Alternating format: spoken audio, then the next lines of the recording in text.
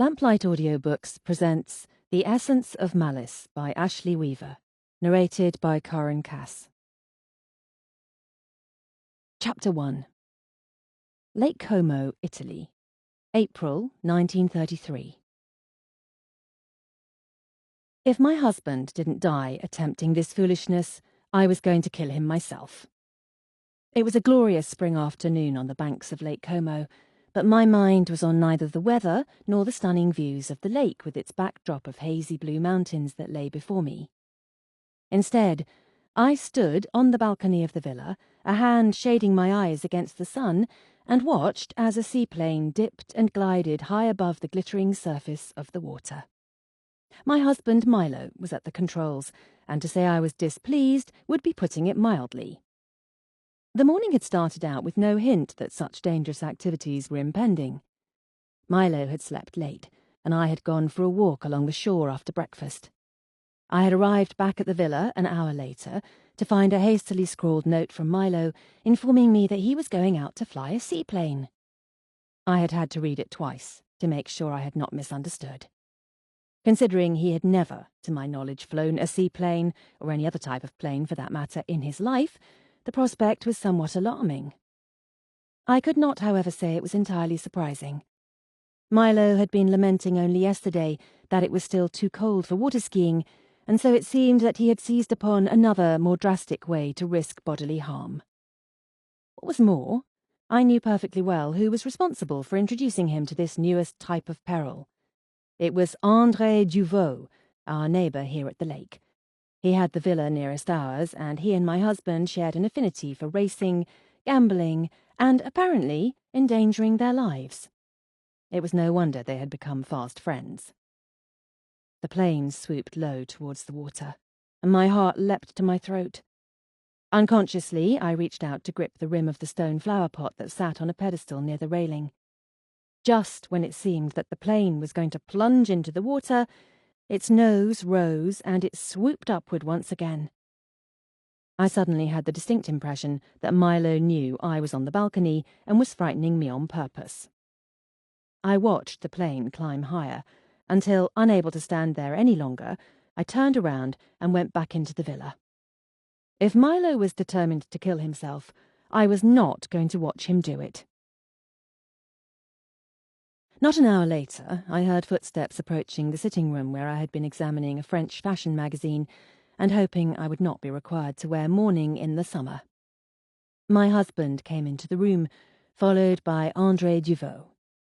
They were both dressed casually in shirt sleeves and trousers tucked into boots, the requisite flying costume, I supposed. Milo had become tanned during our weeks in the Mediterranean sun, and his darkened complexion set off his black hair and made his blue eyes appear even brighter. I was not, however, in the mood to be swayed by how handsome he looked this morning, his hair tousled by the wind. I made sure to give no indication of my relief that he had arrived home safely. "So, you made it back alive, did you?" I asked, setting the magazine aside. "Got my note, I see," Milo said, smiling. He came to where I sat and leant down to brush a kiss across my cheek before dropping into the chair across from me, apparently not fooled by my show of indifference. "You needn't have worried, darling. You know no one brings me back to earth as well as you do." I refrained from a retort and turned to our guest, dropping the pretense of acceptance. "I should be very cross with you, Mr. Duvaux." He smiled. "Allow me to beg your pardon, Mrs. Ames. I should be devastated to find myself in your bad graces." Despite his very French name, he had almost no trace of an accent, having spent the majority of his childhood, he had told us, in England. He currently made his home in Paris, among other places, but Como was his favourite retreat. He owned an expansive villa and kept several aeroplanes that he flew frequently. "I cannot lay the blame entirely at your feet in any event," I said to Mr. Duvaux as he took a seat. "Milo always does just as he pleases." Considering how Milo loved to live recklessly, I supposed I was lucky that he had not taken to the skies before this. Fortunately, we would not be in Como for much longer. We had only let our villa for a fortnight and would be returning to London within the week. Having spent the past month on holiday in Capri, we had been about to start the journey home when Milo had suddenly decided that a stop at Lake Como was in order. I had been perfectly willing to extend our stay in Italy, and our time here had been lovely and further improved by Mr. Duvau's acquaintance. Then I am forgiven? Mr. Duvau pressed, his eyes twinkling with amusement. Yes, I allowed. I suppose. He flashed another smile, and I thought it would be difficult for anyone to be cross with Mr. Duvau for long. Like my husband, he possessed the irresistible combination of startling good looks and a great deal of charm. His fair hair always looked a bit windswept, whether or not he had been out flying, and in the short time I had known him, I had seen many women flush under the dual appeal of his warm dark eyes and roguish grin. It is I who shall have to work to earn forgiveness, Milo told him. My wife doesn't approve of aeroplanes. I fully appreciate the benefits of aeroplanes, I said. It is the idea of my husband careening about 1,000 feet above the ground that doesn't appeal to me. You may rest assured, Mrs. Ames, that your husband has the makings of a fine pilot. A few more outings, and perhaps we might be qualified to vie for the Schneider Trophy. I was not at all assured at the thought that Milo might make a habit of flying, let alone take up participating in seaplane races. If that was the case, I certainly had a few things to say about the matter, but now was not the time to discuss it. Will you stay for lunch, Mr. Duvau? I asked. It is a tempting offer, but I'm afraid I haven't time. I'm returning to Paris in the morning, and I have a great many things to attend to before I leave. Oh, I didn't realize that you were leaving so soon, I said.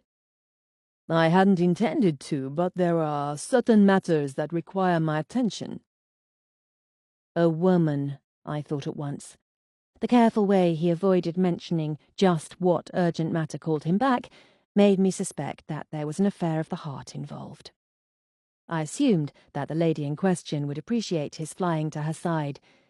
It was rather a romantic gesture. It's a shame you must leave, I told him, but I wish you safe travels. Thank you. It's been lovely making your acquaintance. I feel as though I shall be leaving old friends behind. In fact, I've brought a parting gift for you. I hadn't taken much notice of the small box in his hand until he held it out to me. I took it and opened it to find a small glass bottle nestled in a bed of velvet. It was a bottle of perfume. I removed it from the box and examined it. The glass was cut in facets that gleamed in the light shining through the big windows behind me. How lovely, I said. I removed the stopper, and the rich floral aroma drifted upward. It's a brand new scent, he told me. You'll be one of the first women to wear it. That's very kind of you, I said, taking the stopper from the bottle and dabbing it against my wrist. It smelt wonderful, soothingly familiar somehow, and yet exotic. I noticed that you were gardenia, he said. I thought you might like this. It's called Shahzadi. It's floral, but there is a warm, sensual undertone to it that suits you. Thank you, I said. I shall enjoy wearing it. He smiled. I hope so. Now I must bid you adieu. It's been a pleasure meeting you both. Perhaps I shall see you in London sometime. We should like that, I said. And perhaps next time a fighter plane, eh, Ames? He said. Then he winked at me and made his exit. When I was quite sure that he was gone, I turned to my husband. I know it's useless of me to ask you not to do such reckless things, but you might at least wish me farewell in person before you make me a widow. Milo, as I knew he would, dismissed my concern. You worry too much, my lovely. Seaplanes are perfectly safe. Not much different than driving an automobile. I was not going to argue the point with him, I had learnt over the years to pick my battles. I could only hope that with André Duvaux gone, Milo would be left without access to this particular vice. Seaplanes aside, it's too bad Mr. Duvaux had to leave, I said. He's very charming. I waved my wrist before my face and breathed in the perfume once again. There was something rather intoxicating about the scent. As far as that goes, Milo said, rising from his seat, and when a fellow starts noticing what scent one's wife wears and gifting her with perfume with sensual undertones, it may be time to dispense with his friendship. I laughed. Is it so strange for him to remember that I wear gardenia? I thought it was very kind of him to give me the perfume. It wasn't as kind as you think. He's got some sort of financial involvement in a perfumery. They've probably given him crates of the stuff to foist off on people. How charming you are this morning, I said wryly. He came to me and took my wrist in his hand, bringing it up to his nose.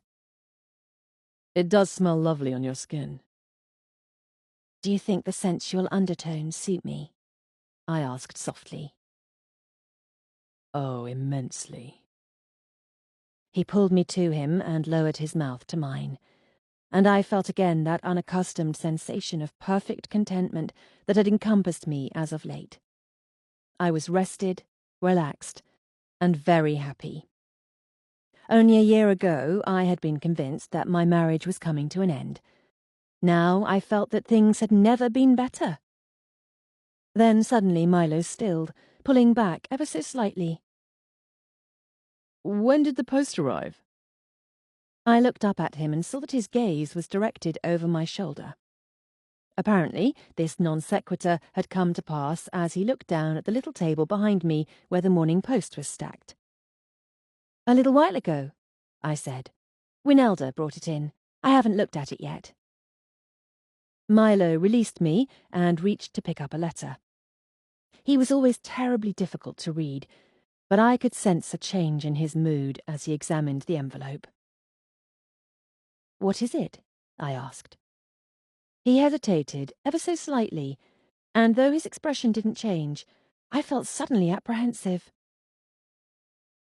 There's something I haven't mentioned to you, he said. A variety of scenarios sprang immediately to mind. Given my husband's somewhat colourful past, I imagined it could be any number of unpleasant things. I waited. I had an ulterior motive for stopping in Como, he continued, doing nothing to set my mind at ease. Oh? I inquired carefully. It has to do with Madame Nanette. I tried not to show my immense relief. Madame Nanette was Milo's former nanny, the woman who had, for all intents and purposes, raised him. Whatever Milo's secret was, it could not be as bad as I had feared. What about her? I asked.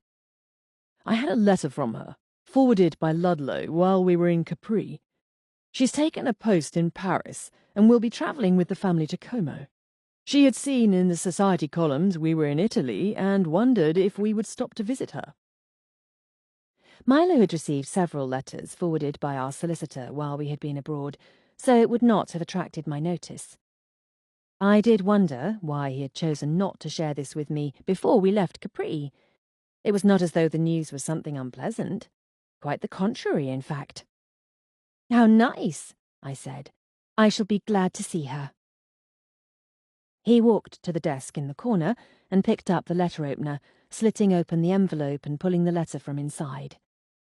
His eyes scanned the words, his features impassive. At last, he looked up. She's going to remain in Paris. She asks that we come there. Is she unwell? I asked, suddenly worried. It was unlike Madame Nanette to request a visit. While she and Milo held each other in the highest regard, they did not remain in close contact. I had only met her twice, once at our wedding and once when we had passed through Paris at Christmas. She doesn't say. The letter is very brief. May I read it?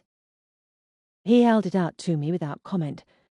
I looked down at the piece of paper in my hand. It was thick, high-quality stationery, embossed with a coat of arms, the crest of the house in which she now worked, I supposed. Her penmanship was exceptional, beautiful script flowing in perfectly straight lines across the page.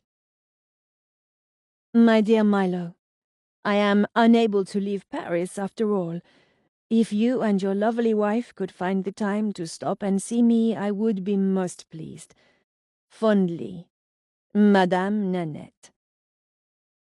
In the postscript, she had given her telephone number and asked him to ring her upon our arrival.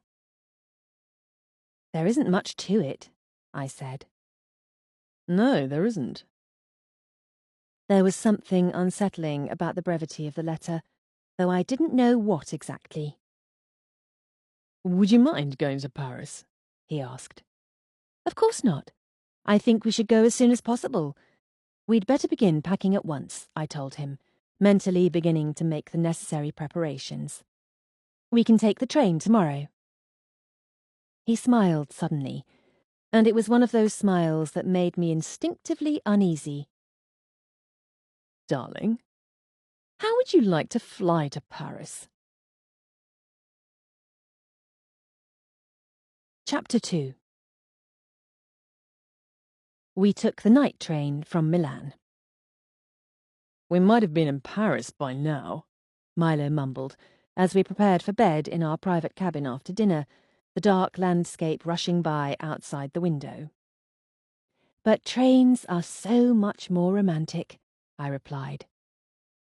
Perhaps if there was a bed we could both fit into, he retorted, glancing through the door of our small lounge at the narrow bunks in the adjoining sleeping cabin. I ignored his complaints as I took a seat on the banquette sofa. Flying was, perhaps, the quicker route, but I preferred to journey with my feet firmly planted on the ground. Besides, I liked to travel by train. The glossy wood panelling glowing warmly in the soft yellow light of the lamp, the gentle sway of the car, the soothing, rhythmic clatter of the wheels on the track. It all combined to create a comforting effect that left me feeling sleepy and peaceful. I looked up at Milo, who appeared neither sleepy nor peaceful. There was a restless energy about him tonight, and I knew that being confined to our small compartment wasn't likely to appeal to him. Yet he had brushed aside my suggestion that he take a drink in the train's lounge, and had retired with me as soon as we had finished our after-dinner coffee. "Come and sit," I said, patting the sofa beside me. He finished tying the belt of his dressing gown, and did as bidden. Taking his silver cigarette case and lighter from his pocket, he lit a cigarette and leant back against the seat with a sigh. I studied the smooth lines of his profile for a moment before asking, "You don't really mind that we didn't fly to Paris?" He turned his head to look at me. No, darling, he said, reaching out to squeeze my hand on the seat between us. Duvaux was likely flying his Avion Fairy Fox fighter anyway, and it only has 2 seats. You might have flown without me. I'm not so fond of Duvaux's company that I would choose it over yours. But you would have liked to make the trip in an aeroplane. I'd rather a cramped train compartment with you than all the airplanes in the world, he said, bringing my hand up to his lips to kiss it. I smiled, but I felt a growing wariness. As a general rule, Milo always said just the right things, but when he was this sweet, it was cause for suspicion. I had had the feeling since reading Madame Nanette's letter. There was more to this trip to Paris than met the eye. I shifted on the seat to face him.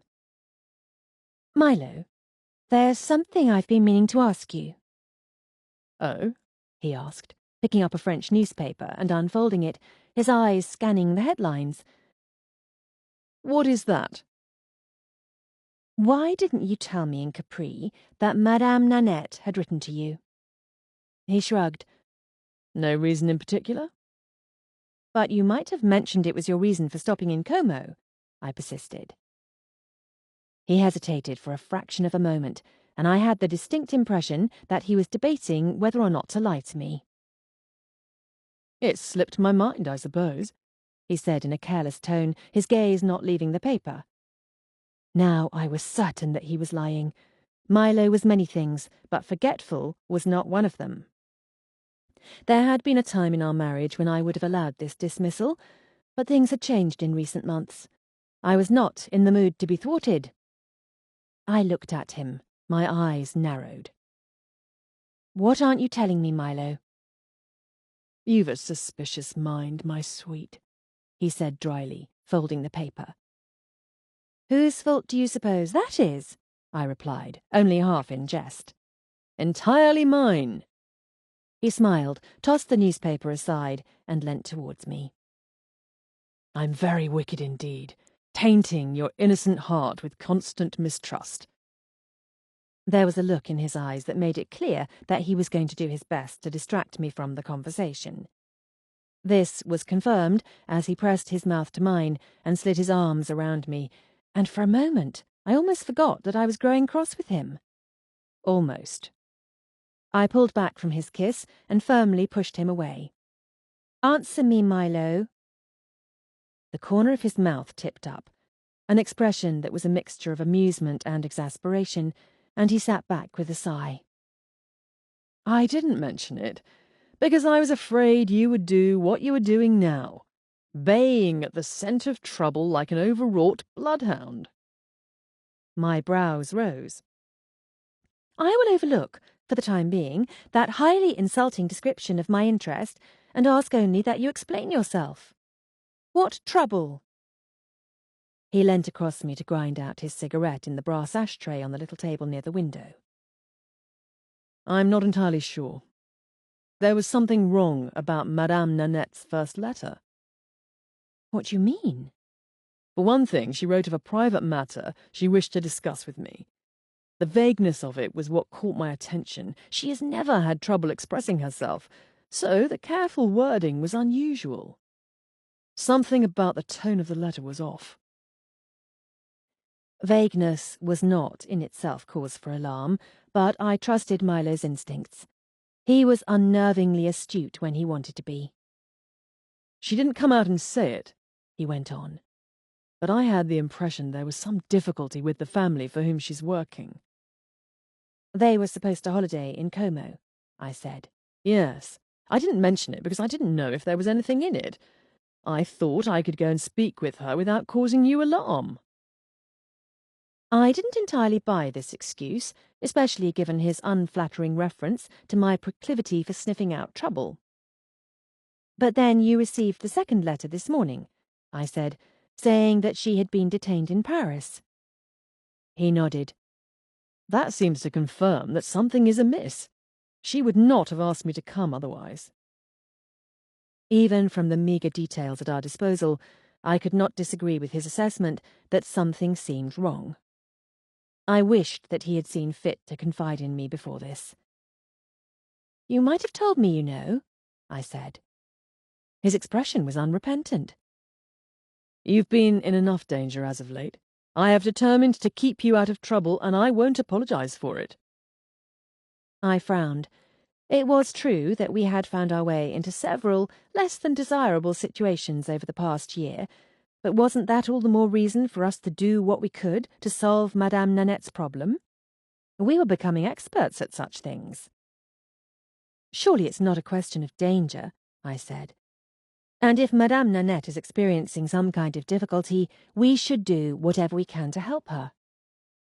"I shall do whatever is necessary," he said with an air of finality that irritated me. "Well, you won't be doing it without me," I said.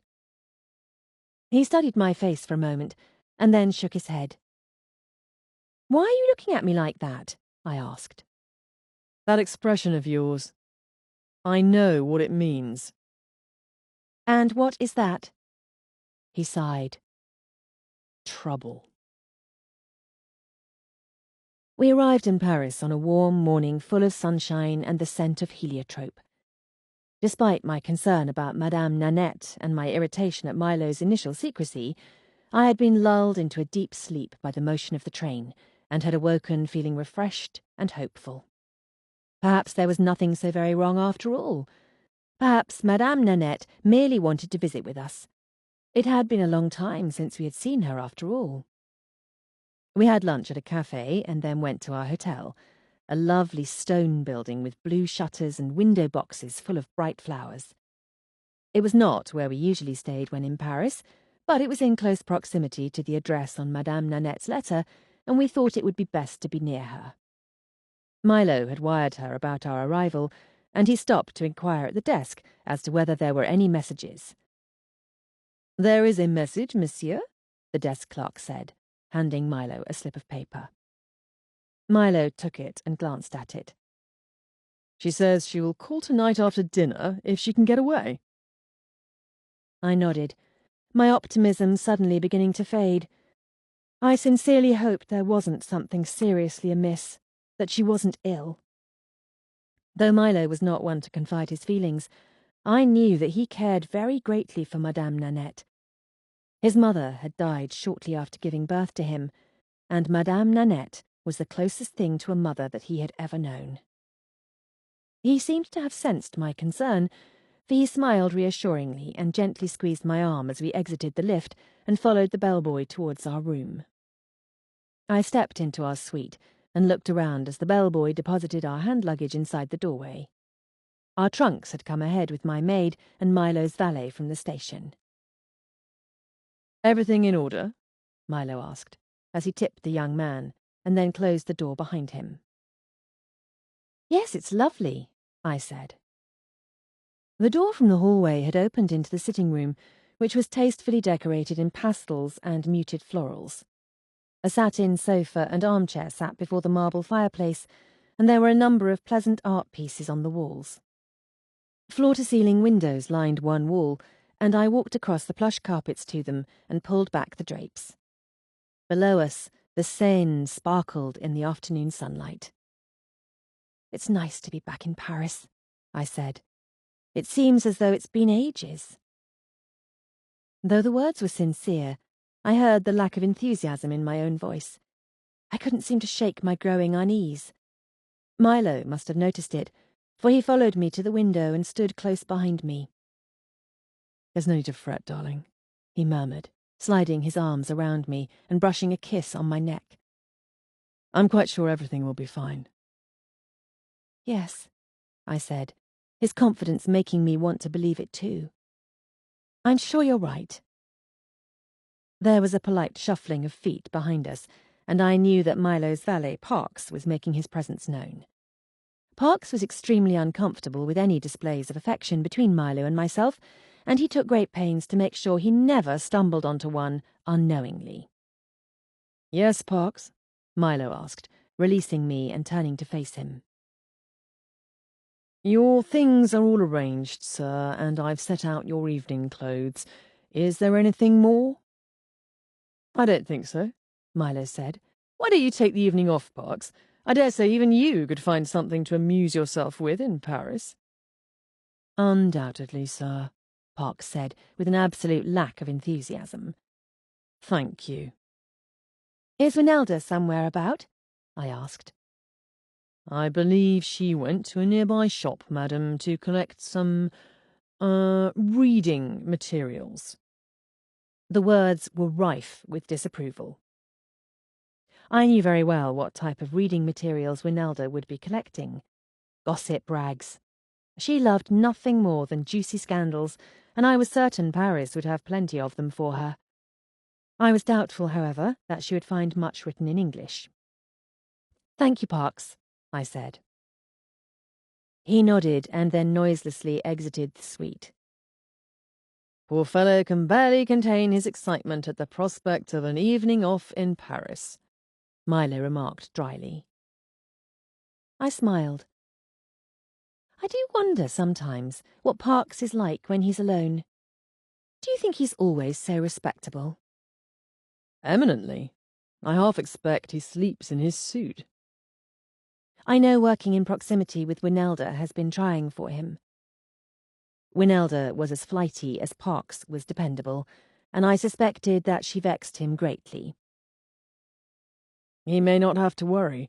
You're likely to lose that girl in Paris," Milo commented. Either she'll be swept off her feet by some mustachioed scoundrel, or she'll wind up kicking her heels in a chorus line. No, not that, I said. She hasn't balance enough.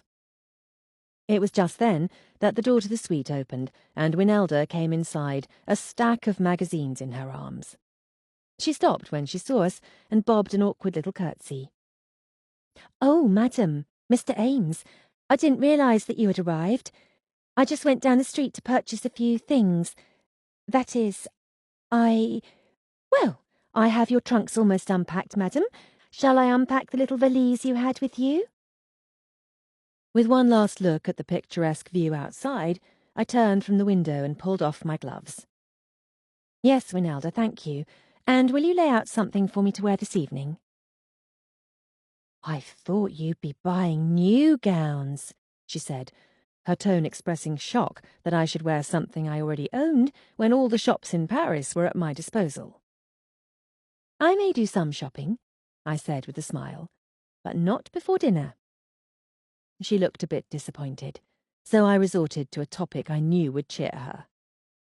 "Anything of interest in the society columns?" I asked. Winelda took great pleasure in the bad behaviours of the rich and famous. Now that Milo had managed to keep himself out of the gossip columns for the last several months, I was much less averse to them than I had been when his name was bandied about with those of beautiful socialites and cinema stars. "I had to go through a lot of magazines to find anything interesting," Winelda said glumly. "Most of them were in French and had an old man on the cover." "An old man?" I repeated. "Yes, his photograph was on the cover of many of them. He was quite old and not very handsome at all." "That's too bad," I said, fighting back a smile. "I bought the ones I could find in English, and a few of the French ones too. I thought perhaps you might tell me what some of them say later." "Certainly." If I had known the direction our Paris visit was about to take, I might have paid a bit more attention to the gossip columns from the beginning. Chapter 3. We had an early dinner and returned to the hotel to await Madame Nanette's arrival. Milo ordered coffee to be sent to our room in preparation for her visit, and there was nothing to do but wait. I turned on the wireless, and Milo sat smoking, giving every appearance of perfect ease. I couldn't help but feel relieved that both Parks and Winelda had been given the evening off so that we might have some privacy. Parks was the soul of discretion, but Winelda was an inveterate eavesdropper.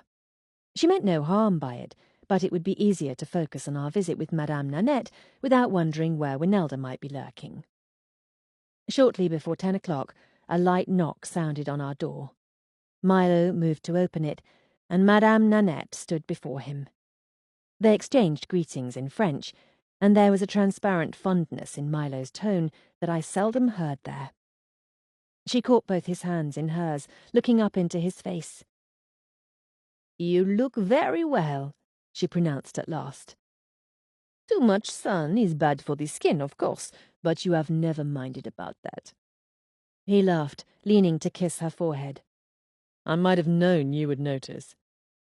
She smiled and reached up to pat his cheek before coming into the room. My gaze swept over her face, searching for any sign of illness. I felt relieved to see that she looked radiantly healthy. She had a sweet countenance and sharp, dark eyes. She was of average height and slim build, and wore a dark grey dress, a bit old-fashioned in style, but of excellent quality. Her once black hair was now streaked with silver, but her skin was almost unlined, and she might easily have passed for a much younger woman. She came then to me and gently grasped my arms and brushed kisses across both cheeks. Then she stepped back, her hand still on my arms, to examine me. "You look wonderful, Mrs. Ames. Very happy." "Oh, call me Amory, please." I had told her the same thing each time we met, but she had yet to become comfortable with the informality. She squeezed my arms, and then she turned to Milo. "Your wife glows with happiness. It must be because you've been behaving yourself. I've scarcely seen a word of you in the gossip columns for several months." Milo smiled, passing off what might have been a gentle rebuke as a compliment. Yes, I've been extraordinarily well behaved as of late. It's almost a pity, really. I haven't had a good scolding in many a year. I'm sure you have a few that are long overdue, she replied, the twinkle in her eyes belying the sternness of her tone. You are still much too handsome for your own good, but I suppose that can't be helped. Now, Amory, come sit beside me and tell me about your trip to Italy. We moved to the cluster of furniture near the fire. Madame Nanette and I sat on the sofa, and Milo took a chair near us. I poured coffee from the silver pot into the hotel's fine white porcelain cups. Madame Nanette took her coffee with 2 sugars, no milk, just as Milo did. I was, of course, anxious to hear why she had really come, but she seemed in no hurry to divulge the reason for her visit. Instead, I told her about our time in Italy, as Milo sat smoking a cigarette and contributing an occasional comment. I could almost believe that we had imagined the undertone of trouble in her letters, except for the slight hint of some private worry that flickered occasionally in her eyes before she pushed it away. Finally, it seemed that Milo had had enough of the niceties. He set down his cup and saucer and ground out his cigarette in the crystal ashtray on the table. Then he set his gaze on Madame Nanette. There was more to your request that we visit than wanting to hear what Italy was like. Why have you really asked us to come to Paris? A smile touched the corner of her lips. Always intuitive and always impatient. Yes, well, I think I've been remarkably patient thus far. She clicked her tongue disapprovingly at his tone, but it seemed to have prodded her forward, and after a moment's hesitation, she began. There is something wrong, she said. I suspected as much when I wrote to you. Now I'm sure of it. Why didn't you tell us about it? I encouraged. It is about my employer, she said. Milo nodded. I knew he had thought it likely that the matter concerned her employer. For whom are you working? I asked. You have heard of Elios Bélanger? I was surprised. I certainly had heard of him. Elios Bélanger was one of France's premier parfumiers. He was the creator of more than a dozen popular perfumes. Worthy of queens, the Parfum Bélanger slogan proclaimed. No respectable society woman was without a Bélanger scent. I had several bottles of them on my dressing table at home. I glanced at Milo. He did not look at all surprised, and I had that strange inkling that he knew more than he admitted. I don't know if you heard, Madame Nanette went on, but he took a very young wife 4 years ago. Yes, Milo said. I believe I did hear something about that.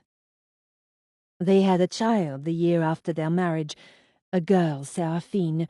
It is she who is my charge. Milo nodded. And there is something about working in Elios Bélanger's home that has caused your concern? I asked. Again she hesitated. Then she folded her hands in her lap. Perhaps I should start at the beginning, she said. You know about Elios Bélanger, but perhaps you do not know all that is necessary for my story to make sense. Milo sat back in his chair. By all means, tell us. I poured more coffee into her cup, and Madame Nanette began her story in her warm, musical voice. Her accent had been considerably softened by 20-odd years in English service, but there was still the melodic fluidity of the French language in her speech. Elios Bélanger has a long and illustrious history of wealth. He is a man who has met with success at every turn, thanks to both a relentless nature and a Midas touch.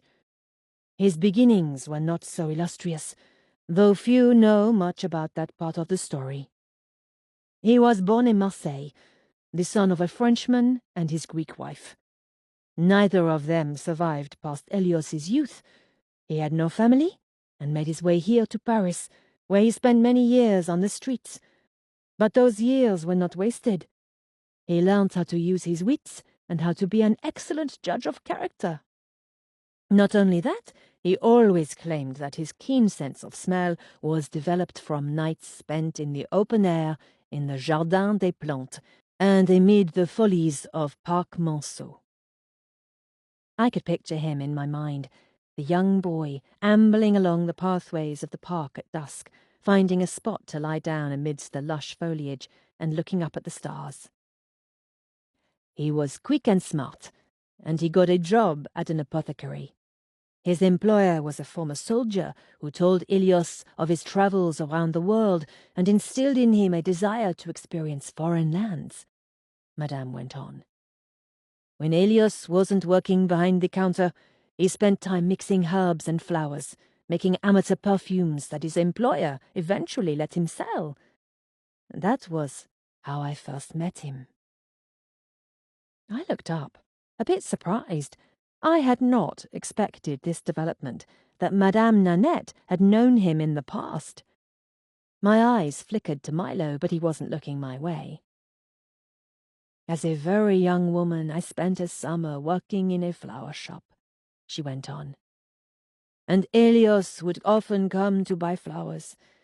He could talk for hours about the fragrances, the subtle differences between them. He would sometimes walk me home and could tell, before we turned a corner, what types of flowers were in the window boxes on the next street. It was exciting, charming, and I began to be very fond of him. There was a faraway look in her eyes as she related this part of the story, and I thought that some of the years had melted away from her face. For a moment, I saw what she must have looked like as a young woman. You were in love with him, Milo said suddenly, his sharp gaze on her face. She smiled a bit sadly, I thought. That is difficult to say. I certainly thought that I was, as a girl of 18. But what do the young really know of love? This time Milo did glance briefly at me. I think we were both surprised at the turn this story had taken, and were wondering where it would lead. For a time, I entertained hopes that we might be married, but it was not meant to be, she said. We parted ways. It was an abrupt way to end a tale of romance. I was certain that there was more to that story than she was willing to tell at the moment, and I wondered what it was that had come between them. Elios went off to see the world, and shortly thereafter I got a position as a nanny. I went to England to begin my life there, with you. She smiled at Milo, and I could feel the warmth and affection in it. And you didn't hear from him again? Milo asked. Not until last year, she said. I was living in Lyon, having just left a post, when I received a letter from him. He told me that his first wife, Elena, had died. He had remarried and was wondering if I would be interested in a position as the nanny for his young child with his second wife. How insulting, Milo said. She smiled gently. It was no such thing. One cannot expect him to have held a tendresse for me after all these years. I thought it was kind of him to have remembered me at all, and to have wanted to entrust me with the care of his child. Milo didn't look convinced, and I was somewhat in agreement with him. It seemed to me that Elios Bélanger must have had some motivation for seeking out a woman he had not seen in 30 years to be the nanny of his child with a young wife. And so I went to work at his house, she continued. He was very much changed, but at first I still saw some hints of the boy I had known in the man he had become. He was very kind to me when I arrived. Was he indeed? Milo asked, reaching for another cigarette from the box on the table. You mustn't frown so, mon cher, she said. There was nothing between us that was romantic, no lingering hint of love. I barely saw Elios after my arrival. What is more, I had not been in the house long before I began to sense that something was amiss. How so? Milo asked. It is difficult for me to say exactly. The child, Seraphine, is perfectly lovely. The young wife, too, is very pleasant. Yet there has been something wrong. It is difficult for me to put into words what I mean. It was just that there was a great uneasiness in the house. The atmosphere was strained. Despite all appearances, it was not a happy home. At first I thought little of it. I have worked in many unhappy homes after all. I glanced at Milo, wondering if this included his, but his expression was unreadable. He had never spoken much about his childhood. His father had died when Milo was at university, but I had never had the impression that Milo had mourned him much. But then things began to get worse, she said softly. In what way? I asked. As I said, the Elios Bélanger that I began to work for, the one whose name was in all the advertisements, was much changed from the boy I had known. Though our paths rarely crossed, it was plain enough to me what he was. This man had become a tyrant. He was unpredictable, often irrational, and ruled over his business and his family with a will of iron. That has been known to cause unhappiness, Milo commented. Who else is in the house? All his children live with him. I had the impression he wanted always to keep them near him. There are 2 sons and an older daughter, in addition to the child. Anton is the eldest. He's very serious, very reserved. He has always been his father's right hand, but I do not think his heart is in it. To Anton, the scent of money surpasses all else. The same cannot be said for the eldest daughter, Cécile. She shares her father's love, his passion for perfumery. She spends hours in the greenhouse and the laboratory that Elios built for her, creating and perfecting scents. Also, like her father, she has a very strong will, and is often in conflict with her brothers. She paused, almost unnoticeably, before adding, And then there is Michel, the younger son. He has a very bad reputation. Yes, Milo said. Michel Bélanger and I are acquainted. Somehow I was not surprised to hear that the black sheep of the Bélanger family should be acquainted with my husband. Milo had spent a good deal of time in Paris, and the wanton younger son of an illustrious household seemed like the sort of company he would keep. Madame Nanette nodded, as though she too was not surprised. He is handsome, spends far too much time drinking and carousing, and there have been a number of scandals with women. He has an unruly temper as well, and there was an incident with a woman's husband that Monsieur Bélanger paid a good deal to keep quiet. What kind of incident? I do not know the details, but I believe the husband was badly injured. This Michel Bélanger sounded like an unsavory character indeed. What about the young wife? Milo asked. What's she like? She is English and very pretty, Madame Nanette said. Her name was Beryl Norris before she married. She came from a good family in Portsmouth. From what I understand, Elios met her when he was on holiday and had married her by the time he returned home, which was a great shock to his children. I cannot say much about her, but I think she is a good mother. I don't know if she loved Elios when she married him, but she loves her child. And so they all live together in the big house in the Faubourg Saint-Germain, this unhappy little family, Milo said. When was it that it dawned on you that they might be more than just unhappy? Madame Nanette seemed to consider the question. I think it first began to seem evident around 6 months ago. Monsieur Bélanger and Monsieur Michel quarrelled loudly one night. That was not unusual. They often quarrelled. I thought very little of it at the time. But you thought of it later, I said. She nodded. The following morning, Elios left early, went to Grasse, where his factory is located, Milo supplied. Grasse was home to many perfume factories, the climate making it particularly suitable for growing jasmine, lavender, and other flowers widely used in perfumery. Yes, he came back a few days later and was sullen, grim. It seemed from then on that he became erratic in his moods, pleasant one moment and surly the next.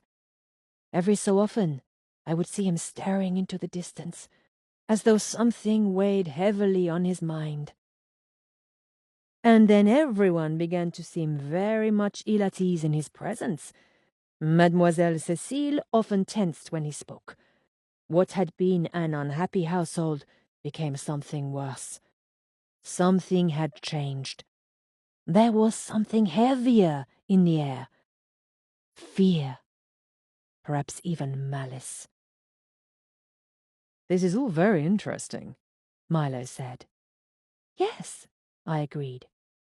Perhaps we should find a way to introduce ourselves to Monsieur Bélanger. She looked up, her dark eyes troubled. That's just it. That is how my suspicions were confirmed. Elios Bélanger is dead. Chapter 4.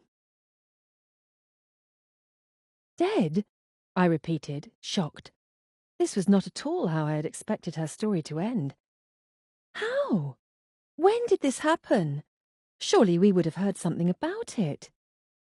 Then I thought of Winelda's dismay at the old man on the cover of all the Paris gossip magazines. I wondered if that man had been Elios Bélanger.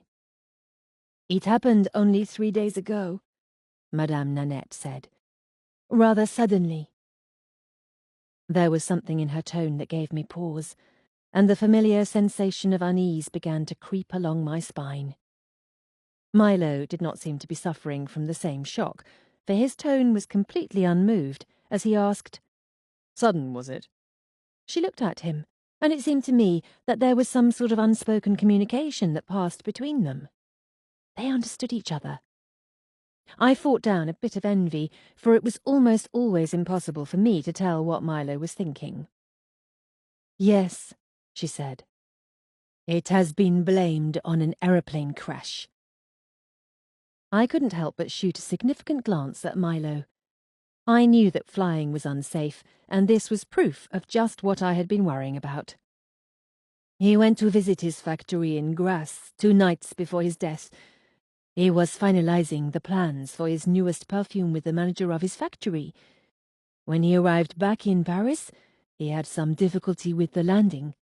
The plane landed roughly, veered badly, and ended up smashing its nose into the ground. And he was hurt. They said he did not appear to be.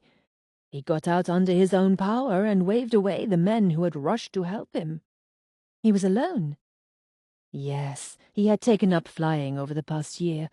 He found it a more convenient way to get to Grasse. He could get to his factories much more often. Was it a problem with the plane?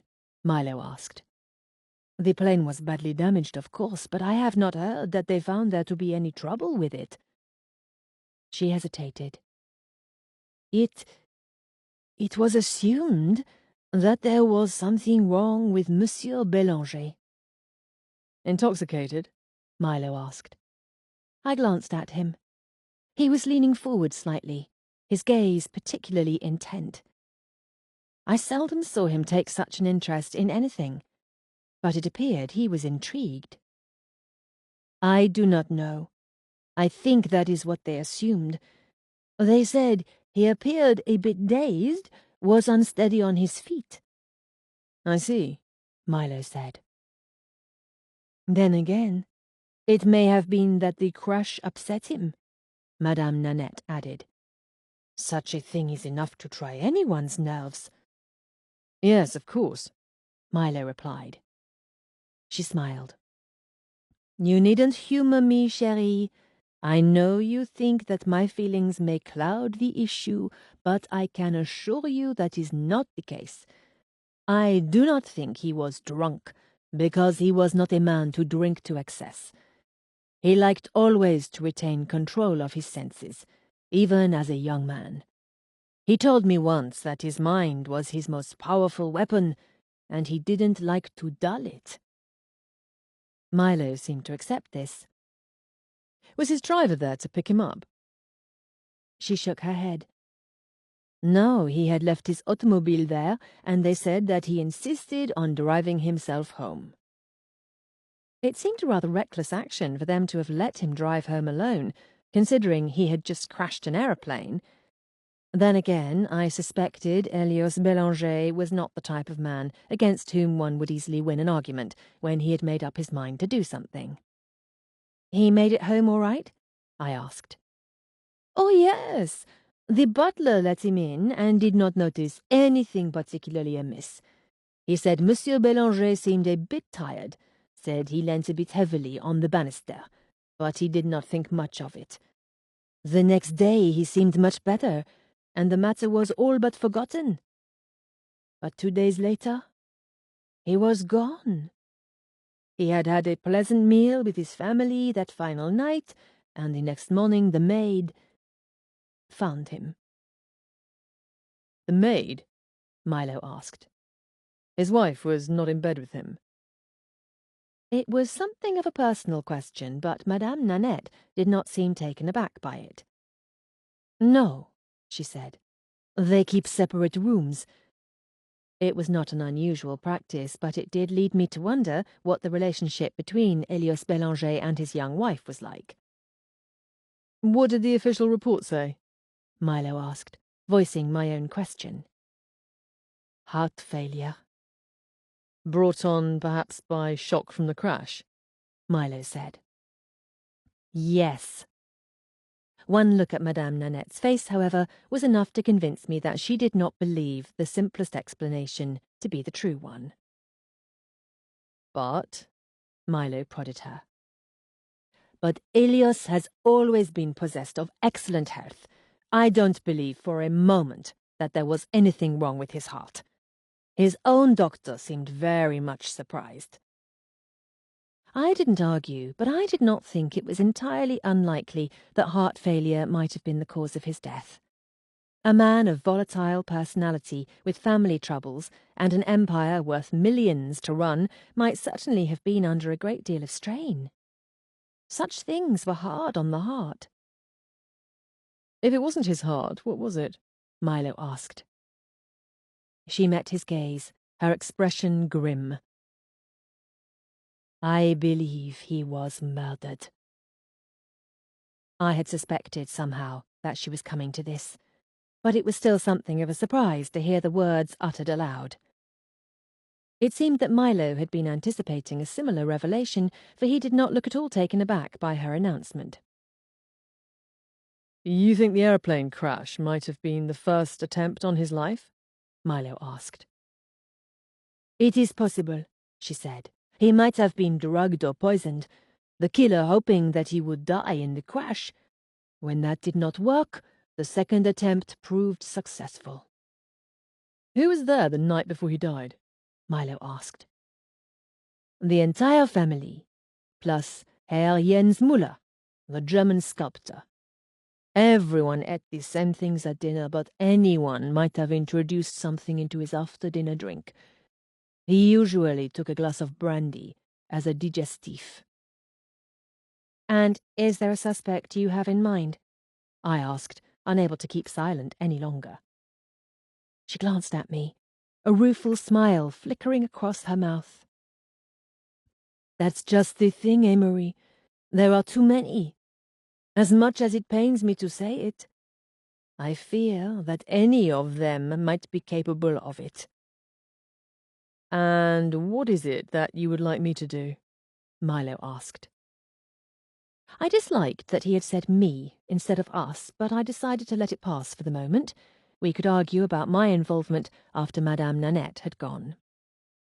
"I can't, of course, go to the police," she said. "I have no proof. They would laugh at me. Even if I did have evidence, it would be unlikely that they would take the word of a nanny over one of the most influential families in Paris." "And so you would like us to look into the matter?" I said. She nodded. "I know that you have been instrumental in solving other crimes of this nature, and I thought that you might be able to find out something that I cannot. You will be able to interact with the family and those they know. It would cause suspicion for me to ask questions, but they will talk to you. There may be something that you can do." "Then again, there may be nothing," Milo said. It was put a bit bluntly, but he was right. I didn't see what there was that we could do. How could we find evidence of a murder, especially one that had been officially declared a natural death? "That is true," she said. "But if we have done all we can, then that will have to suffice." Milo smiled. "Your best will suffice. I remember you told me that often." She returned his smile. "It is still true." "Then we will do our best," Milo said. "That is all I ask." She rose from her seat. "Now I suppose I must be getting back. This is not really my evening off, but Madame Bélanger has been sitting with Séraphine at night since her husband's death, and I knew that it would be all right for me to come to see you." "You don't have to work, you know," Milo said, his tone edged with the faintest tinge of impatience. "I do wish you'd cash the checks I've sent you." "I don't need your money." Her tone was stern, but her dark eyes were smiling. "Working with children keeps me young." I believed her. There was something very youthful and alive in her expression. I could see why Milo had adored her as a child. She smiled then, mischievously. "Perhaps someday, when I am old, I will accept it."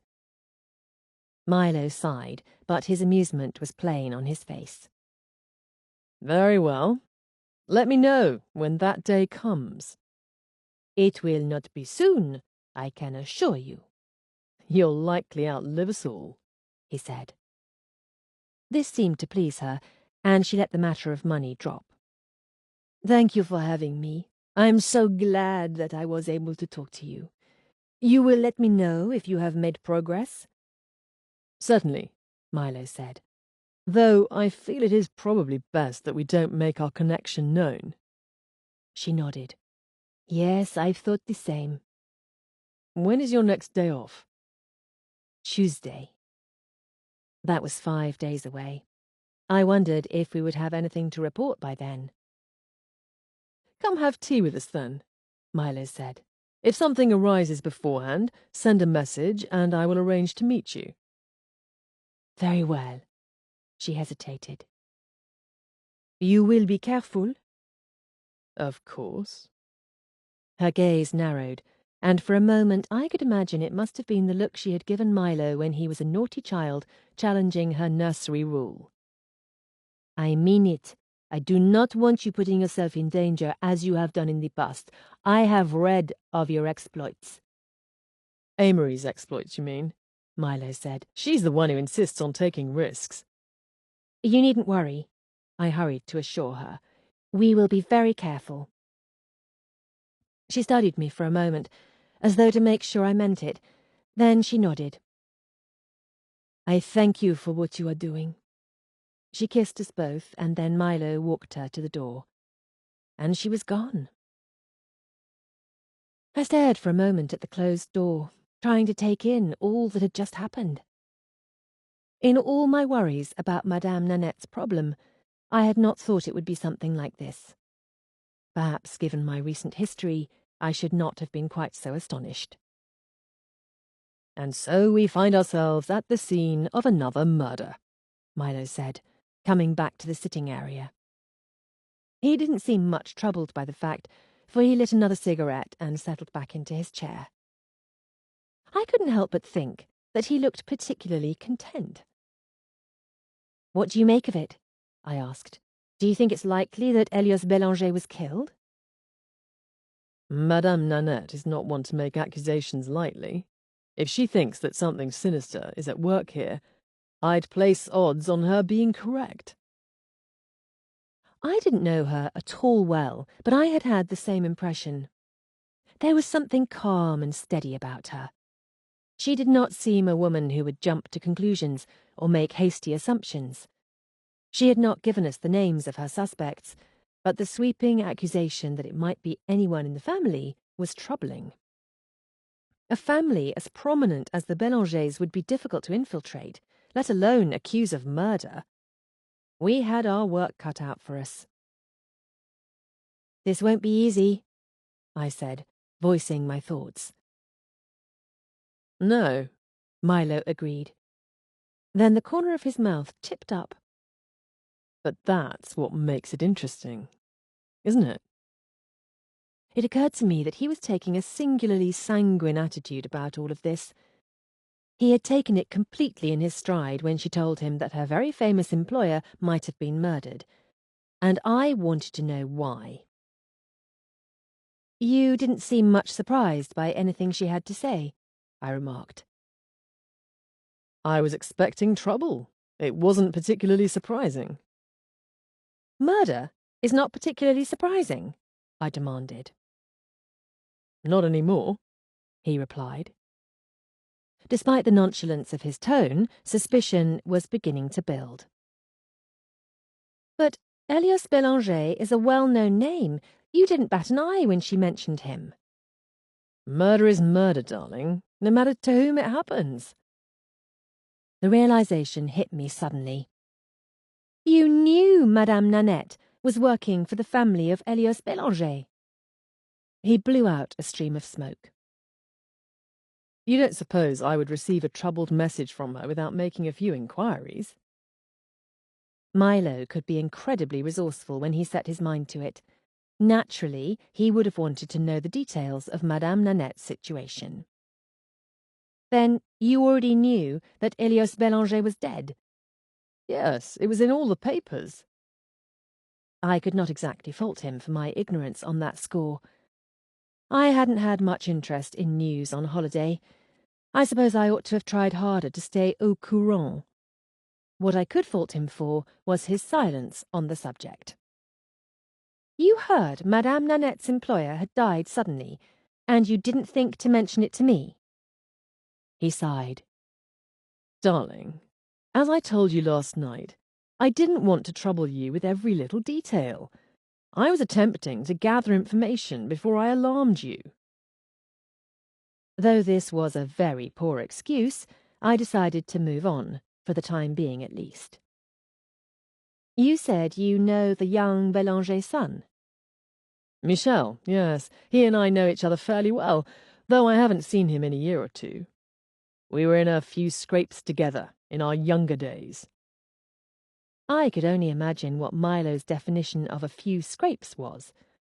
He had once described the time he and the drunken heir to a dukedom had nearly been arrested for driving a car, the back seat full of scantily clad women, into an Italian fountain as a minor mishap.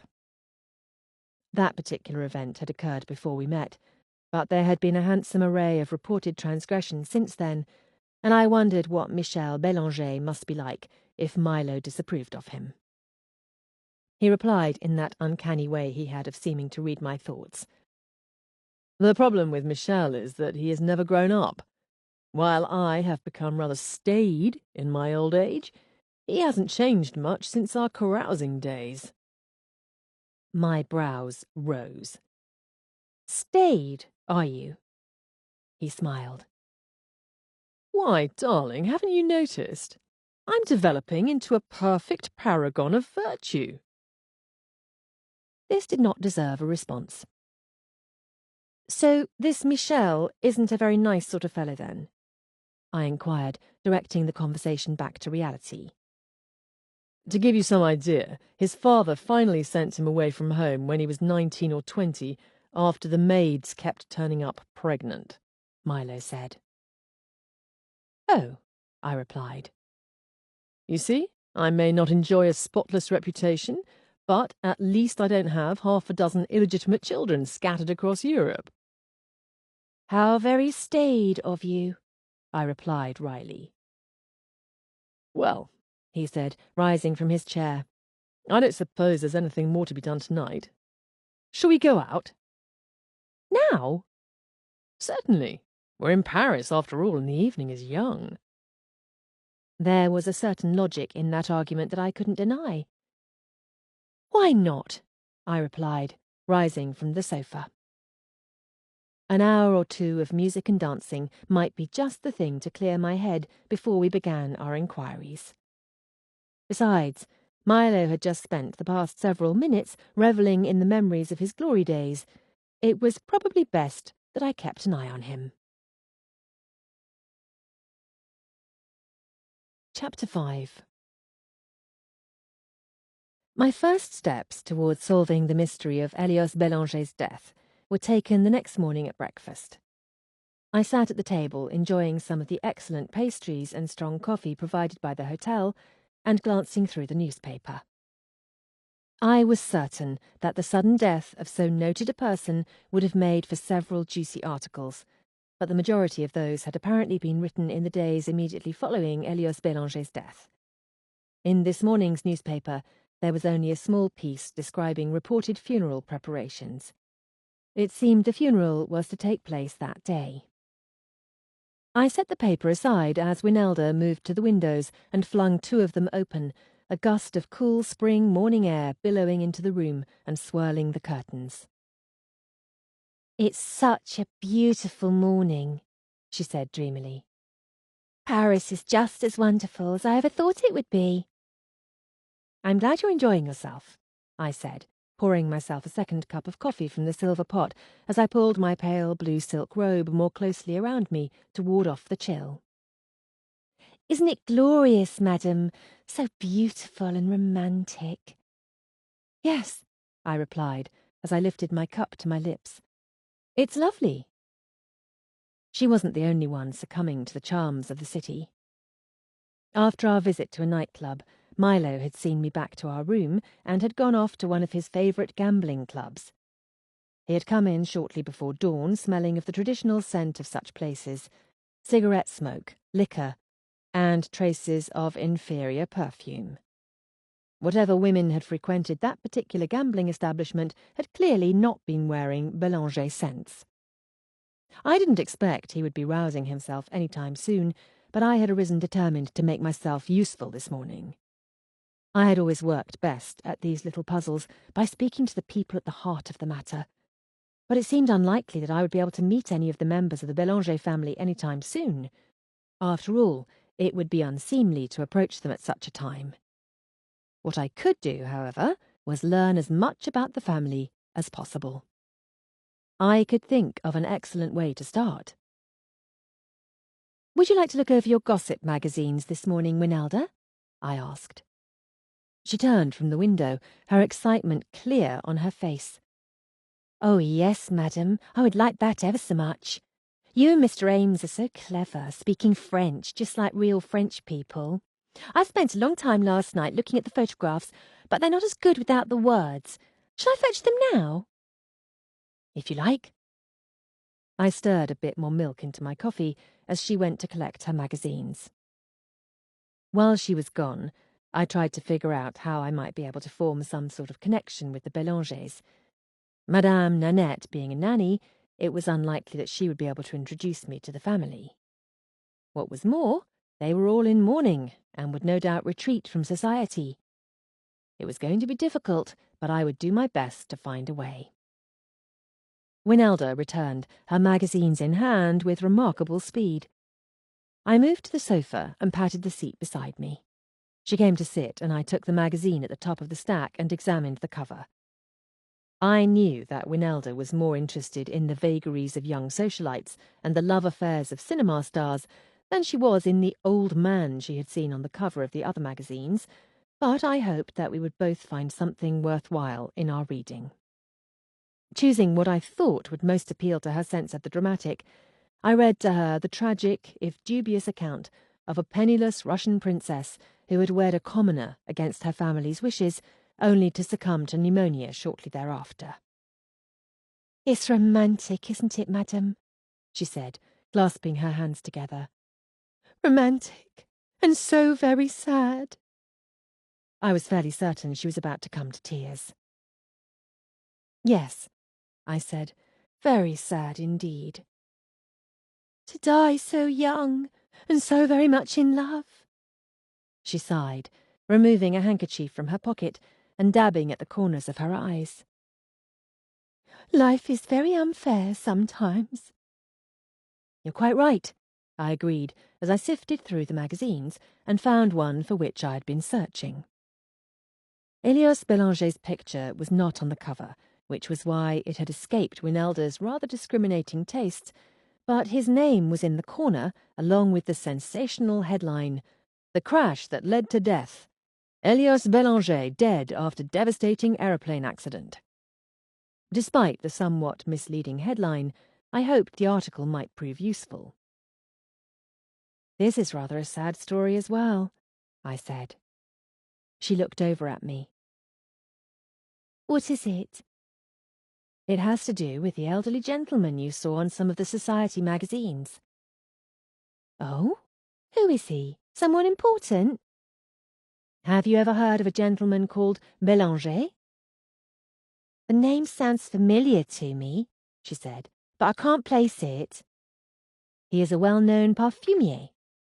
"Oh, yes, madam," she exclaimed. "I remember now. My friend Edith is saving her salary to buy a bottle of one of his perfumes called Tigress because she thinks it will make her boyfriend wild for her." "I wish Edith every success," I said. Winelda shook her head, her expression unhopeful. "Edith's boyfriend has a wandering eye. I don't suppose the perfume will be much good." I couldn't disagree with her on that score. "I'd like to see if we can find any information about the Bélanger family," I said, attempting to bring the subject back around to the task at hand. "I'm very interested in what will happen to the company now that Monsieur Bélanger has passed." "Very well, madam. I'm sure there must be something here." And so we set to, flipping through the magazines with gusto. I found one article discussing Monsieur Bélanger's sudden death and speculating on who would ascend to the Parfume Bélanger throne. As Madame Nanette had told us, it was commonly assumed Anton Bélanger would take the reins, but there was mention of Cécile Bélanger's influence in the perfumes her father had released to great acclaim over the past several years. The article even hinted at a bit of an internal struggle between the siblings. There was also talk of a new perfume Madame Nanette had said was forthcoming. It was called L'Ange de Mémoire, and there was a great deal of anticipation surrounding its release. In addition to the sensation of the scent itself, which was rumoured to be comprised of rare, luxurious, and highly secret ingredients, the bottle had been designed by Jens Müller, a rather famous sculptor. The Bélangers had been planning a grand party to reveal the bottle's design ahead of the perfume's release. I wondered what sort of impact Elios Bélanger's death would have on the sales of the perfume. It would be the last scent to be created under his governance, and I couldn't help but think the demand for it would be very high indeed. We continued flipping through the pages until Winelda stopped, examining the caption on a photograph. "Here's a picture of the youngest son, Mitchell," she said. That would be Michel. I took the magazine from her and looked at the photograph. The quality was not very high, likely owing to the fact that it had clearly been taken when he was moving towards the photographer at an accelerated speed. It seemed Michel Bélanger had not wanted his picture taken. The caption of the photo: "Michel Bélanger leaves the home of Pierre and Georgette Rochard in the pre-dawn hours, while Monsieur Rochard is away on state business in Brussels," gave a good hint as to why he had been trying to avoid being photographed. The common assumption was that the French were a bit more lenient when it came to romantic relationships, but Michel Bélanger, leaving the home of a government official's wife in the early hours of the morning while the official was away, seemed a bit beyond the pale. "He seems to be very handsome," Winelda said, leaning towards me to peer at the photograph again. "Yes, I suppose he is," I said, though from what I had heard from Milo and Madame Nanette, his personality was not at all attractive. I wonder if he had assaulted the photographer, another example of his temper. We had been reading over the magazines for the better part of an hour when my vision began to blur from staring at the tiny print. There had been surprisingly little information about the Bélanger family in them. I could only assume all the relevant stories had been in the magazines that Winelda had avoided because the photographs of Elias Bélanger had not appealed to her. "Let's stop for the time being, shall we?" I asked at last. "Perhaps we can acquire more magazines later." "Yes, madam, there were ever so many more, and several of them had Monsieur Bélanger on them. I would have chosen some of them had I known." She gathered up the magazines just as Milo made his appearance in his dressing gown. Good morning, he said, walking towards the sitting area. "Good morning," I replied. He looked well rested, despite the fact that he had slept only for a few hours. "I'll just lay out your clothes for the day, shall I, madam?" Winelda asked. "The blue suit, perhaps?" "Yes, that will do nicely, thank you." What fresh mischief have you schemed up this morning? Milo asked, as Winelda disappeared into the bedroom, magazines in tow. "Nothing as dramatic as all that. We were looking for clues in her gossip rags," I said, though we found surprisingly little. The problem, as I see it, is that we have no way to introduce ourselves to the family. Even if we were inclined to inject ourselves into their lives, it can't be done while they're mourning. If only we had some sort of connection. He made a non-committal noise and turned in the direction of the coffee pot that still rested on the table behind the sitting area. "I want so much to help Madame Nanette, but I just can't see at this point how we are going to do it." "Don't give up hope just yet, darling," he said. "Something will turn up." Something in the way he said it made me look sharply at him over my shoulder, but he was pouring coffee and didn't appear to notice my inquisitive look. Another thought occurred to me. "Why are you up so early?" I asked. "I rather thought you'd be abed until noon, considering your late night." "Too much fresh air in this room," he replied, glancing at the open windows. "It was seeping into the bedroom. I couldn't sleep." "I suppose it is rather bracing when compared to the thick, airless atmosphere of your gambling club." "You'll be glad to know my evening there was a success," he said, stirring sugar into his coffee. "You won, did you?" I asked, settling back on the sofa, my back to him. £1,000, give or take a few francs, he said. "But that's not what I mean." "Oh?" I asked, only marginally interested in his gambling exploits. "You said we need a connection to the Bélangers, and we have one," he said. I turned again to look at him, suddenly very interested in what he had to say. "What do you mean?" "Just what I said. We have a connection to the Bélanger family." He lifted his cup to his lips and took a drink, clearly enjoying leaving me in suspense. "Who?" I demanded. André Duvaux. I frowned. "He knows the Bélangers?" He slathered butter on a croissant. "Darling, he told you he was in the perfume industry." "Of course. How silly of me not to think of it before now. He had given me the bottle of perfume, and I had never stopped to think there might be a connection. What a dismal display of deductive powers." "You don't mean to tell me that he's associated with Parfum Bélanger?" I demanded. "That is exactly what I mean to tell you." Why on earth didn't you say something before this? He brought his cup and saucer to the sofa and sat beside me. In the course of my inquiries about Madame Nanette's position, I learnt that Elias Bélanger once did business with André Duvaux. In fact, they often holidayed together in Como. I thought it might be a good means of forming a link to her employer's family. My lips parted in surprise as the implications of what he had just told me sank in. You cultivated Mr. Duvaux's friendship, deliberately. He shrugged. We share many common interests. It wasn't difficult. Sometimes it still surprised me how very devious Milo could be. Turns out it was a lucky thing I did, given recent events, he went on. He mentioned in Como that he enjoyed gaming at a particular club. I telephoned him last night to see if he would introduce me there. So, you see, I was gathering information. He smiled. You don't think I spent the night out gambling purely for my own amusement? I declined to answer that question. And so, when he had to leave Como so urgently, it was because Elias Bélanger had died? Yes. He received word that morning, I believe. I thought of the urgent matter Mr. Duvaux had spoken of when he was prepared to depart for Paris. I had assumed it was a woman, but it had been a more urgent matter than that.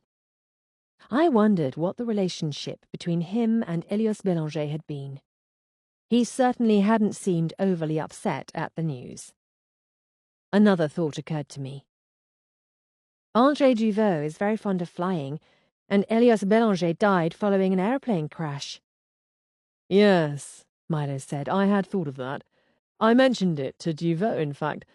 He admits that it was probably his enthusiasm for flying that drew Elias to the hobby. He lamented it, or seemed to. I wondered. Was it possible that André Duvaux had something to do with the crash that had killed Elias Bélanger? But no, he had been in Como with us at the time. It didn't seem likely that he might have been able to participate in a murder plot in Paris, especially if Elias Bélanger had been poisoned the night he died. He also mentioned that Monsieur Bélanger had taken to drink in recent months.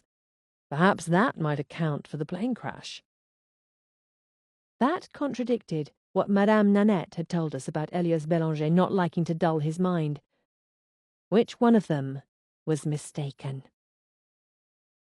I didn't know whether to be impressed with Milo's investigative skills or severely put out that he had gone sleuthing without me. My curiosity got the best of me. Did you learn anything more?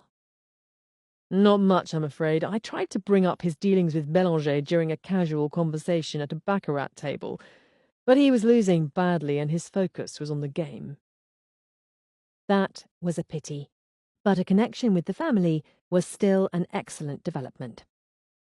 André Duvaux was the answer to all our difficulties. He would be close enough to the Bélangers to provide valuable information, but, as an outside connection to the family, we would not be intruding upon his grief. I began to wish that we had made plans to dine with him in Paris. Perhaps he would be too occupied to see us. What then? I can see the wheels turning, Milo said. But for pity's sake, darling, let me finish my coffee before you begin concocting schemes. I might remind you that it was you who brought this mystery to us, I said. Yes, I suppose you're right, he said. Which is why I'm going to deal with it. I don't want you getting too deeply involved. Milo, I began to protest. He held up a hand. All right, darling. Before you start formulating some outlandish plan for meeting with him, I've taken care of that too. We're having dinner with him tonight. Tonight? He smiled. You are not the only one capable of underhanded behavior. Yes, I said, sweetly returning his smile. I realized that a long time ago. Chapter 6. Winelda had been very distressed that I did not intend to purchase a new gown for my evening out in Paris, but I felt suitably turned out in my gown of pale mauve satin crepe. It had a high neckline and flutter sleeves, with a low-cut back that ended in a chiffon bow. It was the perfect colour for spring, and I had been in the mood for something less severe than my wide array of dark gowns. André Duvaux had suggested a nightclub called Arabique for dinner, and Milo had agreed to it. I had never visited it before, nor even heard of it, and was not sure what to expect. I found it was a very elegant establishment.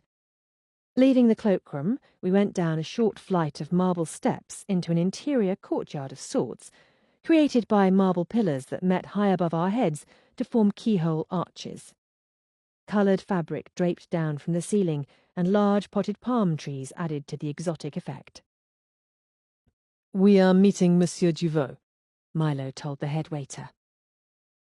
"Of course, right this way, monsieur." I had noticed that there were tables outside the courtyard, set into little alcoves with vaulted ceilings. Others were situated near carved wooden screens that provided some measure of privacy. The waiter, however, led us to a table near the dance floor. André Duvaux rose when we reached the table. The waiter pulled out the chair nearest Mr. Duvaux for me, and Milo was just about to take a seat when a lovely blonde woman in a chartreuse evening gown appeared at his side, speaking excitedly in French. "Milo, it is you. I was sure it was. There can't be two men in the world who look like you." Then she flung herself into his arms and kissed him squarely on the mouth. I watched this exchange with great interest. "Hello, Nadine," he said, gently prying her off him. "How are you?" "Very well. It's been ages since I've seen you." "Yes, allow me to introduce my wife, Amory. Darling, this is Nadine Germain." "How do you do?" I said politely, examining her gown and only slightly jealous that her colouring should be so complemented by a shade that would look absolutely hideous on me. I took it as a good sign that she was not at all flustered to learn that I was Milo's wife. "I am pleased to meet you, Mrs. Ames. I adore your husband." "Don't we all?" I replied. "And this is Mr. Duvaux," Milo went on smoothly. "How do you do?" she said, before grasping Milo's arm. "Come and meet my friends, will you? I've told them all about you. They'll be thrilled to meet you." He looked down at me. "Do you mind?" "Not at all," I replied. I had learnt to be gracious in the face of Milo's many admirers, though one had never been quite so admiring in my presence before. "I won't keep him long," she promised, leading him away. I smiled at Mr. Duvaux, who appeared to be doing his best not to appear too curious. For my part, I was actually glad that Milo had been called away. It would give me the opportunity to talk to Mr. Duvaux alone. Perhaps he would be more receptive to my questions than he had been to Milo's. "This is a beautiful nightclub," I said. "Milo and I have been to Paris many times, but I have never been here." "I thought you would appreciate the ambiance," he said. "I must admit, many of the places I prefer are not quite so savory." He smiled that rakish smile of his. "I hope you are not scandalized by that admission." I smiled dryly. "Mr. Duvaux, as you've just witnessed, years of marriage to Milo have made me practically immune to scandal." He grinned, and his eyes flickered in the direction Milo had gone with his young friend. "I expect he appreciates that you take his reputation in stride." "Not in stride, perhaps," I replied, "but I have come to understand that not everything is as it seems." "An excellent philosophy. One that is true of life in general, I suppose." "Yes, I suppose." He took a drink of his wine, and I took the opportunity to change the subject.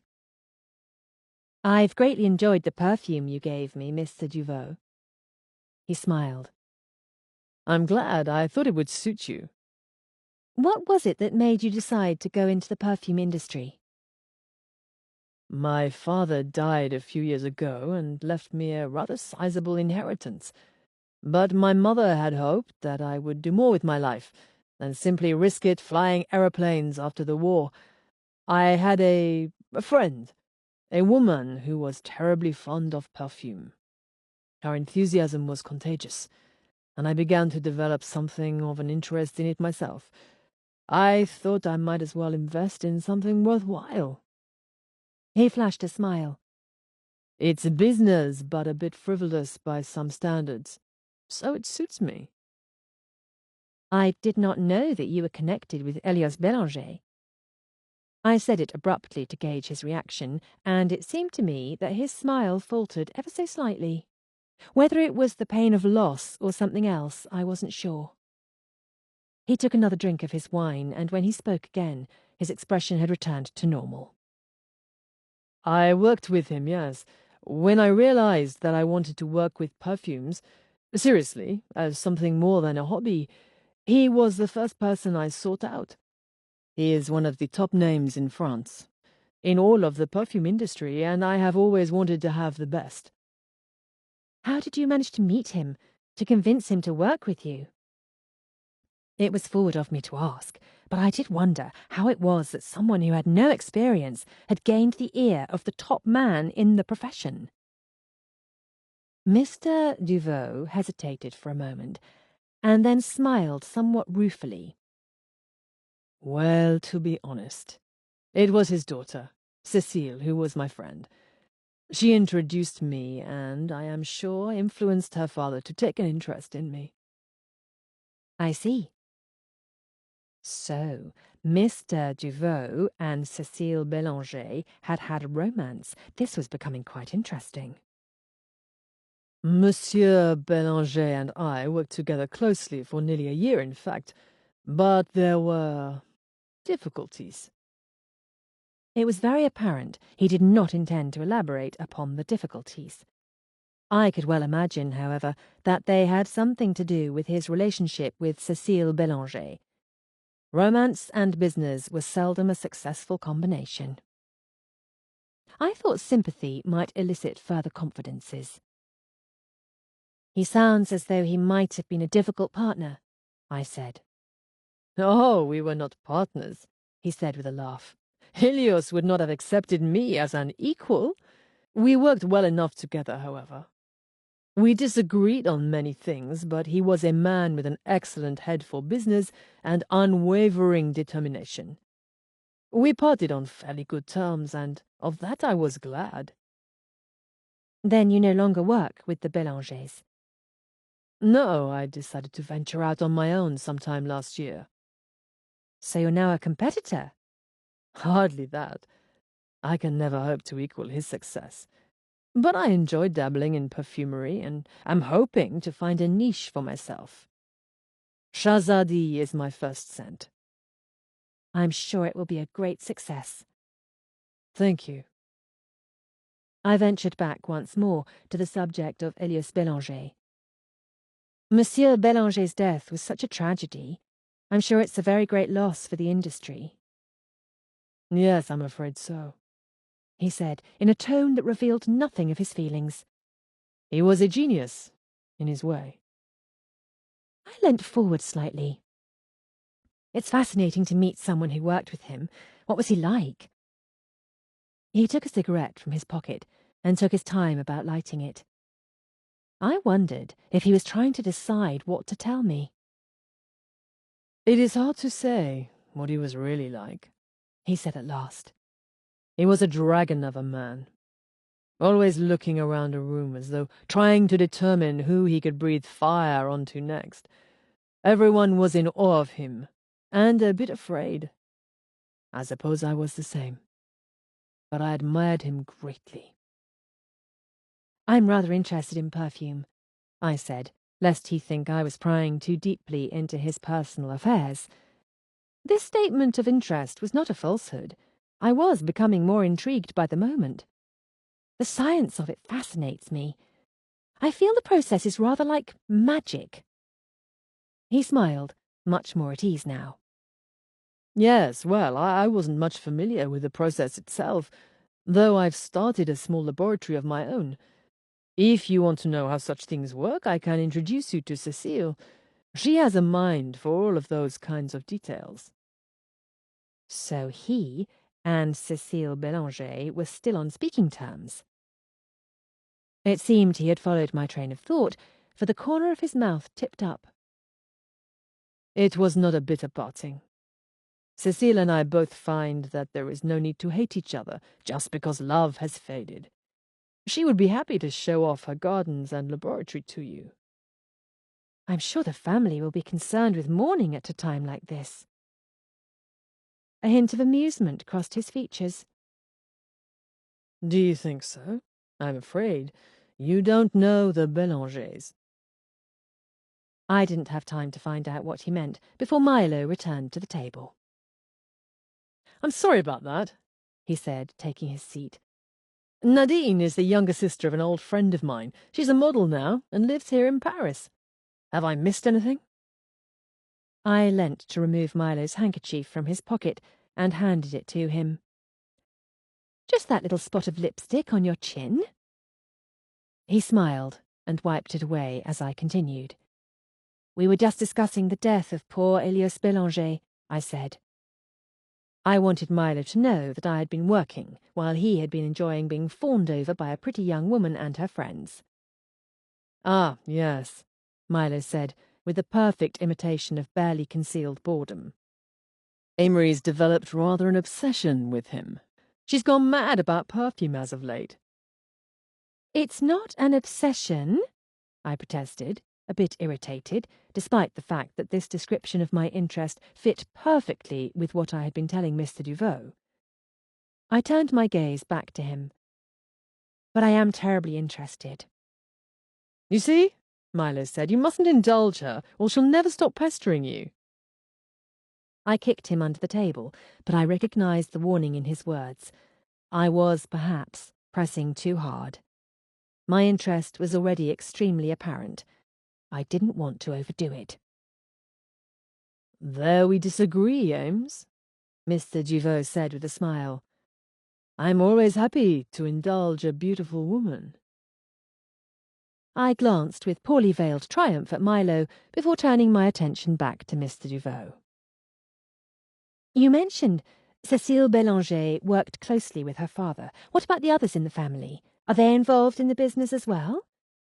It's not nice to be so interested in gossip, I suppose, I said lightly. But when my friends find out that I was in Paris after Elias Bélanger died and met one of his business associates, they'll want to know all about it, all the inside information on what the family is like. Then I won't disappoint you. He flicked the ashes from his cigarette into the crystal ashtray on the table. The oldest son, Anton Bélanger, is a cool customer. Not much like his father. He has always been a very serious, ambitious man, but intimidated by his father. For years he has been fighting his father's rule as much as he dared, and waiting for the moment when he might be able to implement his plans for the business. Perhaps he will make a success of it. He is intelligent, sharp. Married? I asked. Widowed. His wife died shortly after Elias's first wife, Helena, did. It was a difficult time for Anton, I'm sure. I see. And there is a younger son, I believe, I asked, to prod him on. Yes, Michel. Though he tried to answer the question casually, there was no mistaking his dislike for the younger Bélanger brother. I wondered what had caused it. I know Michel Bélanger, Milo said. If there was ever a single thought of business in his head, he didn't let it interfere with his drinking or his women. Duvaux smiled. That is an accurate assessment. I felt suddenly that we had pushed the conversation far enough for the time being. I had been so inquisitive that I was afraid he would soon grow suspicious, if he wasn't already. The waiter came to take our orders then, and after he left I let the subject drop. Milo followed my lead and shifted the conversation to gambling clubs. While they talked, I pondered Mr. Duvaux's description of the Bélanger family. It was much as I had heard from Madame Nanette and the gossip magazines. I felt somewhat discouraged.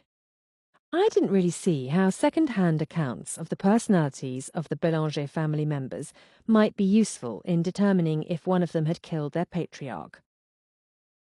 Our dinner came, and we ate, the topics of conversation ranging from gambling to horses, and then to aeroplanes. More than once I fought the urge to yawn. At last, Mr. Duvaux pushed his plate away. But enough of this dull talk, Ames. I'm afraid we're boring your wife. He rose from his seat and held out his hand. Will you dance with me? I'd love to. I took his hand, and he pulled back my chair with the other hand as I rose. You don't mind me sweeping your wife away, do you, Ames? He asked, when I was practically already in his arms. By all means, Milo said. Andre Duvaux moved around the dance floor as the band struck up Fascination, and a mellow-voiced gentleman began to sing. Mr. Duvaux was an excellent dancer, and for a moment I took simple pleasure in our movement around the floor. I'm sorry if I appeared too inquisitive about Monsieur Bélanger, I said at last. Milo always says I'm much too interested in other people's business. Not at all, he said. I find your interest charming. In fact, I have an invitation that I think will appeal to you. Oh? I asked. He had mentioned introducing me to Cécile Bélanger. Perhaps he had meant it. I hoped that was the case. Elias Bélanger was poised to release his newest fragrance soon. It's been something of a closely guarded secret. There is a grand party scheduled for tomorrow at the Bélanger residence to reveal the design of the bottle. This was the event I had read about in Winelda's gossip magazine. The timing of Monsieur Bélanger's death was unfortunate, to say the least. I imagine it will be costly to cancel such a thing, I mused aloud. But perhaps they can reschedule it for some future date. He gave a dry laugh. They're not going to cancel it. This truly surprised me. I had not even considered the possibility that the party might go on. But in the wake of Monsieur Bélanger's death, the family is more desperate than ever to make sure that Parfum Bélanger goes on being the success it has been for the last 20 years. They want to prove that they can carry on without him. But what will people say? I asked. People will whisper behind closed doors that the party is in poor taste, and then come out in droves to attend it. He shrugged. I don't think Elias would have wanted it any other way. He was very proud of his creations. I'm sure it will be an eventful party, I said. Would you like to come? He asked. The invitation was more than I could have hoped for. In addition to being the ideal opportunity to meet the members of the family and evaluate Madame Nanette's suspicions, I would, on a more superficial level, enjoy attending such a highly anticipated event. Still, I hesitated. I didn't want to appear too eager. I know you want to come, and are too polite to say so, Mr. Duvaux said with a smile. So I shall spare you the dilemma of deciding. I insist that you come. It's going to be the talk of all Europe, and I know you'd regret missing it. I am a bit curious, I admitted. Then that settles it, he said. I let it go at that. After all, I had no intention of declining such an invitation. Murder or not, I imagined this would be a party to remember. Chapter 7. I might have known you'd have much more success with Duvaux than I did, Milo told me in the cab on the way back to our hotel. I had related the news of our invitation to him, and I couldn't help but feel a bit smug that I had gained us entree to an event that might prove the key to forming a connection with the Bélanger family. There are times when persistence wins the day, I said. Yes, I'm sure it was your persistence that did the trick, he said dryly. And what, exactly, do you mean by that? You know what I mean. Men have only to look deeply into those dove-grey eyes of yours to fall under your spell. I saw how very much he seemed to enjoy holding you in his arms. Milo, completely secure in his own charms, had never minded my interactions with other men, and I knew perfectly well what this was about, why he was feigning jealousy when there was no cause for it. If you expect me to apologize for his attentiveness, I have one word for you, I said. Oh? He asked, and I could feel him smiling in the darkness. And what might that be? Nadine, I answered succinctly. He laughed. Yes, I thought you might have something to say about that. I had to admit that I didn't find it quite as amusing as he did. Despite the indifferent show I had put on for Mr. Duvaux, Nadine's enthusiastic greeting had begged the question of just how close she was to my husband. I hesitated, trying to decide how best to phrase my inquiry. Finally, I came out with it. Is there anything I need to know about her? Nothing more than what I've told you. There was no hint of guilt in his tone, but as he never seemed to feel guilty about anything, this was not particularly telling. Do you really expect me to believe she is merely the younger sister of one of your friends? Whatever you choose to believe, that's the truth, he replied easily. Her brother, Francois Germain, and I were at school together. I visited him on holiday many times, and she has made a nuisance of herself for as long as I can remember. She's a very pretty nuisance, I noted. Just the kind you like, I believe. Come now, darling. You didn't really mind her. Had I? I considered. After a very rocky patch in our marriage, I was learning to trust my husband, despite the reputation he had earned for himself. Though there were still times when the nagging doubts resurfaced, I understood that a great deal of what had been printed about Milo was untrue or grossly exaggerated. There was no denying the way women flocked to him, but I could accept the careless way he welcomed their attentions as long as his heedless words did not lead to heedless actions. No, I replied. I suppose I didn't mind her. In any event, I have more important things to consider. Oh, such as? Such as what I'm going to wear to that party tomorrow night. I wasted no time the following morning in beginning my preparations for the Bélanger's party. While I felt that the gowns in my wardrobe were fine for a night out in Paris, something a bit more extravagant might be in order for a grand event like the Bélanger party. I realised that it might be difficult to secure a gown on such short notice, but I had an excellent relationship with a couturier called Madame Lorraine, whose evening gowns were always exquisite, and I believed there was a good chance that she would have something for me. If I was going to go shopping, it was important that I looked as though I was not in need of anything newer or more fashionable than what I already owned. That was the way to the heart of Parisian modistes, the appearance of complete indifference to their fashions. To get the best of their clothes, I needed to dress as though adding to my wardrobe was the last thing on my mind. To this end, I wore one of my newest acquisitions, a smart white suit with an attached capelet and a white hat that came down at an angle over my forehead. It was a very fetching ensemble that I had purchased from a well-known fashion house, and I expected Madame Lorraine would be eager to trump it if she could. I made my way to the shop on the Rue de Rivoli.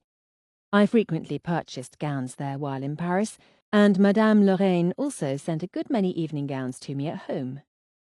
I gave my name to the salesgirl, and a moment later Madame Lorraine came to meet me.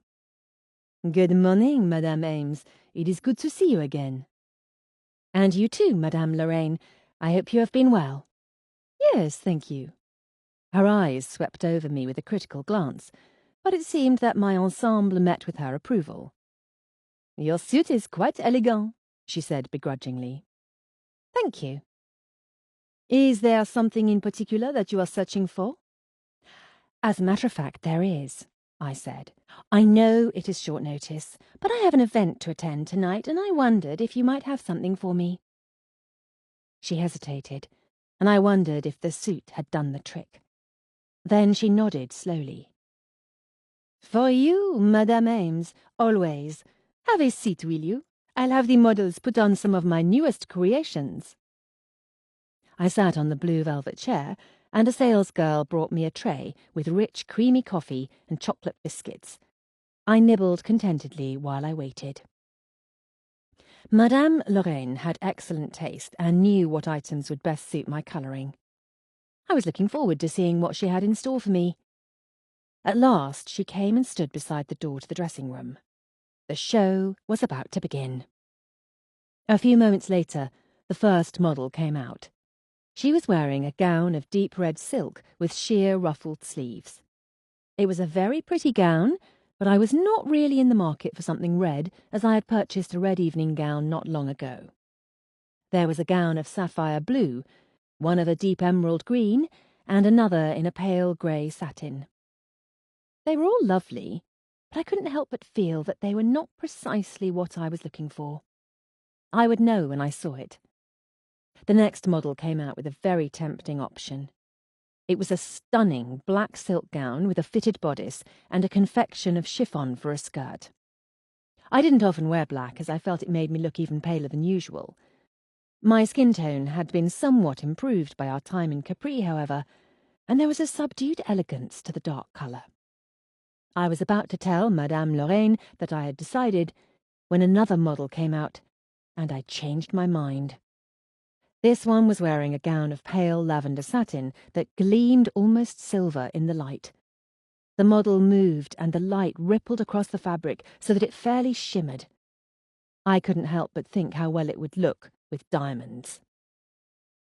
"This gown is in a fabric called Twilight Sea," Madame Lorraine said, apparently attuned to my interest. The description was accurate.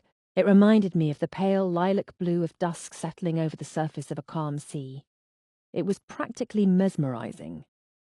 There were thin straps over the shoulders and fabric that draped down across the upper arms. The neckline formed a V, and as the model turned, I could see that the back dipped quite low as well. It was a bit daring, and yet not too revealing. It was perfect. This was the gown that I wanted to wear.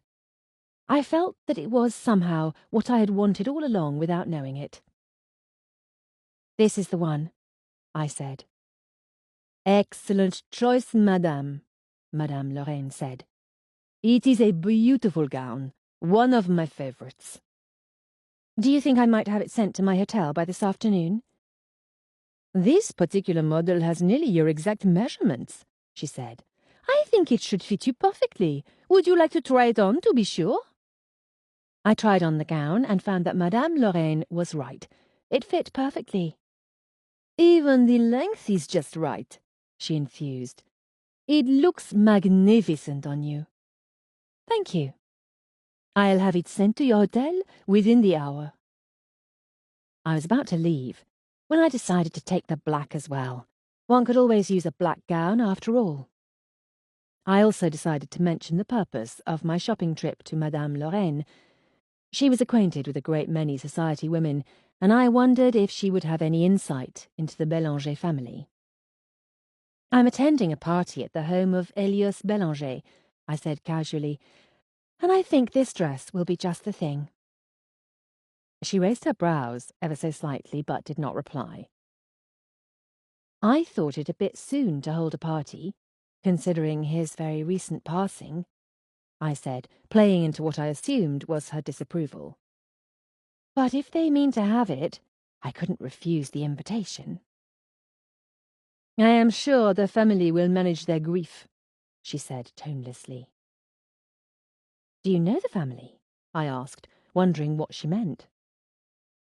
"No," she said, then hesitated a moment before adding reluctantly, "One hears things, that is all." "What sort of things?" She shrugged. "Gossip. That perhaps the family was not completely surprised by his death, given his recent illness." His illness? I repeated. So far as I knew, Elios Bélanger had been the picture of health. She seemed to waver for a moment before proceeding. This is entre nous, of course. Of course, I wouldn't dream of sharing anything confidential. My niece works as a private nurse. She met one day another woman in the profession who was hired briefly to look after him. What sort of illness was it? I asked, ignoring the vulgarity of the question. That I do not know. His wife had tried to nurse him, but it grew severe, and they brought in a professional. In a matter of a few weeks, however, the nurse was dismissed abruptly. It seems Elios Bélanger was once again healthy, so perhaps it was nothing serious. Yes, perhaps not, I said thoughtfully. I wondered. What was the nurse's name? Her brow rose ever so slightly at my impertinence. I do not know. My niece was not well acquainted with her. They spoke only in passing. I see. Well, I can't thank you enough, Madame Lorraine, for my gowns. We parted ways, and I left feeling very satisfied with my purchases, but curious about what I had learnt. If Elios Bélanger had been very ill not long ago, his sudden death might not be as surprising as Madame Nanette thought. Then again, perhaps it proved Madame Nanette right. Perhaps that illness had been the killer's first attempt. That errand finished, I decided I didn't want to go back to the hotel just yet. I was very much looking forward to the party, but before I went, I felt that I should do some research. I wanted to better familiarise myself with Elios Bélanger's perfumes. And what better way to do that than to pay a visit to a perfume shop? The perfume shop I chose was not familiar to me, but there was no doubt the perfumes of Elios Bélanger would be a part of their inventory. I went inside and was immersed in a cloud of scent. It was pleasant, if a bit overwhelming. "May I help you, madame?" asked a pretty blonde salesgirl. "I'm looking for Bélanger scents," I told her. "Oh, yes," she said. "They have been very popular since the death of Monsieur Bélanger." She led me to a display on the counter and picked up a glass bottle. "This is Séduire Rouge, one of the most popular." She squeezed the pump, releasing the scent into the air. It was a dense fragrance, better suited for winter than spring, I thought. Still, one whiff, and I was half tempted to buy it. It was exotic and alluring. The salesgirl showed me a few more fragrances, and as I breathed in the heady array of scents, one after the other, I thought again what a master of his art Elios Bélanger had been. Each perfume was a new experience, carefully crafted layers of scent, subtly combined and slowly revealed as they warmed on the skin, like a flower opening its petals. It was as though each of them told a story. If it was true that Cécile Bélanger shared her father's zeal, I hoped that she would continue to play a role in the company. It was obvious that more than dry scientific process had gone into the creation of these perfumes. If Elios Bélanger's passion died with him, I was very much afraid that the company would cease to be what he had made it. I looked at the array of bottles on the counter before me. "Which scent does Cécile Bélanger wear, do you think?" I asked, hoping to perhaps glean a bit more information about the mysterious family. "Oh, no, madame," she said, shaking her head. "Cécile Bélanger does not wear any of these scents." "No?" I was surprised. "No, she has a custom scent that she created herself. It is said to be very exotic. I have heard she smells as though the answers to all the mysteries of the East are flowing through her veins." I was unsure how exactly one might smell, if this was the case, but the fact that she wore a perfume that no one else possessed was intriguing, and might, in fact, prove useful. After an extended period of experimenting with different fragrances against my skin, I settled on a bottle of their most recent perfume, Bouquet de Bélanger, one I did not yet own. While I usually wore a gardenia scent, This one smelt of roses and lilac, and I felt as though it was the perfect fragrance for spring. The salesgirl, Marie, wrapped the bottle up for me. "Will there be anything else, madame?" By this point, we had developed quite a chatty little camaraderie, and I didn't think she would mind a few questions. "I hear there is to be a new scent," I said. "Do you know anything about it?" She nodded eagerly. "There is much talk about it. Their most unique scent as of yet, so they say. The ingredients are said to be very rare." "Oh, what are they?" "That's just it," she said, leaning forward in her enthusiasm. "No one knows. It has all been very mysterious." "I look forward to experiencing it," I said. Then added casually, "It was very sad what happened to Monsieur Bélanger." "Yes, madame," she said. "The world of perfume will not be the same without him." "Did you ever meet him?" "Oh, no, but I am sure he will be missed." She said this in a way that led me to believe there was a deeper meaning to the words. "Oh?" I asked encouragingly. She leant forward, her elbows on the glass counter. "I heard that Monsieur Bélanger had been seen with a young woman," she told me conspiratorially. "His wife, perhaps?"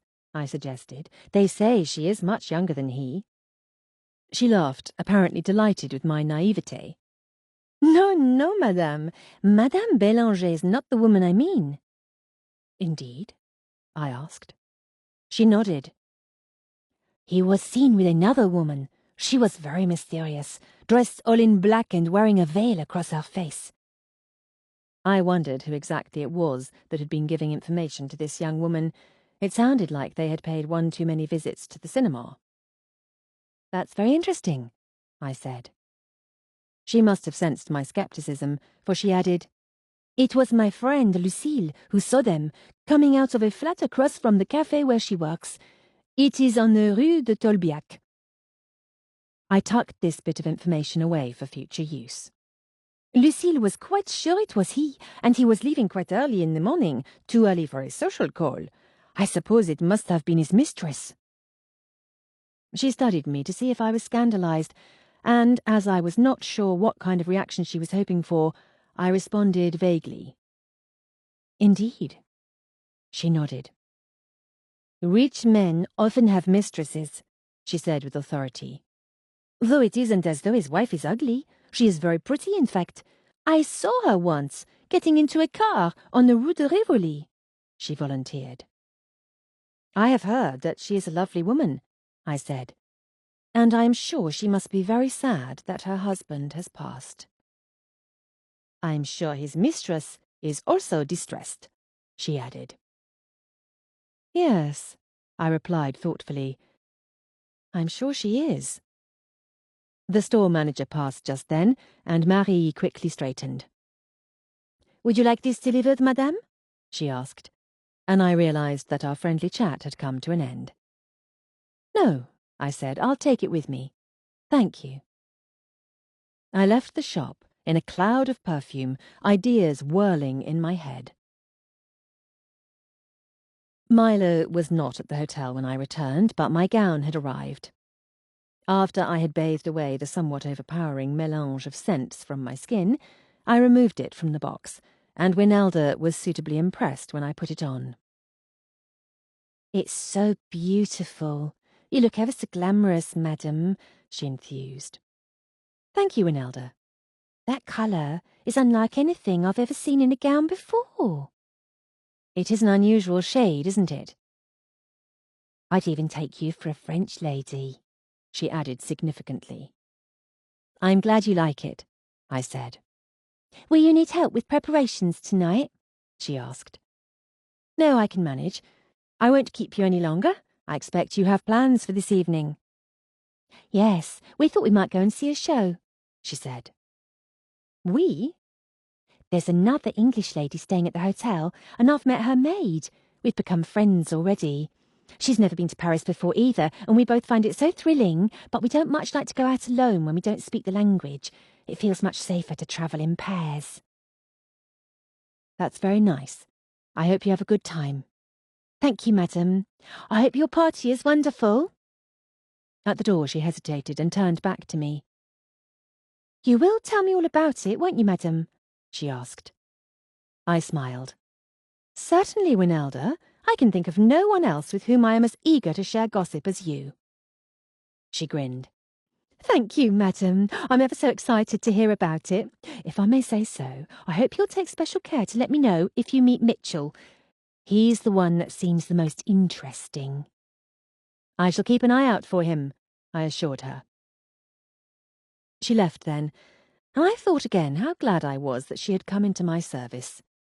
She was not, perhaps, an ideal lady's maid by traditional standards, but her enthusiasm was unmatched, and I was very much attached to her. I turned and examined myself once more in the mirror. The effect of the gown was rather dramatic, but that was the impression I wished to convey to Cécile Bélanger. I had begun to formulate a plan for getting to know her, and I thought it might just work. It was important, though, that I look the part. I picked up a diamond necklace from the case and held it up to my neck, examining the effect. As I had suspected, the diamonds were the perfect accent to the silvery lavender of the gown. It was then I caught sight of Milo in the mirror behind me. He was leaning in the doorway, watching me intently. "What are you thinking about?" I asked, fastening the necklace. You'd be quite shocked if I told you. I turned to face him. "Do you like it?" I like it very much indeed, he answered, coming to me, his arms moving to my waist. So much so that I'd like nothing more than to stay here tonight and remove it. I laughed. I'm afraid we have more important matters to attend to. In fact, I'd say you're rather late getting in. It won't take me long to prepare. You know Parks can whip me into shape in no time at all. You gave Parks the evening off, I reminded him, though he's already laid out your evening clothes. Milo had to put no effort at all into being handsome, and very little into looking perfectly turned out. It was most unfair. I'll just go and shave, he said, turning towards the bathroom. Where have you been today? I asked, fastening on the matching diamond bracelet. Here and there, he said. I'll give you the dull details when I'm not running a very sharp razor across my jaw. Very well. How was your day? He asked.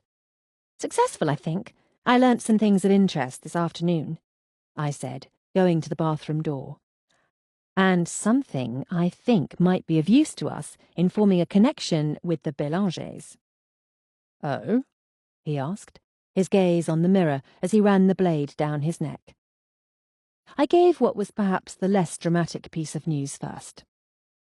It seems that Elias Bélanger may have had a mistress. Milo appeared unimpressed. Did he?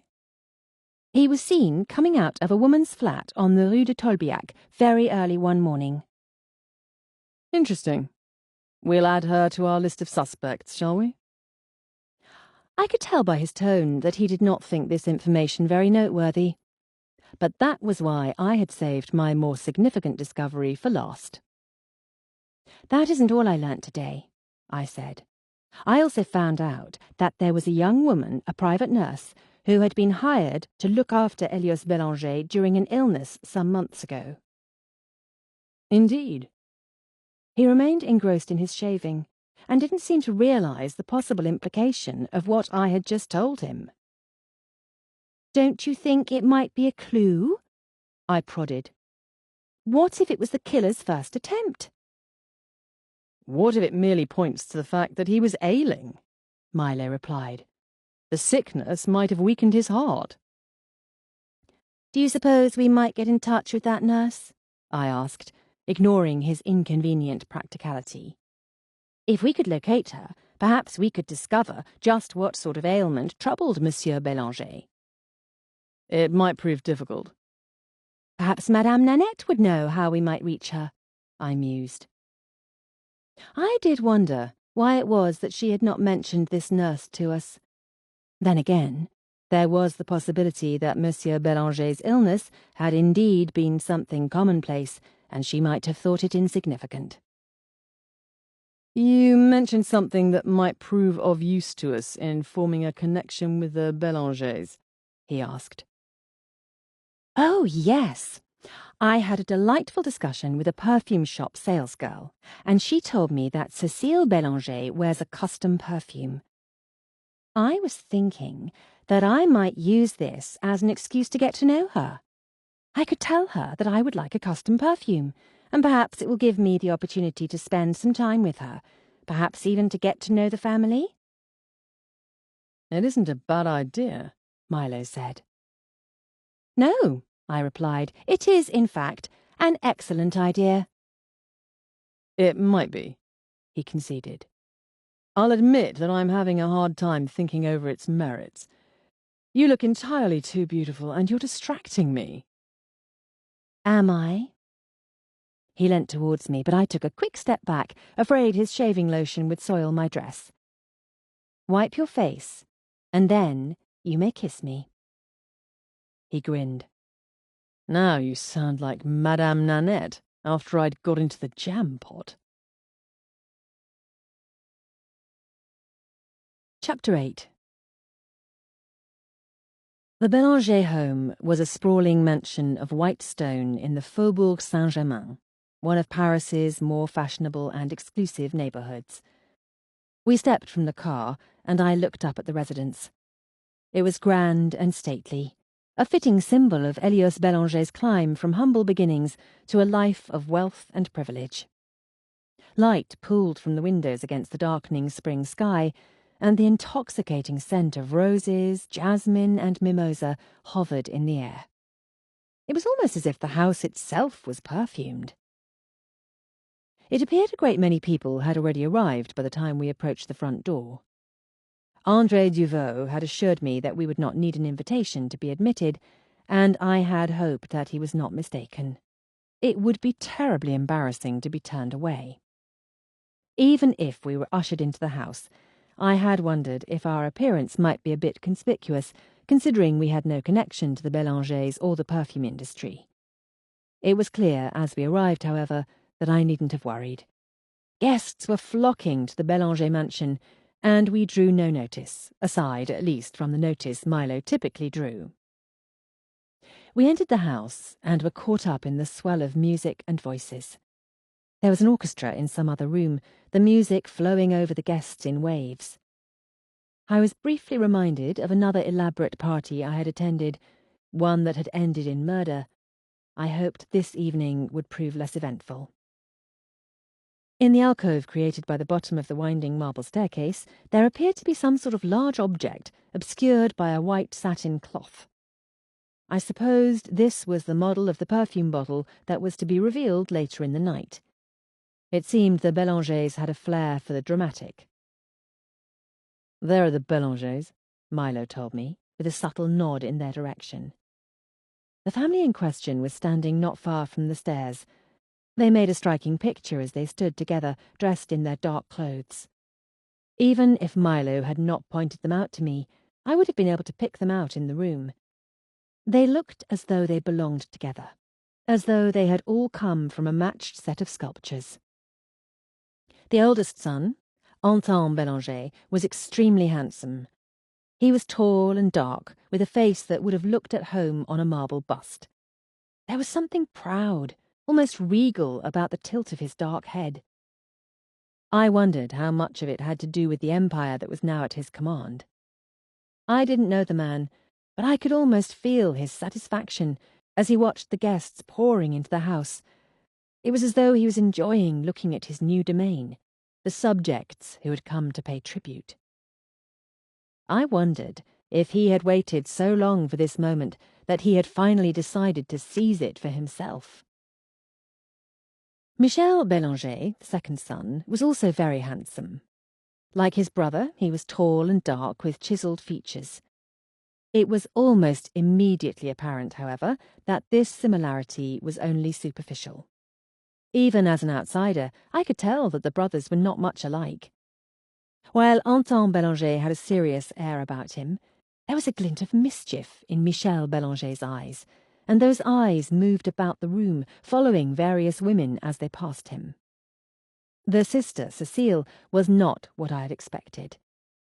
Perhaps it was an unfair preconception, but the knowledge that she was inclined to work in her father's laboratory had led me to expect that she would be somewhat prim and studious in appearance. Instead, she was a beauty. Like her brothers, she had dark hair and eyes.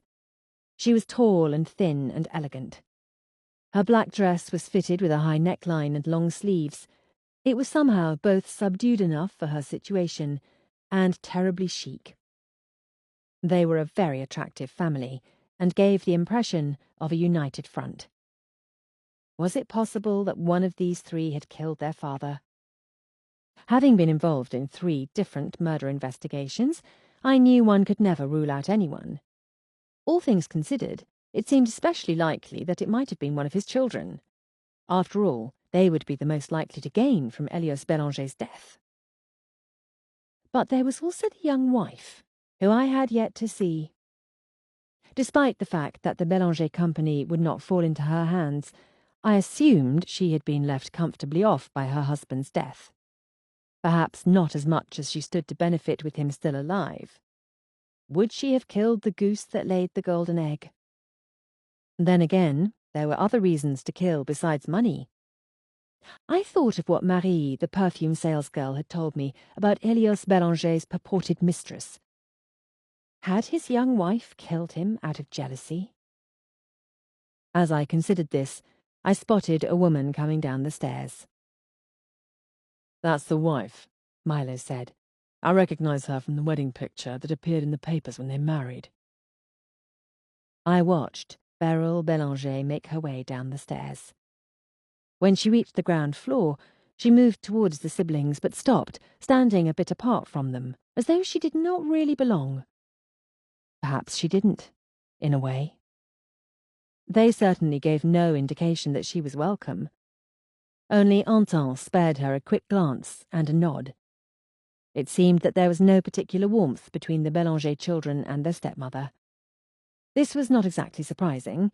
I didn't imagine that the siblings could have approved of their father marrying a woman who was their age, or perhaps even younger. Knowing that Beryl had been quite young when she had married an aging Elias Bélanger, I had been prepared for an exotic seductress, and was surprised to discover that she was thin and delicate, with blonde hair and wide, pale eyes. She smiled wanly at something one of the guests said, revealing dimples. The smile made her appear even younger. I wondered if it was possible that she had loved a man so much older than herself. The guest that had spoken to her passed on, and her smile fell away. It looked as though she was trying to keep her distress at bay. She might have been putting on a show, trying not to appear too happy at a party given so soon after she had been widowed, but I couldn't help but feel that her sorrow was genuine. She was pale, and even her skillfully applied makeup could not hide the fact that she was dark beneath her eyes. "She's not beautiful enough to catch rich men for their money," Milo said into my ear. It seemed that he too had been taking stock of the Bélanger family. The assessment seemed a rather callous one. "I think she's very pretty," I said, and I meant it. There was something small and bird-like about the woman. She seemed a bit fragile somehow. I didn't like to think she might have done something so cold-blooded as murdering her husband. "Yes," he said, "but not pretty enough. With his money, if Bélanger had wanted a beauty on his arm, he might have had his pick of just about anyone in France. There was some other reason he wanted to marry her." "Perhaps they loved each other," I said. "Such things do happen, you know." "Perhaps," he said, but he didn't sound at all convinced. Just because she had married a much older man did not mean that she had done it for mercenary reasons. It was possible, of course, but I didn't like to think that was the case. We moved farther into the room then, pressed forward by the incoming guests, and I lost sight of the family. In the next room there was a buffet overflowing with delicacies of all description, arranged around an extraordinary pièce montée. and champagne of an impressive vintage was flowing freely. Everyone seemed to be having a wonderful time, and I felt a bit sad that Elias Bélanger had not been able to enjoy his own party. It did not even seem that his absence was much felt. "Milo, don't you think it's—" I turned to find that my husband had disappeared. It was not at all surprising. In all likelihood he had wandered off and would find himself the centre of some adoring crowd of women in no time. Well, no matter. I could now focus my attention on the lovely array of desserts. I had sampled a delicious truffle when I spotted Mr. Duvaux at the side of the room. A moment after I saw him, he looked in my direction and made his way towards me. "Good evening, Mr. Duvaux," I said as he reached my side. "Don't you think you might call me André?" he asked. "We have been friends for a fortnight, after all." "All right. And please call me Amory." He smiled. "Allow me to tell you how stunning you look this evening." "Thank you." "How are you enjoying the party?" he asked, reaching out to pluck a profiterole from a tray on the edge of the table. "It's very nice," I said, though I have noticed that no one seems much broken up over Monsieur Bélanger's death. "I suppose the reigning philosophy is eat, drink, and be merry. Speaking of which, can I get you something to drink?" "Not just now, thank you." "Then I'll introduce you to the family, shall I?" I hesitated. "Perhaps not yet. I still feel a bit as though I'm intruding." "Your husband seems to have no such qualms," he said, his eyes trained on something over my shoulder. I turned to follow his gaze and saw that Milo had found his way to Cécile Bélanger's side and had engaged her in conversation. "Shall we join them?" André asked. "Yes." Inwardly, I sighed. Milo had certainly wasted no time. It was logical that he had determined that the woman of the family was the best place to start, but I did wish he hadn't run off to talk to her alone. André offered me his arm, and we walked to where Milo and Cécile Bélanger stood. I wondered, given the past relationship between our hostess and the gentleman escorting me to her side, what the conversation would be like. Then again, if André had returned to Paris after Monsieur Bélanger's death, I could only assume it had been to comfort Cécile. He had said they hadn't parted on bitter terms. Perhaps they were even friendly. She looked up when we reached her, but I could read nothing in her gaze when she looked at him. "Hello, André," she said tonelessly. "Hello, Cécile. Allow me to introduce Mrs. Ames. She is—" "Your wife, I assume?" she inquired of Milo before André could finish. "Yes." I wondered if it was my imagination that she looked a bit disappointed. I could not fault her for that. Milo looked exceptionally handsome in evening dress. "How do you do, Mrs. Ames?" she asked. Though André had greeted her in French, she had switched to English to speak to us. "I'm so pleased to meet you, though I know now must be a difficult time. I was so sorry to hear about your father," I said. "Thank you." There was no emotion in either her expression or the words, but I did not interpret this as a sign of guilt. It was much more likely that she didn't wish to discuss her bereavement with a stranger. I could not blame her. I could only imagine how trying this party was for her. "If you'll excuse me for a moment," André said suddenly. He left us, and I watched him as he made his way to Beryl Bélanger's side. He said something to her, and a brief smile flickered across her face. My attention was drawn abruptly back to Milo and Mademoiselle Bélanger when Milo spoke. "I must admit, my wife and I have ulterior motives for attending this party tonight." "Oh?" she asked. There was only a vague politeness in her tone, and I wondered if Milo had broached the subject too quickly. He appeared to have no such qualms. "Yes, though I realize this isn't the best of times to talk business. Perhaps if we came back later, or next time we're in Paris? I awaited her answer with bated breath. I was afraid that she would agree to this, and we would lose what might be our only chance at forming a connection with the family. I hoped Milo hadn't ruined our chances by being so bold. When he gambled, however, he nearly always won. This time was no different. After a brief pause, she shook her head ever so slightly. "No, it's quite all right," she said. "What is it that you want to discuss?" My wife has found herself interested in perfume, Milo said, his tone the perfect mixture of mild amusement and indulgence. I told her she may buy all the perfume she wishes, but that wasn't enough. She wanted her own perfume, a custom scent. "I have heard that you make custom scents on occasion," I said, embellishing what I had been told about her own unique perfume. The fragrance had drifted up to meet me as I stood beside her.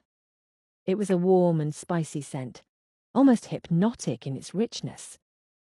The combined notes of balsam, vetiver, and a trace of some other exotic element I could not quite name reminded me of a delicate incense.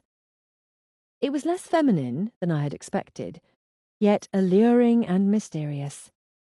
I could understand now why the perfume salesgirl had spoken of it so reverently. It seemed to me that impatience flickered across Cecile's features, though she tried quickly to hide it. She was, at heart, a businesswoman, and it must have occurred to her that it was just possible we might be valuable customers. "I wear a custom scent," she said.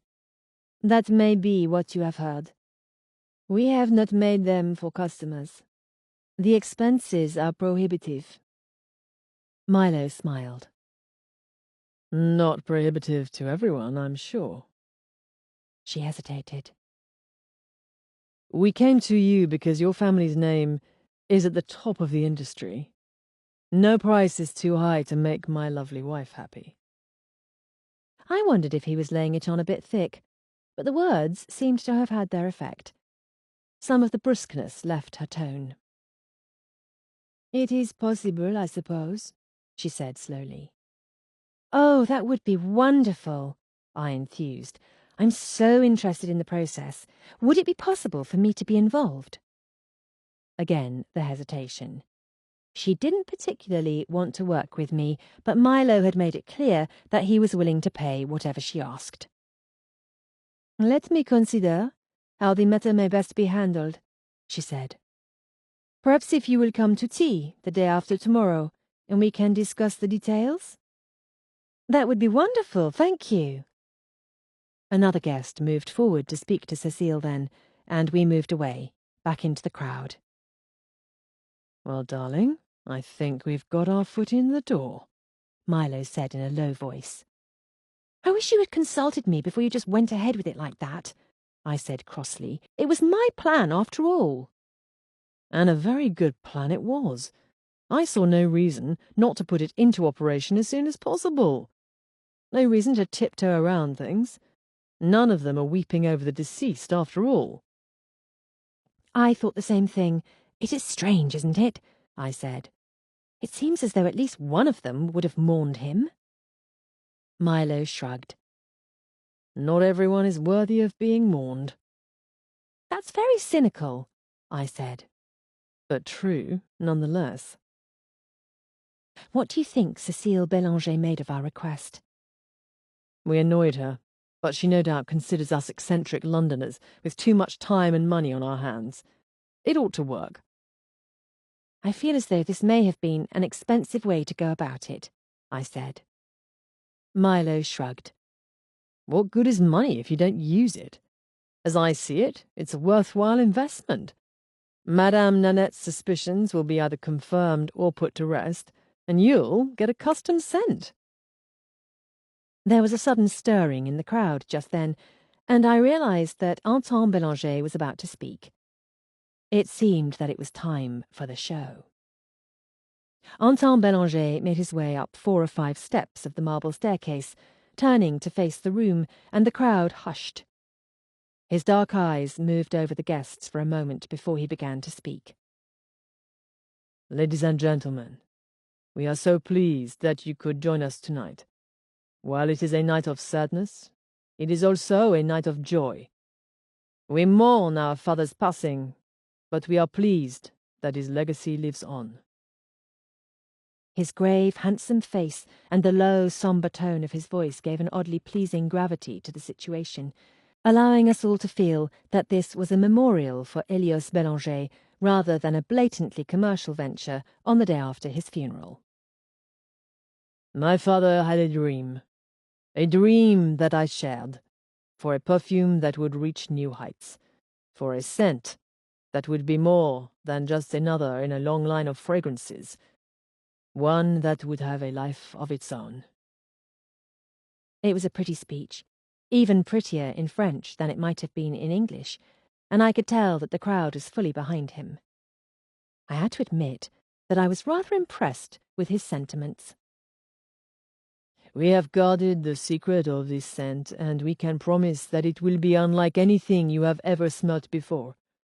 Soon the perfume will be available to all, but tonight we will present to you the bottle which was specially designed by the illustrious Jens Müller. He gestured to a man who stood at the corner of the room. He was the sort of man one might not have noticed in a crowd, of average height, fair, thin. The expression on his face was one of supreme indifference. There was a ripple of applause in the crowd at the mention of his name, but the man did not acknowledge it. Instead, he lifted his glass to his lips. Anton turned again towards the veiled sculpture. My father may not be here in body, but I feel that he is here with us in spirit. And so, for my father, I give you l'ange de mémoire. He nodded at the man standing beside the draped object in the curve of the stairs. He pulled the satin cloth, and it slid to the floor in a white puddle. A murmur went up from the crowd. Beneath it was a marble sculpture as tall as Cécile Bélanger that represented the bottle in which l'ange de mémoire would come. It appeared to be the figure of a woman, but as I looked closer, I realized that it was an angel, her wings wrapped around her body, creating the effect of a draped, flowing gown. It was her face that was most arresting, a soft, peaceful smile playing on her lips. The Angel of Memory, she was called, and her faraway expression indeed recalled a moment of pleasant reminiscence. It really was an impressive piece of workmanship. It almost looked as though it would have been better suited to a cathedral than a perfume shop. The hush that had fallen over the crowd faded as applause broke out. It appeared that l'ange de mémoire was a success, and we had not even smelt it yet. I tried to imagine what sort of scent might be suited to so ethereal a vessel. I glanced at Jens Müller to see his reaction to the crowd's approval. The bland expression remained on his features, but I thought there was a hint of something less restrained in his gaze as he watched the spectacle at the staircase. I could have been wrong, but it almost looked to me like anger. I wondered at whom it was directed. I looked back at Anton Bélanger, who still stood on the steps above the room. Despite his subdued expression, there was a look of triumph in his dark eyes. He started to step down, but hesitated. I would like to say one more thing, he said as the applause died away. My father made a name for himself, building an empire from nothing. There have been questions regarding the direction in which his company will go, now that he is dead. I glanced at the other members of the Bélanger family as he spoke. It was Cécile's face that made it clear to me that this part of his speech had not been planned. A barely concealed expression of surprise had crossed her features, and then had hardened into a mask of something very much like contempt. I want you all to know that Parfum Bélanger will continue to grow and thrive, he went on. It seemed to me that his eyes flickered to his sister as he spoke. I hope there will no longer be any questions about the future of Parfum Bélanger, or in whose hands that future rests. It seemed that the crowd was slightly confused by this impromptu addendum to his speech, but I recognized it for what it was. Anton Bélanger had made a very public proclamation of power. Whatever her role at their father's side had been, it was clear that Anton did not intend to share his newfound control with his sister. Elios Bélanger had been rumoured to cut his enemies down before they could form their defences. If this was true, this move by Anton Bélanger would have done his father proud. Milo, it seemed, had the same thought, for he turned his head to murmur in my ear, his tone sardonic. The king is dead. Long live the king. Chapter 9. The night wore on, and I found that while I was enjoying the party, I was not learning as much as I had hoped.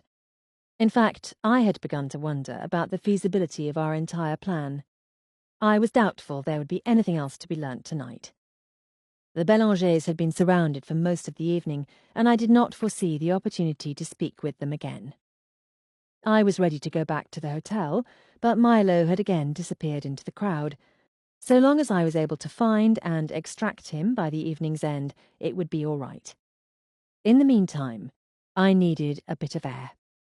It seemed to me that every woman there had decided to pay tribute to the late Elios Bélanger by drenching themselves in his perfumes. I had made my own contribution by wearing the bouquet de Bélanger that I had recently purchased. As lovely as the scents smelt individually, the conglomeration was a bit overwhelming. I was beginning to get a headache. I wandered into one of the less crowded rooms and found the doors leading out onto the courtyard. I stepped out and found myself alone. I would have expected that more people would have wanted fresh air, but perhaps the party was too enthralling to tear themselves away from. The air was filled with music and laughter, and I had noticed that the liquor had begun to flow rather freely. There was no light in the courtyard, save for that of the moon, and I took a deep breath of the cool night air, enjoying the solitude. The scent of flowers I had smelt on arrival was thicker here, and I suspected that the courtyard garden was in full bloom. I was about to venture farther into the courtyard when a light was suddenly switched on in one of the rooms along this side of the house, casting rectangles of light out into the darkness through the panes of the French doors. Out of curiosity, I moved in that direction. I had not yet reached the source of light, however, when I heard voices. It seemed the doors were slightly ajar. "What is so urgent that we must leave our guests, Anton?" The voice belonged to Cécile, and despite her measured tone, I could tell she was displeased. Where is the key to the safe? "What do you mean?" she said impatiently. He always kept the key with him, but I have not seen it since his death. "Perhaps it is in his room," she said. "He had taken to hiding it. It must be somewhere among his things. If we cannot locate it, Monsieur Dufour has a key. What is this about?" I wanted to look at the formula. "Now?" she demanded. I want to be sure it is there. You saw the enthusiasm of the crowd, Cécile. We must make sure that we deliver that perfume. "The formula is in the safe. Where else would it be?" Are you sure you do not have the key? He asked, the accusation plain in his voice. "I am quite sure," she replied coolly. I hope you are not attempting things behind my back, Cécile. There was a moment of silence, and when she spoke, her voice fairly crackled with suppressed anger. "Whatever you may think, you do not rule me, Anton," she said. "No matter what speeches you have made, the will has yet to be read, and you may believe that if I do anything, it will not be behind your back, but to your face." There was nothing else after that, and I assumed she had left the room. I moved away as quietly as possible, considering what I had heard. It seemed Cécile had reason to believe that Anton might not inherit Parfum Bélanger after all. Not wanting to risk being seen, I followed a little path through the foliage that eventually led back around to where I had started. I stopped for a moment to admire the aroma floating up from the rose bushes. The voice spoke in my ear suddenly from behind, startling me. "There you are, my darling." The words might have been Milo's, but they were spoken in French, in a voice I didn't recognize. Before I could turn, his arms slid around my waist, and I was pulled against him. "I have been waiting for you a very long time." It was agony. Then warm lips pressed against my neck, and I realized that I had better make his mistake known to him before things progressed any further.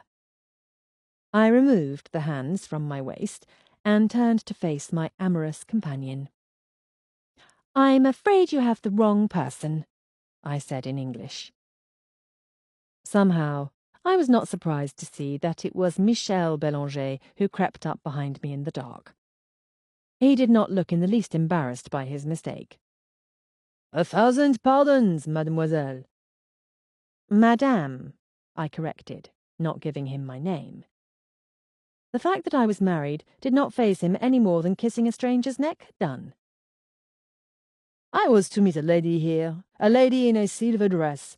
From the back, you—" He shrugged, a smile tugging at the corners of his lips. "Resemble." "Women look very much the same in the dark, I suppose," I said, not quite managing to suppress my sarcasm. His smile broadened. "This is true, perhaps, but they feel different.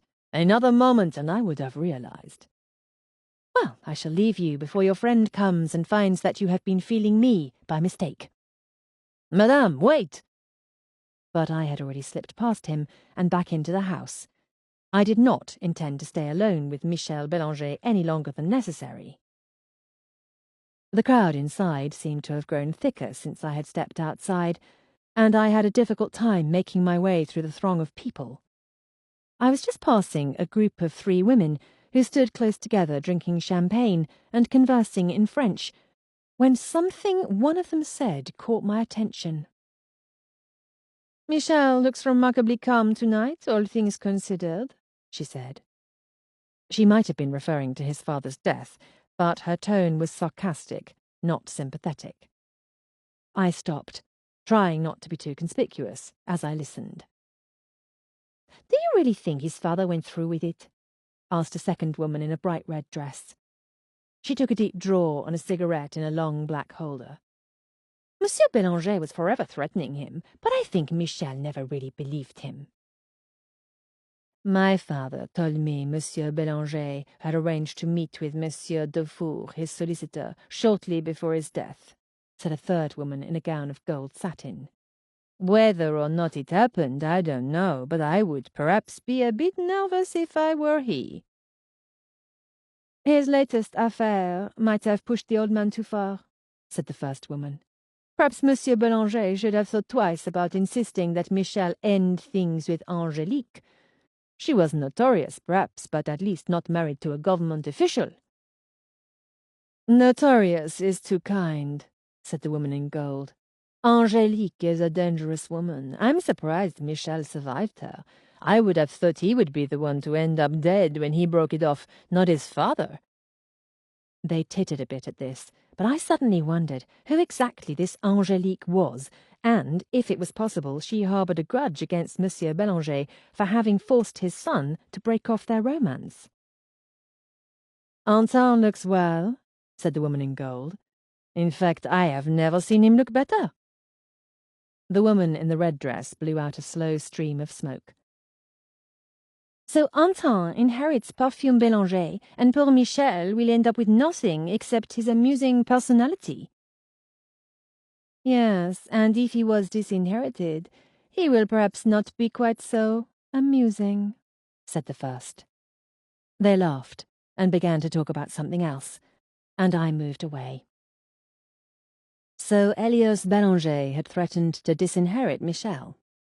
He would not be the first serious-minded father to grow tired of his son's bad behaviour and threaten such a thing. However, not all such fathers ended up dead under suspicious circumstances. I wondered if Elias Bélanger had ever kept that appointment with his solicitor. It was certainly something to keep in mind. I made my way farther into the room and suddenly spotted Herr Müller, the sculptor, standing at the corner. His arms were behind his back, and he was observing the crowd with a contemptuous expression. I supposed that he was not the sort of man who enjoyed parties. Perhaps he would rather be in his studio, working, than standing in formal clothes among a room full of people who had very little understanding of his art. I thought of going over to congratulate him on the piece. It really was impressive. I made my way through the crowd, and had almost reached him when I saw Anton Bélanger step towards him. I moved closer, hoping I would be able to hear what they were saying. "You needn't have come tonight, if the party is so repellent to you," Anton was saying. I was a bit surprised by his words. Though it was apparent that Herr Müller was not enjoying the evening, this was not the sort of remark I would have expected from Anton Bélanger. Then again, it seemed he was making a habit of antagonizing people this evening. "It is the way these people stand in awe of your father's name that repels me," Herr Müller replied. Strong words indeed. Anton did not appear as surprised as I to hear such words. "It was a business transaction," he replied tonelessly. "You were not required to approve of my father." Herr Müller lowered his voice, but I could still make out the words. "Never before have I met such opposition when sculpting a piece. Never before have I taken such insult. 'You are in league with my enemies,' he told me. Imagine it!" "My father was a passionate man," Anton said calmly. "He did not always mean what he said. As his friend, you should have known that. We were friends once, but that is long past. I would not have finished the sculpture after his behavior had I been left a choice." "It is an excellent sculpture," Anton said. "Your reputation is secure." I glanced at the sculpture. The face of the woman stood tall above the crowd, her serene composure immune to the revelry around her.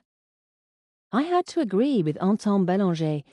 There was nothing in it that might prove damaging to Herr Müller's reputation as a sculptor. If anything, I would have thought it rather a triumph. "I tell you, your father proved to me that he was not the man I thought he was." "My father is dead, Herr Müller," Anton said tersely. "There is no need to discuss it further." "I have no wish to discuss him ever again," Herr Müller replied. With that, he moved past Anton and disappeared into the crowd. This was certainly an interesting development.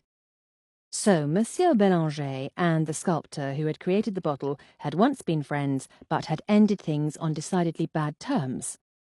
I wondered what had caused the rift between them. Had it merely been the design of the bottle? If so, what had Monsieur Bélanger meant when he said that Herr Müller was in league with his enemies? "There you are, darling," said Milo, coming up behind me. "I was afraid you'd been swept away into the night." He had no idea how close I had come. Had I not moved quickly, I might still be in Michel's clutches in the courtyard. "What have you been doing all night?" I asked him. "I've not seen you for ages." "Making conversation, seeing what I could learn. It's a dull lot, mostly. I managed to speak for a few moments with Anton Bélanger earlier in the evening." "Did you?"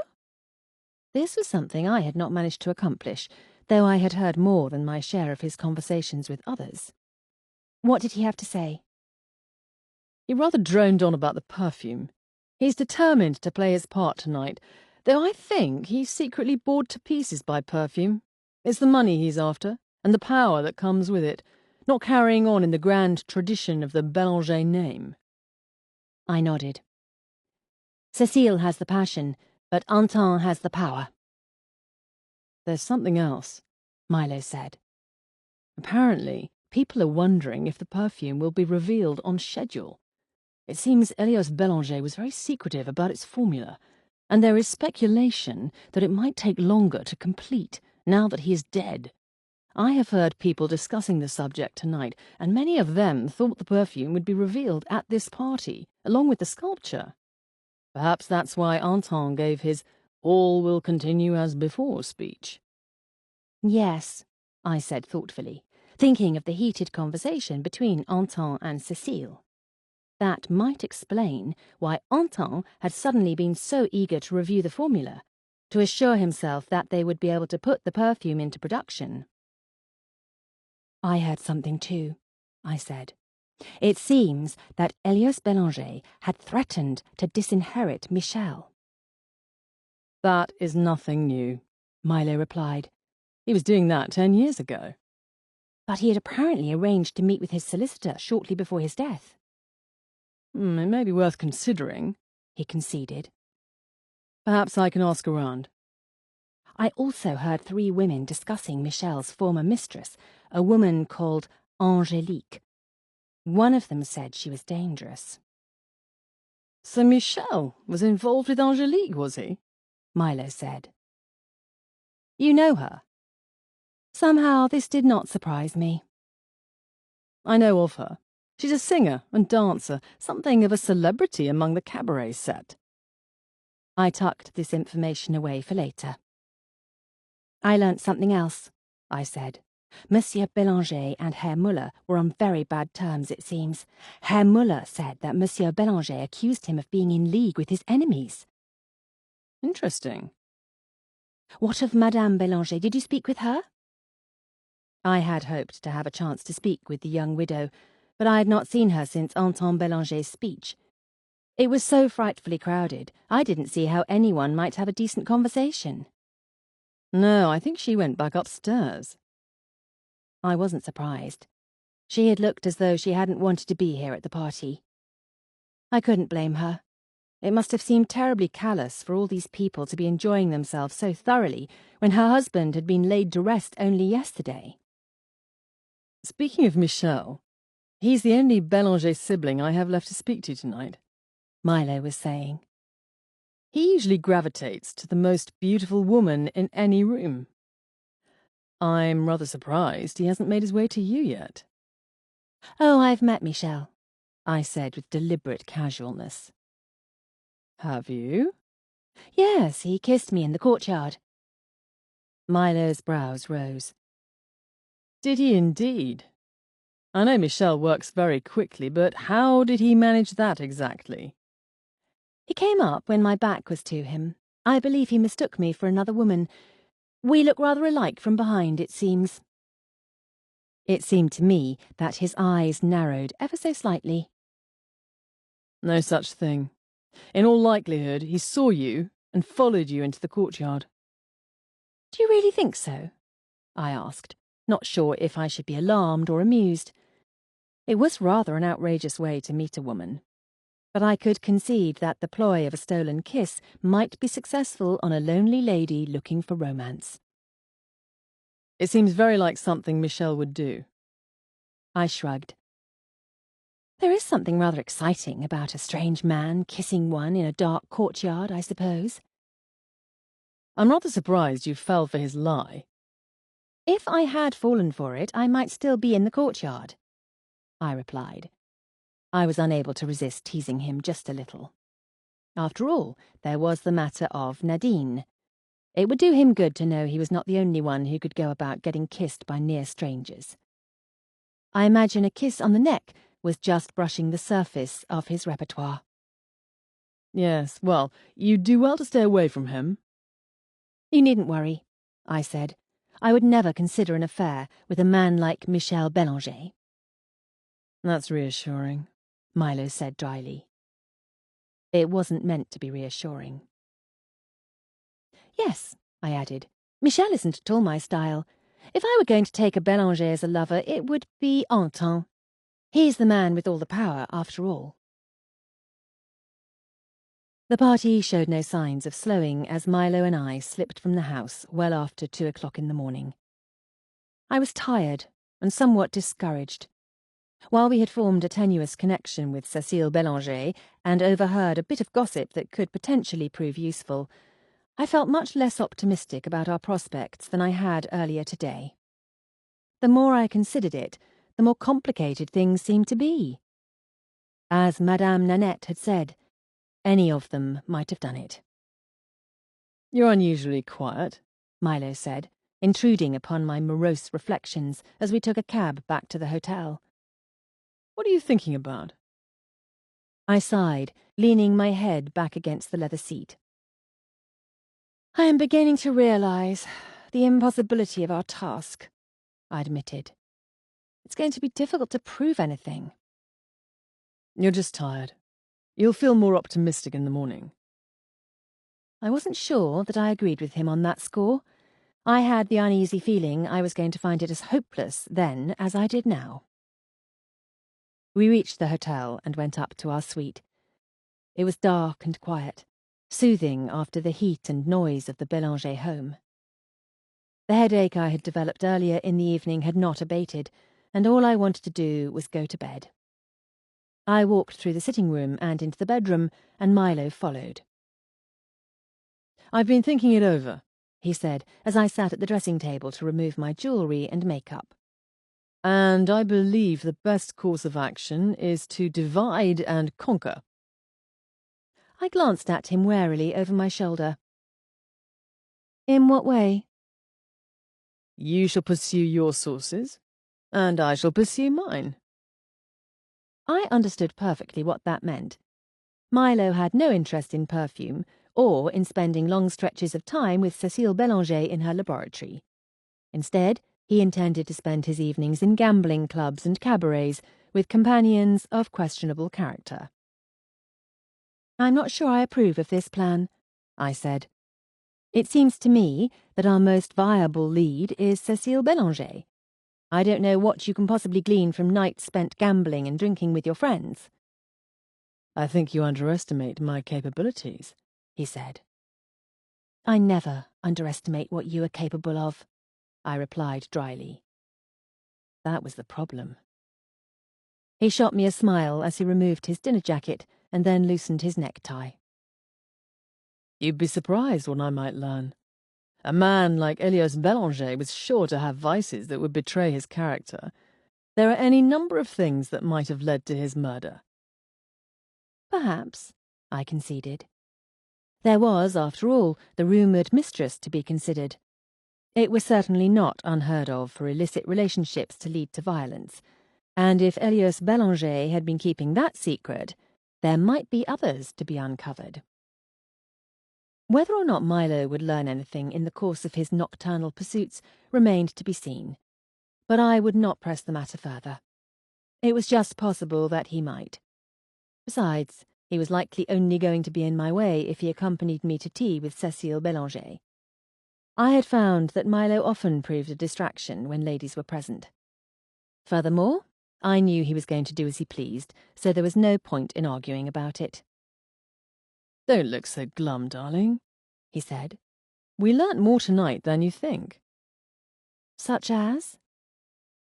"Well, the question of the will may be useful to us, and we've seen firsthand the tension between Anton and Cécile. Perhaps that is something you may use to your advantage when you go to tea. Cécile may be in need of a confidant."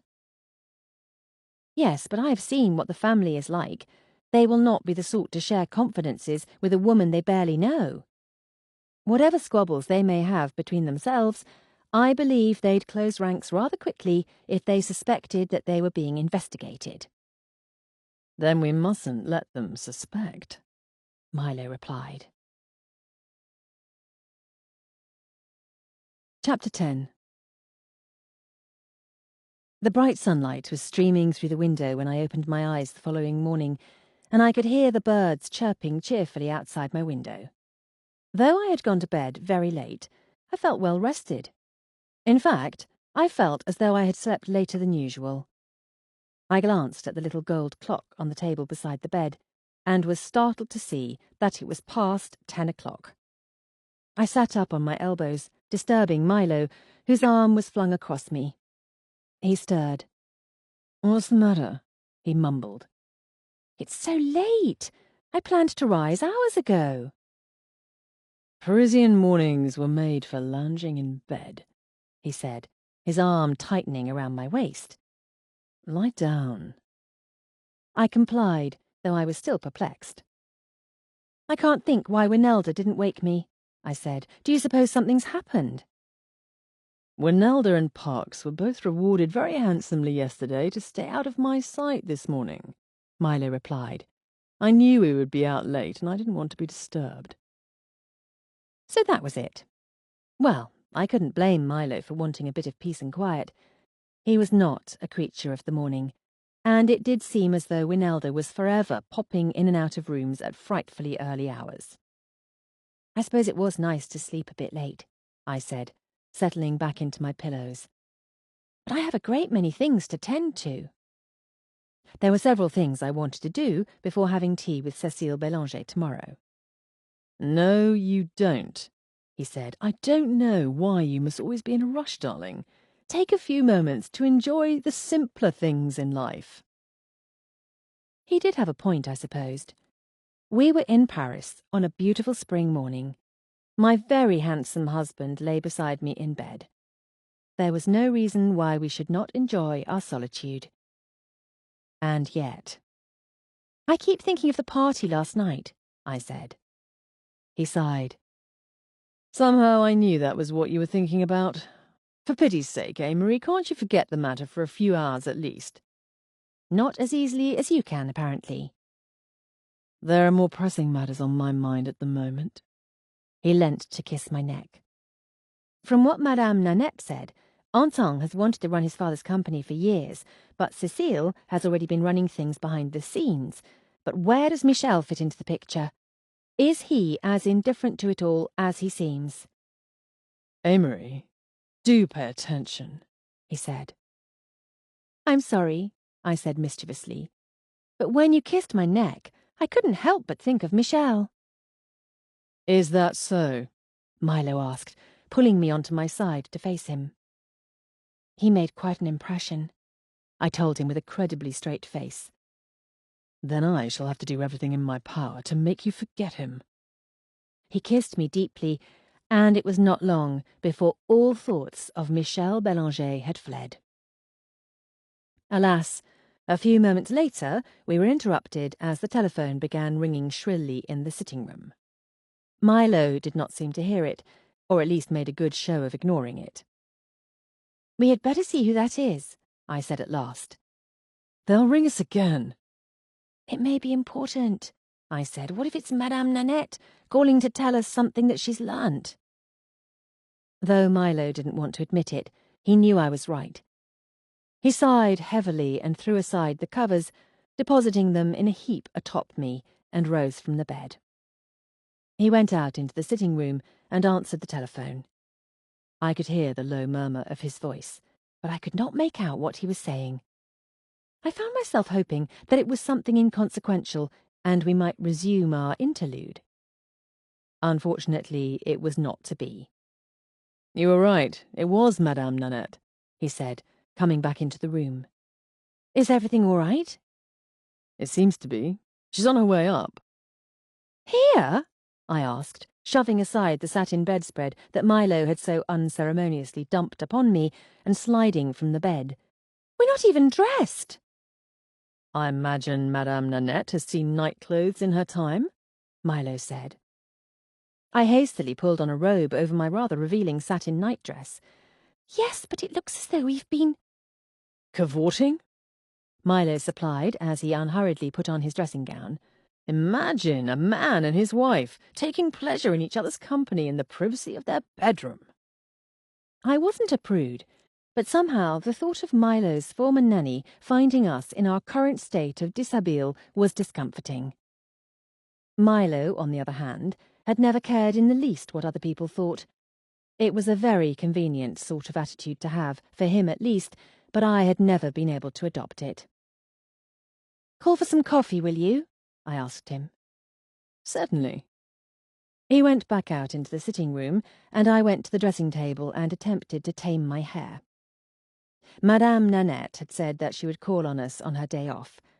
I wondered what it was that had caused her to visit earlier than intended.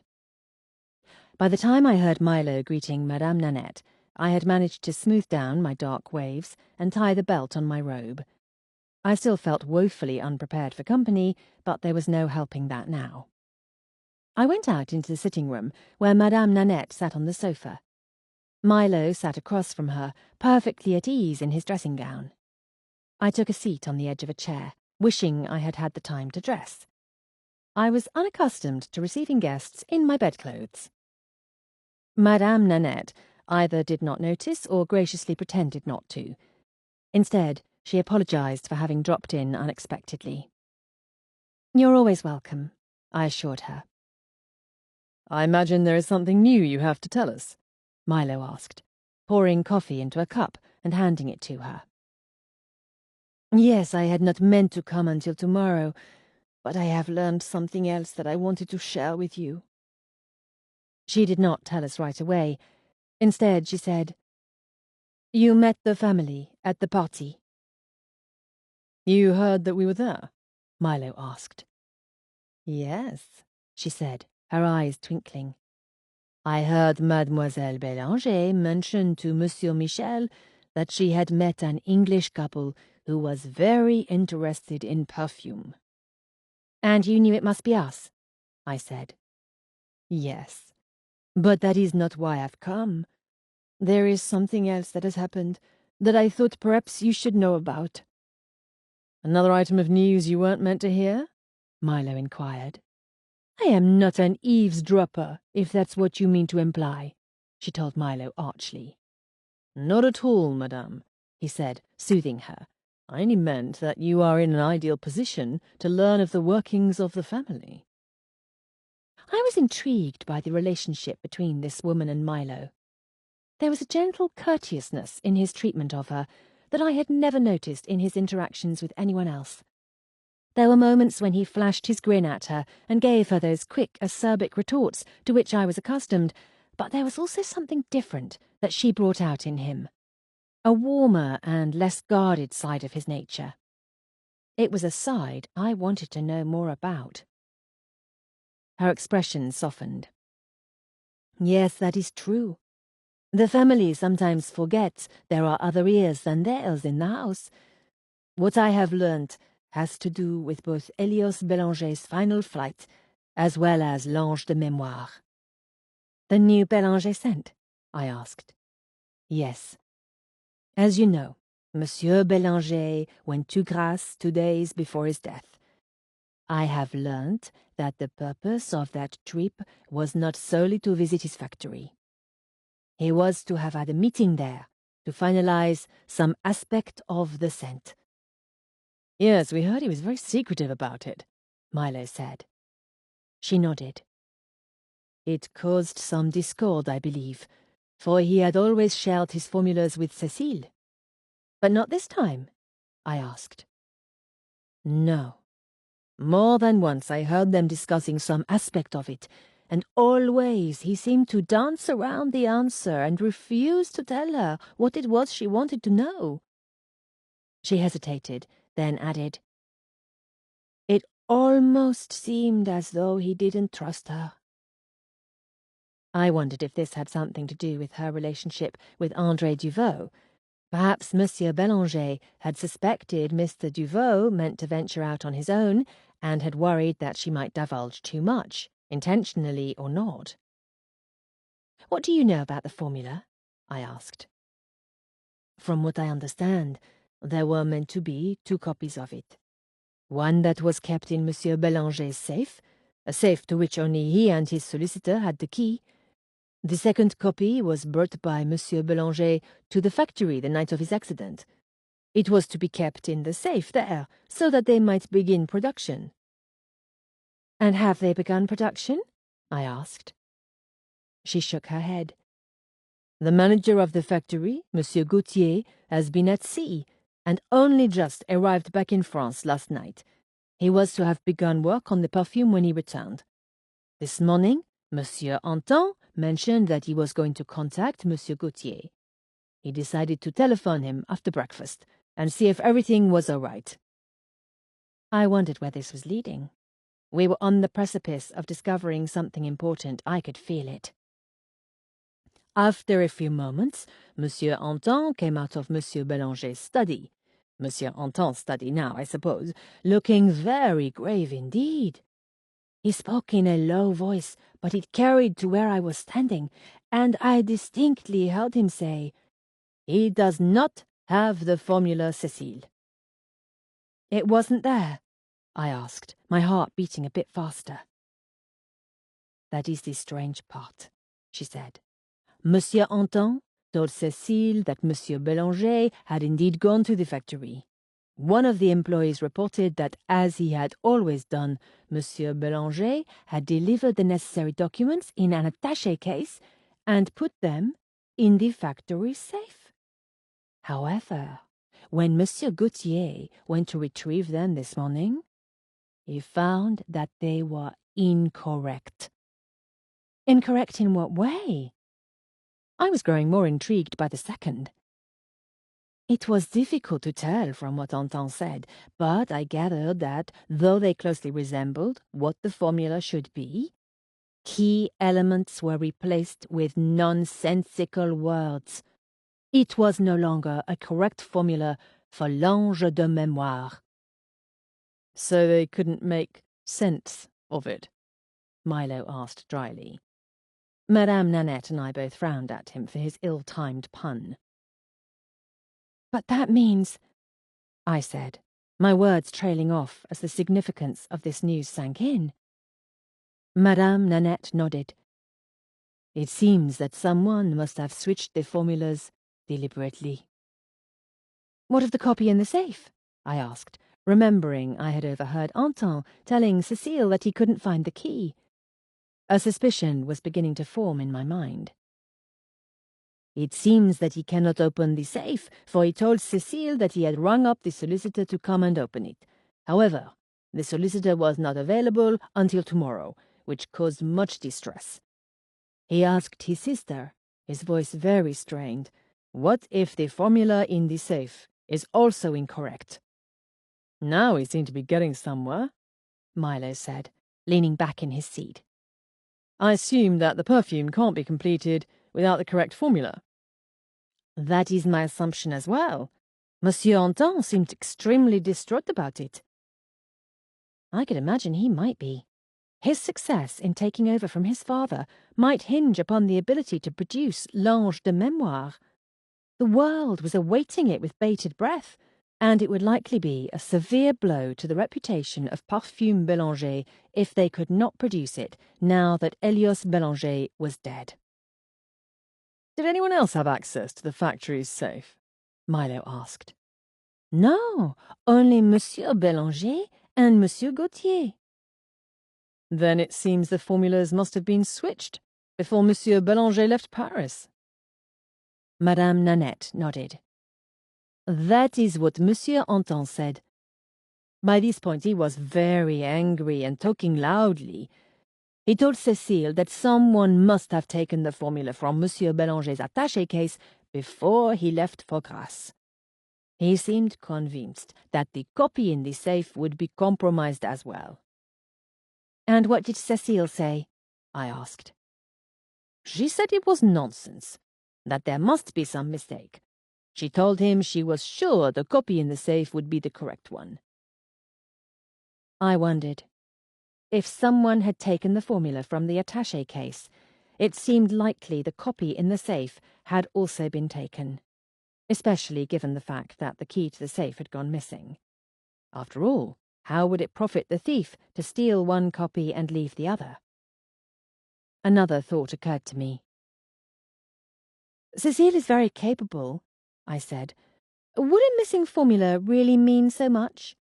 Even if the copy in the safe is incorrect, she might develop a new scent, as she will presumably do from now on." "I do not know much of such things," Madame Nanette said. "But it seems as though Mademoiselle Cécile had mentioned something about a new process that Monsieur Bélanger was developing. He had been working on it for some time. That was one reason he was so secretive." I see, I said. Then, if the formula contained some process that could not be duplicated, surely it would be in the best interest of all the Bélangers for the formula not to have disappeared. Milo smiled. Unless one of them meant to sell it.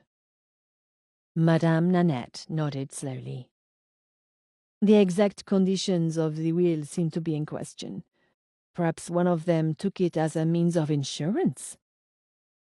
I imagine there are also a good many competitors who would pay a pretty penny for such a thing, Milo said.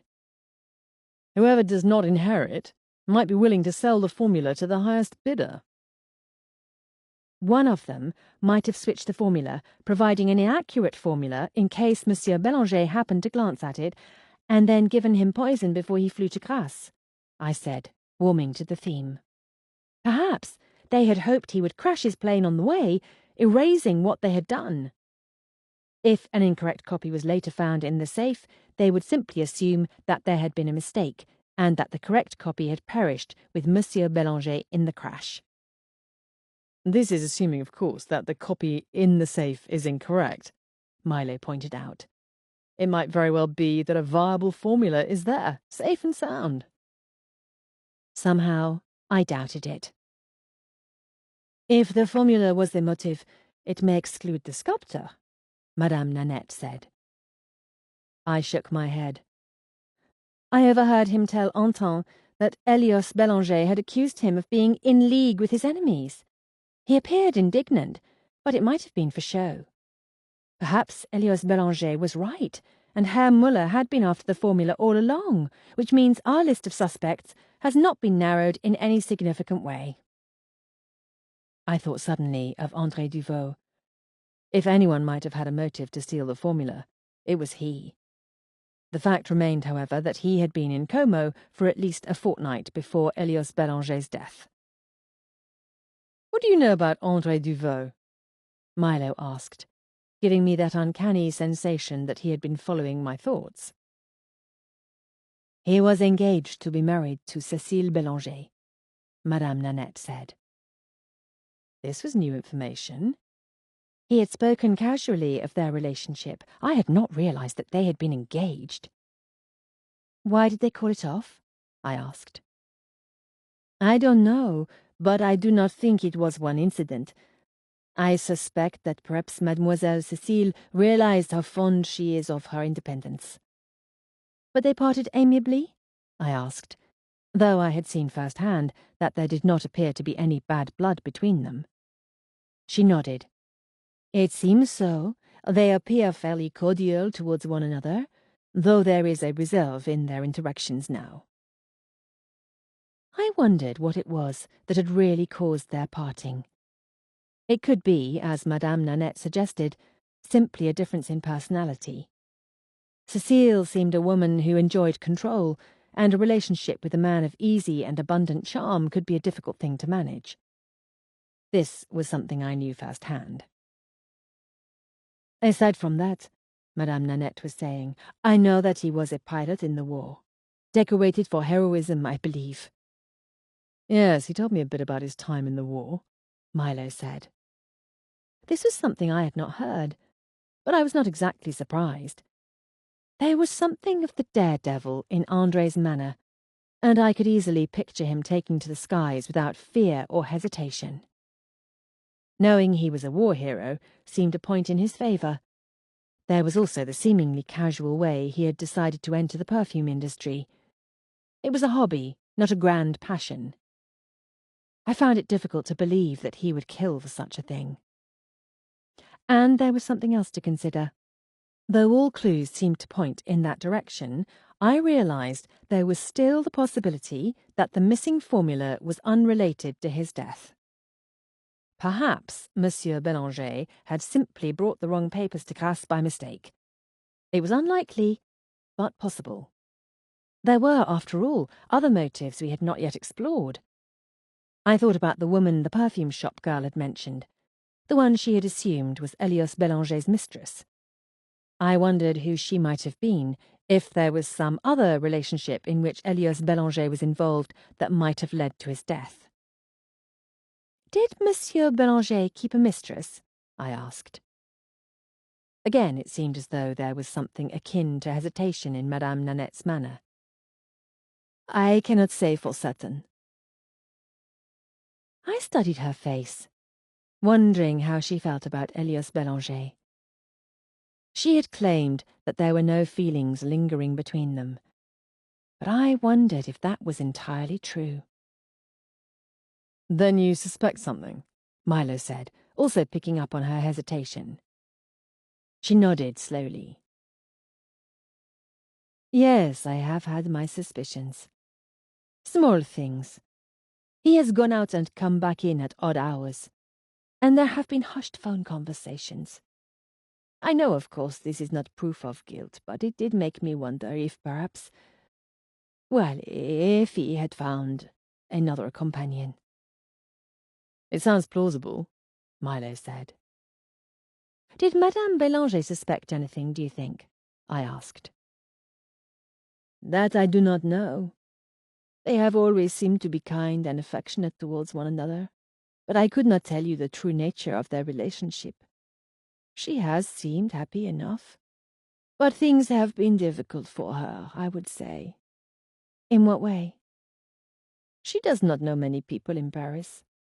Her French is not perhaps as good as she would like it to be. Besides that, she is not really from their world. Her family was, from what I have heard, a good one, but not wealthy. She was not raised to make her way in society, and I think it has been somewhat trying. I could well imagine how difficult it must have been for a young woman to move to a new country and adapt to a different language with a family that was not particularly welcoming. What was more, the idealism of the first bloom of romance often faded quickly when the realities of life intruded. The consequences of a whirlwind marriage were also something I knew firsthand. She hesitated, and I knew that there was something more. What is it? I asked. It might be nothing, she said slowly. I don't like to say things without proof. If it made an impression on you, it may very well be something, Milo said. As I said, I don't know if there is any truth in it. I have seen no proof. It is only a feeling that I have. Yes? What is it? Milo pressed. I think that Beryl Bélanger may be hiding a secret relationship of her own. Really? I asked. This I found surprising. I had had the distinct impression that Madame Bélanger was mourning the loss of her husband. Then again, I supposed having a lover and regret at being widowed were not mutually exclusive. What makes you think so? Milo asked. There has been something in her manner lately, something a bit secretive. I came in on her one day writing letters, and she took care to put her hand across the page so that I could not read it. Not that I would have tried. She often seemed jumpy, on edge, as though she was afraid of being discovered doing something she oughtn't. It seems there are a great many secrets in the Bélanger household, I said. Yes, she said thoughtfully. Though it is possible that I am seeing suspicious behavior where there is none. There is one more thing I have been wondering, I said. I heard that there was a private nurse hired to look after Elias Bélanger during an illness some time ago. Do you think the illness might have been the killer's first attempt? I do not know much about that illness, she said, to my disappointment.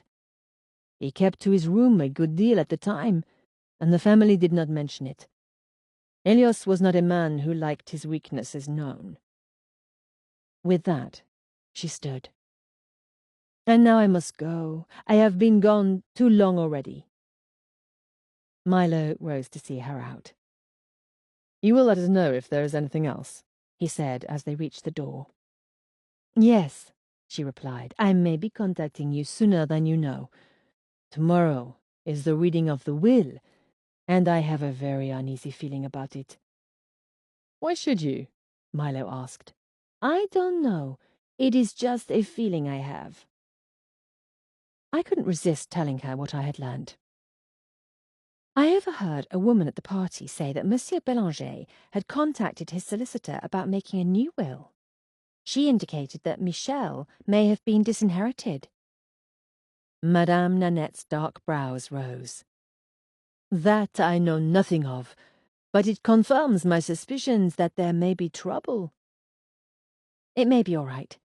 Perhaps there will be some happy resolution to all of this, I said, though I'm afraid my tone was unconvincing.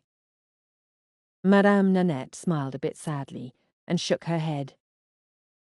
No, I'm very much afraid all of the unpleasantness has just begun. Chapter 11. Madame Nanette gone, I went back to the bedroom with renewed purpose. Milo followed me at a much more leisurely pace. What are you doing? He asked, as I took a dress of rose-coloured silk from the wardrobe. Getting ready to go out, I replied, walking past him towards the bathroom. He stopped me by reaching out to catch my arm and pulled me against him. Why would you want to do that? I very much hoped we might go back to bed. I smiled, disentangling myself from his embrace. As tempting as the offer may be, Madame Nanette's visit has only convinced me that it's important to learn what we can as quickly as we can. There is not much we can learn about the missing formula today, perhaps, but we can look into other motives. If Monsieur Bélanger did have a mistress, it might have led to his murder. Even if an affair wasn't the cause of his death, his mistress might know something that the family doesn't, if he confided in her. He sighed. What do you intend to do? I'm going to the cafe that the girl at the perfume shop mentioned to speak to the waitress who allegedly saw Elios Bélanger with another woman. If at all possible, I'm going to try to speak with the alleged mistress. Would you like to come with me? He took a seat on the edge of the bed. I don't think so. I might go to Longchamp this afternoon. Though mildly annoying, it was no great surprise that Milo would find a trip to the racetrack more preferable to sitting in a cafe with me. Very well, I said, turning towards the bathroom. Will you be back for dinner? I'll ring you and let you know. What time will you be back? I don't know. Leave a message at the desk if I'm not here. I certainly did not intend to sit around waiting for his call. Milo might be willing to spend his time in Paris out gallivanting, but I had a mystery to solve. Milo went off to the races, and I took a cab to the cafe on the Rue de Tolbiac that Marie, the perfume salesgirl, had told me about. It was located on a corner with red awnings, pots of flowers, and little tables set up on the walk outside. It was a quaint place, but not much different from any of the other hundreds of cafes scattered across Paris. I glanced at the building across the street. It was grey stone, and was apparently comprised of several flats. It, too, was unremarkable. Marie had mentioned that her friend's name was Lucille, and I debated on the best way to approach her. I had often found that casual conversation was much more effective for gaining information than outright questions were, but I could think of no way to guarantee that I could speak with Lucille unless I asked for her directly. Thus, I decided to be direct. Is Lucille here today? I asked the waiter who seated me. Yes, madame, he answered. I will send her to you. Lucille turned out to be a pretty young woman with brown curls and large dark eyes. You asked for me, madame? She said when she arrived at my table. Yes, I said. I recently met your friend Marie. She recommended this cafe to me. This was not exactly a lie, as it was the shop girl's story that had sent me here. Marie? Yes, she and I are very good friends.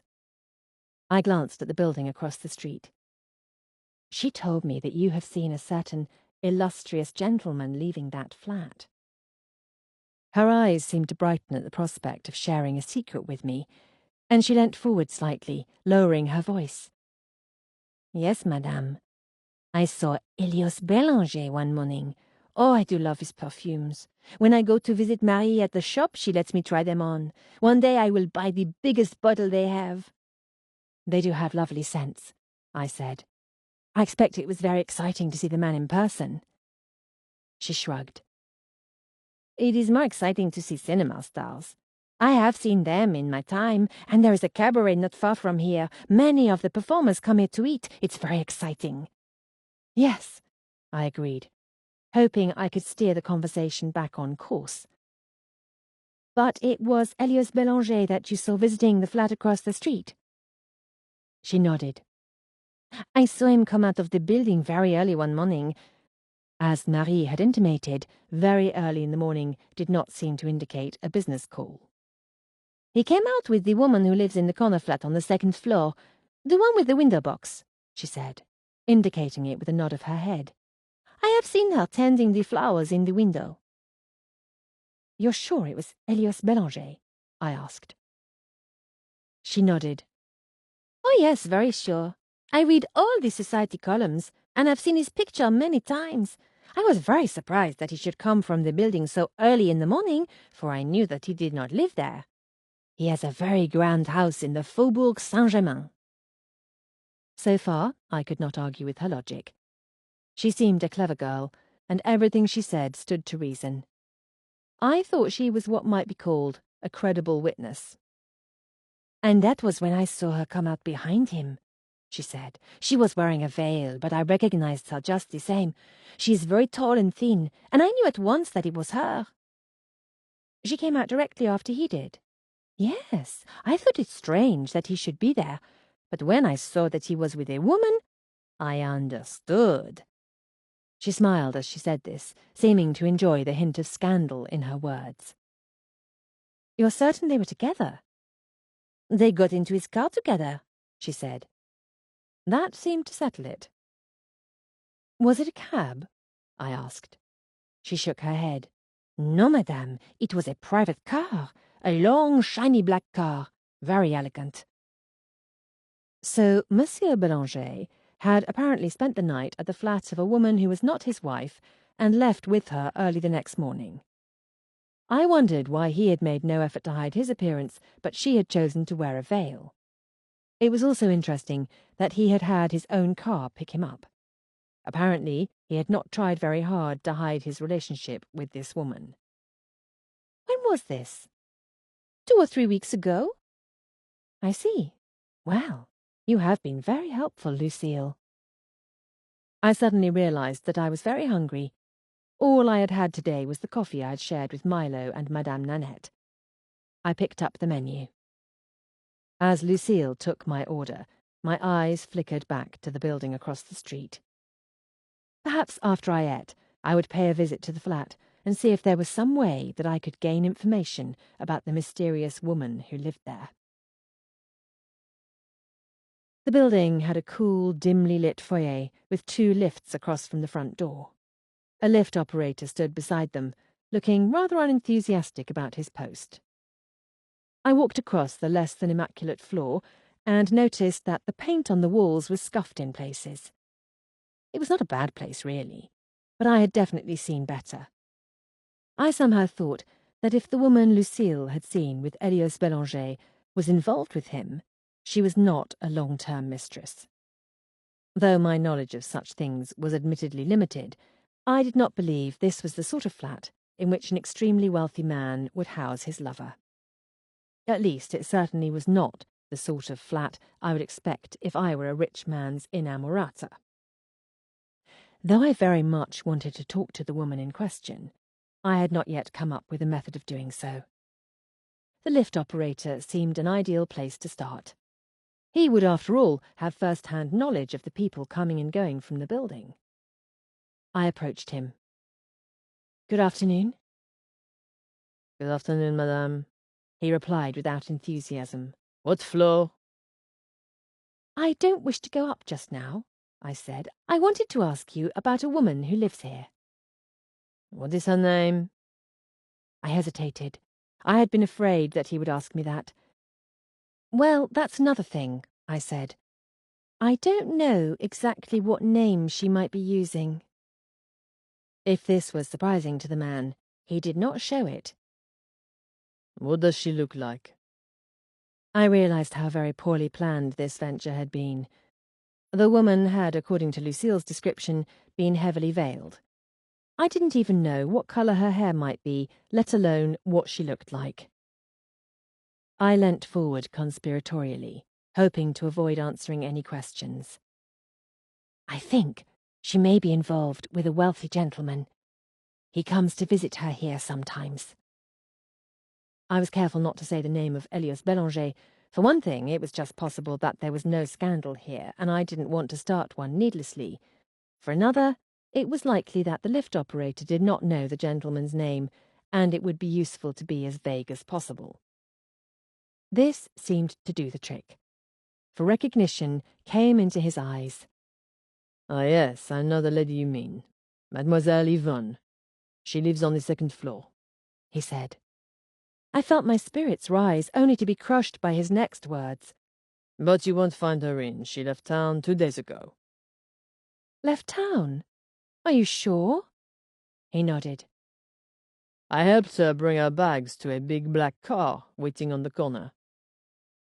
I wondered if she had gone for good. It seemed very strange to me that she should have vacated her flat.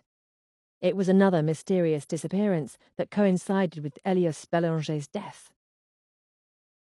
I tipped the lift operator and made my way back out into the warm afternoon sun. I had come away from this venture with more questions than answers, but I felt somehow that I was on the right track. I was not surprised to find that Milo had not returned by the time I arrived back at the hotel. Winelda had returned, however, and was eager to tell me about her adventures the previous night. We went to La Nuit Noire, and it was ever so scandalous, madam. The costumes they wore left very little to the imagination, and I have never seen such dancing. There was a dancer called Lorenza who learnt to dance in a sheikh's harem.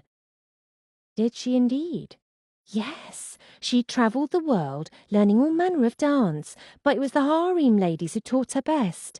Trudy says that it would be ever so romantic to live in a harem. Trudy? I asked, a bit confused. My friend, who is the maid for the other English lady. Ah, yes. Trudy says she may run away some day and hopes she ends up in a harem. I wondered a bit about the suitability of Winelda's new friend, but then I was Winelda's employer, not her mother. I don't think you should like harem life, I ventured. She shook her head, a bit mournfully it seemed. No, madam, I don't think I should like the food over there. I let it go at that, and in light of her extreme enthusiasm, sent her off again to see what other excitement was to be had. There was no call from Milo, and no message at the desk when dinner time arrived, so I had dinner in the hotel dining room. Afterwards I went to the cinema and watched a film. Or tried to watch it. My mind was much too preoccupied to pay close attention. I had pondered all day what I should do about the woman living in the flat across from the cafe. If it was true that she had left Paris, I found it doubtful that there would be any way for me to contact her. What was more, it was entirely possible that she played no part in the grand scheme of things. Even if she was Elias Bélanger's mistress, her leaving town immediately after his death was not necessarily suspicious. Perhaps she had wanted to get away, find time to face her grief. Such things were not uncommon. Besides, the fact remained that we did not even know for certain that Elias Bélanger had been murdered. This nagging doubt continued to plague me. What did we really know? All we had for certain were Madame Nanette's suspicion, the questionable behaviour of his family members, and a misplaced formula.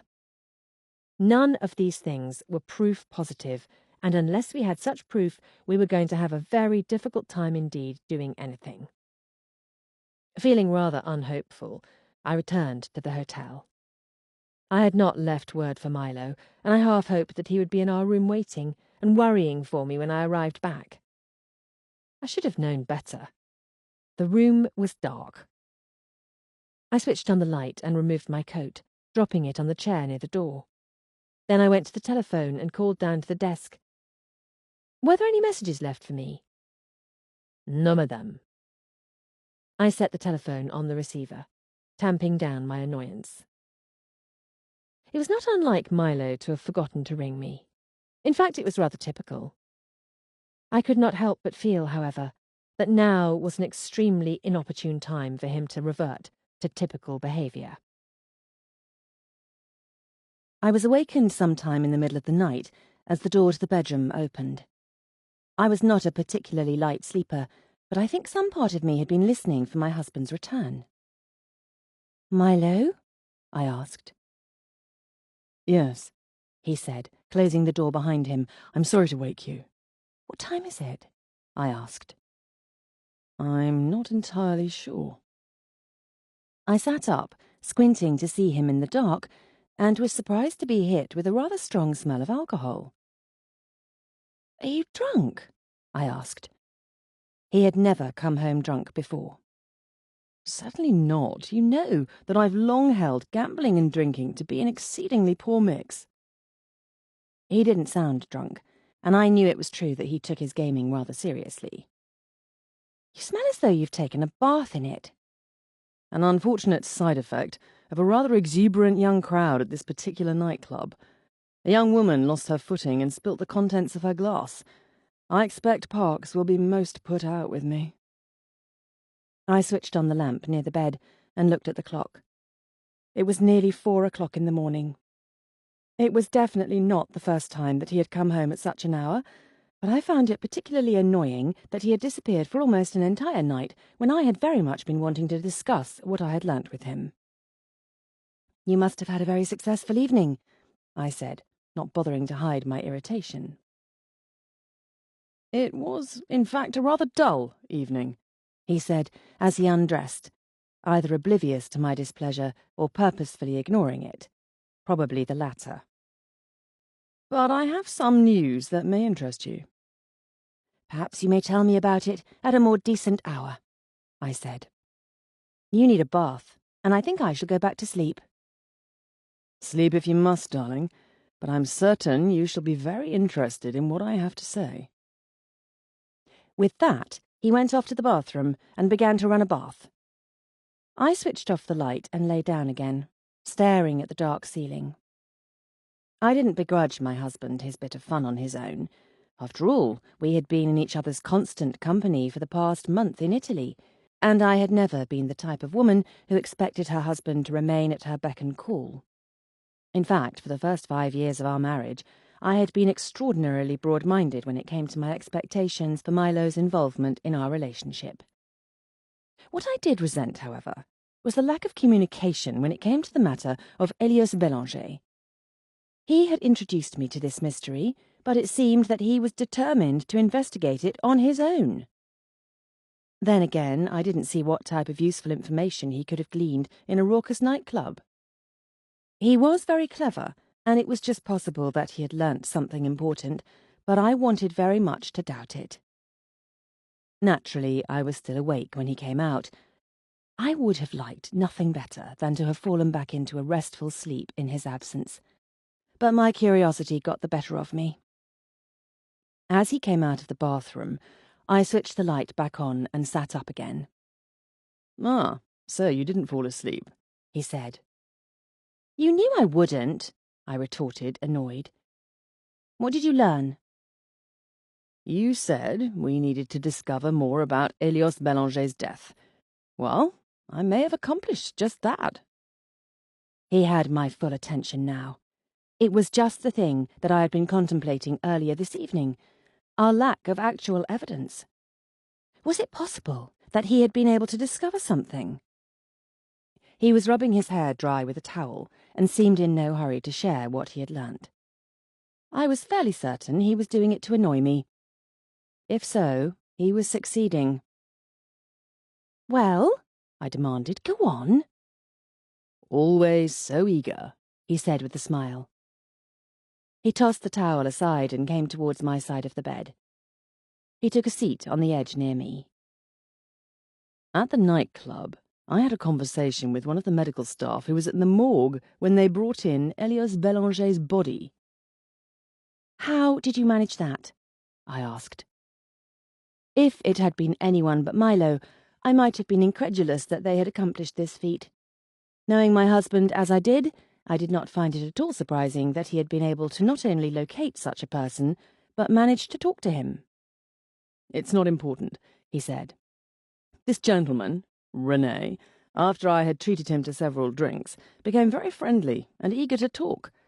He said that the body was brought in, and that the coroner who examined him said he exhibited many symptoms of heart failure." I found this highly dissatisfying. We were looking for signs of murder. Elios Bélanger's own doctor was also summoned, Milo continued. "My friend René said the doctor intimated that Bélanger had no history of heart trouble, but he did not seem particularly troubled by the death. These things can happen suddenly, he said, and though Monsieur Bélanger always had been extremely healthy, the heart is an unpredictable thing." Was any sort of post-mortem done? I asked. "I gather there were some external signs that seem to live up to what they expect from people who die of heart attacks. Mottled skin and bluing of the fingertips and lips or some such thing." "That sounds as though it could also be poison," I said. "They didn't examine him internally?" "No," he said. "It seems rather as though they took one look at him and decided his death appeared natural. In fact, his doctor recommended against a post-mortem." "That seems unusual." Milo shrugged. "He did not want to cause further grief to the family. It's not so unusual." "So if they were to look for poison or some such thing, they would have to exhume him," I said. "It doesn't seem very likely that the police would agree to that without some sort of definite proof." "No," Milo agreed. "And that's not likely to happen when his own doctor believes he died of natural causes." "Oh, how very frustrating this all is," I said. "Darling, have you considered that perhaps we have our answer?" I looked up at him. "What do you mean?" "He was an old man, known to have a high temper, and he was recently ill. It's entirely possible that he suffered a heart attack, especially given the recent close call he had in his aeroplane. Perhaps the simplest explanation is the true one." His words surprised me. "Do you really think that?" "I'm beginning to wonder." For some reason I found it difficult to believe. What was more, I was not certain that Milo really believed it himself. "I wish we could find a way to talk to the nurse they hired for him," I said. "She might be able to tell us if his first illness was suspicious." Something like exasperation crossed his expression. Or perhaps he was simply an ill older man whose life had run its course. You know, darling, you're positively ghoulish, hoping with all your heart that it is, in fact, a murder." "No such thing," I protested. "But if it was a murder, we don't want a killer to go free." "Well, I suppose I've done my part for the evening." "Yes, but you might have rung me," I said, lest he think that I approved of his independent endeavours. "It was a very tedious night, all told. You can believe me, darling, I would much rather have been here with you." I did not believe this for one moment. Try though he might to deny it, I had no doubt that Milo had enjoyed every moment of his evening. Old habits die hard, and I knew that the pull of his favourite amusements was strong. I was still a bit irritated with him for waking me up in the middle of the night, but as he had acquired such useful information, it was difficult for me to remain cross with him. "So, we have a nurse whose whereabouts we do not know, and a mysterious woman who may have been involved with Elios Bélanger." "You located your mystery woman, did you?" "Not exactly." I quickly related to Milo the events of my day. "And so she has disappeared." "Cherche la femme seems to be the theme of the evening," he said. "Yes, it's almost troublesome." "Don't you think we might dispense with thinking of it, at least until the sun comes up?" he asked. He leant forward, his arms on either side of me on the bed, He smelt of soap now, rather than stale alcohol, and a lock of his damp hair brushed my forehead as he bent to kiss me. "Yes, Milo, you're right," I replied after a moment. I reached up to sweep the strand of hair back from his face. "It's dreadfully early. I'm going back to sleep." "Minx," he said. He dropped another kiss on my lips, and then rose, going around to his side of the bed. "I do feel as though we've made some progress today," I said, attempting to be optimistic. "I told you not to fret," he replied, as he pulled back the covers and slid into bed beside me. My mind played over the events of the day. We had discovered several interesting leads that might bring us to significant evidence if we followed them. Despite Milo's efforts to convince me otherwise, I still believed that Elias Bélanger's death had not been due to natural causes. "It does seem as though there are a great many people who might have had a motive to kill Elias Bélanger," I said aloud. "And if we can seize upon the culprit and find proof, perhaps the police might be willing to re-examine his death, don't you think?" My musings were met with silence. "Milo?" With a rush of indignation, I recognized that deep, steady breathing. He was already asleep. Chapter 12. I took no particular care to keep from waking Milo the next morning, but he slept soundly and was undisturbed by my preparations. I bathed and dressed, and was just about to leave the room when I noticed his dinner jacket had slid to the ground from the chair where he had carelessly tossed it when he had come in this morning. As Parks was already likely to be highly annoyed that the jacket had been soiled, I thought it best that I keep it from getting rumpled further. I scooped the jacket up and noticed a piece of paper on the floor beneath it. Likely it had fallen from Milo's pocket. Picking it up, I saw that it was a train ticket. That struck me as curious. Milo certainly had not been wearing evening clothes on the train from Italy, and I knew that a ticket would not have escaped Parks's eagle eye for any length of time. What, then, was it doing in Milo's pocket? I looked closer at the ticket. As I had suspected, it was not the train from Milan. In fact, it was a ticket from Paris to Beauvais. I frowned. We had not been to Beauvais, nor could I think of any reason we should want to go there. What on earth was this doing in Milo's pocket? The realization hit me suddenly, followed by chagrin that it had taken me so long to come to it. Milo had come in so late, not because of the time he had spent gathering information at a nightclub, but because he had taken the train to Beauvais and back. The liquor he had been doused in had probably been spilt on him by an unsteady rider on the train, and not an inebriated woman. I went over in my mind what he had told me last night. Thinking about it now, I didn't see how the conversation he had had with the morgue employee, René, could have taken more than half an hour. Whatever Milo had been doing last night, it was clear that he had not spent the entire evening in a nightclub. I recognized that familiar sinking feeling, accompanied by a surge of indignation. My husband had lied to me. I dressed carefully for my meeting with Cécile Bélanger that afternoon. I wanted to continue to cultivate the impression of a woman of leisure with money to spare.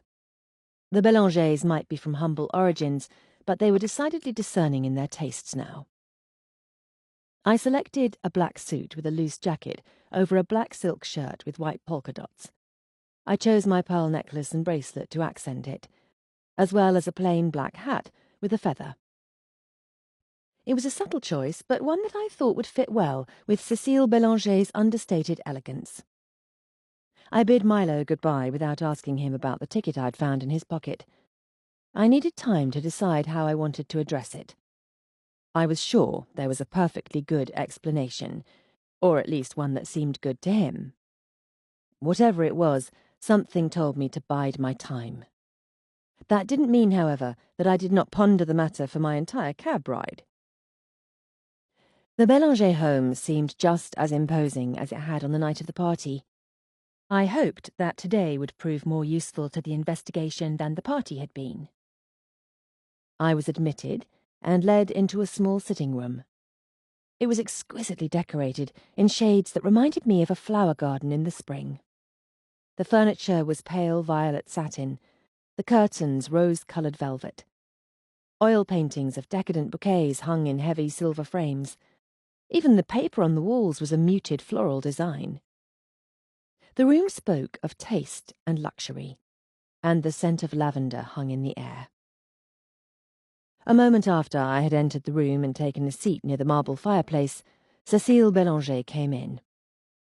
I was surprised to see that she was followed by the elder Bélanger brother, Anton. They were both dressed in black and looked solemn and striking in contrast to the soft colours of the room.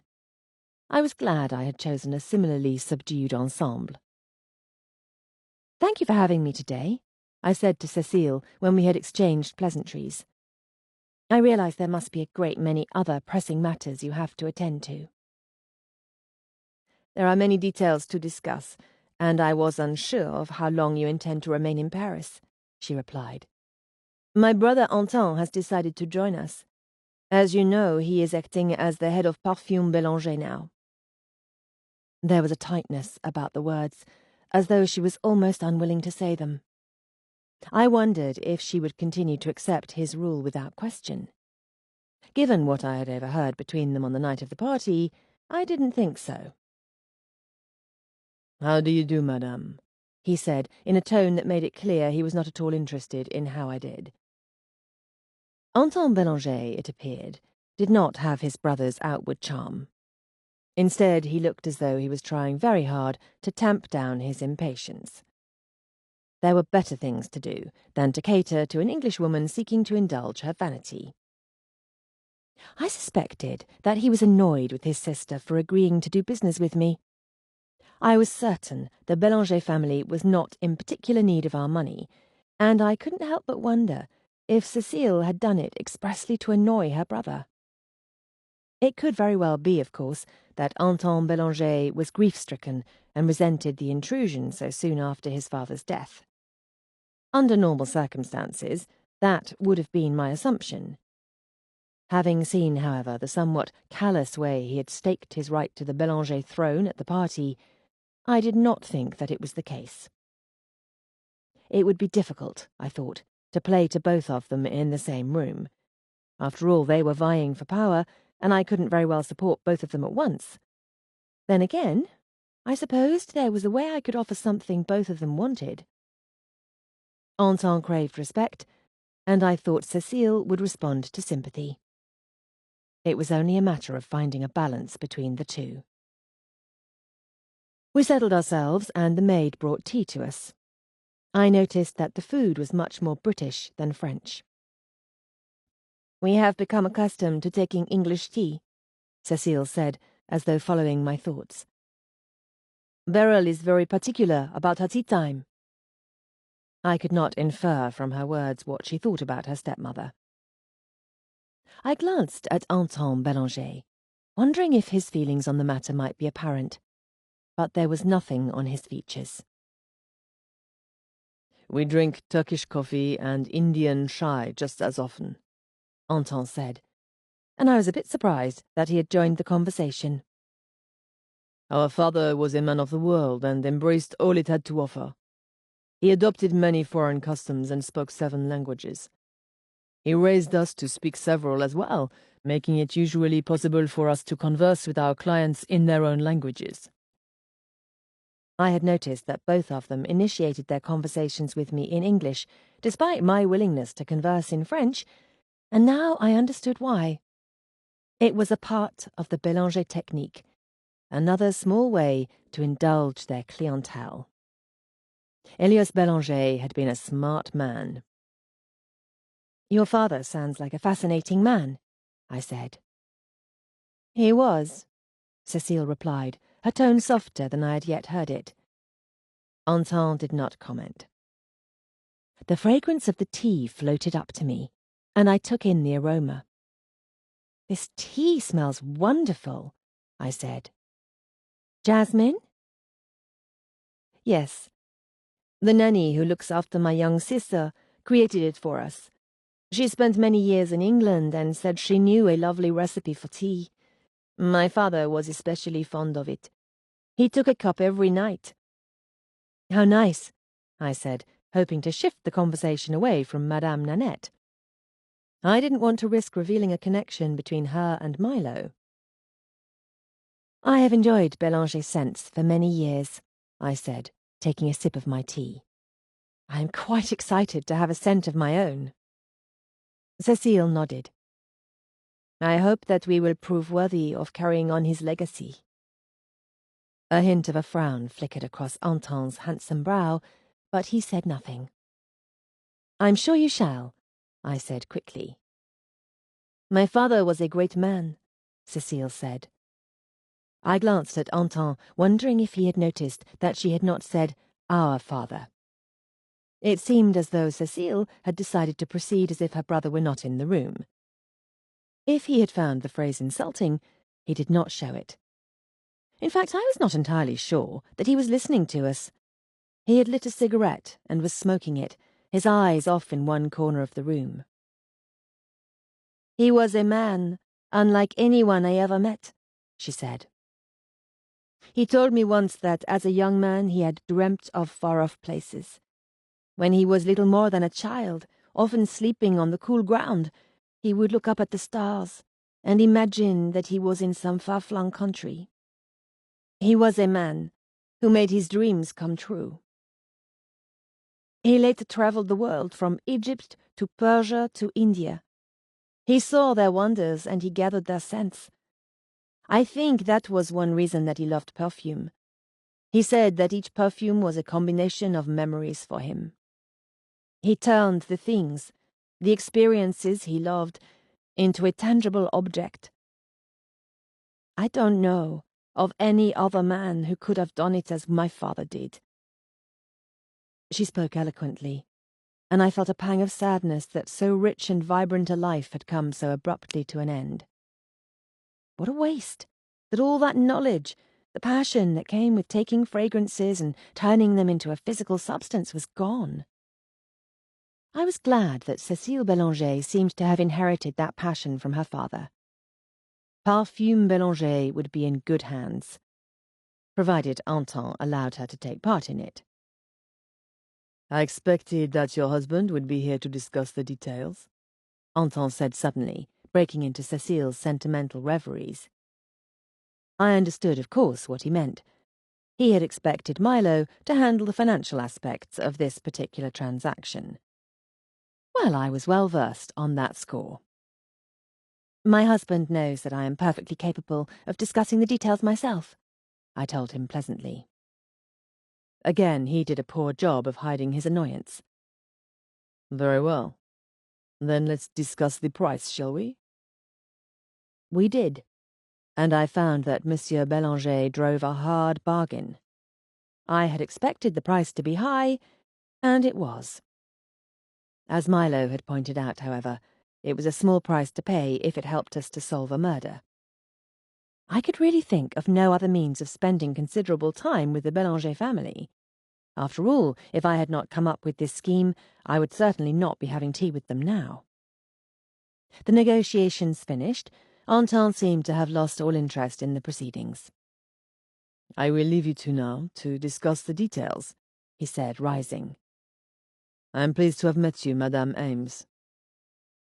With that, he turned and left the room. I was, admittedly, glad to see him go. It was not that he made me uneasy. I had interacted with dour personalities often enough, but I was glad for the chance to speak with Cécile alone. "You must excuse my brother," she said when he had gone. "Anton has never been very good at social niceties. I suppose he is somewhat like my father in that sense." "Which of you is more like your father?" I asked. The question seemed to catch her off guard, and for a moment I was worried that I might have said the wrong thing. Then she seemed to consider the question. "We are both like him, I suppose. I have my father's passion, but Anton has his determination, his desire to succeed." I imagine he was very proud of both of you. A shadow crossed her eyes. I believe that he was. Yes. I wondered if it had occurred to Anton and Cécile that they would have a much better chance of success if they worked together. The traits they had inherited from their father would best be used in combination. It was not my place to say so, however. That was something they would have to work out on their own. "Well," she said, seeming to rouse herself. "Now we will get to the pleasant part. We will discuss scents." There was a sudden light in her eyes. "I'm afraid I don't know very much about the way perfume is made," I said. "I am relying on you." "The science of scent," she said, seated on the edge of the satin chair, her hands folded in her lap, "is something which cannot be explained in a few moments. Indeed, it is really something that requires a lifetime to master. I have studied a long time, and there is still much I have to learn. I imagine many people believe that it's just a shake of orchid and a dab of rose water that creates perfume in the bottle. It's nothing at all like that. It's much more mysterious.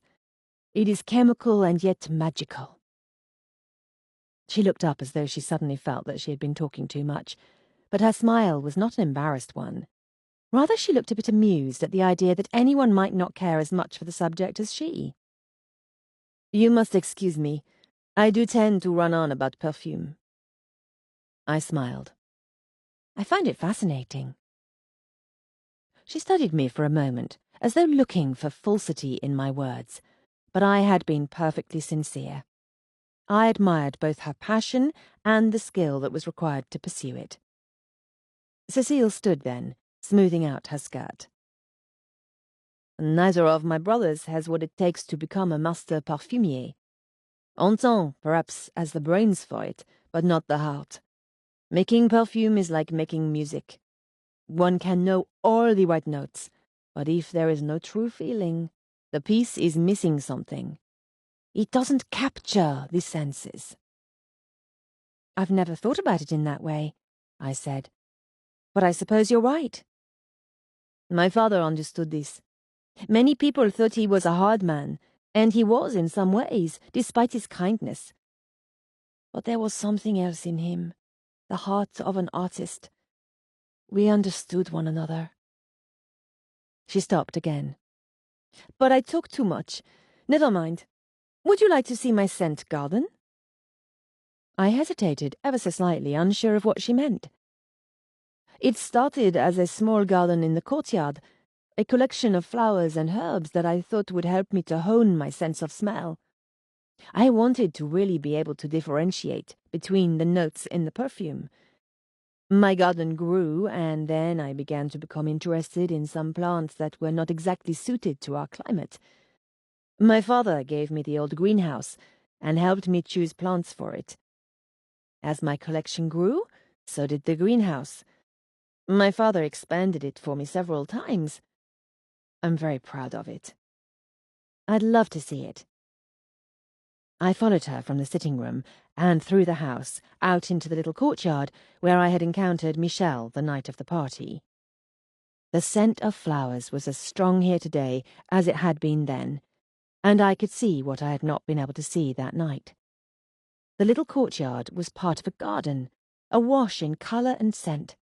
Forsythia, lilac, and mimosa were in bloom, and the branches of the cherry blossom tree along the stone wall swayed in the breeze.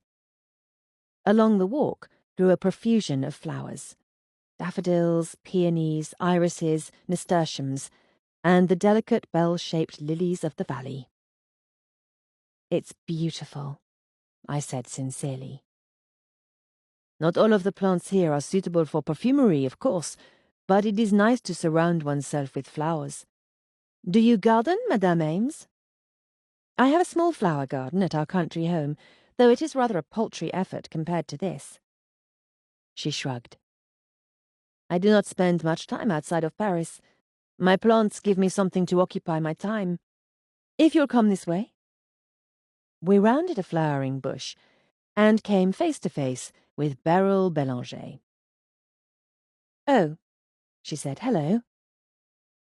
She looked even smaller up close than she had from afar, standing on the staircase at the party.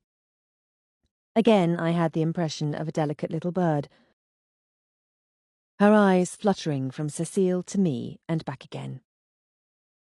I was not sure why, but I felt that there was something almost guilty in her expression. I wondered if it had to do with the fact that she held a basket with freshly cut roses in it. Perhaps she had been poaching in Cecile's private reserve. "Hello, Beryl," Cecile said. "Allow me to introduce you to Madame Ames. Madame Ames, this is my father's widow, Beryl Bélanger." She made this unfaltering introduction without emotion, but I thought Beryl flinched a bit at the word widow. Cecile was a difficult woman to read. I tried and failed to determine what her feelings for her young stepmother might be.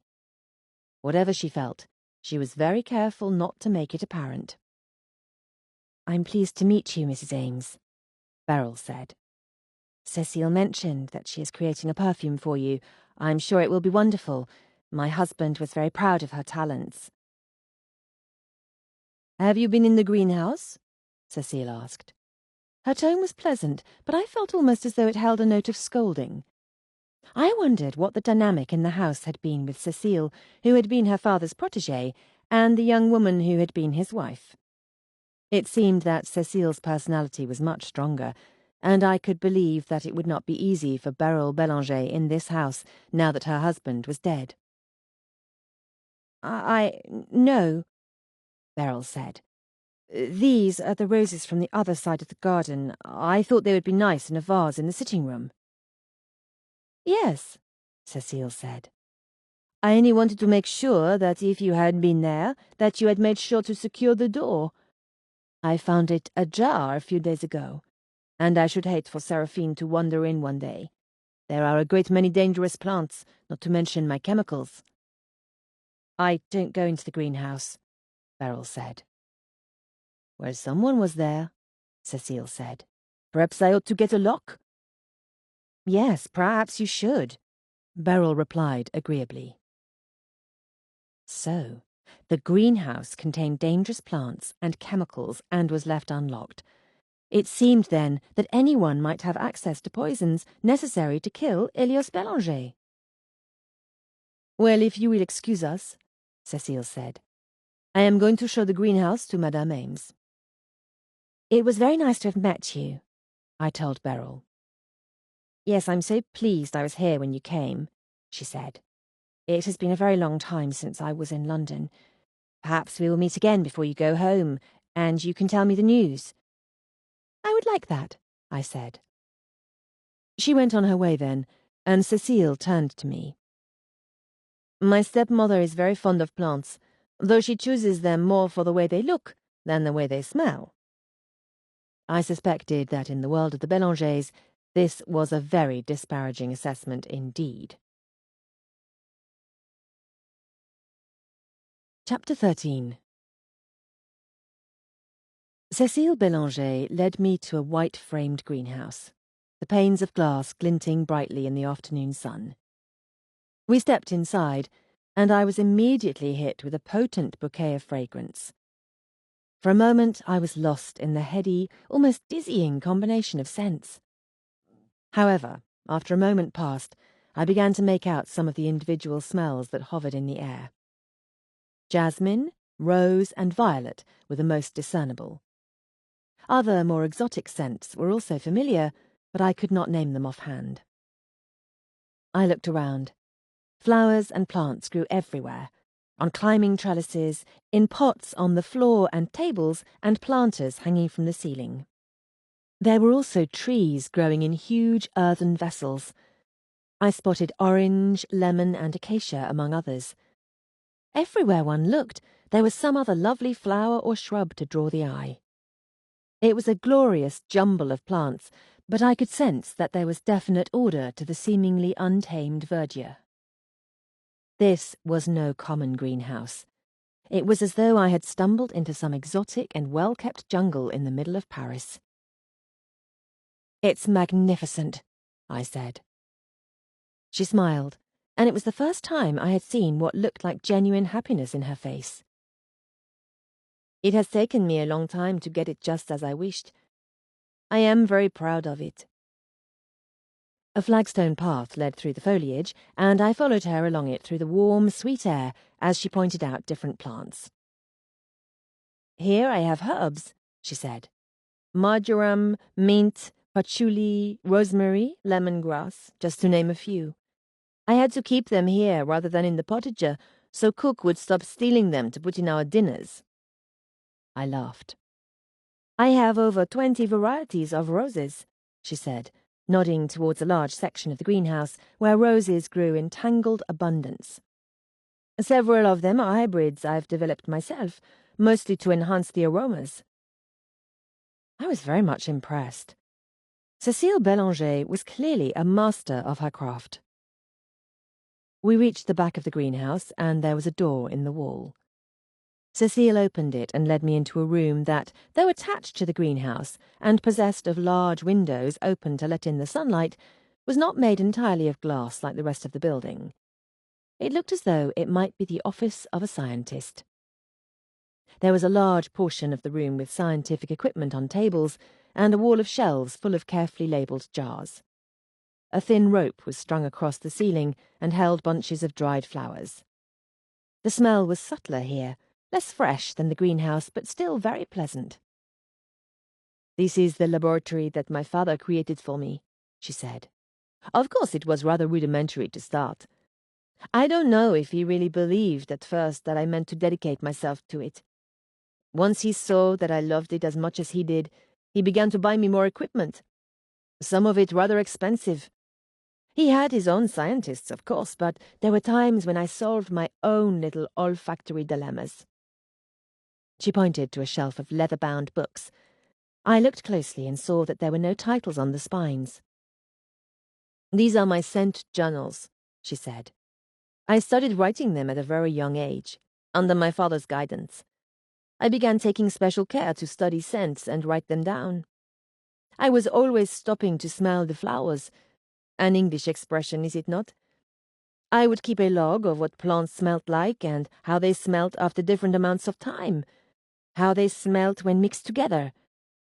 They called him le nez, the nose, for his renowned sense of smell, and he called me his petit nez. Later, of course, my notes became much more scientific. My father would often read over them and add remarks." "I think it's wonderful that he encouraged you to follow in his footsteps," I said. She nodded. "I was always very happy that he did not view women as incapable of doing the things that men do. Instead of pointing me towards more jeune pursuits, he did everything possible to nurture my fascination with scent and develop my skills." She was fortunate in that respect. I knew a great many women who had been discouraged from such pursuits by parents who thought their main objective was to marry well and produce heirs. She led me to the table that held her equipment. There was a large metal press and an array of beakers, droppers, spoons, and a great many other things I didn't recognize. She pointed to a curious-looking contraption. "This is for steam distillation," she said. Her hand moved to another piece of equipment, what appeared to be a stack of frames on the floor, not unlike a wooden beehive in appearance. "Are you familiar with the process of enfleurage?" she asked. "Only vaguely," I admitted. I had determined it would not do any good to pretend that I was in any way knowledgeable about the process of perfumery. Better to say that my interest was newly developed than fumble my way through feigned familiarity. Enfleurage is used to extract the fragrance from flowers. She picked up a plate of glass in a wooden frame. In cold enfleurage, these chassis are coated with fat, and flower petals are pressed between them. The fat absorbs the fragrance from the petals over the course of several days. The process is repeated until the fat has absorbed enough of the fragrance." "I see," I said. "How very interesting." "I have always thought so," she said, a smile forming at the corners of her mouth. In fact, I first attempted it many years ago. I had seen the process done at my father's factories, and here in his laboratory as a young girl. He made his own lavender pomade that he was never without, and I was fascinated by the method and most eager to try it myself. When I was perhaps 10 years old, I located some broken window panes in the garden shed, coated them with leftover grease I had secreted from the kitchen, and picked some roses from my mother's garden, pressing them with some old bricks for several days. Unfortunately, I lacked the correct technique. The grease went rancid and the flowers rotted. The resulting pomade was putrid in the extreme, as I am sure you can imagine. We laughed, and I could tell the memory was special to her. "I put it in a jar anyway," she said. "My mother accepted the present graciously, and my father took me back to the shed to show me what I had done wrong." Her smile faded ever so slightly as a look of sadness came into her eyes. "I learned everything I know about perfume from my father, and everything about being a good woman from my mother." "They must have been very special people," I said. She nodded. "My mother was a beautiful woman." There was something unspoken in the words, and I wondered if she was thinking about her stepmother, comparing the young woman who had married her father to the woman who had raised her. The soft silence of the room was suddenly broken by the ringing of a telephone I had not noticed on the wall. "We had it installed for the sake of convenience, but it is sometimes a nuisance," she said, going to answer it. "Yes?" She listened for a moment, and then glanced at her wrist. In keeping with her generally understated appearance, the only jewellery she wore was a watch. Granted, it was a watch set in diamonds and emeralds, displaying both great wealth and eminent practicality. It suited Cécile Bélanger perfectly. "Very well," she said. She hung up the phone and turned to me. "I'm sorry, Madame Ames. I'm afraid I have lost track of time. In order to create your custom scent, we really should talk more. I need to learn more about you before I can determine what will best suit you. Unfortunately, I have another engagement this afternoon." I remembered what Madame Nanette had told us. Today was the reading of the will. "Perhaps we might set up another appointment?" I asked. "Yes." It seemed that she hesitated ever so slightly, and then said suddenly, "Would you and your husband like to come to dinner tomorrow night?" I couldn't help but be a bit surprised at the invitation. This was more of a social engagement than a business transaction. I thought perhaps that she had warmed to me throughout the course of the day. I certainly felt as though I knew her better than I had. "That would be lovely," I said. "Good," she smiled. "I shall look forward to it." I couldn't help but feel a bit guilty. I had approached Cécile Bélanger under false pretenses, but now I felt that what might have the potential to blossom into a genuine friendship was tainted with my treachery. Of course, there remained the possibility that Cécile was a killer, in which case I was certainly not the one who should feel guilty. We walked back through the garden and into the house. Just as we reached the foyer, Anton stepped out of the office that he had inherited from his father, the one from which I had heard their conversation at the party. "Cécile, may I speak with you?" "Yes, after I've walked Madame Ames out." "I can show myself out," I said. It was, after all, only a few steps to the door. "Very well," she said. "Good afternoon. And we shall see you tomorrow night?" "Yes, I shall look forward to it." With a dismissive nod in my direction, Anton motioned for her to precede him into the room, and he followed her, closing the door behind them. As much as I was tempted to press my ear against the door, my sense of propriety won the day, and I turned to take my leave. It seemed my opportunity for eavesdropping had not been lost, however, for just as I reached the front door, I caught the sound of voices in the drawing-room, and I couldn't help but hear what they said. "What a lovely bouquet! And you look positively blooming yourself." Thank you, came the hesitant reply. I recognized both voices. It was Beryl and Michel Bélanger. It seemed Michel must have just come in and found Beryl arranging her roses from the garden. There was something in the interaction that gave me pause. This seemed to be more than a friendly conversation. His next words confirmed it. One might never know that you were recently widowed. His tone held a jesting, almost mocking note. I have no doubt you will find comfort in your grief. I wish you wouldn't say such things, Michel. Her voice was strained, almost distressed. He laughed. You needn't feign grief with me, my dear stepmother. Please, she whispered. Don't. I do not judge you, not at all, nor do I begrudge you your little afternoon walks in the Jardin du Luxembourg. I think tomorrow would be a good time for one, yes? He is anxious to be alone with you, I am sure. There was a sudden thump, and the shatter of glass followed by a startled cry. How clumsy of you, Beryl, Michel said. I slipped out the front door before one of them came from the room to summon a maid to clean up the broken vase. So, the tensions in the Bélanger household had not diminished with the death of Elias Bélanger.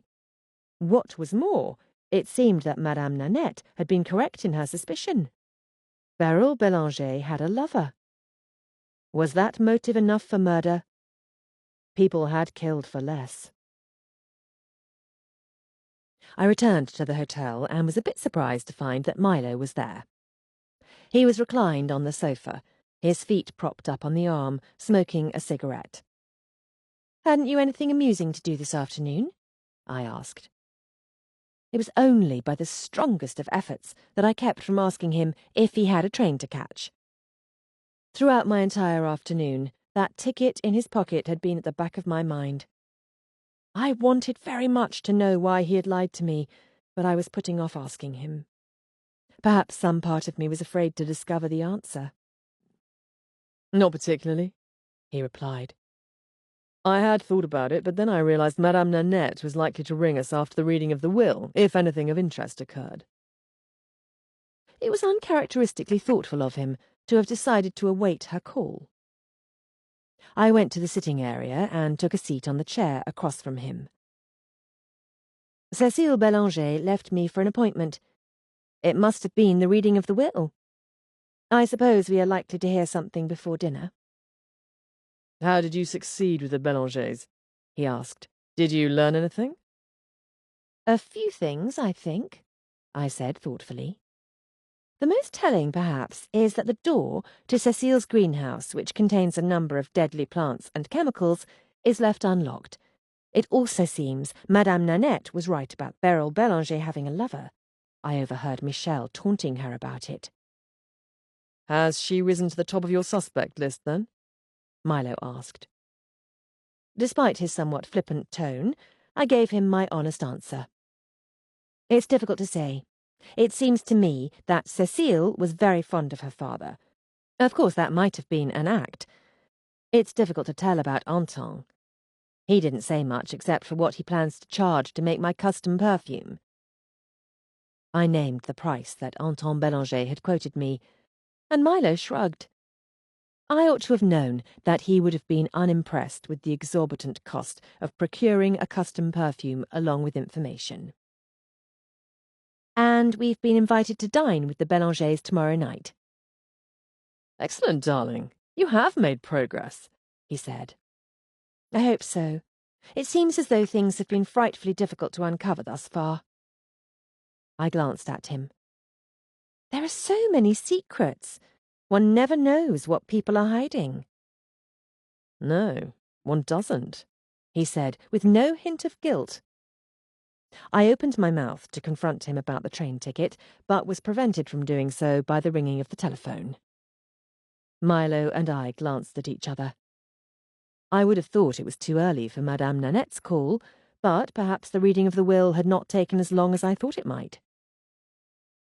I started to rise, but Milo sat up and was on his feet before I was. I'll get it, he said, dropping his cigarette in the ashtray. He crossed to the telephone and picked it up. "Hello?" he said. There was a slight pause, and I could tell from something in his manner that it was not Madame Nanette. "Yes. What did she say?" Another pause. "Indeed. You have done very well." This was a rather curious conversation. I wondered to whom he was speaking. "No," he said.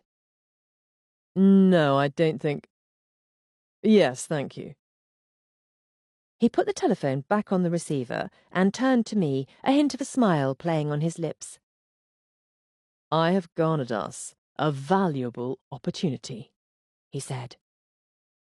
Oh? I asked. "I've found a way for us to speak to Herr Muller." I had to admit this was good news. I had been trying to think of a way I might approach him, but, short of commissioning him to make a sculpture of some sort, I had not had any good ideas. And I did not particularly want to pay for both a custom perfume and a sculpture in the space of one visit to Paris. "It turns out that he has come to Paris to meet with a model," Milo said. Something about this bit of information struck a chord of suspicion in me. I suddenly had the distinct impression that he was being evasive. "Who was that on the telephone, Milo?" "That was Nadine," he said very casually. It was just as I thought. "Dear little Nadine," I said. "What did she have to say?" "It occurred to me earlier that she might prove of use to us." "Did it?" I replied, quite interested to know his logic. "How so?" "I told you that she works as a model. I rang her this afternoon and asked if she might ask some of her friends if any of them have posed for Herr Muller before. It turns out he's rather a well-known figure here in Paris. Nadine has been acquainted with several of his models, including the one he is going to sculpt next. She made plans to meet them at a nightclub tonight, and has invited us to join them." Though I hated to give any credit to Nadine, I couldn't help but feel it would be a good opportunity. Herr Muller had behaved rather strangely at the party, and I would like to see what else I could learn about him. On the other hand, I was already very annoyed with my husband for keeping secrets from me, and the prospect of a dinner with him and a table of young models was not entirely appealing. I realized suddenly that he was waiting for a response. "Very well," I said. "I think that may prove very useful." "I thought it was rather clever of her to arrange it." "Yes, perfectly enchanting," I replied. "How shall we ever repay her?" My inability to keep the edge from my voice annoyed me. I had nothing against Nadine, and she had indeed been quite helpful. The problem was that I could not forget that ticket I had found in his pocket this morning, but nor did the time seem right to confront him about it. All of this crossed my mind in a matter of seconds. When I looked up, Milo's eyes caught mine, and it was too late for me to mask my expression. "What's the matter?" he asked. "Nothing," I replied lightly. "I told you I don't mind Nadine." "I don't mean Nadine," he said. "There's something else." I hated moments like these, when he could read my emotions with minimal effort, and I could tell nothing of what was going on behind those blue eyes of his. With great effort, I smoothed my features and offered him a smile. "I suppose I'm a bit tired after meeting with the Bélangers today. It's nothing." Chapter 14. Madame Nanette had not rung us by the time we left for the nightclub. Milo had been a bit reluctant, I think, to leave the hotel without hearing from her, but I was not especially concerned. It was likely that she had been caught up caring for the child and had not yet found the time to contact us.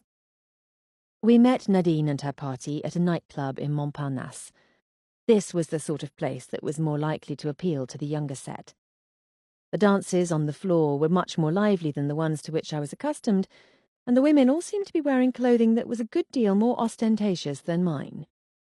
Then again, I was no longer one of the flashy younger generation. I had chosen a heavily beaded gown of sapphire blue, which I felt was quite gaudy enough. We were shown to a table where Nadine sat with 2 other young women, 2 young gentlemen, and Herr Müller. The gentleman rose when we reached the table, as did Nadine. She was, as I had expected, extremely glad to see Milo. She stopped just short of embracing him as we arrived. To her credit, she greeted me almost as warmly. "Your gown is magnificent, Madame Ames.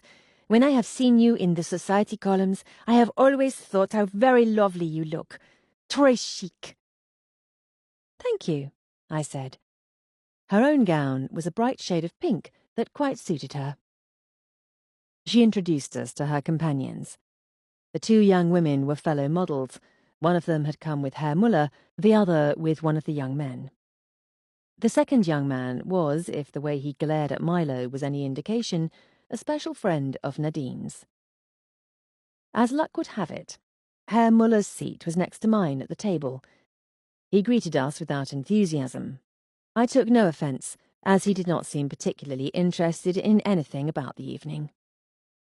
I expected that learning anything from him would prove a difficult task, but I was up to the challenge.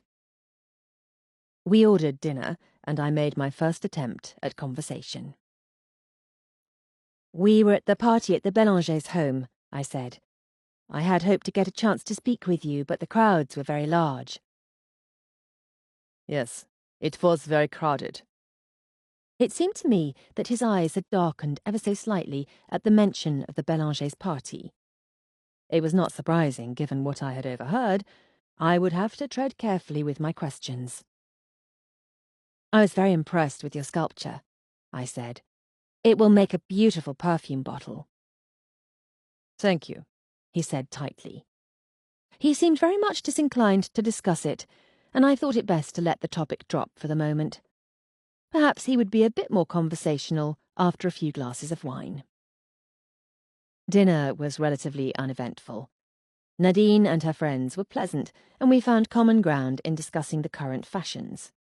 Herr Müller did not contribute much to the conversation. I did notice that his features, though expressionless, did not carry the same haughty disdain that had been in evidence at the Bélanger party. He merely seemed bored. It seemed that the wine had indeed improved his temper, however, for the meal finished, he rose and turned to me. "Will you dance with me, madame?" he asked. "I should like that very much," I replied. He pulled back my chair, and we made our way towards the dance floor.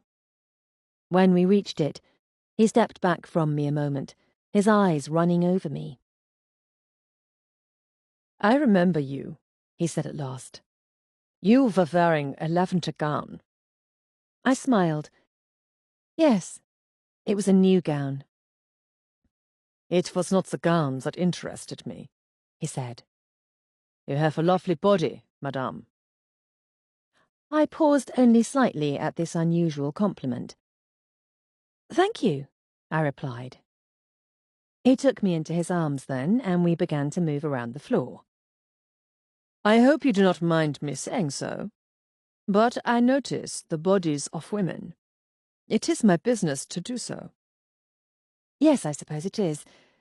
Was Mademoiselle Montreux the model for the bottle sculpture?" I asked, referring to the young woman who had accompanied him to dinner. "No," he said, and I thought I detected a hint of a story in the single word. I was glad when he continued. "Helios had wanted me to model the bottle after his late wife, but I cannot work from an old photograph. I need living flesh." I wondered what Beryl Bélanger had thought of her husband calling his perfume the Angel of Memory and intending to model the bottle after his deceased wife. "I thought perhaps his new wife would suffice," Herr Müller went on. "But then I was introduced to a young woman named Angélique, and I knew at once that I wanted to sculpt her. I wanted, in fact, to make her my permanent model, but she said that she would model for the bottle but nothing more." He sounded irritated by this fact. I supposed it was not usual for women to refuse him. So Angélique, Michel Bélanger's former mistress, had been the model for the bottle. I wondered how that had come about. "She is a friend of Michel Bélanger, I understand," I said. She was, yes. Again, I had the impression that there was more than what he was saying. "I heard that Monsieur Bélanger did not approve of the relationship and drove them apart," I said, hoping to nudge him along. It seemed to have done the trick, for his eyes flashed. Elias Bélanger was a fool, he said hotly. Under other circumstances, I might have been a bit surprised that he should speak so vehemently about a man who had recently died. Given what I had overheard at the party, I had not expected warm sentiments. "You think that Michel Bélanger and Angélique were a good match?" No, he scoffed. Michel did not deserve her. I say Elias was a fool because of the way he acted. He did not want Angélique to be the model for the bottle. We had many rows over it. He ought to have trusted my judgment rather than fight me. He was behaving very strangely about the matter. After all, the sculpture is an angel. Who better to model for it than a woman named Angélique? Had you known him long? Too long, it seemed to me. I wondered if there was some particular event that had driven the two of them apart, or if it had simply been a clash of artistic personalities. "I would have thought it might have strengthened your friendship, working together so closely," I ventured. He shook his head. We were friends once, but not at the end. I should never have agreed to create the bottle. But I have admired his perfumes, given them to my wives and mistresses, and I thought that a bottle would be an interesting form of art. I have never done something like this before, something that will be reproduced in glass. I was not entirely sure that I wanted to do it, but I was finally convinced. It did not take me long to realize that I would not be able to tolerate his interference. He was constantly changing his mind, questioning my decisions. He insulted me more than once. In the end, I could work only with Monsieur Anton. This was what I had gathered from the conversation I had had at the party. It was not entirely surprising that two men of creative temperament should have had difficulty working together. "What did Monsieur Anton say about Angélique serving as the model?" I asked. "I have the impression he does not much approve of Michel." It was no one's concern but mine. I decided that I wanted Angélique, and I had her. "I see. No doubt she was flattered to have been made into the bottle." He smiled a bit ruefully. Angélique is not an easy woman to flatter, and she was a terrible model. Always she was wanting to move. I must have something to drink. I want to smoke a cigarette. This room is too hot. I have never had a model who was as difficult as she. Never again will I work with such a woman. Despite the heat of his words, his mouth had softened around the edges, and I could not help but think that Angélique had cast her spell over him. This speech seemed to have tired him, for he stopped as we reached the edge of the dance floor and pulled a handkerchief from his pocket, wiping his brow. I thought it would be a good thing to speak with Angélique at some point. She might have some interesting insight to offer about the Bélanger family. Granted, she was much more likely to be interested in speaking to Milo than she would be to me. I glanced to where Milo was dancing around the floor with Nadine's friend, Mademoiselle Montreux, the woman who was Herr Muller's current model. I hoped that he would attempt to glean some sort of useful information from her, but the way she threw her head back and laughed at something he said made me doubt it. I turned my attention back to the matter at hand. "I am sure that Monsieur Bélanger would have loved the sculpture and would have been glad that it will carry on his legacy." I think if he had lived, he would have chosen a different bottle, Herr Muller said. This I had not expected. "I find that very surprising," I said, Was it because of Angelique? It was because Helios Bélanger was a fool, he said. He saw enemies where they did not exist. But surely if you had a contract, he would not have been able to refuse it. We did not have a contract because I had done the sculpture as a favor. It was an agreement between gentlemen, before I realized that Helios Bélanger was no gentleman. I was to receive my compensation when the bottle went into production. Then he stood to lose if Monsieur Bélanger had changed his mind. It was a very good motive. I wondered if I should press him further. Nothing ventured, nothing gained. I would have to be blunt. I suppose it is vulgar to say so, but it seems that Monsieur Bélanger's death was beneficial to you. It seemed to me that his gaze narrowed ever so slightly, and I wondered if he suspected that there was more to my comment than simple observation. Whatever he thought of my remark, he did not deny it. Yes, he said. His death has saved me a great deal of trouble. Monsieur Anton will use my bottle, and I will receive my compensation. I did not hate the man, but nor do I mourn him. I see. So Herr Müller had been reluctant to do the sculpture in the first place, and might have been out a good deal of money if Monsieur Bélanger had lived. I wondered if it might be reason enough to kill. The dance ended, and we went back to the table. Milo was not there, nor did I see him on the dance floor. Nadine must have noticed that I had looked for him, for she smiled. "He has gone to use the telephone, I think." I suspected that he had gone to see if there had been any messages left for us by Madame Nanette. It was obvious that he cared for her a great deal, for there was no other aspect of his life in which he was so solicitous. "Do you know," Nadine said, leaning towards me, "that when I was a child, I was very much in love with your husband." "Oh?"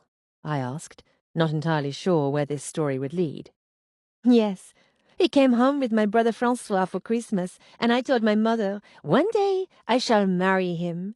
My mother told me she would forbid it, considering the way he and Francois and Michel Bélanger behaved." She laughed. "And so I planned an elopement. He never knew it, of course. I was heartbroken when I heard that he had been married. I have grown up now, of course. I see that he made a very good match." I smiled. "Thank you. When two people are meant to be together, well, nothing can stop it." I thought this seemed a good opportunity to broach the subject that had been on my mind. "You mentioned Michel Bélanger. Do you know Angelique?" "Oh, nearly all of Paris knows Angelique," she said. "But I have never met her. She's very famous, or perhaps infamous is the better word. She sings, I believe, and dances without many clothes, so they say, at La Reine Bleue." I was deprived of further gossip, as Milo made his way back to the table just then and stood behind my chair. "I'm terribly sorry, but I'm afraid we'll have to leave," he said. "Something has come up." He must have been contacted by Madame Nanette.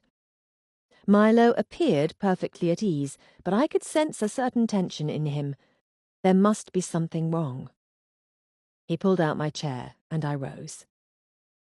As we said our goodbyes, I wondered if I would have another opportunity to speak to Herr Müller. There had been much in our conversation that seemed promising in the way of making him a suspect. I couldn't say that I felt strongly that he was a killer, but I didn't doubt the potential was there. He looked at me then, almost as though he had read my mind, and offered me a small smile. I felt a bit of a chill as his cool eyes met mine, and then the sensation disappeared, and I wondered if I had imagined it.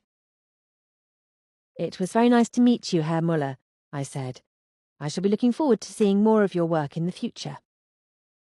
He looked as though he was about to say something, but then thought better of it. Instead, he nodded. "Thank you." Milo took my arm, and we walked towards the exit. "Madame Nanette?" I asked. He nodded. "She left a message at the desk. She said only that she would come to see us at midnight, unless she was able to ring again before then. There may not be anything wrong, I said. Perhaps not, but the desk clerk said she sounded distressed. That seemed an ominous sign. I thought perhaps the will might provide some interesting bit of news, but I didn't think that it would be cause for distress. Did the clerk say anything else? No, I assume she didn't want to say much over the telephone. Likely she was still at the Belanger residence and would need to put the child to sleep before she could get away. I sighed. Then there's nothing we can do but wait. It was nearly midnight when we reached the hotel. I was glad. I didn't feel like I could stand much suspense. For some reason, I was very on edge about Madame Nanette's news, whatever it might be. Milo, as usual, gave no outward indication of alarm, but I knew that he must be concerned.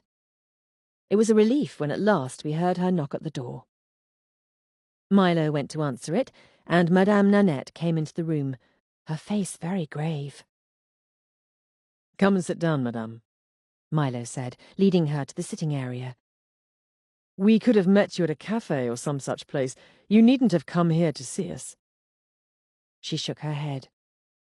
No, I didn't want to chance being seen in public. I am more certain now than ever that someone had a hand in Elios Belanger's death. "You're very pale," Milo said. "Would you like a drink?" She shook her head. No, I am well, thank you.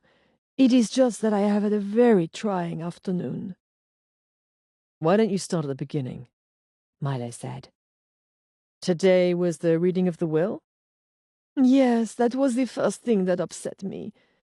You see, Elios left me money. Quite a lot of money. "And this is cause for distress?" Milo asked wryly. Well, yes, in a way, she said. I never dreamt that he would remember me in his will. We have not meant anything to each other in 30 years. I think the family wonders why it was that he did such a thing. "It doesn't much matter what the family thinks," Milo said. "That was Monsieur Belanger's decision. Besides, I'm sure there is more than enough money to go around." She sighed. I suppose. But there is something else. The will stated that Anton and Cécile should maintain equal control of Parfume Belanger. "I see," Milo said. "That does seem to be an interesting development." I don't suppose Anton was very pleased about that, I said. No, they had a very great quarrel about it, in fact. Anton said that his father had told him that he would be given control of the company. He even claimed to have seen a draft of a different will. "A different will?" Milo questioned. Yes. He said it was in his father's desk drawer. He offered to produce it, but the solicitor said that even if a later will had been drafted by Monsieur Belanger, it had not been witnessed and was not legally binding. "And Monsieur Belanger was dead before that newer will could be formalized," Milo said. Madame Nanette nodded. What did Cécile say? I asked. Not much. She did not seem surprised. I can only assume that Monsieur Belanger had told her his true intentions. What of Michel? I asked. That was another surprise. Michel was left a very large sum of money, though Monsieur Belanger had frequently quarrelled with Michel, and even threatened to disinherit him on occasion. In fact, I wondered if that second draft of the will had said as much.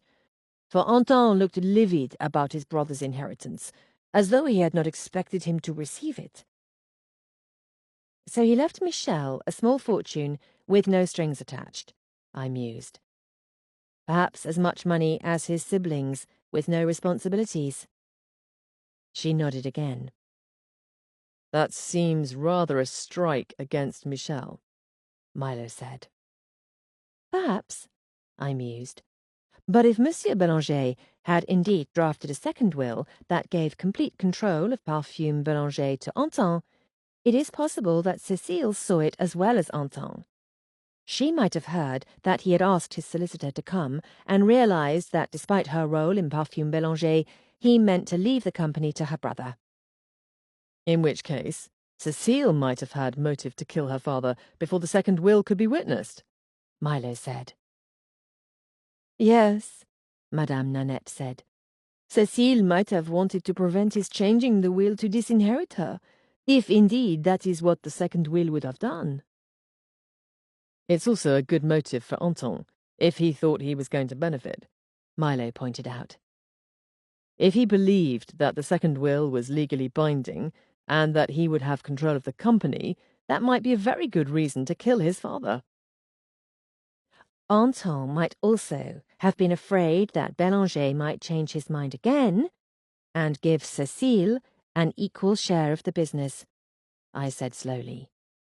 Perhaps he decided to act quickly and kill his father before it could be done. It's possible, Milo said. I wish we could see the second draft of the will, I mused. It might give some insight into Monsieur Bélanger's frame of mind before his death. I find it rather strange that he would draft any will that did not give Cecile some share in the company. After all, she is the one who cares most for perfume.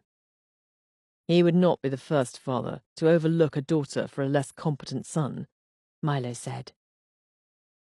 No, Madame Nanette admitted. But Amory is right. It is unlike him. So many things about this Elios Bélanger were different from that man I knew. What about his widow? I asked, remembering Beryl Bélanger, and the child, Seraphine. I assume he left them something? She nodded. A very sizable sum of money went to Madame Bélanger, and even more was set up in a trust for the child. They will be well looked after. I suddenly thought of something. I understand that Beryl often goes for walks in the Jardin du Luxembourg. I suspect it may be where she meets her lover. If she goes out tomorrow, will you ring me? I'd like to meet her there. Yes, she said. I will let you know. So Beryl has a secret lover and was left with plenty of money, Milo said. He looked over at me and I sighed. I had hoped the will might give a clear motive to one of the Bélangers in particular, I said. Instead, it seems it has given an excellent motive to all of them. I haven't told you the strangest thing, Madame Nanette said. Good heavens, there's more, I asked. She nodded. It has to do with the formula. You remember that a copy was expected to be in his safe? Yes, Milo said. I imagine Anton Bélanger was most anxious to have it opened. Yes, he had a difficult time containing his impatience. The solicitor brought his key after the reading of the will, and they all gathered round, waiting to see if the formula was secure. I felt a growing sense of anticipation as she spoke, as though what she was going to say might be the key to the whole mystery. I had no idea how right I was. And was that copy of the formula incorrect like the one in Grasse? I asked. There was no formula, she said. When they opened the safe, they found it was empty, save for a key. Chapter 15. A key to what? I asked. That is just it, Madame Nanette said. No one knows. The house was in an uproar after that, for Monsieur Anton said they will not be able to create L'Ange de Mémoire without the formula. So either Monsieur Bélanger placed the documents elsewhere, or someone has his copy of the key to the safe and has moved the formula, Milo said. Then it seems the missing formula is the likely motive after all, I said. If we can find who stole the formula, we will likely have our killer. Madame Nanette nodded. So it seems. She glanced then at the clock. I should be getting back before I missed, she said. Milo rose. I'll accompany you back. You needn't do that, she protested. I don't want to risk being seen together. It might spoil everything. Very well, Milo said. But I shall at least put you in a cab. You'll still come for tea tomorrow, won't you? I asked, remembering that it was her day off. She hesitated. I do not wish to intrude. I realize I have been coming here rather a lot. Nonsense, I replied. We're always delighted to have you. I do hope you will come. I'd like very much to have a chance to talk to you. About other things than this. She smiled. Very well, I shall see you tomorrow. They went downstairs, and I sat down to consider what we had learnt thus far. It all kept coming back to that formula. Someone had taken the copy from both Monsieur Bélanger's attaché case and his safe. It must have been one of the family members, but why had they taken it? To sell it? To keep it until the fate of Parfume Bélanger was determined? My instinct told me the missing formula was somehow connected with the rumoured second draft of the will. It was just possible that it might reveal who had the best motive for killing Elias Bélanger. I wished I was able to look at the draft to see just what it contained, but it seemed very unlikely. In any event, there was little I could do about it tonight. I went to the bedroom and changed into my nightclothes. A few moments later, I heard Milo come back in. I walked to the sitting room door. "What do you make of all this?" I asked him. "It's certainly something to consider," he said. "Something to consider?" I repeated. "I'd say it's rather good evidence." "Evidence that someone might have taken the formula, yes. But you'll remember, darling, that we don't know for certain he was murdered." I didn't know why it was that he had suddenly become so resistant to the idea. It was, after all, his suspicion that had brought us to Paris.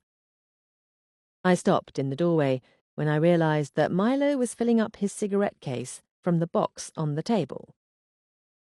"What are you doing?" I asked. "I'm going out," he said, putting the case back into his pocket. "You needn't wait up for me." Though I should not have been, I was startled by this announcement. It was after 1 o'clock. I had certainly thought he meant to stay in with me tonight.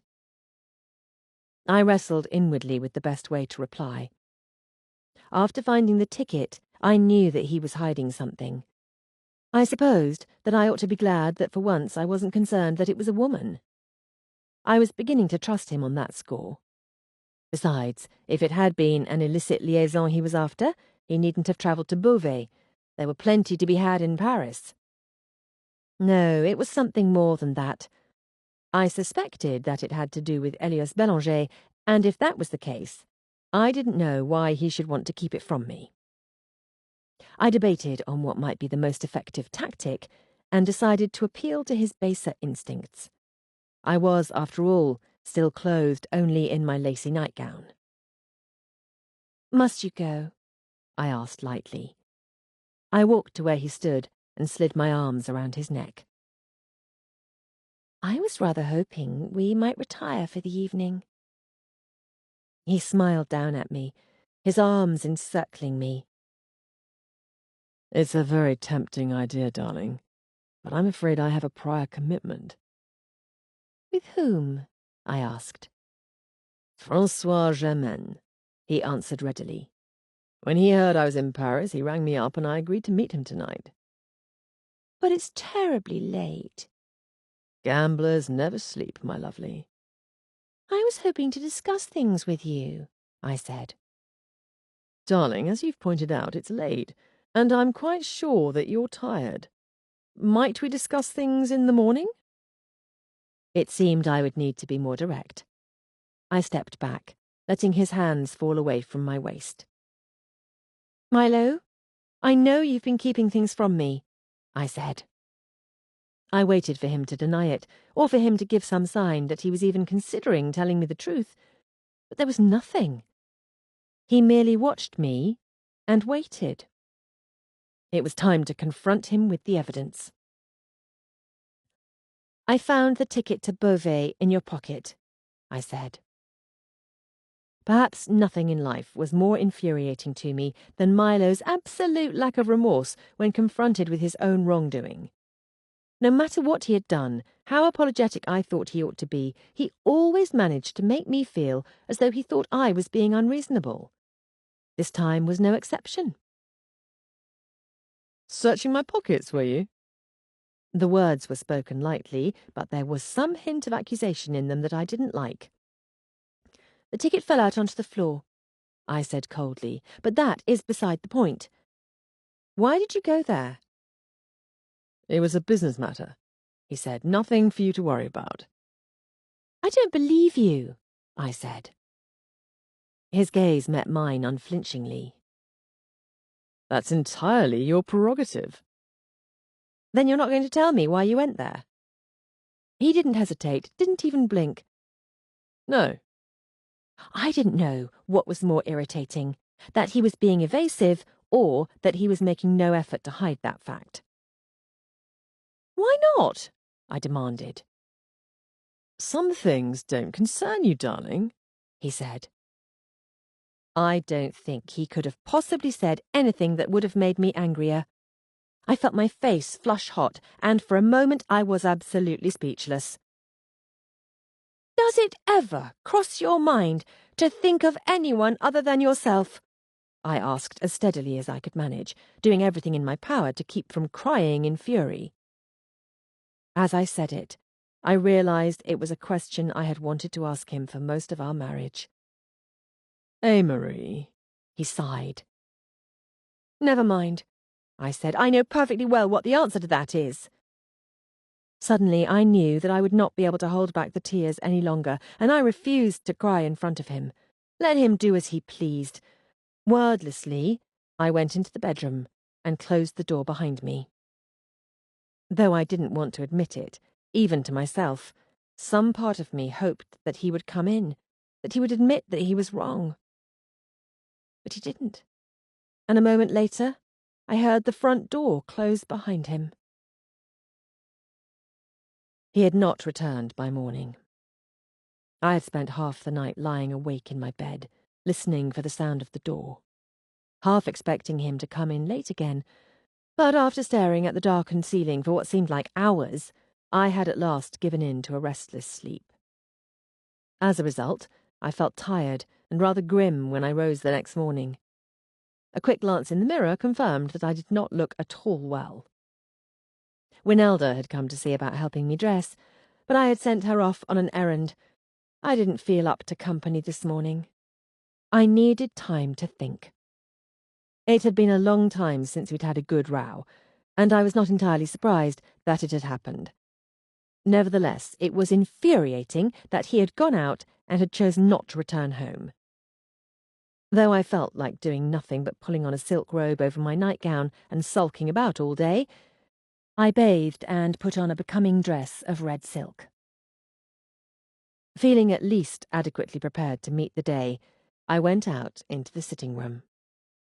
A hotel maid had brought a tray with coffee and pastries, but I had a headache and very little appetite. Perhaps what bothered me most was that I had spent years concealing my emotions from Milo, and now that I had become comfortable enough in our relationship to reveal my feelings, he had disregarded them. I wondered if my marriage would always be like this, a step forward and 2 steps back. I poured my coffee and stirred in extra sugar for good measure. I was halfway finished with the cup when the door opened and Milo came in, still in evening dress. He closed the door behind him but didn't move towards me. Instead, his eyes searched my face. I met his gaze for only a moment before turning my attention back to my coffee cup. Good morning, he said, in a tone that was not at all apologetic. Good morning, I replied, not looking up at him. I was not in the mood for pleasantries this morning. In fact, I was suppressing a very strong inclination to throw the coffee pot at his head. Alas, theatrics were not in my nature, any more than repentance was in his. You're up rather early? I think we may dispense with the civilities, Milo, I said. I thought we might be particularly in need of them this morning. We are apparently in need of a great many things, I said, none of which I wish to discuss at present. I wondered where it was that he had spent the night, but I didn't feel inclined to ask him at the moment. Perhaps a part of me was afraid of the answer. "I suppose you're wondering where I've been all night," he said, with that irritating habit he had of knowing what I was thinking. No, I retorted. I haven't the least bit of interest. "Well, I've brought you a present." Have you? I asked disinterestedly. Milo did not, as a general rule, buy me gifts when we had quarrelled. He wasn't the type of man who felt the need to atone for his mistakes. "Yes, wait here for just a moment." He walked to the door and opened it, motioning to someone outside. The door opened wider, and a bellboy came in, struggling under the weight of a large brass cage. I had to look twice to make sense of what was in it, and I was struck by a mixture of incredulity and, against my will, amusement. "A monkey," I said, my gaze shifting from the cage to Milo's face. "You've bought me a monkey?" He smiled. "Surprised?" Surprised was not actually an accurate description of what I was. Milo had given me unusual gifts before, the latest of which had been a pearl-handled revolver. However, if you had given me a year to guess what this particular gift might be, I would never have thought of a monkey. It was a very small monkey with large dark eyes. He was perched in the cage, his head tilted to the side. He seemed to be studying me just as I had studied him. "How did you happen to come by him?" I asked, impressed at how calm I sounded. This entire situation was so bizarre, I had no protocol to follow. "It was all part of a rather elaborate wager. I wasn't exactly sure what I'd even won until he was presented to me." I was trying very hard to maintain my composure. I was terribly angry with Milo and hurt by his behaviour, but this was all so ridiculous that I was sorely tempted to laugh. How very like him it was to throw me off so completely. I rubbed a hand across my eyes. I was suddenly tired. "You don't like him?" Milo's tone was designed to induce guilt, as though he had presented me with a piece of jewellery I didn't like, and not a small mammal. An exasperated sound somewhere between a sigh and a laugh escaped my lips. "I'm sure he's a very nice monkey, Milo, but what are we to do with him?" Milo shrugged. "Bring him home, I suppose." "We cannot keep a monkey in our flat. I can only imagine what Winelda would have to say about that." She was sure to come into the sitting room at any moment, in fact, and go into hysterics at the sight of him. "Well, we'll send him to live at Thorncrest." "Surely you don't mean to keep him?" "Certainly I do." I studied his face and found that he was perfectly in earnest. There was amusement in his eyes, but no hint of jesting. "Milo, we cannot possibly keep a monkey." He smiled. "There you're wrong, my love. We can do anything we like." "Milo!" "I'm going to freshen up," he said, turning towards the bedroom. "Perhaps you can keep Emile company." "A meal?" I asked. "The monkey is called Emile." Of course he was. The monkey, hearing his name, chirped excitedly. He looked almost as though he was smiling at me. "He is rather a fetching little thing," I said. "What does he eat?" "Fruits and the like, I imagine." "His previous owner didn't tell you how to care for him?" "I think he was happy to get the absurd little thing off his hands. I've only had him for the space of a few hours, and he is proving to be quite a nuisance." "You shouldn't say such things. You're liable to hurt his feelings," I said, my tone heavy with sarcasm. "Don't be ridiculous," Milo said, as he disappeared into the bedroom. "He can't understand me. He only speaks French." Chapter 16. Winelda was absolutely no help when she returned from her errand a few moments later.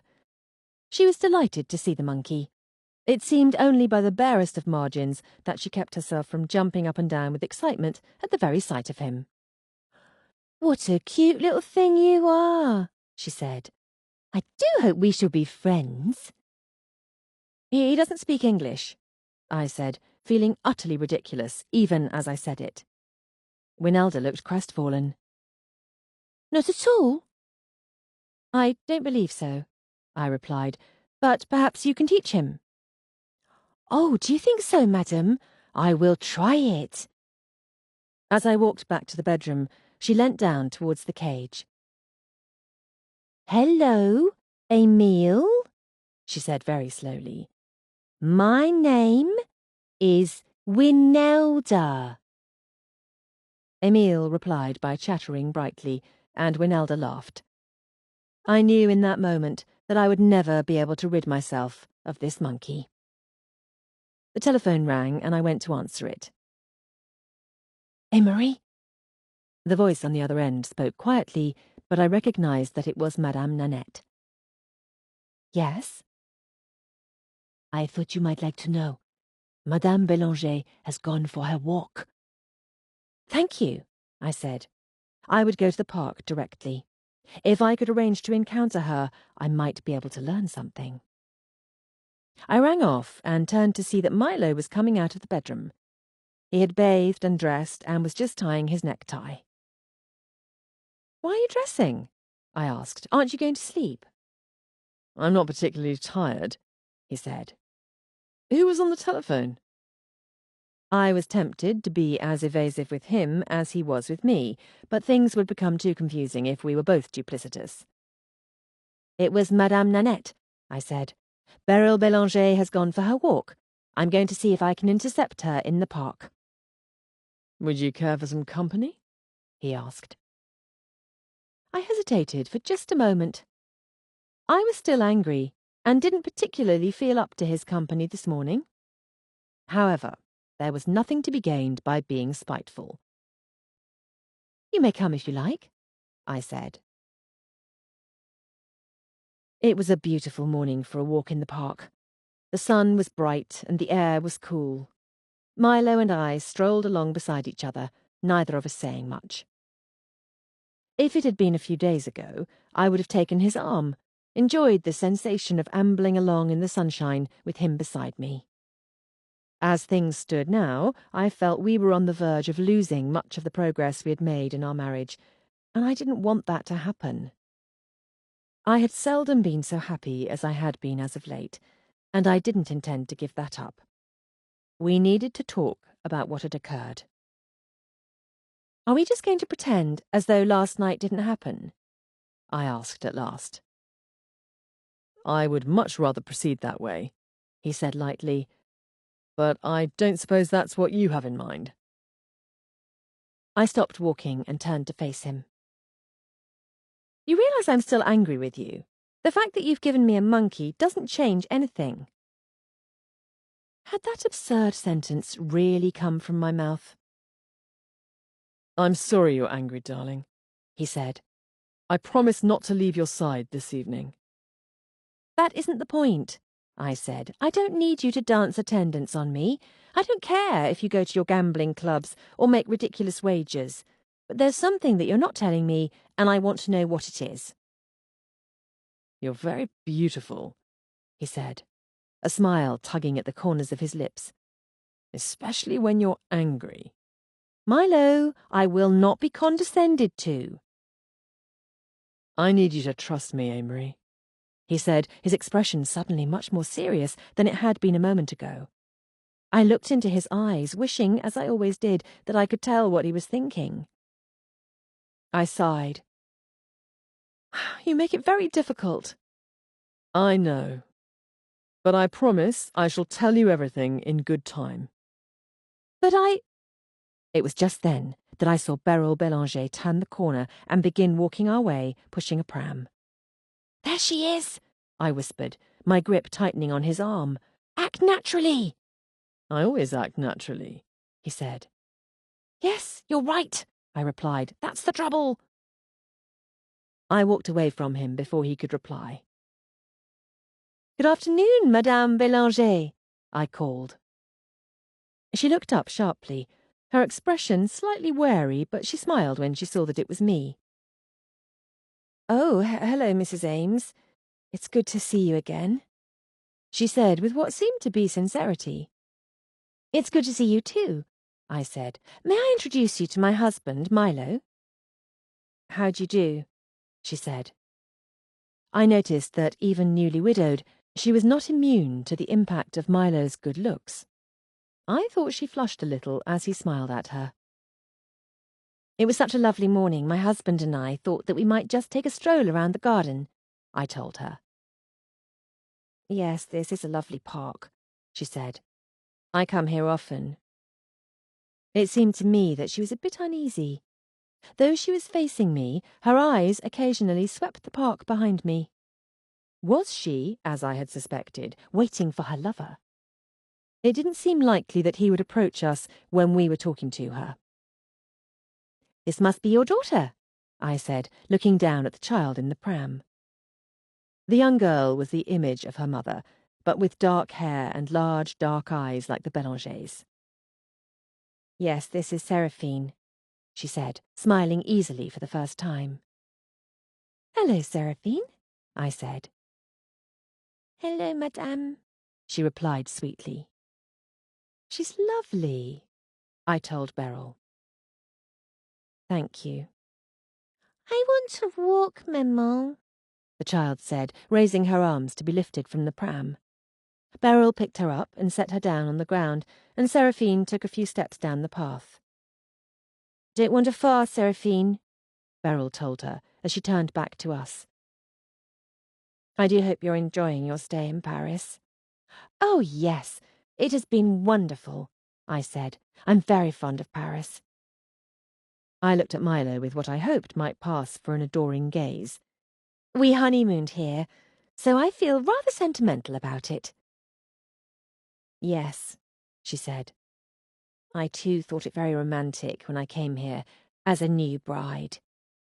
"Oh, I'm sorry," I said. "I hope I haven't brought up distressing memories." "No," she said, smiling a bit sadly. "I enjoy thinking of those days. I like to talk about Elios. It makes me feel close to him. I have clung to the memories these past few days." "How was it that you met your husband?" I inquired.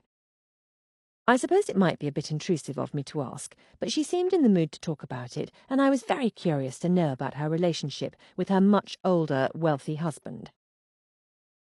"We met at the beach in Southsea," she said. "I lived there, you see, and Elios was in town meeting with someone. I liked to take long walks along the shore to think about things.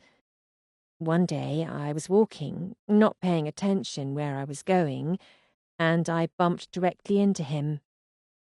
She smiled a little at the recollection, and I thought again how pretty she was when the sombreness left her face. I might have gone on walking, but there was something about him that captured my interest. It's difficult to explain. Elios was so very alive. If you had ever met him, you would know what I meant. There was something so dazzling, so passionate about him. One had only to spend a few moments in his company to know that he was something very special. It was much the same that I had heard from Madame Nanette about Elios Bélanger.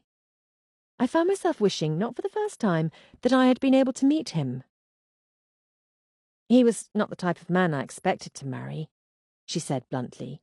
"As a girl, one doesn't picture oneself married to a man so much older, but the more that I began to know him, the more I began to realize that he was a man with whom I could be very happy." I was a bit surprised to hear this. From what Madame Nanette had told us about his strong-willed, even domineering ways, I would have thought that such a thing would not make a young woman happy. It was almost as though she had read my mind. "Oh, he was difficult at times," she said. "But there was a kindness in him that never wavered. I loved him dearly." It was not perhaps a declaration of passion, but I could not help but believe that there had been some sort of love between them. "Excuse me a moment, will you, ladies?" Milo said suddenly. I think I've seen someone I know." He walked away, leaving us alone, and disappeared around a bend in the path. I didn't think it likely that he had spotted anyone. More likely he had wanted to give me time to speak to Beryl Bélanger about her marriage. Beryl watched him go. "You'll forgive me for saying so, but I had always thought to marry someone charming and handsome, like your husband. When I met Elios, however, it ceased to matter to me that he was older than I was. I suppose our romance was viewed as unusual to some, but that never bothered me. I have always found it is useless to worry about what people say. Don't you think so?" It might have been a rhetorical question, but I suddenly wondered if she had seen Milo's name in the gossip columns. "Yes," I agreed. "It really is useless to worry about such things." It seemed, now that she had begun confiding in me, she was finding it difficult to stop. "It hasn't always been easy. My stepsons are difficult at times." She flushed. "And I think that Cecile resents me for taking her father from her. They were very close. I don't suppose it helps matters that I am a year younger than she." No, I thought. I didn't suppose that helped at all. "I think she is quite lovely," she said. "It's just that she is so very hard to talk to. We don't have much in common at all. I'm afraid I had a rather traditional upbringing. Cecile was raised to think like a man. She doesn't enjoy any of the same things I do." I imagined Cecile felt much the same way. This quiet, mild-mannered woman could be of very little interest to her. I know she compared me to her mother. Perhaps Elios did too. More than once he called me Elena by mistake. I sometimes wondered if he wished I was she. Beryl laughed suddenly, a bit self-consciously. "You must forgive me for going on so. It's just lovely to speak to an Englishwoman," she said. "There are days when I miss speaking in my native tongue. France is a lovely country, but nothing compares to one's homeland." "Have you been to England recently?" I asked. She shook her head. "No, Elios didn't much care for England. He preferred that we remain at home. I wanted to show Seraphine my native land, of course, but he said that we would do that when she was older."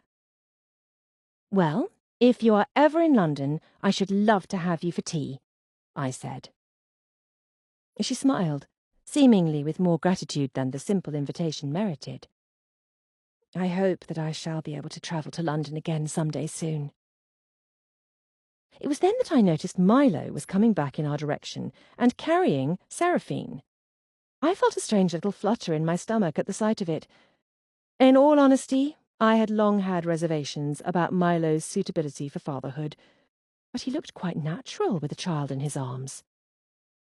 He was conversing with her in a pleasant tone, and she seemed completely absorbed in what he had to say, nodding her head and pointing to something in the distance. "Seraphine decided to go for a walk alone," he said when he reached us, setting her down. "We happened to cross paths on my way back, and she agreed to accompany me." "Thank you, Mr. Ames," said Beryl. I'm afraid that I was so engrossed in conversation that I wasn't paying attention.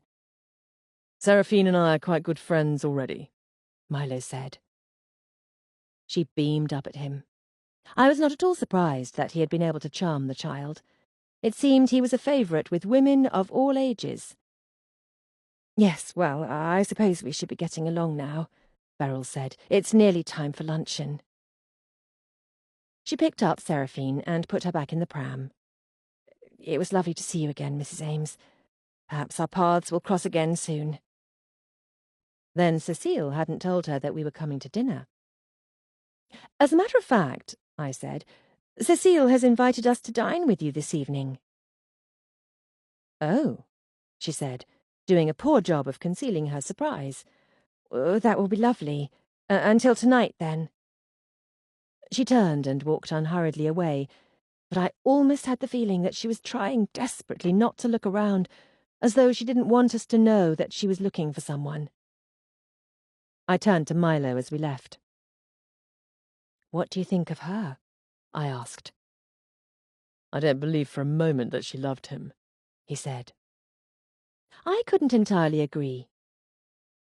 She seems very much touched by his death, I said. I can't help but feel that he meant something to her. I'm sure he did, Milo said, his tone holding more than a hint of sarcasm. What do you mean by that? I asked. I mean that she seemed rather over-anxious to share her feelings with you. A perfect stranger. Laying it on a bit thick, I'd say. It was a possibility. But it was also possible that she was what she seemed to be. A young, lonely widow without anyone in whom she could confide. I believe she cared for Monsieur Bélanger. I'm quite sure that there is sorrow in her eyes. It isn't sorrow, Milo said. It's guilt. I was surprised by this assessment. I wanted to argue, but the more I thought about it, the more I thought that he might be right. Don't forget, she came here to meet her lover, he added. So perhaps she fell into a relationship with someone and feels guilty about it. That doesn't mean she killed him, I said. I don't think her as mercenary as you do. In fact, she told me that she was at first rather reluctant to marry him. A lie, of course, Milo said. You don't know that. I considered myself a very good judge of character, though, admittedly, Milo had perhaps been exposed to more of the darker side of human nature. I supposed it was possible that he could see something in Beryl Bélanger that I did not. I don't know it, he admitted, but I certainly don't believe she's all that she seems. Granted, she makes a pretty picture, all wide eyes and dimples. You distrust her because of the way she looks? I distrust her because of the way she uses her looks, he corrected.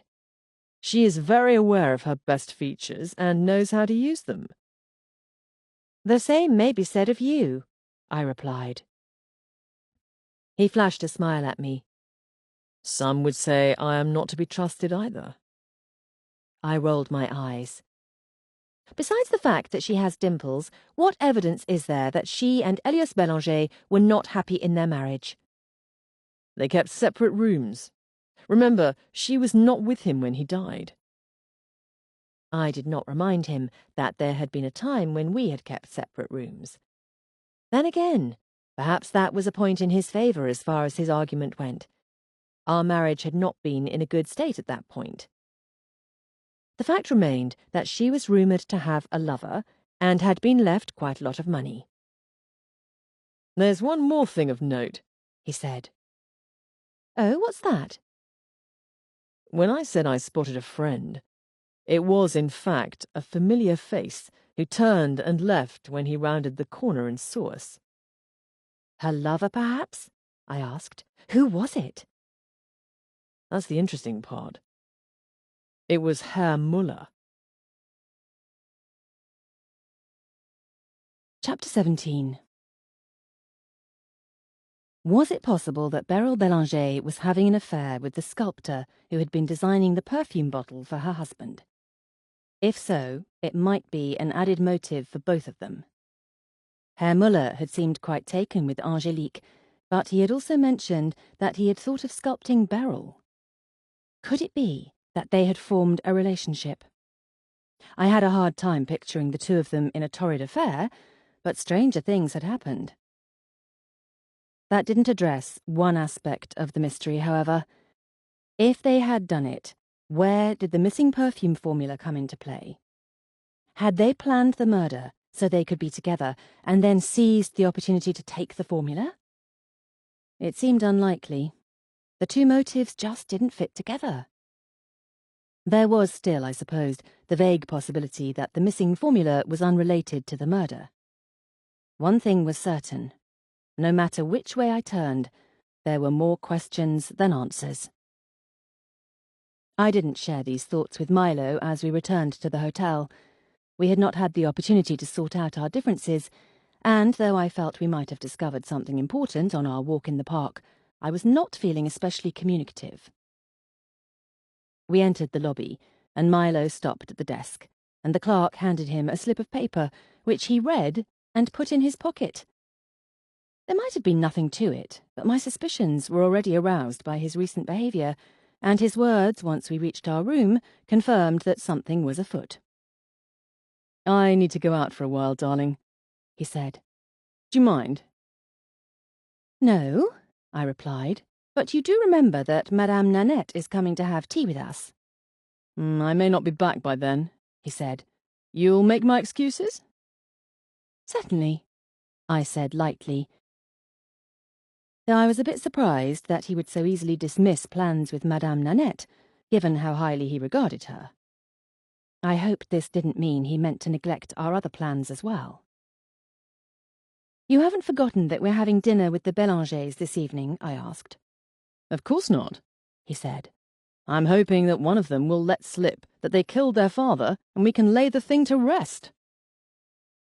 I wasn't sure what had brought on this flippancy.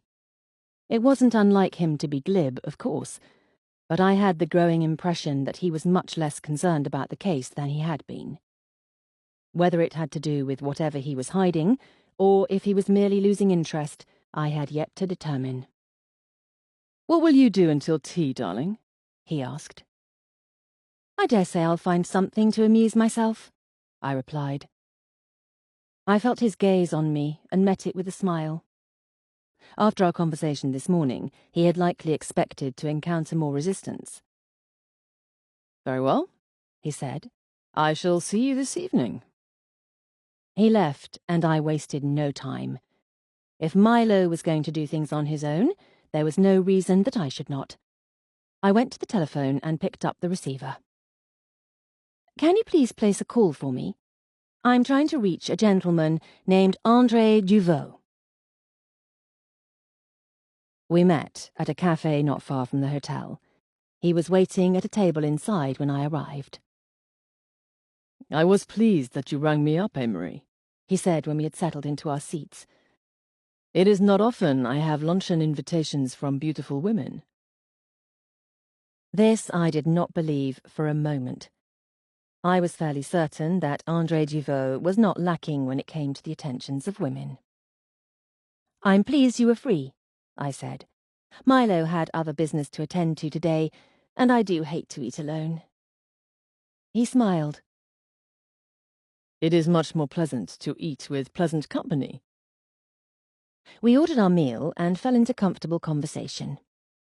As always, I found André to be charming company. There was something very unguarded about him, an easy friendliness that one did not often encounter. I felt as though I had known him much longer than a fortnight. "Are you enjoying your stay in Paris?" he asked as our food arrived and we began to eat. "Oh, yes, I'm always very happy to be here." "How long do you intend to stay?" I suddenly had the impression that there was a reason he was asking me these questions beyond polite interest. I realized that it was entirely possible that, given their continued friendship, Cécile Bélanger had mentioned my interest in perfume to him. Did he think it suspicious, given the timing? If so, I needed to try to set his mind at rest. "Perhaps a week or so. I have commissioned Cécile Bélanger to make a custom perfume," I said. "Yes, she told me," he said. So I had been correct. It seemed to me as though there was something watchful in his gaze as he looked across the table at me. I almost felt as though he was waiting for me to confess something to him. "I suppose you think it's rather frivolous of me," I said with what I hoped was a rueful smile. "Not at all. I understand very well the allure of perfume." I heard only recently that Cécile Bélanger wears her own unique perfume, and the novelty of the idea struck me. I thought it would be wonderful to have a scent all of my own. "I see," he said. I could tell that he did not believe me. I wondered if there was any way he suspected my motives. I didn't see how he could, but I could not rule out the possibility. I would have to tread carefully. Perhaps it was not an ideal time to approach the matter, given Monsieur Bélanger's death, but I have always been one to seize opportunities. He smiled, leaning forward ever so slightly. I am also one to seize opportunities. I agree that sometimes one must strike while the iron is hot. Precisely. Besides, he said, it will be good for Cécile to have something to focus on. She was very close to her father, and I know his death has shaken her. Yes, she has spoken very fondly of him, I said.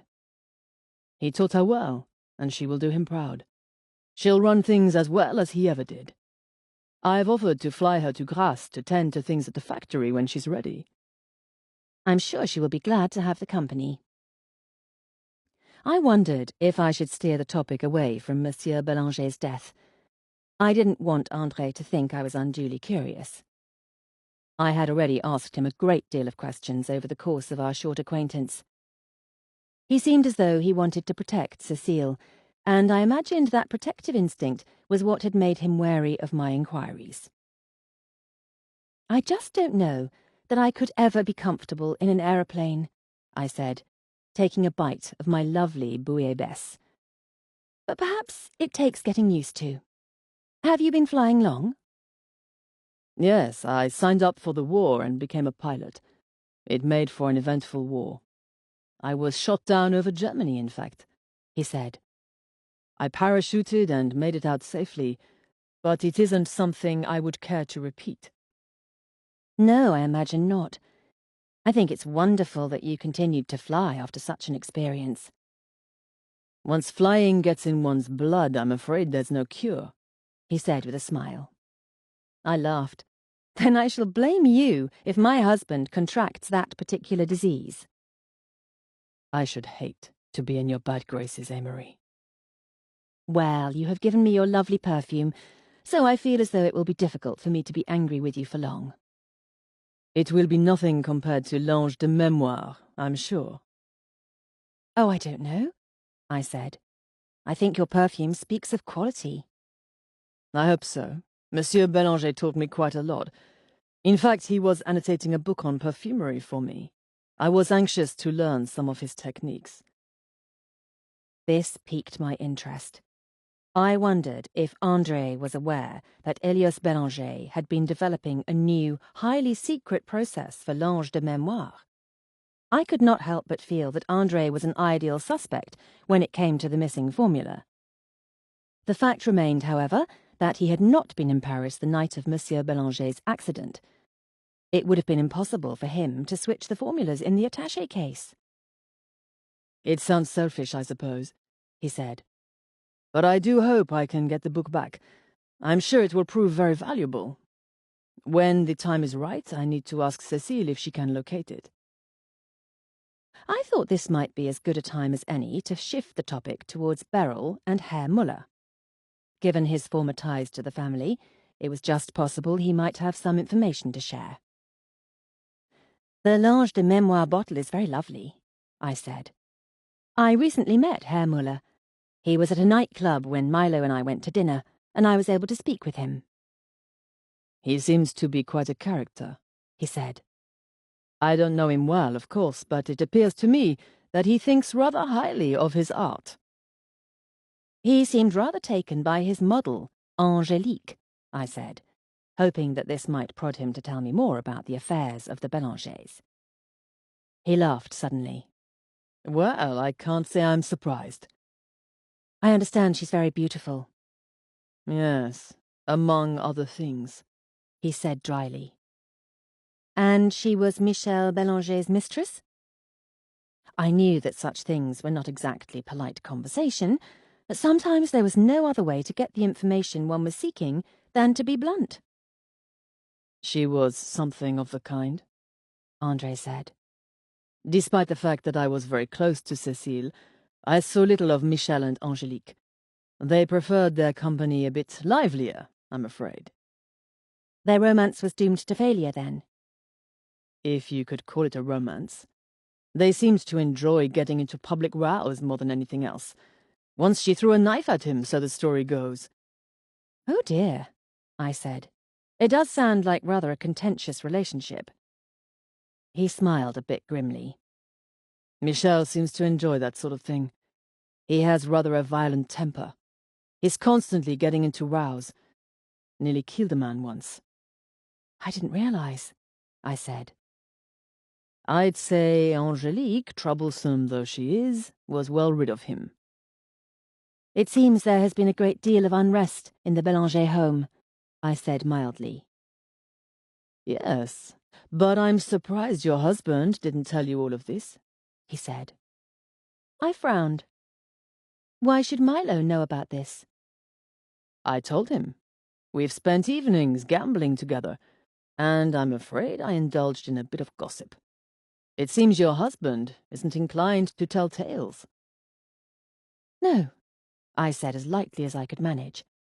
I suppose it must have slipped his mind. So Milo had been gathering information all along and hadn't shared it with me. André had confirmed what I already knew. First, the motives for Elias Bélanger's murder were plentiful. Second, my husband was an absolute wretch. Chapter 18. Madame Nanette arrived punctually for tea, and I showed her to the little sitting area where the hotel maid had laid things out. I'm afraid Milo was called away on some business, I said as I poured the steaming liquid. He asked me to make his excuses. We can do without him, she said with a smile. To be honest, I am glad we have the opportunity to talk alone, you and I. Yes, it will be nice to get to know each other better, I said. I handed her a cup and saucer and took my own to the seat across from her. I'm very glad we've had the chance to visit with you, despite the circumstances. So am I. I feel already as though I have learned a great deal about you. Her warm eyes met mine. You are just the type of woman I hoped Milo would marry. Oh? I asked, a bit surprised. Yes, I knew he would marry a beautiful woman, but I had hoped she would also be a good woman. I am pleased that you are both. Thank you, I said, touched by her words. I am not surprised that he also chose someone strong and intelligent, with a good head on her shoulders, a woman who would challenge him. He would have tired easily of anything less. What was Milo like as a child? I asked. I wasn't sure where the question had come from, but I was suddenly very eager to know. Perhaps no one was in a better position than Madame Nanette to help me understand him. She smiled. He was much as he is now, charming and full of mischief. I couldn't help but laugh. I should have known, I suppose, that he has always been that way. Hold on a moment. I have something for you. She picked up her handbag and reached inside. A moment later, she pulled out a small, square, leather-bound book and handed it to me. I opened it to the first page, and my heart clenched a little at the face that looked up at me. I had never seen a photograph of Milo as a child.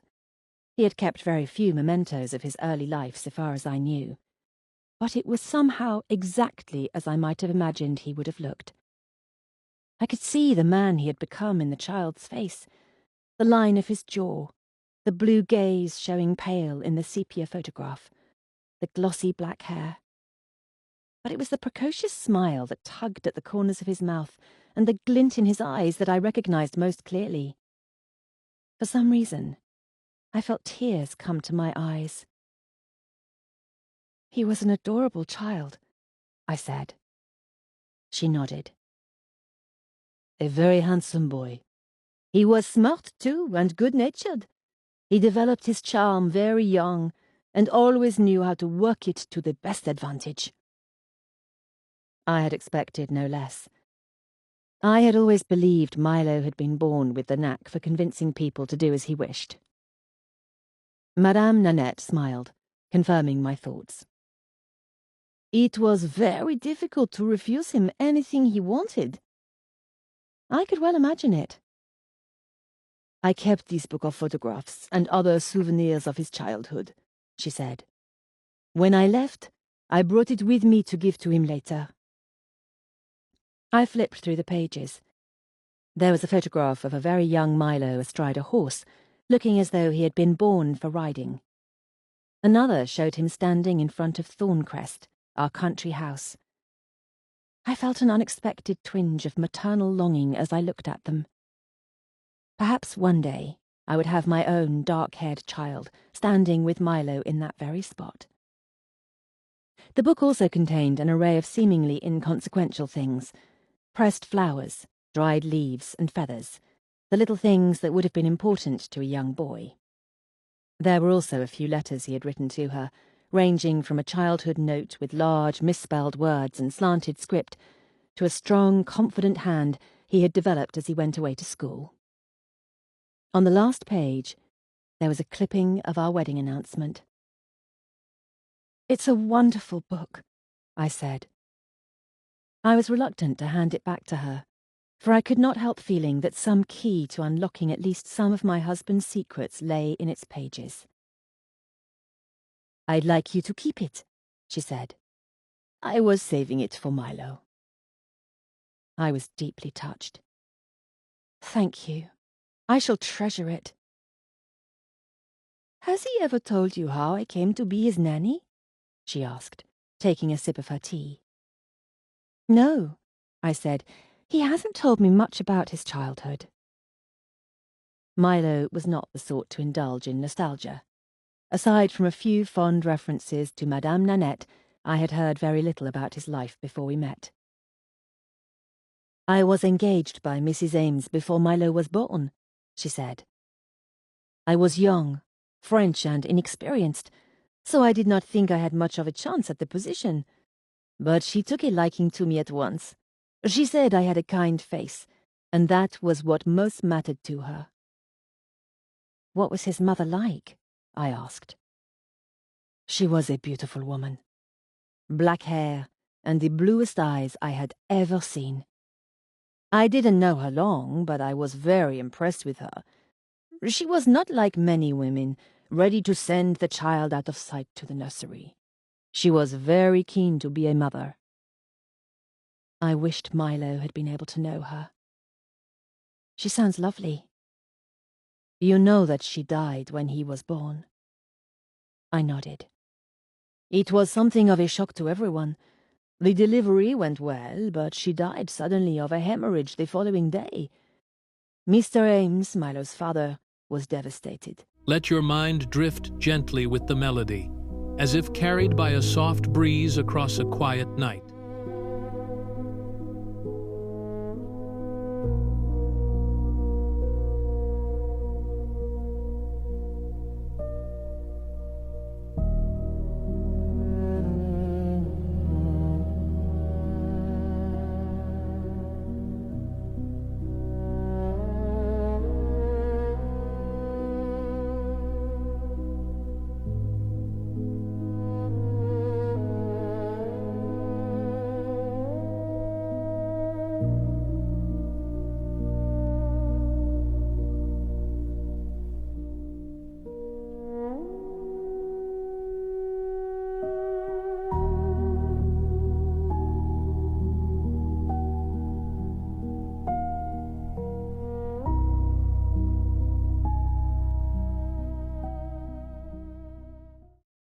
He was quite mad about his wife, and there was some worry after she died that he might do something drastic. This was a new piece of information. I had always wondered about Milo's father. It had been obvious in the way that Milo referenced him that they had not been close. I had attributed their lack of a good relationship to Milo's youthful wildness, but perhaps the rift ran deeper than that. Mr. Ames had very little to do with him. Milo tried, I think, to win his father's affection at a young age, but he soon realized that it was useless. Perhaps that was when he decided to win the affection of everyone else. "Yes," I said. "Perhaps so." I was glad that she had shared this with me. I sometimes felt as though I knew almost nothing about my husband. It was enlightening to learn something about his childhood. "I'm glad he had you as a child," I told her. "I very much enjoyed raising him. He has not always behaved properly, but he was a good boy at heart. So, you see, it was lucky that things went as they did with Elios Bélanger. I had wondered about the details of her relationship with Elios Bélanger, and now that she had brought it up, I felt that I could ask. What happened with you and Monsieur Bélanger? She let out a soft breath that might have been a sigh. It is hard to say, I suppose. We were very young. One feels so sure of one's feelings at that age. With youth, there is a feeling of invincibility. It is only when you get older that you begin to realize that life is not always going to be the way you expect it to be.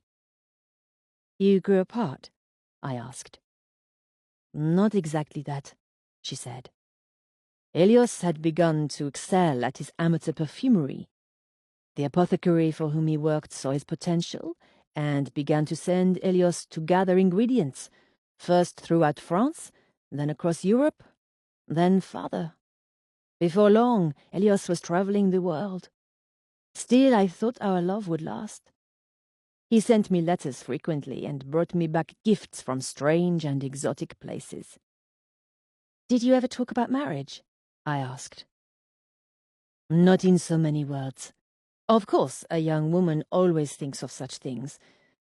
It was after one trip, however, that everything changed.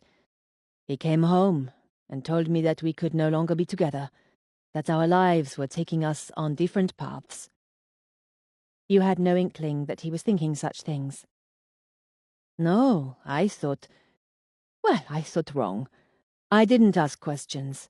If he wanted his freedom, I would let him have it. And so I wished him well and went on my way.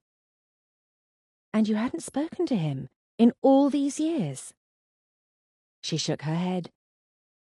He had moved on with his life, and I had moved on with mine. There was no reason for us to speak. Why do you think it was that he asked you to come and look after his child? I have considered that, she said.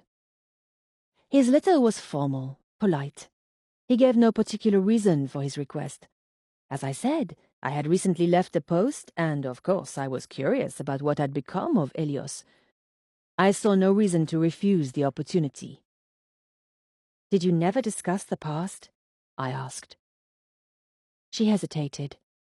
I realized that it was a personal question, but I was very curious to know the answer. We did. Only once. It was late one evening not long ago. I had put Seraphine to bed and was passing along the corridor when he came up the stairs. "Good evening, monsieur," I said, thinking to say no more. But he put his hand on my arm. He looked at me strangely, and suddenly I felt that all the years had slipped away, and I was looking at him as he was then. "I hope you are happy, Nanette," he said. "I cared greatly for you." I felt as though I was holding my breath, waiting for her to go on, but she merely shrugged. I said, "Thank you." And then it seemed as though he came to himself, and he dropped his hand from my arm and went along without another word. "What did you do?" I asked. Nothing. I didn't really know what to make of it. Within the month he was dead. I wish in a way that I had said something in return. She shifted the conversation then, and we talked of other things, but I felt the shadow of it remained. Though she was not the type of woman who would want sympathy, I couldn't help but feel a bit sorry for her. To lose love once was a difficult thing. She had loved and lost the same man twice. After Madame Nanette had gone, I sat contemplating the details of the case. It seemed as though the mystery of Elios Bélanger's death was constantly revealing new facets, and it was difficult to make sense of the resulting shape of things. I was roused from my reverie by a good deal of chattering coming from Emile's cage. I went to open the door, and he leapt at once into my arms. I was a bit startled as he climbed to my shoulder, but he made several amiable noises and gently patted my hair. "You're a good little fellow, aren't you?" I said. He seemed to agree with me.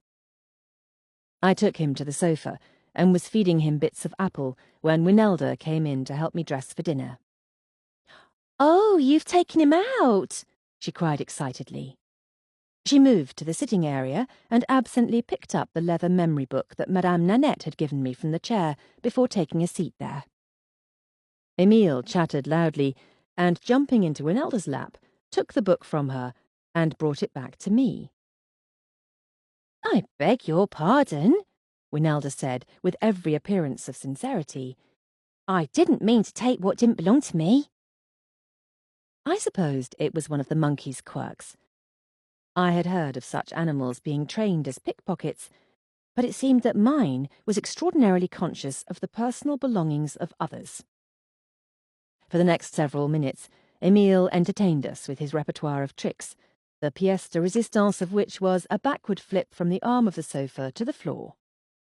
That seemed a good time to return him to his cage, and I began to prepare for dinner. It was getting quite late, and there was no sign of Milo. He had been gone for the better part of the day, doing heaven knows what, and I was growing increasingly cross with him. Not just for today, but for his behaviour over the course of our stay in Paris. I was sitting at my dressing table in my slip, Winelda smoothing out the waves in my hair, when I at last heard him come in. I didn't look away from the mirror as he came into the bedroom. "Hello, darling," he said. "So, you've seen fit to come back, have you?" I replied. "I told you I wouldn't miss dinner." "You've told me things you didn't mean before." Try as I might, I could not keep my anger at bay. I felt very much as though I wanted to quarrel with him, but if we were to have a successful evening, now was not the time. "You're annoyed with me," he said. "How astute you are, Milo," I replied, spraying on a cloud of my new Bouquet de Bélanger perfume. "Perhaps you should be a detective." Winelda gave my hair a final brush and stepped back. "Will that do, madame?" she asked. "Yes, Winelda, thank you," I said. She went over to the bed where my new black evening gown was laid out for the evening. Her eyes darted to the doorway as Milo came farther into the room. "A night at the Bélangers should prove interesting," Milo said. "Do you think so?" I rose from the dressing table, turning to face him. "I'm sure it will prove rather dull in comparison to the evenings you've been having." From the corner of my eye, I saw Winelda shifting uneasily. No doubt she was beginning to become uncomfortable. The poor girl had not been trained as a lady's maid, and she had not yet mastered the art of feigning deafness in the face of connubial quarrels. "I'll put that on now," I told her.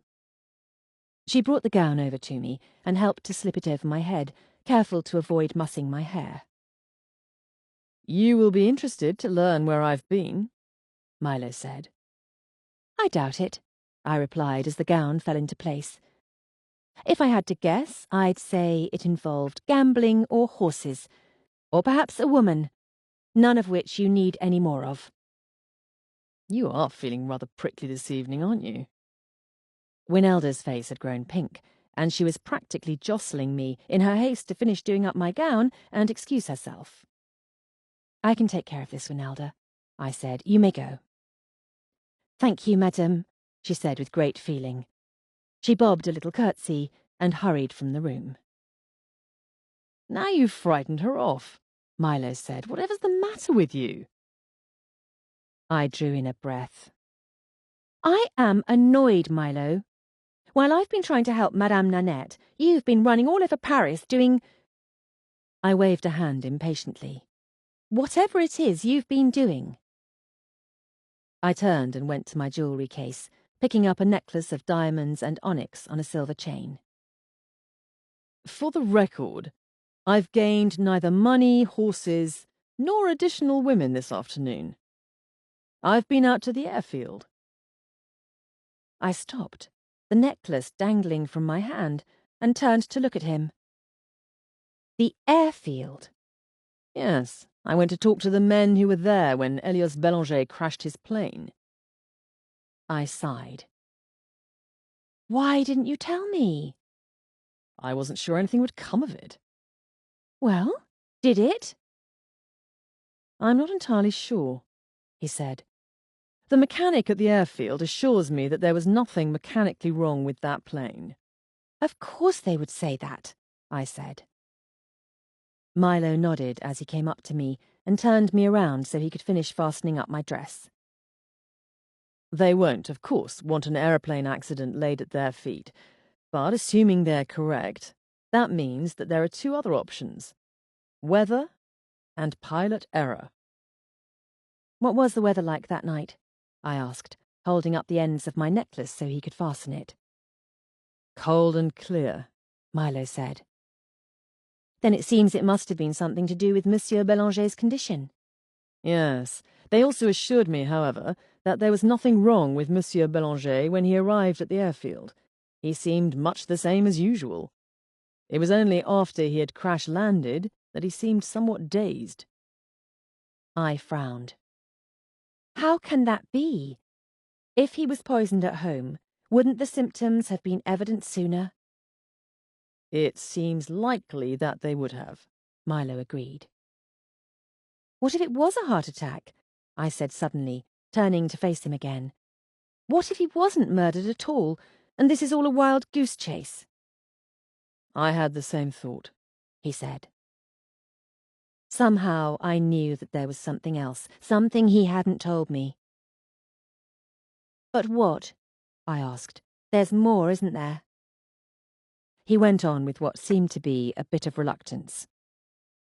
It seems that after Elios had crashed his plane, they all ran to help him. The young man I spoke with was the first to get to the plane, and as he helped Elios out of the wreckage, he said something rather curious to him. He said, "Can't let them end me. I must remember to see to the will." I gasped. He knew that someone was trying to kill him. Who do you suppose he meant? I'm afraid I couldn't venture a guess, Milo replied, with much less enthusiasm than I would have demonstrated upon presenting such a startling piece of information. If he wanted to instate the new will, he must have known who his killer was and wanted to stop them before he was killed. Don't get carried away, darling, Milo said.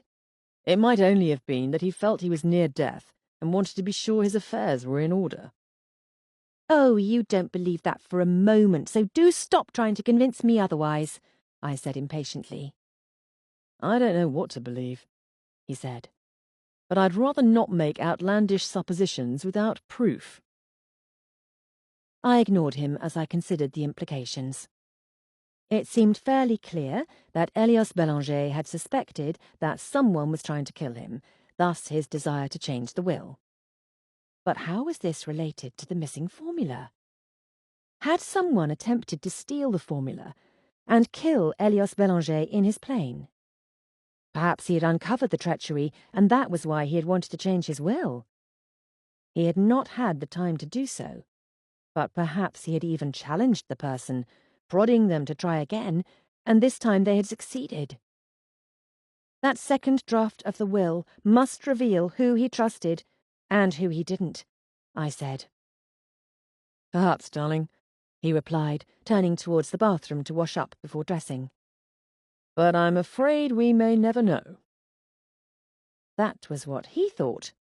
If I had anything to do with it, I was going to get a look at that copy of the will. Madame Nanette had mentioned that Anton said the draft was in his father's desk drawer. I knew what that meant, of course. I was going to have to find a way to get into Anton Bélanger's office.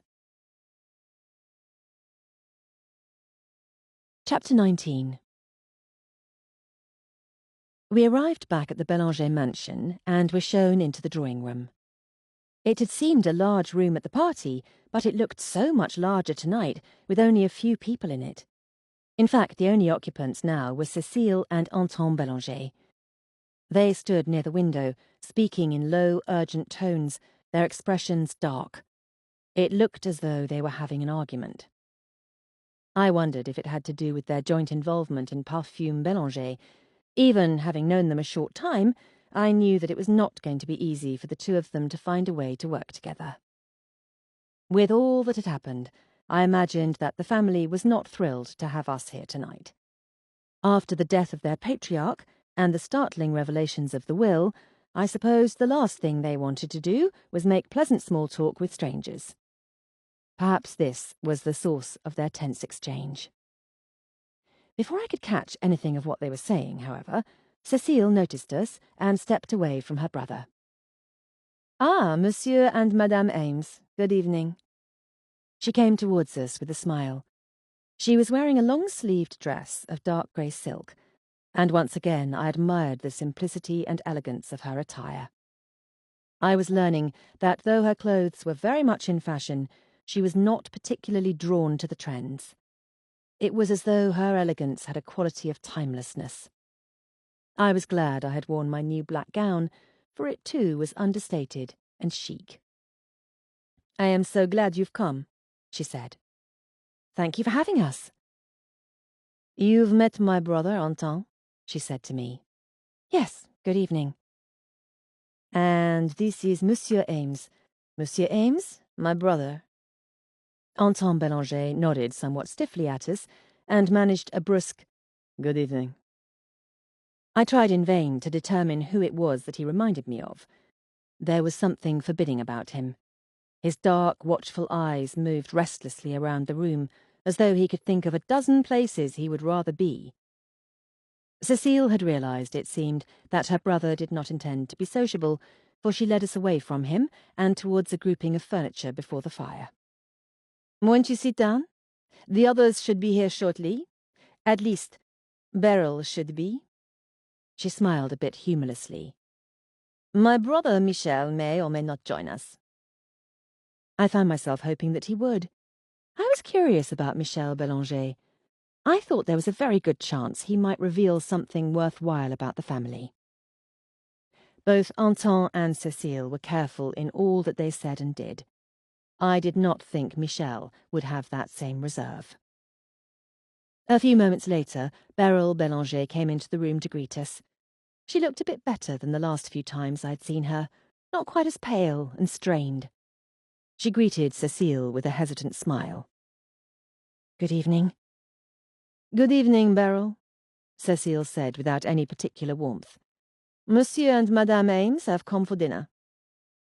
"Yes, I knew they were coming. I encountered them in the park only this morning." "Did you?" Cécile said.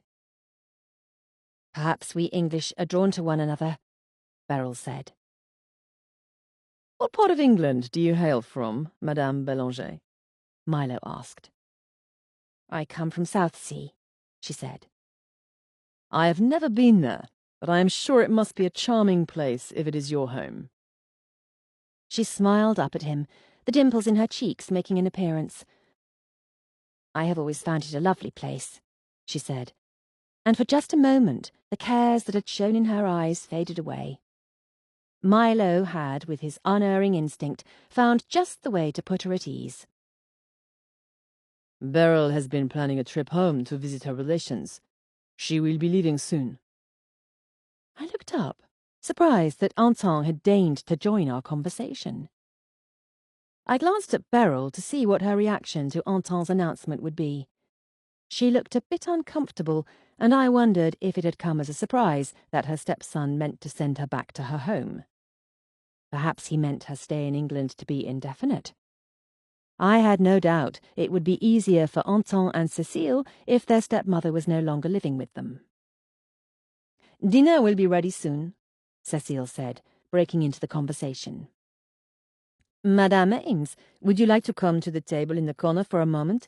I have a few scents I would like you to smell." "Certainly." I followed her to a table in the corner where she had arranged 3 small wooden racks that held an assortment of glass vials. I saw that each row of vials was labelled according to scent type. Soliflore, Bouquet, Fougère, Chypre, and several others. There were dozens of scents in each rack, a whole world of scents at our fingertips.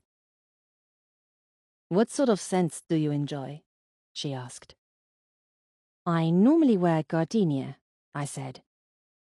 She chose the vial from the Soliflore and unstopped it, handing it to me. What is it about that scent that you enjoy?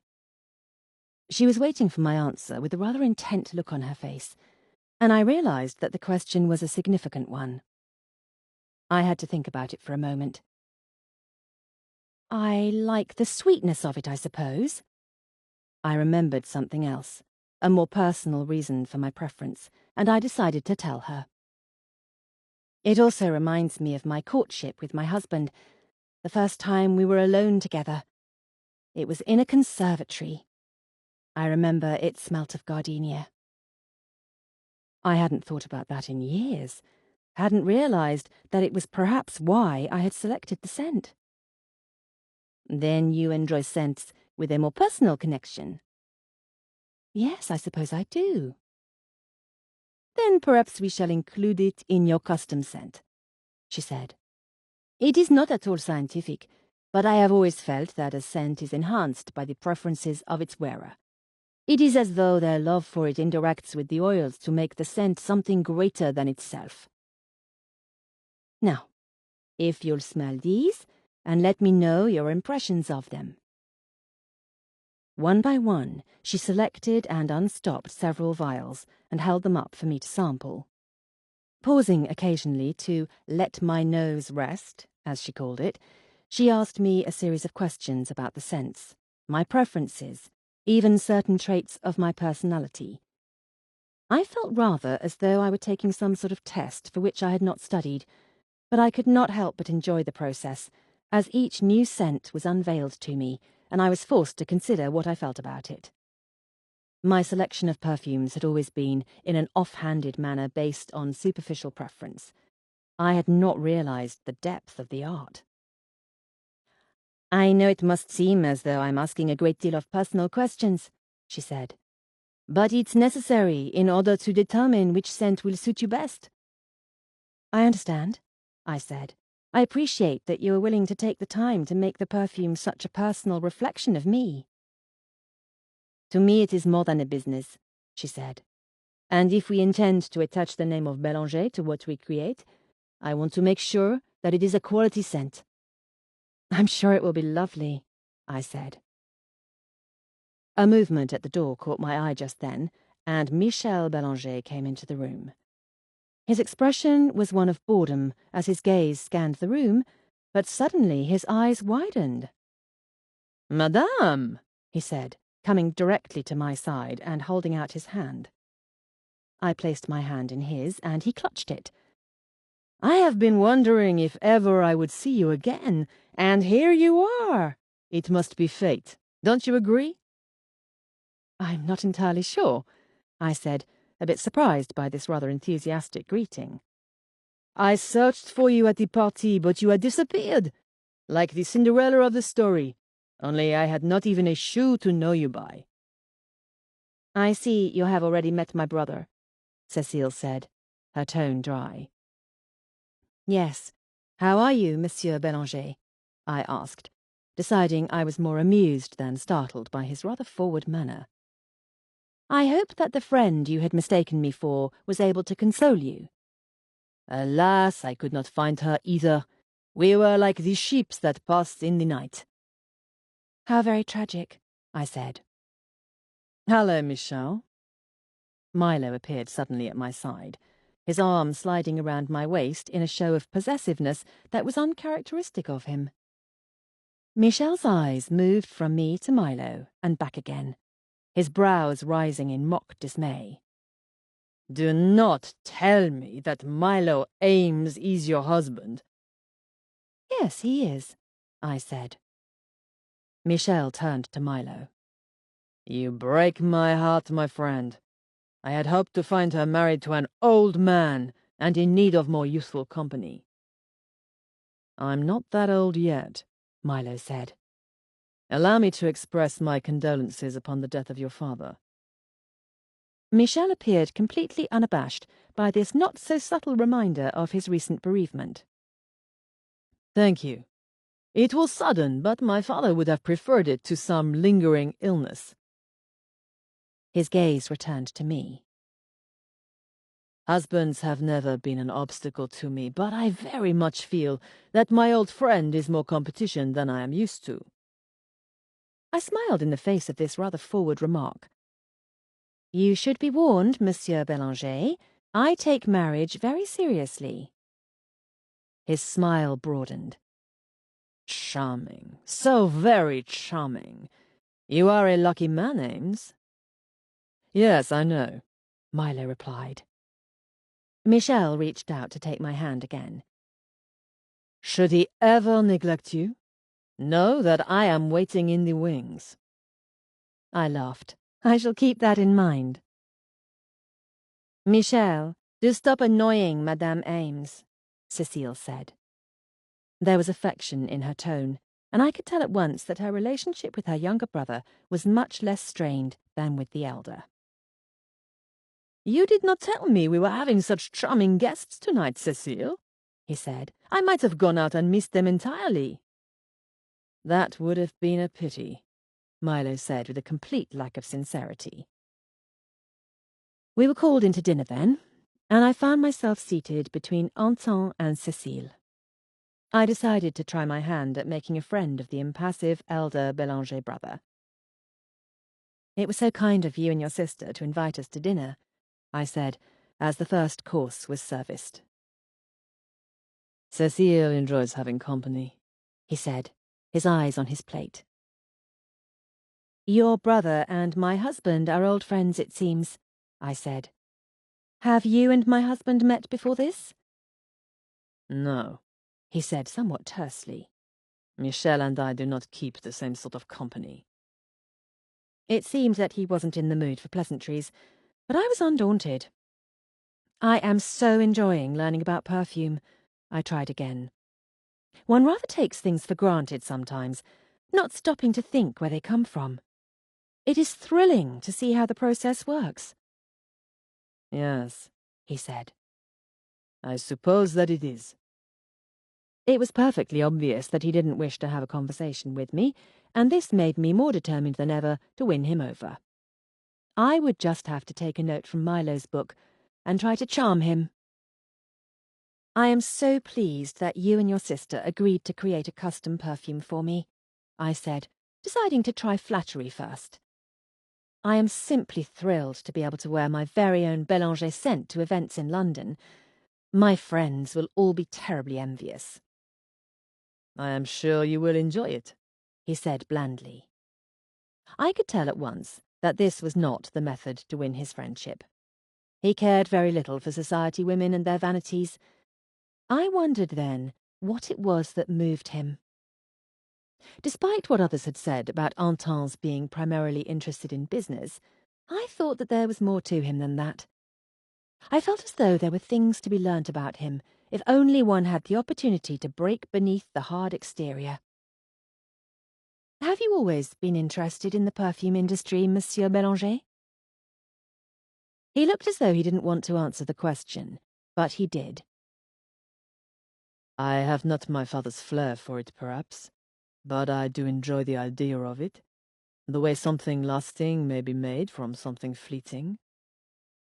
This bit of insight surprised me. It was a good reminder that outward indifference did not always indicate lack of feeling. That's very true, I said. When it's cold and grey, one may long for roses, and with perfume, you have them at your fingertips.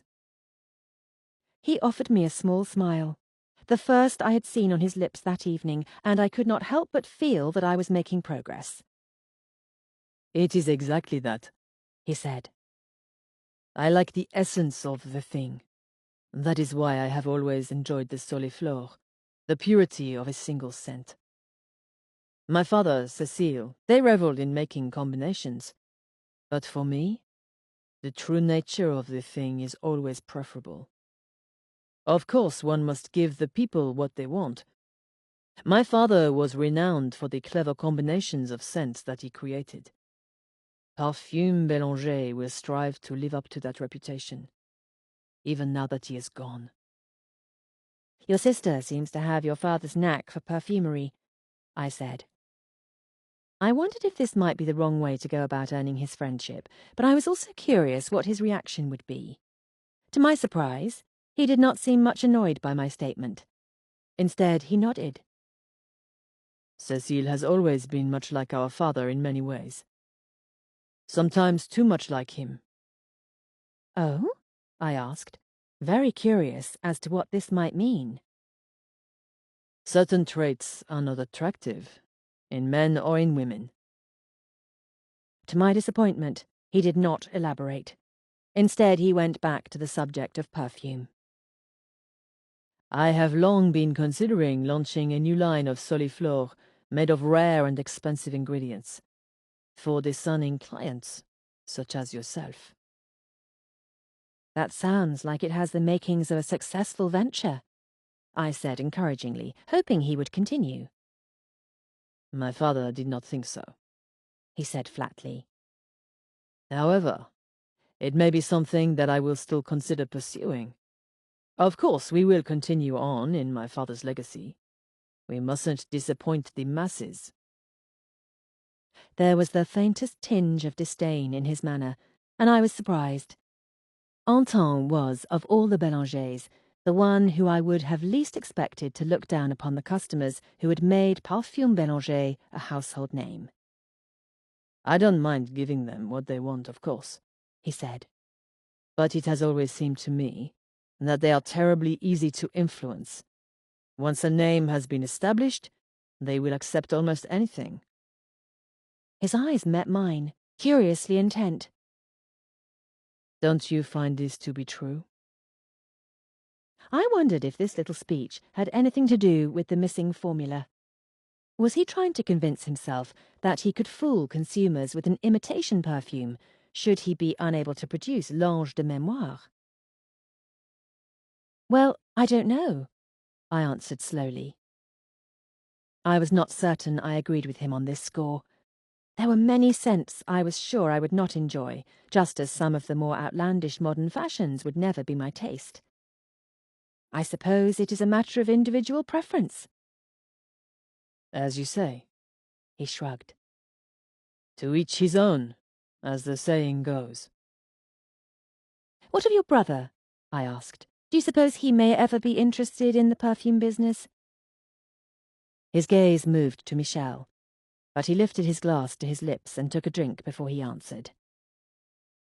I don't suppose my brother will ever be interested in anything really worthwhile. Oh, one never can tell about people, I said. He looked back at me. No, he said. Perhaps not. It had meant to be an encouraging thought, but I found it rather disheartening at the moment. It seemed that the better I got to know the suspects, the more difficult it was to determine which of them might be guilty. When dinner was over, I would have to set my plan into motion. Chapter 20. The rest of dinner was rather uneventful. After my conversation with Anton, Cécile had once again engaged me in conversation about perfume, and it had lasted for the remainder of the meal. I found myself swept away by her enthusiasm and her vast knowledge of the subject. Afterwards we had returned to the drawing-room for coffee. I was seated near the fire with Cécile, plotting a way to get into Monsieur Bélanger's study, when Michel came up. Cécile, do let me steal her away for a few moments, he said. You've monopolized her all evening. You will behave yourself, Michel? Of course. Cécile rose, turning to me. If he makes a nuisance of himself, you've only to shoo him away. I smiled. I don't think that will be necessary. Cécile went away to talk to Milo and Beryl, and Michel took a seat on the divan next to me. I'm sorry if I have been too intrusive, Madame Ames. It is only that I thought perhaps you needed rescuing from Cécile's lectures. She has a head for perfume and little else, my sister, Michel said with a smile. Are you at all interested in perfumes, Monsieur Bélanger? I asked. He smiled. Only in the way they smell on a woman's skin. I wondered if he ever allowed himself to drop the guise of seducer. Surely there was more to him than that. Then you don't have much interest in Parfum Bélanger and the development of its perfumes? While I didn't think he would let anything slip if he was responsible for stealing the perfume formula, I hoped I might be able to detect some hint of guilt in him. "I'll admit that it has never much been my forte," he said. "I am not what you might call scientifically minded." Somehow this didn't surprise me. "Oh, it isn't that I didn't attempt it. I knew from a young age that his perfumes meant more to my father than anything else. Cecile knew it too. Even from the time she was a child, she did nothing but follow my father about. He shared all his secrets with her. It made me envious, so I tried to follow her lead." "And did you learn your father's secrets?" I asked with a smile. "Some of them," he said. "But the love of perfume was not something that I inherited. I much prefer the love of women." So we were back to that again. I might as well use the subject to my advantage. "I have heard a good many things about Angélique," I said. "I believe she was a special friend of yours." I had meant to throw him off guard, but I did not succeed. Instead, his smile widened. "There are a great many things to tell about her," he said. "She is a fascinating woman." "But not fascinating enough to hold your interest?" I asked, brows raised. I wanted to know what it was that had really driven them apart. Somehow I didn't think that Elios Bélanger's disapproval would have bothered Michel. "We, both of us, found that our attention wandered." I wondered if perhaps she had taken a fancy to Jens Muller, I said. Michel threw his head back and laughed boisterously. "That sculptor? No, no, Angélique cared nothing for him. He was obsessed with her, but he would not have been the first man to feel that way." "Yourself included?" He shrugged, his eyes alight with amusement, and his hand moved to my knee. "I find that I fall in love quite easily." I picked it up and set it aside, smiling coolly. "And you fall out of it just as easily, I imagine." Michel laughed. "I like you very much, Madame Ames. May I call you Amory? It is a lovely name, very like our word for love, is it not?" "Michel?" It was Anton. He had come up and was frowning down at Michel. It seemed that he disapproved of his brother's frivolity. "Yes, Anton?" he replied. When Michel looked at his brother, his smile remained intact, but there was a difference in his eyes that might not have been noticeable if one wasn't paying attention. Suddenly I understood something. There was a deceptive carelessness about him. No matter what he was feeling, he would always appear perfectly at ease and unmoved by emotion. It was a quality I recognized, for Milo was the same way. I thought of the rumors I had heard of his violent temper, a trait that had not seemed to fit with his carefree personality.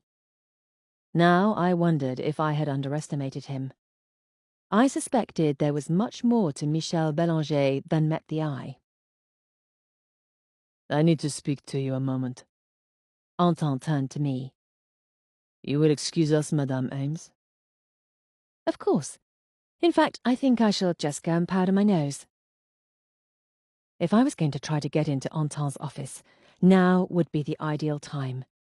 I was very much hoping that he didn't keep it locked. I turned back to see if anyone would notice I had slipped away. Milo was still engaged in conversation with Beryl Bélanger and Cécile. Anton was speaking earnestly about something to Michel, who only seemed to be half listening. Michel had that same vague expression on his face, but his gaze was watchful. He was paying close attention to everyone who was in the room. It was almost as though he too was waiting for the chance to escape. I left before his eyes came back to mine. I was alone in the hallway and walked quickly towards the door that I knew led to Anton's office. I tried it, and as I had feared, it was locked. That meant that I would need to try the door that led out onto the garden, the one where Anton and Cécile had spoken on the night of the party. I tried the next door down the corridor and found it unlocked. I stepped into the room, hoping it would have a door to the courtyard. There were heavy curtains drawn across the windows, and the room was dark. I moved through it, feeling for furniture and hoping that I wouldn't knock anything over. It was imperative that I hurry before I was missed. I reached the curtains and pulled them aside, relieved to find that these too were doors leading out into the courtyard. I opened them and slipped out into the cool, fragrant night air. The door to Anton Bélanger's office was the next one over, and I tried it. I half expected it to be locked, and was relieved to find that it was open. With a furtive glance over my shoulder, as though some unseen presence might be lurking in the courtyard, I slipped inside and shut the door behind me. The curtains were drawn here too, and I didn't know how I was going to be able to find anything in the dark.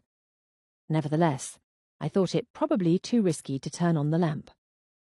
The light might shine beneath the door and into the hallway, calling attention to what I was doing. I pulled back one of the drapes slightly to let in the moonlight. It wasn't much, but it might be enough for me to see what I was looking for. There was a vast desk of dark wood not far from the window, and I moved to it. I tried the first drawer and found it unlocked. I pulled it open and discovered that it held a leather case full of paper. I opened it, squinting, and found that it was a thick stack of legal documents. It was rather difficult to tell, but I didn't think it was anything of importance. It was then I realized what a daunting task this was. The desk might be full of papers, and my time was very limited. I opened another drawer and found it full of empty perfume bottles of different designs. Prototypes, perhaps. They rattled slightly as I pulled the drawer open, and I held my breath, the sound terribly loud in this quiet room. The next drawer contained only a piece of paper folded in half. I opened it and saw it had been written by hand, not a typewriter. I read the first line, which translated from French to something very like the opening lines of an English will. I, Elias Bélanger, being of sound mind, declare this to be my last will and testament. Against all odds, I had found it. I was just about to read further when I heard the unmistakable sound of the doorknob turning. My heart froze in my chest, and then I realized that I had to move quickly. I closed the drawers as quietly as possible and turned back towards the window. The door to the office opened just as I slid behind the curtain, and there was not time for me to go back out into the courtyard without being heard. I would have to wait it out. It was only then I realized that I still had the will in my hand. I waited for a lamp to be lit, but there was only the scrape of a match. A pale orange light shone in the room, and I hazarded a glance around the edge of the curtain. I was surprised to see Michel Bélanger. He was standing before a painting on the wall. In the dim light cast by the match, I saw that it was a portrait of a woman. There was something a bit familiar about the shape of her face, and I realized that she resembled all of the Bélanger siblings. No doubt it was their mother. Surely, however, he had not sneaked into this room to gaze at the portrait of his dead mother. What was he doing here? How had he entered the room when the door was locked? He must have a key. I wondered if Anton knew his brother had access to this room. What was more, I wondered if Elias Bélanger had known. Of course, with the door to the courtyard left unlocked, anyone might enter this room. I had proven that. Perhaps nothing of importance was left out in the open. The match burnt down, and he shook it out. A moment later, I heard the scrape of a second one being lit, and I peeked around the curtain again. He was reaching up to touch the portrait. I thought for a moment that he might be reaching up to caress the image of his mother's face, and I felt embarrassed that I was witnessing such an intimate moment of sentimentality. Then I heard the faintest click as his fingers pressed a place on the frame, and the portrait moved on hinges away from the wall. He was looking for the safe. The second match died away, and he lit a third. He moved faster now with more purpose. Holding the flame high, he reached into his pocket and removed a second key. I heard the safe's lock release, and then he stepped behind the barrier made by the painting, and I could no longer see what he was doing. How was it that he had a key to the safe? Madame Nanette had mentioned that only the solicitor and Monsieur Bélanger had had keys. If that was the case, it seemed that Michel must be in possession of his father's missing key. That meant he might have taken the copy of the perfume formula from the safe before the solicitor arrived. His mother seemed to look disapprovingly at me from her portrait, but I ignored her. I wanted to see what he was doing in the safe. A moment later, he slipped something into his pocket. It wasn't a piece of paper, and so far as I knew, there had been only one other item of importance in the safe: the mysterious key that had been present when the solicitor had come to read the will. He closed the safe, and I moved back behind the curtain. I heard the click of the portrait as it swung back into place. The room went dark again as his match went out, and I heard him move to the door, open it, and a moment later slip out into the hallway. I stood in the quiet darkness for a moment to be sure he wouldn't come back, my mind racing. The evidence was piling up against Michel. After all, if he alone had access to the safe, it seemed certain that he had stolen the formula. But why steal the formula from the safe, only to come back later to take the key? It didn't make sense. I had been confident that once we discovered who had access to the safe, we would have our killer. Now I was less convinced. There was something else going on here, and I needed to discover what it was. I moved quickly out the doors back into the courtyard. Only then did I remember I still held the will in my hand. I considered replacing it in the drawer, but I needed a better look at it, so I folded it into a small square and slipped it into my décolletage. I started towards the door from which I had entered the courtyard, greatly relieved that I had not been caught, or so I thought. I rounded a bush and walked directly into a dark figure. I only barely kept from exclaiming aloud.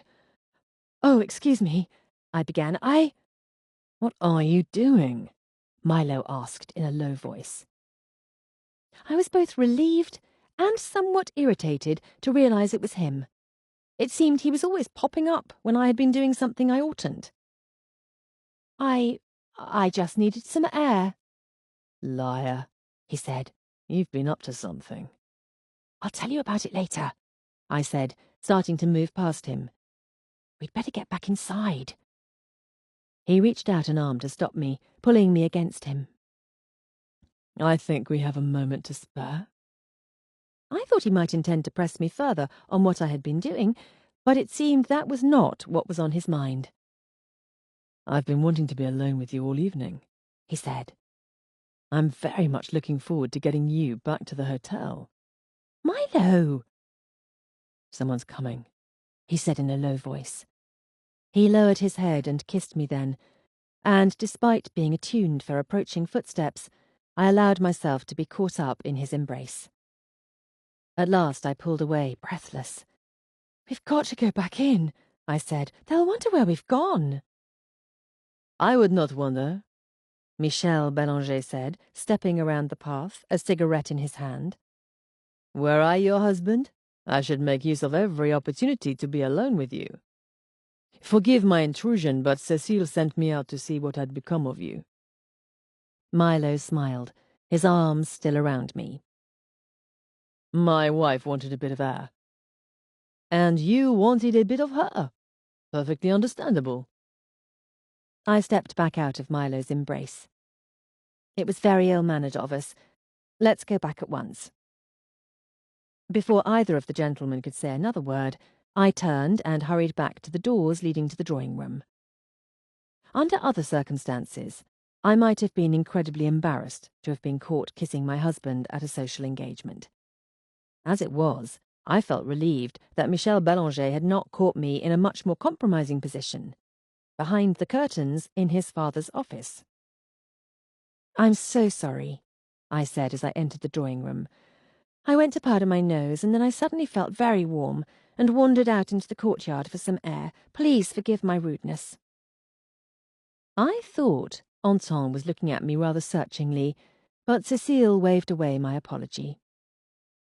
There is something very enchanting about the garden at night. Very enchanting indeed, Michel said with a knowing smile. Alas, my dear friends, I'm afraid I must be off. I have a pressing engagement later this evening. I heard a faint scoffing sound coming from Anton's direction. Something very important, no doubt, he said. Michel smiled. I'm afraid so. I'm afraid we must be going as well, I said. Milo glanced at me as though wondering what had brought about this sudden decision, but I didn't meet his gaze. There would be time to tell him later. I want to thank you so much for having us. It was a lovely evening. I am glad you could come, Cécile said. We will meet again to discuss the next stage of the perfume? Yes, that would be very nice. We went about collecting our things and making our goodbyes. I was worried that Michel would leave before we got the chance to follow him out, but it appeared that he meant to walk out with us. That was lucky, for I meant to follow him. Chapter 21. We left the house together, and Michel Bélanger turned to me, taking my hand in his. I am so pleased to have met you again tonight, Madame Ames. It was nice to see you, Monsieur Bélanger. We shall meet again soon, I trust. It was not a question, so I did not answer it. Good to see you too, Ames, he said, turning to Milo. Good evening, Michel, Milo replied. With that, Michel Bélanger took his leave and began walking down the street. I wondered if he meant to take a cab, and why he had not made use of one of his own cars. Perhaps he did not want anyone to know where he was going. We got into our cab, and I leant forward. We need you to follow that man, I said to the driver. If the driver thought this request was unusual, he gave no sign of it. Yes, madame, he said. If he means to get a cab, he will likely walk to the boulevard. I will drive past him so that he will not suspect us. It appeared it was not the first time our driver had engaged in such activity, and I didn't know whether to be pleased or slightly alarmed. He pulled away from the curb, and we passed Michel, who was walking at a steady pace. He didn't look at us. Darling, Milo said, leaning back in his seat and lighting a cigarette. I hesitate to ask, but why are we following Michel Bélanger? He took the key from the safe in Elios Bélanger's study. How do you know? Milo pressed. I saw him, I said, trying my best to evade the question. For all his reckless behaviour, Milo was terribly conventional when it came to my doing reckless things myself. It was most annoying. What were you doing in Elios Bélanger's study? Milo asked. I wish you wouldn't ask so many questions, I said impatiently. Yes, I'm quite sure you do, Milo replied easily. Alas, my curiosity will not be suppressed. What were you doing there? That's not important now. Marie? I sighed. It appeared he expected an answer. I was looking for the draft of the will that Anton Bélanger said his father had written before his death, the one that supposedly gave Anton complete control of Parfume Bélanger. After what you told me that Elios Bélanger said when he crashed his plane, I was sure that it must hold some hint of who might be responsible for his death. While I was in the room, however, Michel Bélanger came in and took a key from the safe. Ignoring for a moment your imprudent behaviour, how do you know that he intends to use the key tonight? It's bound to be missed. He'll have to use it and put it back before Anton realises that it's gone. Talking of things that were bound to be missed, it was then I remembered that the will was still inside the bodice of my dress.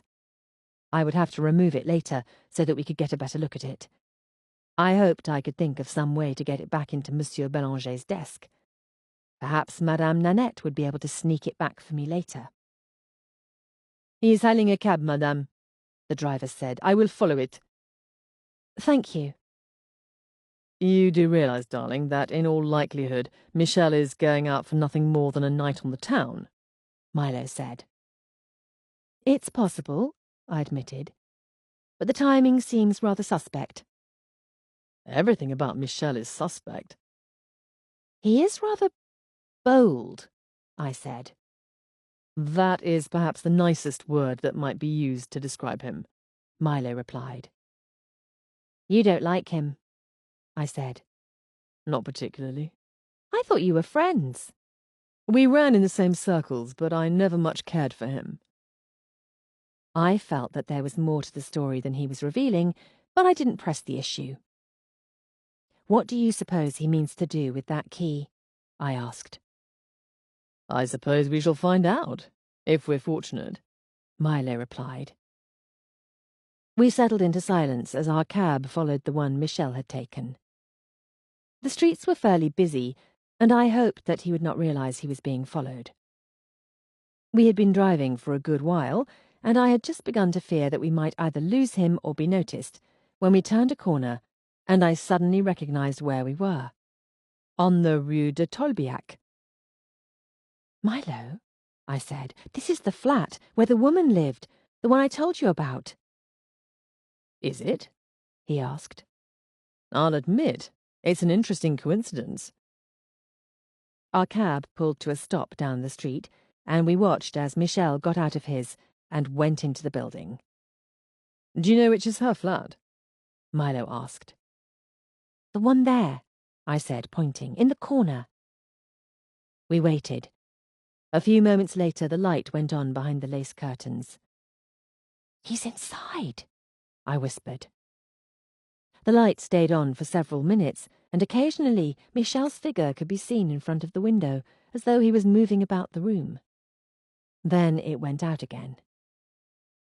I didn't think he had been looking for the missing woman, for if he had known where she lived, he might have gone there without the key. It seemed then that he must have known she had gone and had come to the flat looking for something. I wondered if he had found it, or had merely given up the search. A moment later, he came back out of the building and got back into his cab. "Follow him, madame?" the driver asked. "Yes, please." We drove for a few moments, and then suddenly his cab came to a stop, and he got out and began walking. I wondered if it was possible he knew that he was being followed, but he didn't appear uneasy at all. "Continue, madame?" the driver asked.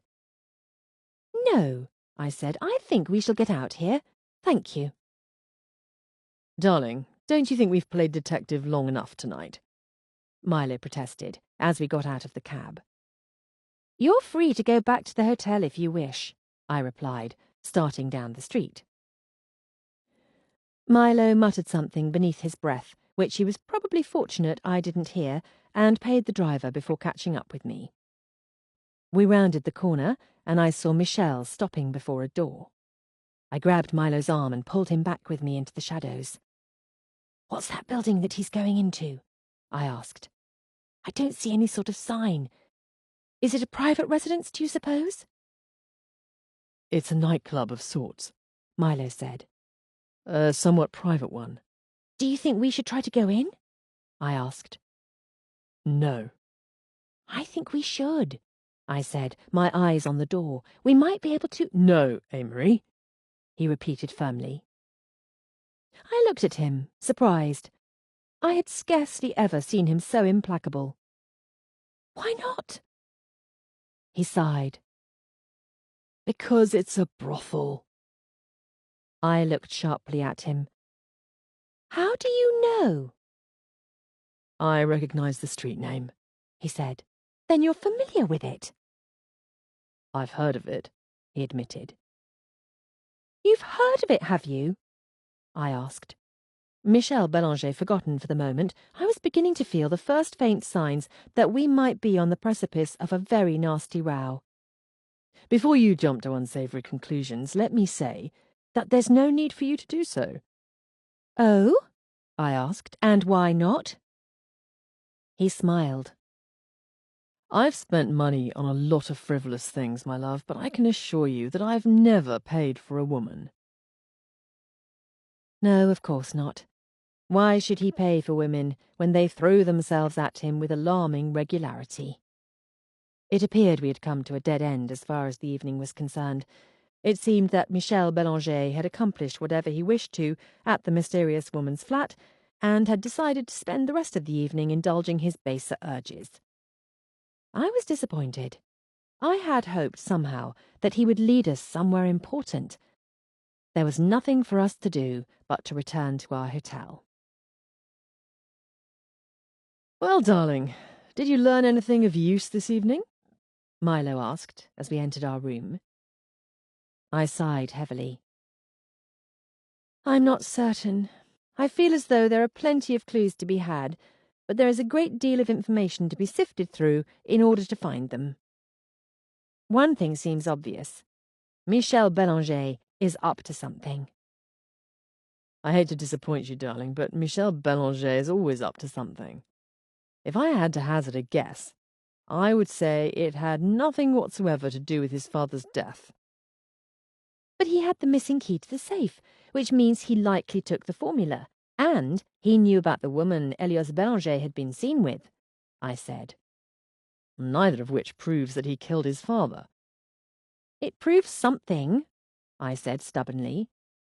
We thought whoever stole the formula was the likely killer, and only Michel had access to the safe. He might have murdered his father so he could sell the formula to the highest bidder. Or he might have come across the key to the safe and taken advantage of his father's death to take the formula. That's more in Michel's style. That doesn't account for the incorrect formula that was substituted into Monsieur Bélanger's attaché case. Milo shrugged. Perhaps that was merely some sort of mistake. He knew as well as I did how unlikely that was. With a sinking feeling, I recognized this offhand answer for what it was, the indifference that came when an amusement had begun to run its course. For whatever reason, Milo was losing interest in the case. There's more to him than meets the eye, I pressed. I just have to determine what it is. Whatever you say, my sweet, Milo replied. I just hope you won't continue sneaking about in that careless manner. You're bound to be caught. That reminded me. I still had the will in my bodice.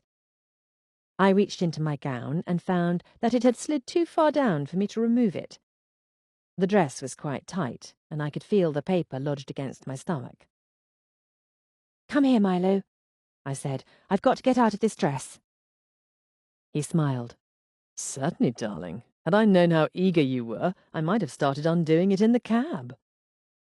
I shot him a look and turned my back to him, and his fingers moved deftly, unbuttoning my dress with impressive speed.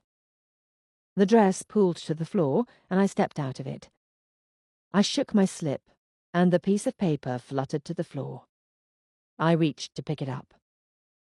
My eyes scanned it.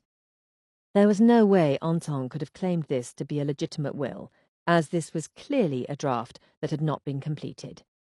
It had been written hurriedly, and some of it was illegible. What was clear, however, was that this will was very different than the official one. As Anton had claimed, it appeared that the company was left to him, with smaller legacies left to Cécile, Séraphine, and Beryl Bélanger.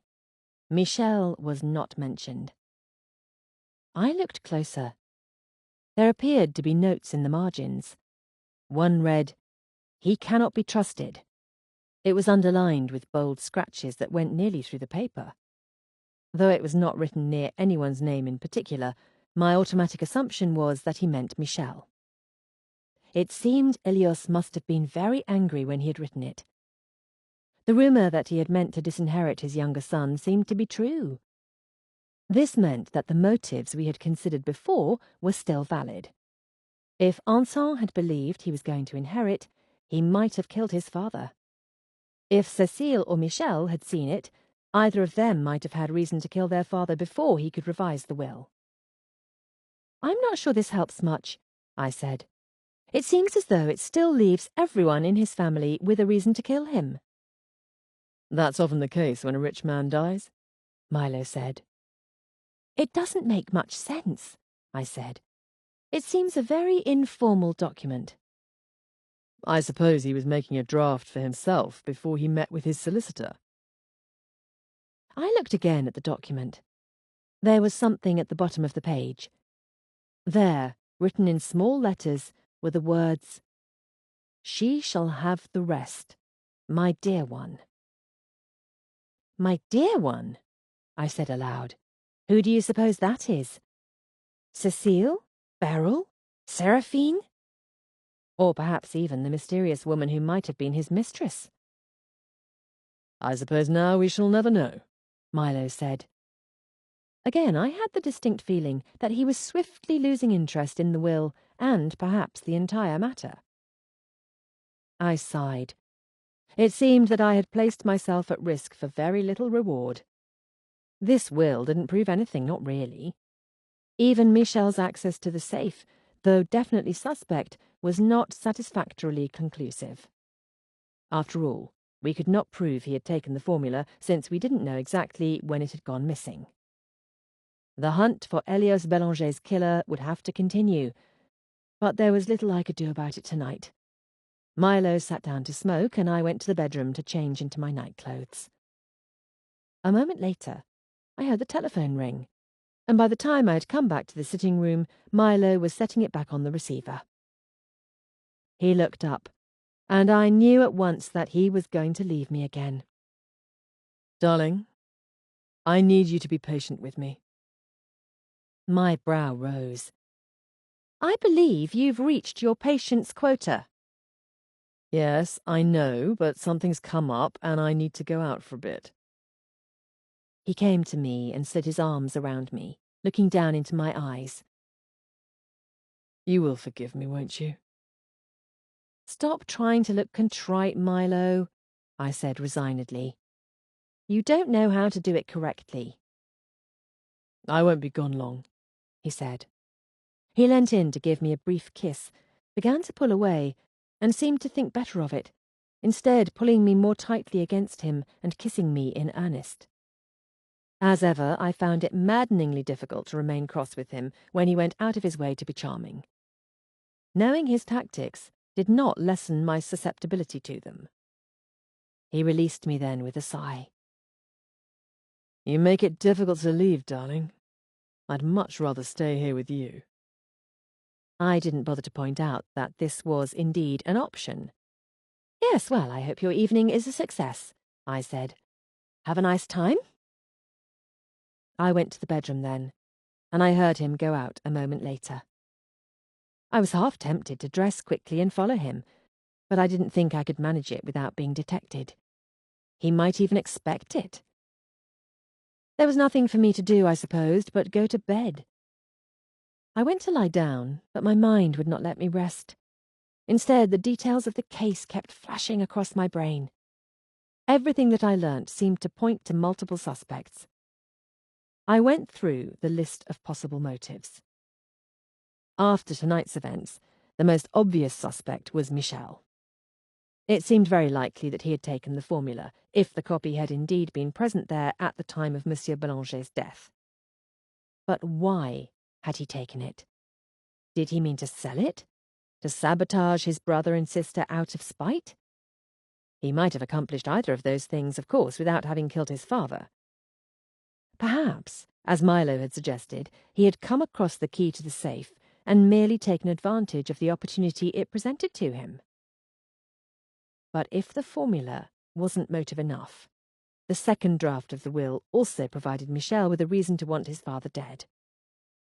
If it was true that his father had meant to disinherit him, then it would have been to his advantage had his father died before the will went into effect. It all made for rather compelling conjecture, but it wasn't the only plausible theory. I had to admit that Anton Bélanger was also a likely culprit. He had wanted control of his father's empire for years. Perhaps he had finally been pushed to the edge of his patience. Anton had discovered the second draft of the will, indicating that Parfume Bélanger would be left to him, and might have believed it to be representative of the legally binding will. Perhaps he had decided to seize his chance at power. Then again, Cécile had seemed to realize that she would inherit under the will that was in effect. Madame Nanette said she had not seemed at all surprised to learn that she and her brother were to have an equal role in Parfume Bélanger. Was it possible their father had given them different impressions of what his will entailed? That would explain the confusion.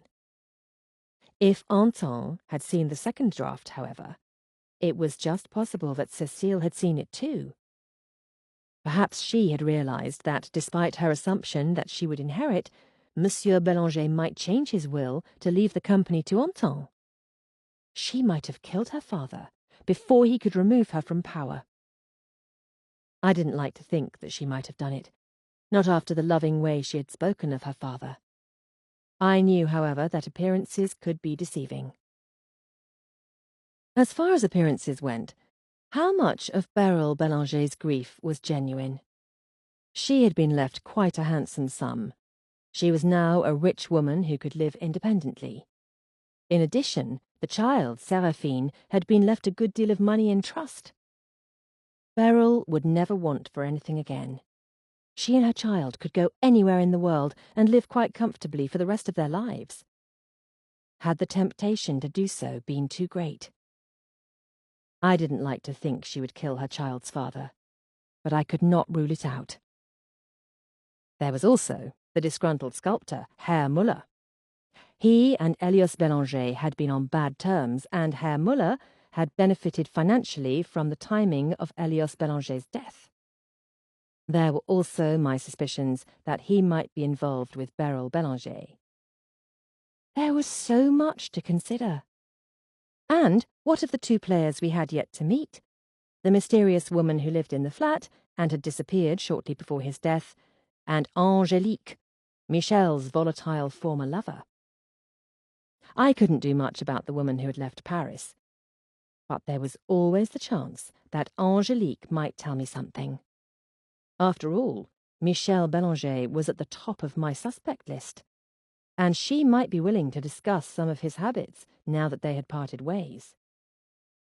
As far as that went, there was no time like the present. I threw back the covers and rose to get dressed. Milo was being evasive and secretive, and it was time that I took matters into my own hands. Chapter 22. I dressed and freshened up my makeup, warming to the idea of my mission. The more I thought about it, the more I was convinced that Angélique would be able to tell me something important. I had picked up my handbag and was prepared to leave when Winelda came into the room. "Good evening, madam. I just thought I would stop in to see if you needed anything." "No, thank you, Winelda. I'm about to go out." I went out into the hall, and she came with me. There was a pretty dark-haired girl standing outside, apparently waiting for her. "This is my friend Trudy," Winelda said. Trudy bobbed a little curtsy. "Good evening, madam." "Good evening, Trudy. It's nice to meet you. Winelda has told me you've been having a lovely time exploring Paris." "Yes, madam," she said. "We met two very handsome gentlemen who want to take us to a jazz club. Isn't it thrilling?" Winelda enthused. "Yes," I said, "but do be careful." "Yes, madam." Winelda suddenly seemed to consider something. "Are you going out alone, madam?" "Yes, Mr. Ames had some business to attend to." "You can come with us if you like," she said. Trudy nodded agreement. "It's a very nice club. The music is wonderful, and there will be many handsome gentlemen." "She's a married lady," Winelda said, affronted. Trudy shrugged. "It doesn't hurt to look." "That's very sweet of you to offer," I said, breaking in before a disagreement could develop. "But I'm going to La Reine Bleue." Trudy looked me over before saying hesitantly, "I beg your pardon, madam, but are you going to wear that?" I looked down at what I was wearing. It was a very modish gown of dark green silk, and I could think of no reason why Trudy should disapprove of it. "Is there something wrong with this?" I asked. "Oh, no," she said quickly. "That is, it's a very nice gown, madam, but you're sure to stick out in something like that. It's a bit too proper, if you catch my meaning." I did indeed. For the space of a moment I pondered the problem. If my gown was not what ladies wore to cabarets, I might make myself conspicuous. What was more, I might not be able to speak to Angelique if I appeared to be, as Trudy had phrased it, too proper. I looked at Trudy. She was just about my size. "Do you happen to have anything suitable you could lend me?" I asked. An hour later found me entering La Reine Bleue in a black beaded gown with a scandalously plunging neckline and a low-cut back. Trudy had very much warmed to her role as my makeshift stylist, and she and Winelda had done my makeup, applying a good deal more of it than I would usually wear.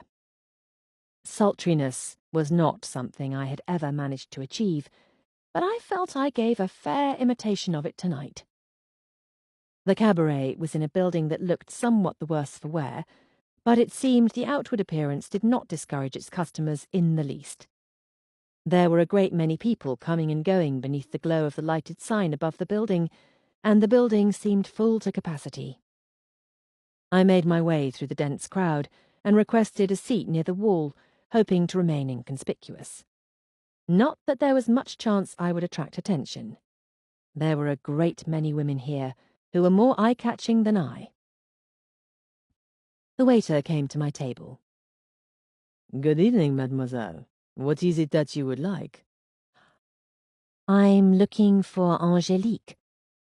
He smiled. "Yes, most people come here for Angelique. You are in luck. She is due to perform next." "Thank you." I ordered a cup of coffee, which seemed to amuse the waiter, and settled into my seat to wait. A moment later, she walked out onto the floor and into the glow of a spotlight that cut through the smoky darkness. When I saw her, I'm rather afraid I blushed. She wore only what appeared to be a long, strategically draped strand of diamonds. They glittered brightly in the light, and a cheer went up from the crowd. She smiled, tossing her head, and began to sing in a low, pleasant voice. Further description is beyond me, for I have never seen anything quite like Angelique's performance. The dance routine proved her to be quite flexible. Suffice it to say, angelic was not the word that came to mind. She had finished her song and was met with a roar of applause when the waiter brought my coffee and nodded towards the stage. "Did you enjoy the show, mademoiselle?" "Yes, she was very dramatic. I wonder, would it be possible for me to speak to her?" He laughed. "Everyone wants to speak to Angelique. She comes out onto the floor sometimes when she has finished her routine. Perhaps you may have a chance to speak to her then. She usually comes out there," he said, nodding in the direction of a door that I assumed led to the dressing rooms. "Though it may be some time before she comes out."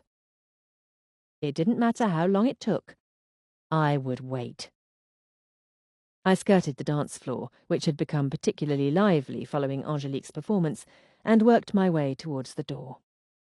I hoped I could stand outside and have a chance to approach her before anyone else did. I had almost reached the door when I moved too quickly and bumped directly into a man. "Pardon, monsieur." I looked up just then, into Milo's eyes. I felt a flicker of surprise, followed by pure annoyance. "Enchanté, madame," he said dryly. If he was as surprised to see me as I was to see him, he didn't show it. "What are you doing here?" I demanded. "I might ask you the same question." I felt disinclined to answer him, but I supposed that now that he had seen me, there was no reason to keep things quiet. "I've come to speak to Angelique," I said. "So have I," he replied. "You didn't tell me." "You didn't tell me either." he replied, his eyes moving over me. I must say, you look rather fetching in that ensemble. You haven't worn that dress before. I would have remembered. Never mind that, I said. I'm extremely annoyed with you. I don't see why you should be. I told you something had come up. You didn't tell me you had come to watch Angelique prance about practically in the nude. I suppose you enjoyed her performance immensely. I did, he replied. Do you suppose you could ask her to teach you how she did that last dance? Luckily for Milo, I was distracted by something behind him before he could finish his sentence. Milo, I hissed, cutting him off. Did you see who else is here tonight? Who? He asked. Jens Muller. Is he? Milo said. It's not really surprising, I suppose, that he should come to see his muse. Yes, I said, but perhaps we can learn something from him about his relationship with Beryl Belanger. Perhaps. You go and talk to him, and I'll talk to Angelique. My eyes narrowed. Divide and conquer, that was our plan, he replied with a smile. Somehow I didn't fancy the idea of my husband conquering Angelique. Nevertheless, I supposed the idea had merit. Though I hated to admit it, Milo probably had a better chance with Angelique than I did. When she came into this room, it certainly wasn't going to be me to whom she was drawn. I walked towards where Herr Muller sat. He was alone at a table, though I had half expected him to be in the company of a model or two. He looked up when he saw me, though he didn't seem particularly surprised. Good evening, Madame Ames, he said, rising from his seat. Are you here alone? No, I said. My husband is somewhere about, but he has so many friends that I sometimes lose track of him. I glanced in Milo's direction. Almost as though he had been trying to prove my point, he was no longer alone. There were two women seated at the table with him, neither of whom were Angelique, and they all appeared to be getting on famously. I fought down my annoyance. Try as I might to pretend otherwise, Milo's effortless magnetism was sometimes a source of great vexation to me. Herr Muller's gaze followed mine before coming back to search me speculatively, and I supposed he must think me a very obliging wife. Would you like to sit with me for a while? Thank you, that would be very nice. He pulled out the chair for me and I sat. I saw his gaze drop from my face to my bodice, and for a moment I wished that I had not let Trudy talk me into wearing something quite so revealing. Can I offer you a drink? He asked. A cigarette? No, thank you, I said. He lit one for himself then and drew a deep breath before observing, You do not seem, if I may say so, to be much enjoying yourself. I don't think this type of place suits you. I smiled.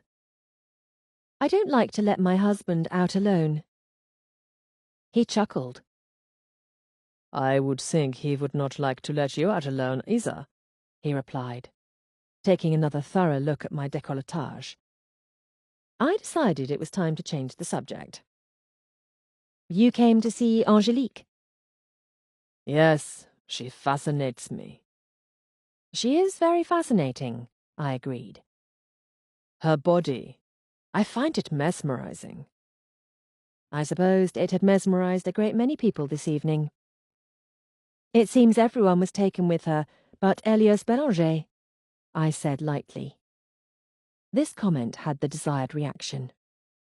That man did not know good from bad, he said heatedly.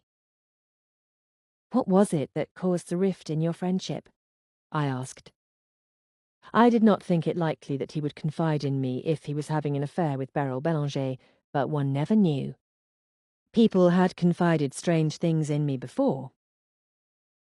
He had grown paranoid. He was convinced that someone was trying to sabotage him, to steal his secrets. I thought of the missing formula. It seemed that Elias Belanger might have been right. Do you think it was possible? I asked. He shrugged. I don't know, nor do I care. I want to avoid all mention of him from this point on.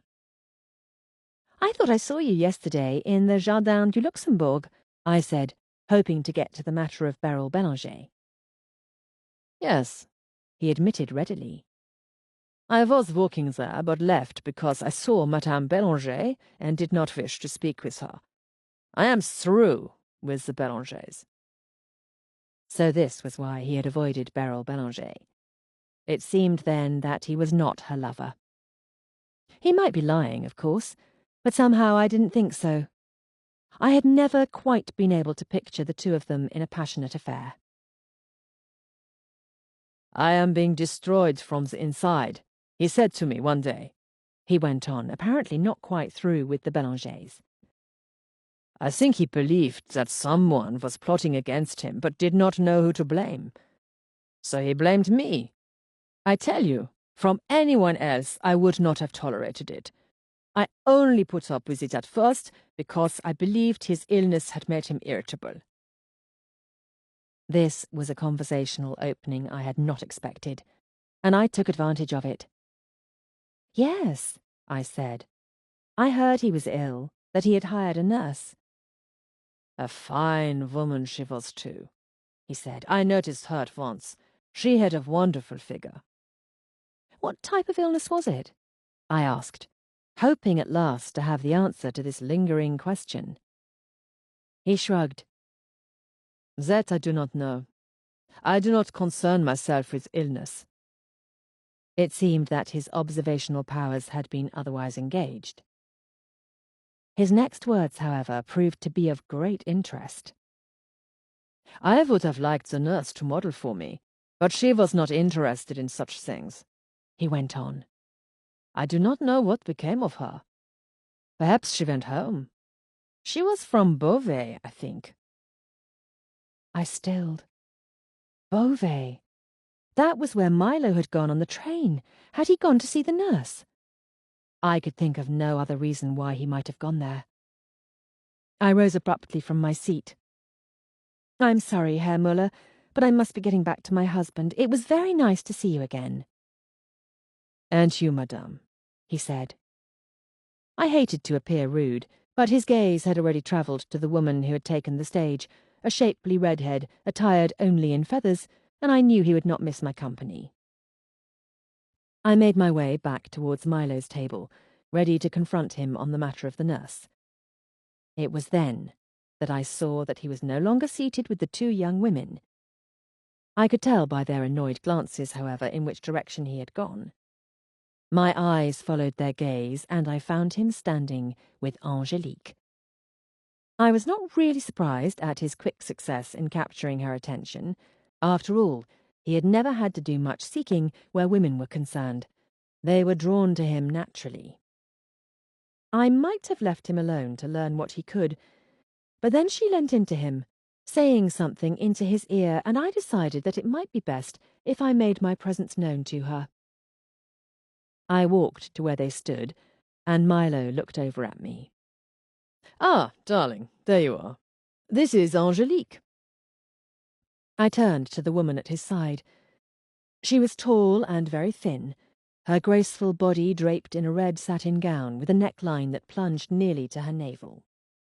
Her hair was cut in a sleek black bob, and dark makeup lined glittering green eyes. She was quite stunning, and I distrusted her instinctively. "How do you do?" I said. She was looking me over as I had done her, and she was in no rush about it. Finally, her eyes came back up to mine. The corner of her mouth tipped up in a languid smile. "I think I know why you are here." "You do?" "Yes," she said, her eyes hard, despite the carelessness of her tone. "And you have nothing to fear from me. I don't want him." I beg your pardon?" "You are one of Michel's lovers, are you not?" she asked. "His newest, perhaps." I ought to have been surprised by the question, But having met Michel Bélanger, I could see how she might make that assumption. Perhaps she thought I was the diplomat's wife with whom Michel had recently been connected. "No," I said quickly, and indicated Milo. "I'm his wife." She laughed, a throaty sound. "That has never stopped Michel." Her gaze moved to Milo. "But I suppose this one is man enough for any woman, eh? He looks as though he knows his way around the bedroom in the dark." She smiled at my husband, and he smiled back. I cleared my throat. "I have come to you because I believe you know Michel better than anyone else." Reluctantly, her eyes came back to me. She hesitated. "What do you want to know?" I hadn't expected her to ask this question, and I was unprepared to answer it. Should I tell her the truth? What if she was still friendly with Michel Bélanger and let him know that we had been asking questions? I was trying to think of the best way in which to couch my questions about Michel Bélanger when Milo decided to take matters into his own hands. "The truth of the matter is that my wife has had a very brief affair with Michel Bélanger," Milo said. My mouth nearly fell open, but I managed to keep my lips together. He had better have a good reason for this. Angelique's eyes narrowed ever so slightly at this bit of information. It seemed that despite what she had told me, she still felt something for Michel. "I told her we would overlook the matter, but she has some concerns," Milo went on. "You are more forgiving than most husbands," she told Milo. "She has realized the error of Michel's ways," Milo said. Again that cynical smile flickered over her lips. "Yes, Michel is a difficult man to resist." "That isn't the full story," I said, unable to allow him to continue to malign my character. "You haven't told her what you did to provoke me into that episode." Milo's brow rose ever so slightly in what I took to be a challenge. I accepted it. I turned to her. He had been carrying on behind my back, keeping secrets from me, and, what is worse, he gave me a pet monkey, expecting that would make everything all right. She gave me what I think was supposed to be a sympathetic look. "Men, they are all the same. They think that we will forgive them anything if they lay gifts at our feet." "Yes," I agreed. "I'm afraid it is true." "How little they know us," she said. "We have agreed to forgive each other," Milo said, interrupting our newly developed camaraderie. "However, my wife is uneasy about Michel's temper." "Yes," I said, taking this cue. "I have heard that he is very unpredictable, even violent. He did not take our parting well, I'm afraid. I would hate for him to harm my husband." "Michel can be violent," she agreed. "But in the heat of the moment, he is not one to plot and plan." "Are you sure about that? Michel once confided in my wife that he wanted to kill his father." Milo lied smoothly. I was always a bit startled when I saw how easily untruths flowed from his lips. I sometimes worried about that particular skill. "And now his father is dead," she said. Her brows rose along with the corners of her lips. "I do not think Michel would kill anyone. He has a temper, yes, but he knows how to control it. I should think that if anyone would have wanted Helios Bélanger dead, it would be Anton." "Anton," I repeated. I was curious to hear her thoughts on the elder Bélanger brother. "He wanted everything his father had. Now he can have it. He has won his prize." "He has to share the company with Cécile," I said. "That isn't everything." "Parfume Bélanger is not the prize I mean." "I'm afraid I don't understand," I said. She laughed suddenly. "Oh, I see you mean what you say." Her smile broadened, and her eyes glinted. Then you don't know. Anton Bélanger is in love with his father's wife. Chapter 23. Anton is in love with Beryl, I repeated. I was stunned. It was almost too incredible to be true. Yet the more I pictured sweet, pretty Beryl, the more I thought that she might be just the sort of person to win stoic Anton's heart. Are you sure? I asked. She laughed. Quite sure. Michel told me about it more than once. How his brother watched her with sad eyes, but was not man enough to do something about it. I realized then why Michel had taunted Beryl in the drawing room that morning I had been at the house. He knew that his brother and stepmother had feelings for each other, that they met in secret in the park. Suddenly I wondered if the motive for murder might have been under our noses the entire time. You will excuse me now, she said. Yes, of course, I said. Thank you for your time. She gave me a half nod and then gave Milo one last smouldering look. If there is anything else I can do for you, you have only to ask. Then she turned and walked away. I can see how she and Michel would be well matched, I said. Are you ready, darling? Milo asked, glancing at his wristwatch. Yes, I think we've learnt all we're going to, I said. I wanted very much to question Milo about what I had learnt about the nurse in Beauvais. But the crowded, noisy confines of this cabaret were not ideal for what I felt sure would develop into a heated conversation. I decided to hold my tongue for the time being. Milo took my arm, and we made our way through the crowd towards the door. It's a good thing I came here tonight, I said, as we walked out together into the cool night air. I'm quite sure Angelique would have pounced upon you had you been alone. Milo steered me towards a cab. I think much of what Angelique says is a show. He smiled. I did, however, receive a very interesting offer from the two young women I was speaking to at the table. My eyes narrowed. I don't care to hear the details, thank you, I said. Milo held the cab door open for me, and I slid inside.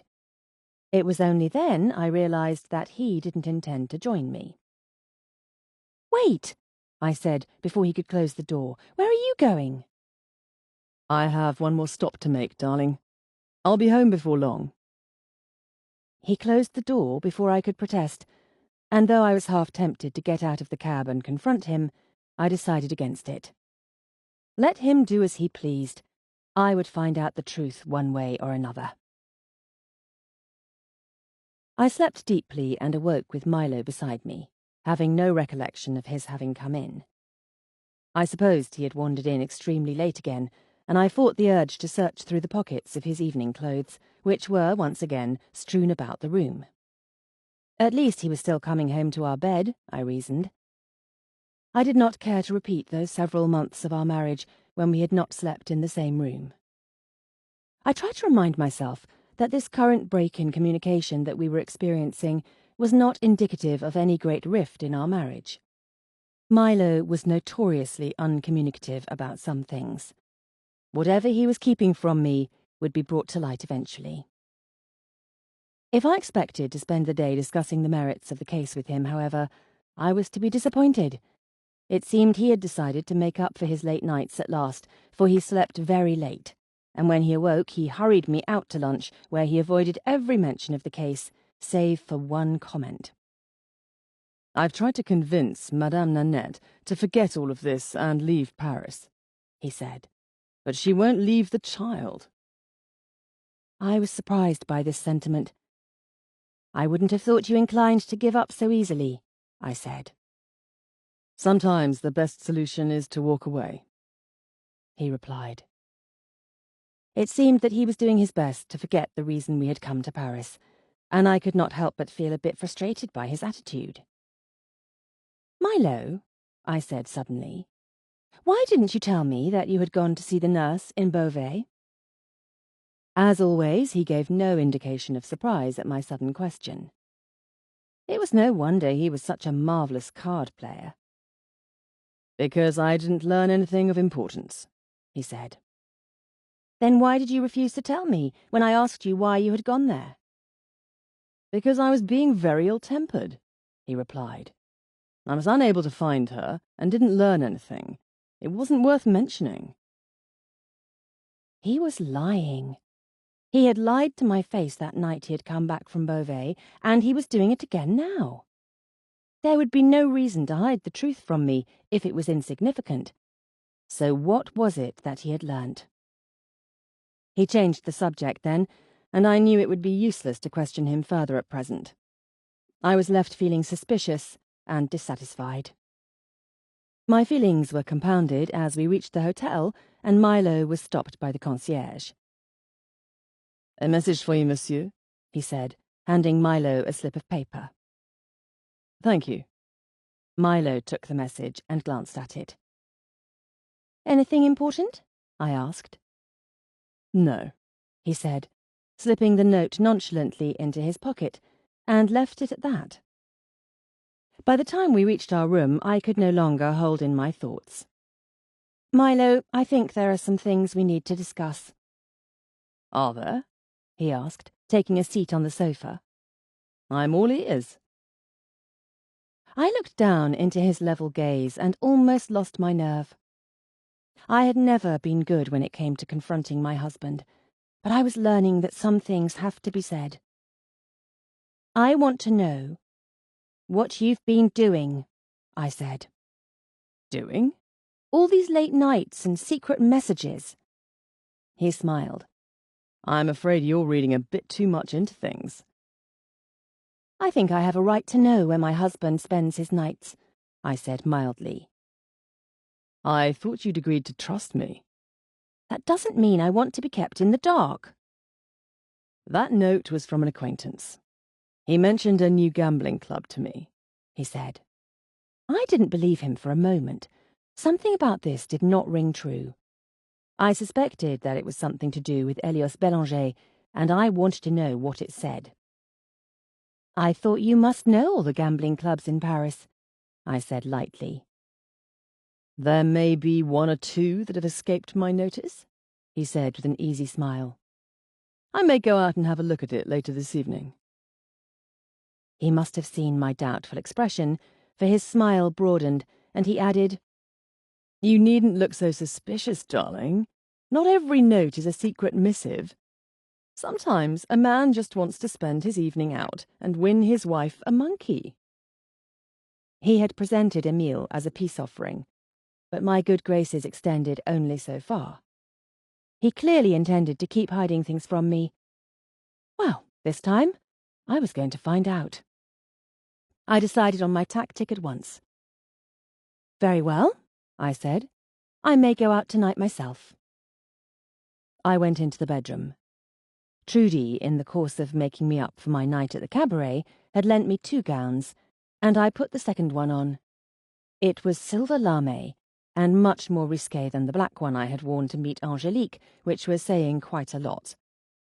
It was tightly fitted to the hip with thin straps and a neckline that plunged so low it was rendered practically superfluous. The skirt was long and clung to my legs as I moved back into the sitting room. Milo was still sitting on the sofa, smoking a cigarette and glancing over a newspaper. I think I shall wear this tonight, I said. His eyes came up and slowly ran the length of me, and I knew instantly that the gown had been a success. Where did you get that? Do you like it? I asked, turning so he could see it to its full advantage before walking towards him. I dare say I shall be able to find something to amuse myself this evening. Perhaps I'll go back to La Reine Bleue. A smile touched his lips. He knew what I was about, and yet the dress had had its desired effect. I find the gambling club less appealing by the moment, he said. I smiled softly. I'm glad to hear you say so. It was very hard to pretend I was feeling amorous when I was furious that he was hiding things from me, but I needed to do my best, and so I sat down on his lap. It seems as though we've barely spent any time together since we arrived in Paris. I am at your disposal, madame, he said in a low voice, his eyes on mine even as his arms moved around me. Though I'd like very much to know what you're up to. I took his cigarette from between his fingers and leant to put it in the ashtray. Then I reached up to slide one of my hands into his hair. What makes you think I'm up to something? I asked softly, as the fingers of my free hand moved to his jacket pocket. I'm certainly not complaining, he murmured, before he lowered his mouth to mine. I kissed him as my fingers closed around the paper in his pocket. Slowly, slowly, I began to ease it out. It was imperative that I not be caught. If he realized what I was doing, it would ruin everything. The paper came free, and I held it up over his shoulder as he kissed my neck, trying to read it. It was written in a bold hand and contained only an address and the words, "Tonight at 10 o'clock." The address seemed familiar, but I couldn't place it. It was possible that it was, as he had told me, an invitation to a gambling club, but somehow I didn't think so. Just as I had folded the paper to slip it back into his pocket, he shifted me to push me back onto the sofa. Before I lost my balance and tumbled backward onto the cushions, I managed to slip the piece of paper into the crack of the sofa. "You're going to wrinkle my gown," I protested, as he leant down to continue kissing me. The welfare of your gown is the very last thing on my mind at this moment, he said. I realized then that I had perhaps made an error in judgment. I had divested Milo of the mysterious note, but I was going to have a difficult time divesting myself of Milo. In all honesty, I was beginning to wonder if I actually wanted to. I had not exactly considered the repercussions of this plan. It was at that moment that Winelda chose to walk blithely into the room. "Oh!" she cried when she saw us entangled on the sofa. I tried to sit up, but Milo was not moving very quickly, and the skirt of my gown was caught beneath his knee. "I'm sorry, I'll just... Shall I go? I'll go," Winelda said, turning back towards the door. "No, you needn't go," I said, managing to pull my skirt loose, roll inelegantly off the sofa, and rise to my feet. Milo unhurriedly took his seat on the sofa, completely unruffled. I noticed that he was sitting on the side opposite of where I had stashed the note. I needed to get it back into his pocket before he noticed it was missing. Winelda turned back towards me, though she didn't look up. Her face was crimson. "I'm sorry, madam," she said, her gaze firmly planted on the floor. I didn't think about knocking. I suppose I ought to have." "It's quite all right, Winelda," I said, quite sure my face must be as flushed as hers. "Mr. Ames and I were just... I faltered. "In conference," Milo supplied, the only one of us not the least bit embarrassed. "Is there something you need, Winelda?" No. That is, I don't... I came to bring Emile a treat. I bought him a macaron." I had forgotten all about Emile. I turned to where his cage was resting in the corner of the room. He was looking through the bars at us. If possible, I felt even more mortified, realizing that we had had an audience the entire time. "You may as well give it to him," I said. I felt quite sure that Emile would not care for a macaron, but I was rather desperate to get us past our mutual discomfiture. Winelda went to the cage and opened the door. Before she could hand in Emile's treat, he hopped out of the cage and bounded over to the sofa. Almost before I realized what he was doing, he had reached his tiny paw into the crack between the sofa and the cushion and pulled out the paper I had hidden there. He then walked across the cushions to Milo and handed it to him, chattering happily. Traitorous little beast. "What's this?" Milo asked. He looked at it, and his eyes came up to mine. I did my very best to feign surprise, But I knew how very difficult it was to fool Milo, and I was not at all sure I succeeded. "What is it?" I asked, hoping I sounded mildly curious and not guilty. "My note," he said, his eyes still on mine. "It must have fallen out of my pocket." "How very sweet of Emile," I said. "How clever he is," Winelda said, walking to the sofa. "Tell him I've bought him a treat, will you, Mr. Ames?" Milo translated obligingly, and Winelda gave Emile the macaron. He took it from her and brought it back to his cage, where he began to eat it daintily. "I'll just be going now, shall I?" Winelda asked. "Unless there's anything you need?" "She won't be needing you, Winelda," Milo said, rising from the sofa and walking towards the door to see her out. "Rest assured I shall tend to Mrs. Ames." "Very well," she said. "If you're sure?" "Quite sure, thank you." He ushered her out, locked the door behind her, and turned back to me. "Poor girl, I'm terribly embarrassed," I said. "It was bound to happen one day, the way she charges into rooms."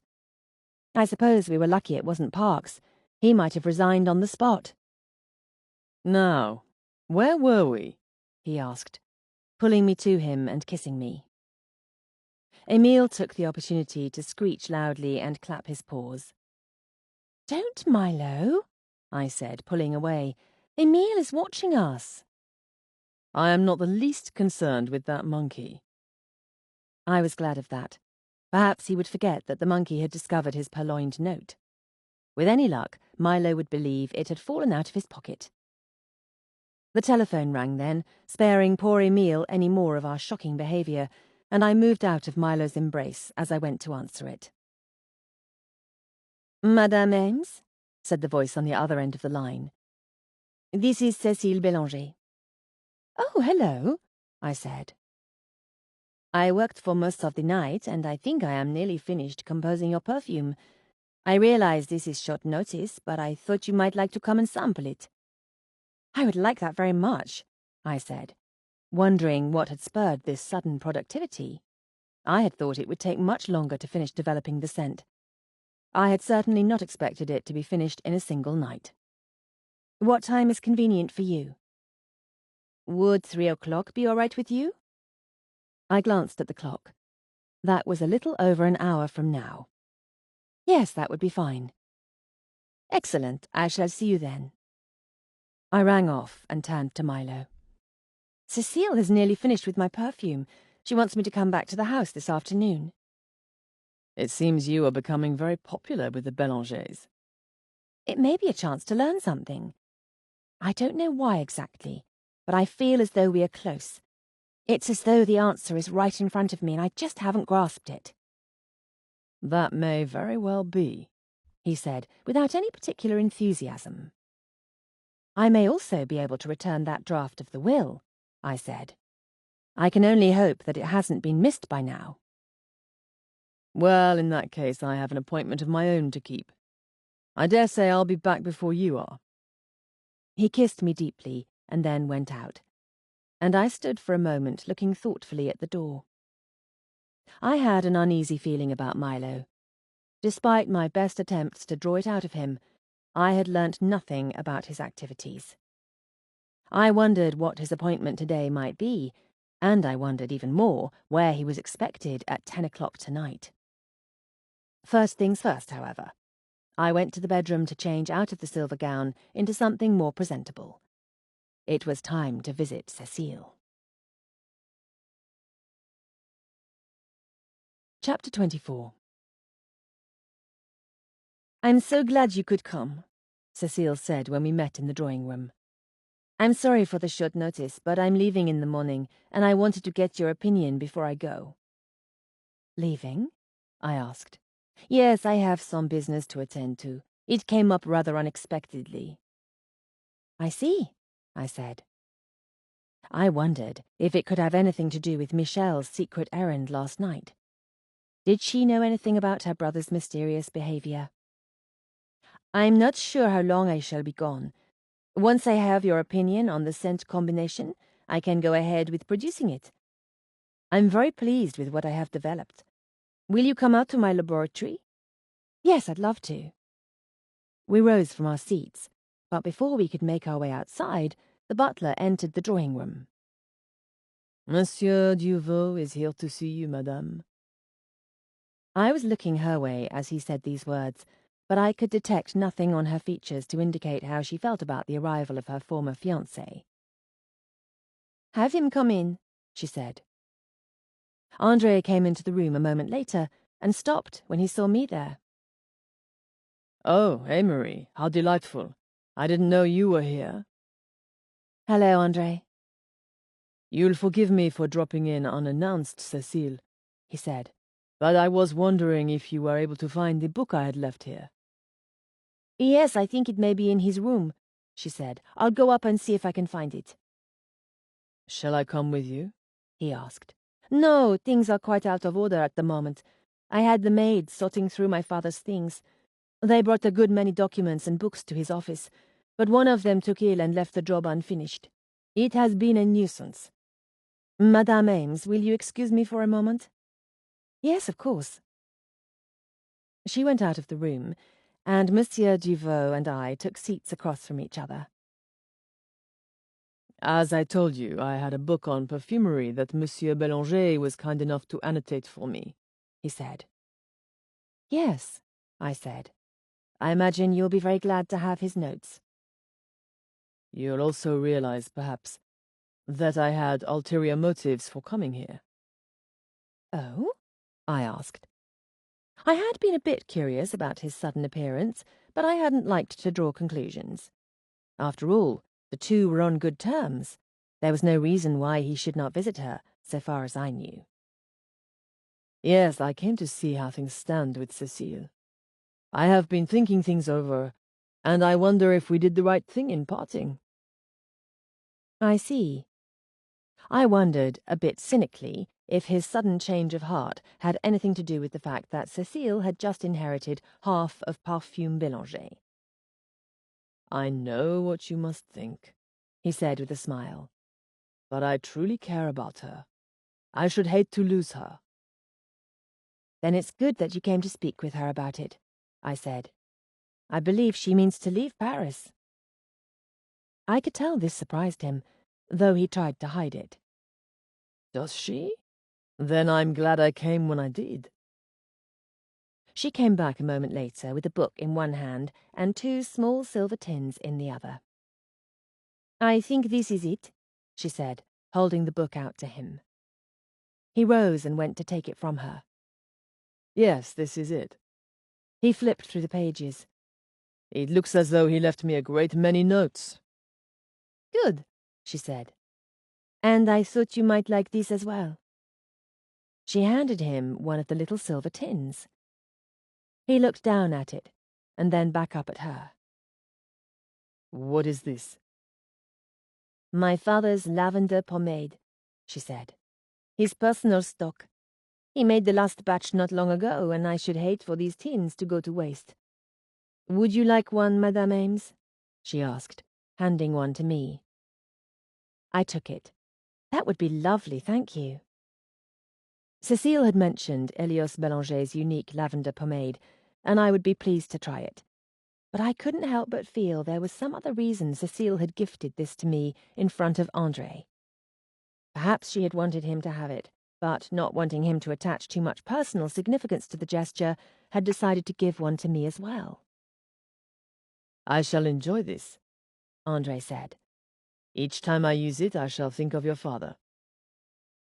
They looked at each other.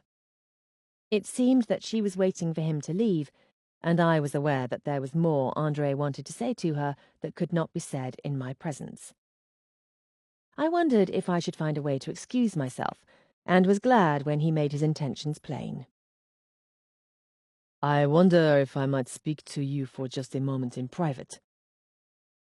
I have a guest, she said. From another woman I might have thought the words held alarm, but Cécile seemed perfectly composed, perhaps just disinterested. Oh, you needn't worry about me, I said quickly. I'll just step out into the garden. I did want a chance to have a better look at it. It appeared that she was hesitant, but she nodded. "Thank you. I won't be long." I turned to André. "It was nice to see you, André." And you. Perhaps you and your husband might have dinner with me soon? "That would be nice." I'll ring you up. I went out into the garden and walked along the path a little way. I couldn't help but wonder what he would say and how she would respond to it. The timing of his renewed suit might be suspect, but I wanted to believe that it was made from true feeling rather than anything less noble. Was there any chance of a reconciliation? Some part of me always hoped that the flame of true love could be rekindled.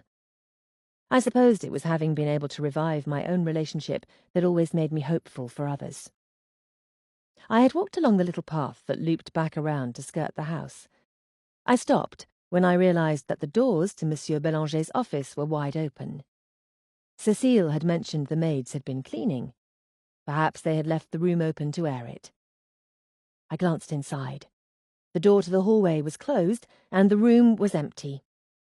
I had intended to return the will. Now seemed like the perfect opportunity to do so. I slipped into the room and opened the drawer where I had found it. I quickly slid the paper inside, closed the drawer, and was about to leave the room when something on the desk caught my notice. There was a box filled with notebooks and assorted papers. These must have been the items Cécile had mentioned. There were a great many items in the box, but there was a stack of letters in yellowed envelopes on top, and something about the handwriting looked familiar. I picked one up and took the letter out. My dearest one, I cannot stop thinking of you. My heart aches, and I feel as though my world has come to an end. What we have was meant to last forever. These were love letters. I didn't read further. Such things were private. I couldn't resist, however, turning the paper over to see why it was that the hand seemed familiar. The last words were written in darker ink than the rest, as though the pen had pressed hard into the paper. The only thing that can stop my love is death. Yours forever, Nanette. They were the letters from Madame Nanette. Judging from the date on the front, she must have written them when she and Elias Bélanger had parted ways all those years ago, and he had kept them. I felt a little pang of sadness that her first love should have brought her such sadness. I heard voices in the garden and hastily put the letter back into the envelope. I hurried back outside and took the path away from the house, rounding it to find Cécile and André outside. "Here it is," she said, and he came around from another part of the path. She pointed out a plant to him. "You see, it grows quite well in our climate." Yes, he said. I shall have to add it to my own garden. Thank you. They both looked up as I approached. I tried to detect the atmosphere between them, but it was difficult.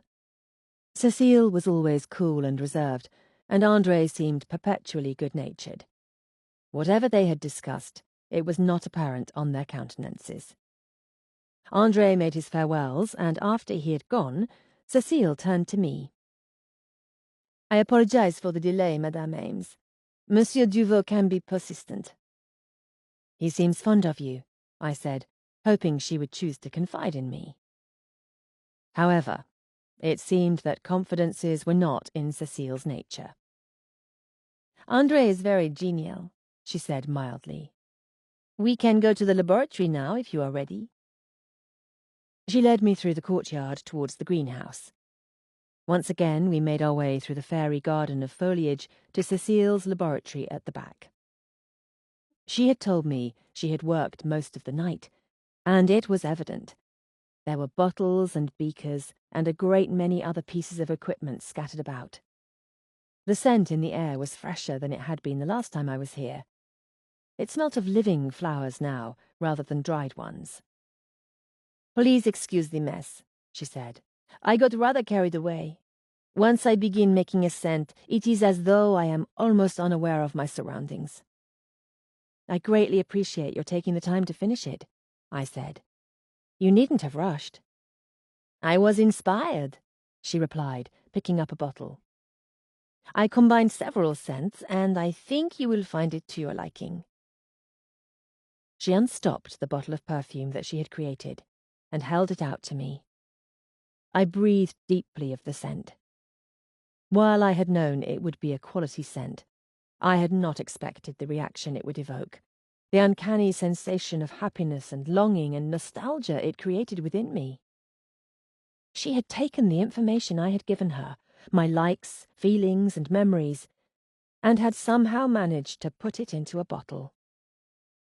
It's wonderful, I said sincerely. I love it. A small smile touched her lips. I thought it would please you. It is a very complex scent. Most notable are the sweet aromas of gardenia, jasmine, and tuberose, but there are also notes of patchouli, sandalwood, and myrrh, among other things. There's an earthiness behind the floral notes that grounds them. It has a poised and elegant exterior, with a strength beneath the surface. Much like yourself, I believe. I could not argue with this assessment, and I found it touching somehow that she had detected it in me. It's perfect, I said. I'm glad to hear you say so. Of course, this is only the prototype. The scent will be layered more subtly when we create it officially. I can't believe it will smell any lovelier than this. You may take that with you if you like. I've written down the necessary formula. She picked up one of her scent journals from the table, but in doing so, she knocked over a bottle that rested too near the edge. It wavered for a moment before it fell onto the flagstone flooring, shattering into several large pieces. The base had fallen with a little liquid still in it, and without thinking, I reached to pick it up. She quickly caught my hand. You must not touch that, Mrs. Ames. It will absorb through the skin and harm you. There are a great many things in here that are harmful to the touch, I'm afraid. I'll clean it up later. We left the mess and walked back through the greenhouse and returned to the courtyard. This may be goodbye, Madame Ames, she said. I have my doubts that I will return to Paris before you and your husband return to London. I couldn't help but wonder what had brought about this decision to leave Paris, but as usual she was not one to elaborate. You'll be in touch about the payment? I asked. Yes, Anton will handle it, she said. In fact, you will find him in the drawing room should you want to leave him an address where he may reach you. We are going to put L'Ange de Mémoire into production, so I must devote the whole of my attention to its success. My father's good name rests upon it. The formula is a complicated one, and so I must oversee it myself. The formula, I repeated. They had the formula. This revelation was startling. How was it that it had been discovered? Yes, the formula for the perfume. We are a bit behind on its production. It was briefly misplaced among my father's things, you see, she said, answering my unspoken question. He was constantly moving things from room to room when he worked on them. It was Michel who discovered it only last night. A great relief to all of us, I can assure you. So Michel had discovered the missing formula, had he? If he had taken it from the safe, why had he brought it back? Was that what he had retrieved from the woman's flat? Perhaps he had known that his father's mistress had vacated her lodgings and had hidden it there, as a means of insurance, until he could make sure his inheritance was secured. Yes, I said absently. I imagine so. I know the world will be glad that L'Ange de Mémoire will soon be released. Yes, she said. Parfum Bélanger will continue on as it was. It is my hope that we can create a fitting legacy. Of course, I said thoughtfully. I was glad that Elios Bélanger's perfume formula had been discovered, but I had lost what I had assumed to be a very likely motive for his murder.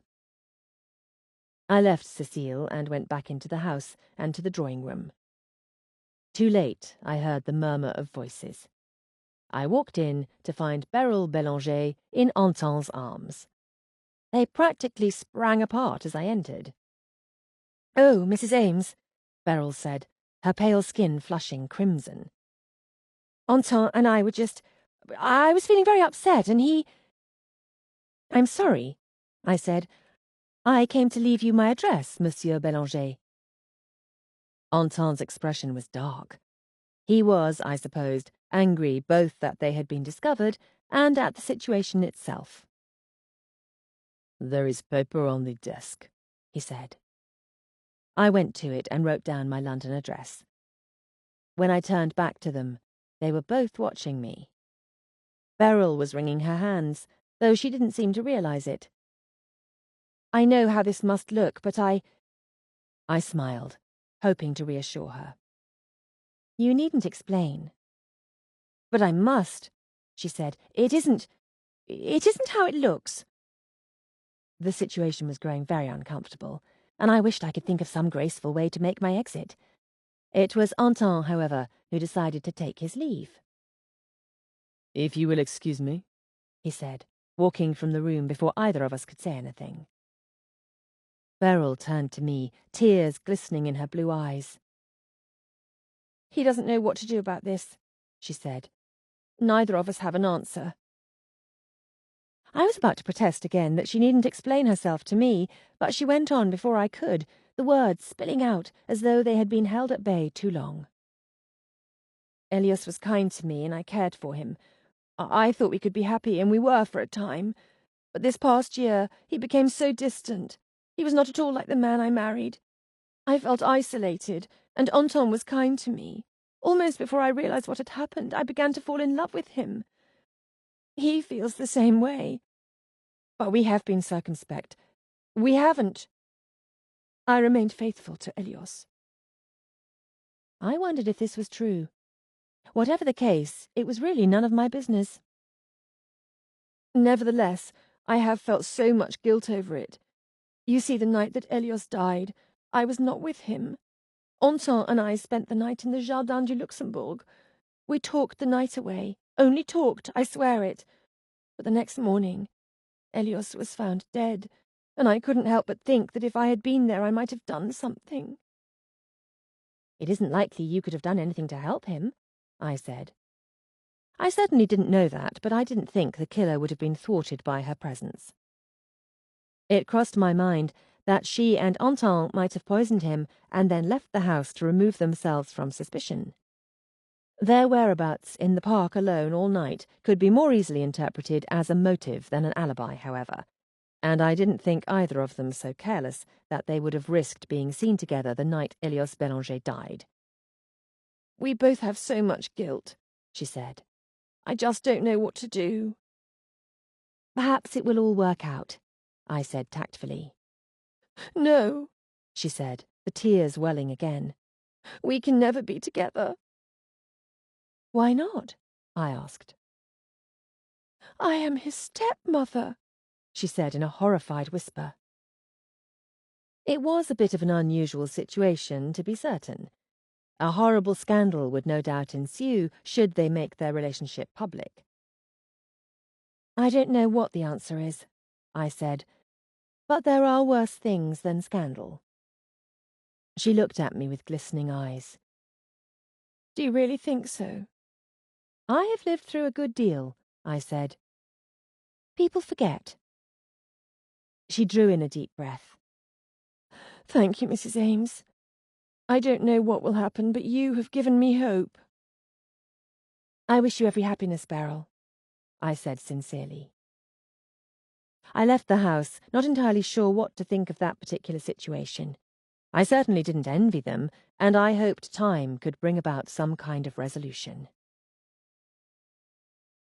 I returned to the hotel, my mind in a whirl with all I had learnt, especially that the formula had been discovered. If Elios Bélanger had not been killed for the perfume formula, then what was the reason for his murder? I had been so sure that if we discovered who had taken the formula, we would be able to find his killer. Now it seemed that we were back at the beginning. If it was a murder for profit, it still might have been any of Elios Bélanger's family. my mind went back again to the draft of the will that I had secreted from his office, but the document I had seen had clearly not been intended to be legally binding. In all likelihood, Antin's assertion that his father meant to leave the entirety of Parfume Bélanger to him had been nothing but bluster. Who, then, was the likeliest to have wanted him dead? Cécile had loved her father, and had been his right hand. I could see no reason why she might have chosen to kill him now. Even if she had wanted to take control of his business, after the release of L'Ange de Mémoire would have been a better time. His sudden death had only complicated matters, made the release unsure. Michel had been threatened with disinheritance, but his father had threatened him for years, and he had never appeared concerned before. What of Beryl Bélanger? She had, in all probability, married Elios Bélanger in hopes of making a better life for herself, rather than for any kind of abiding love. But she had loved Antin, and love could be the most powerful motive of all. Love. A sudden, awful, traitorous thought crossed my mind. The only thing that can stop my love is death. The note from Madame Nanette. She had written that line more than 30 years ago, but what if she had really meant it? I tried to put it out of my mind, but the thought was persistent, and the more I thought about it, the more the pieces seemed to slide into place. Elios Bélanger had taken ill the first time shortly after Madame Nanette's arrival. Cécile had even told me that Madame Nanette had brewed a jasmine tea, of which Elios Bélanger was very fond. Was it possible that she had put something in it the night that he died?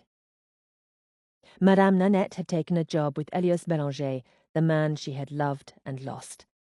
She might have thought that he meant to pursue her again, to make up for lost time. Instead, he had treated her as nothing more than another member of the household staff. He had moved on with his much younger wife, and left Madame Nanette with nothing but the bitter memory of the love they had shared. There was also the matter of the will. That second draft had read, "She shall have the rest, my dear one." My dearest one. That was what she had called him in her letter. Was it possible she had believed, after that one tender moment they had shared that night on the landing, that she might inherit a great deal from him?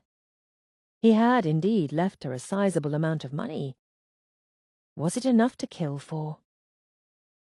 I tried to reconcile this story in my mind with the sweet, caring woman I had come to know.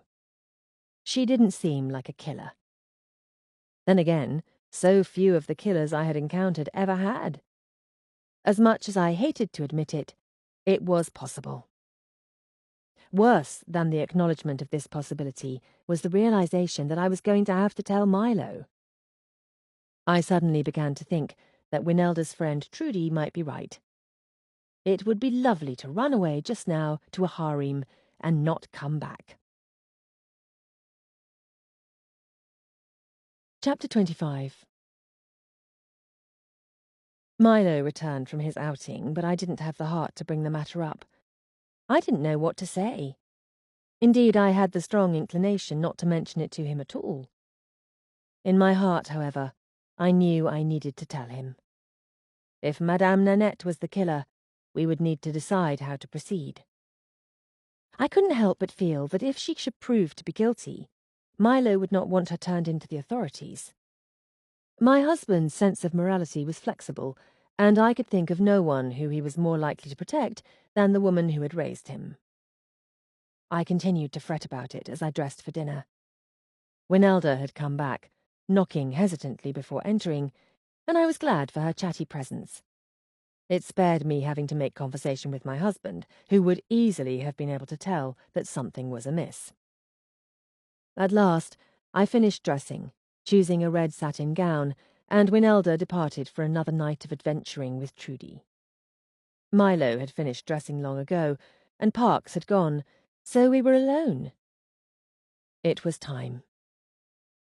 I briefly considered waiting until dinner, or perhaps even until we got back to the hotel tonight, but I knew that I would not be able to conceal my anxiety from Milo. Besides, he had his mysterious appointment at 10 o'clock, and might decide to leave at any moment. I needed to have this conversation and be done with it.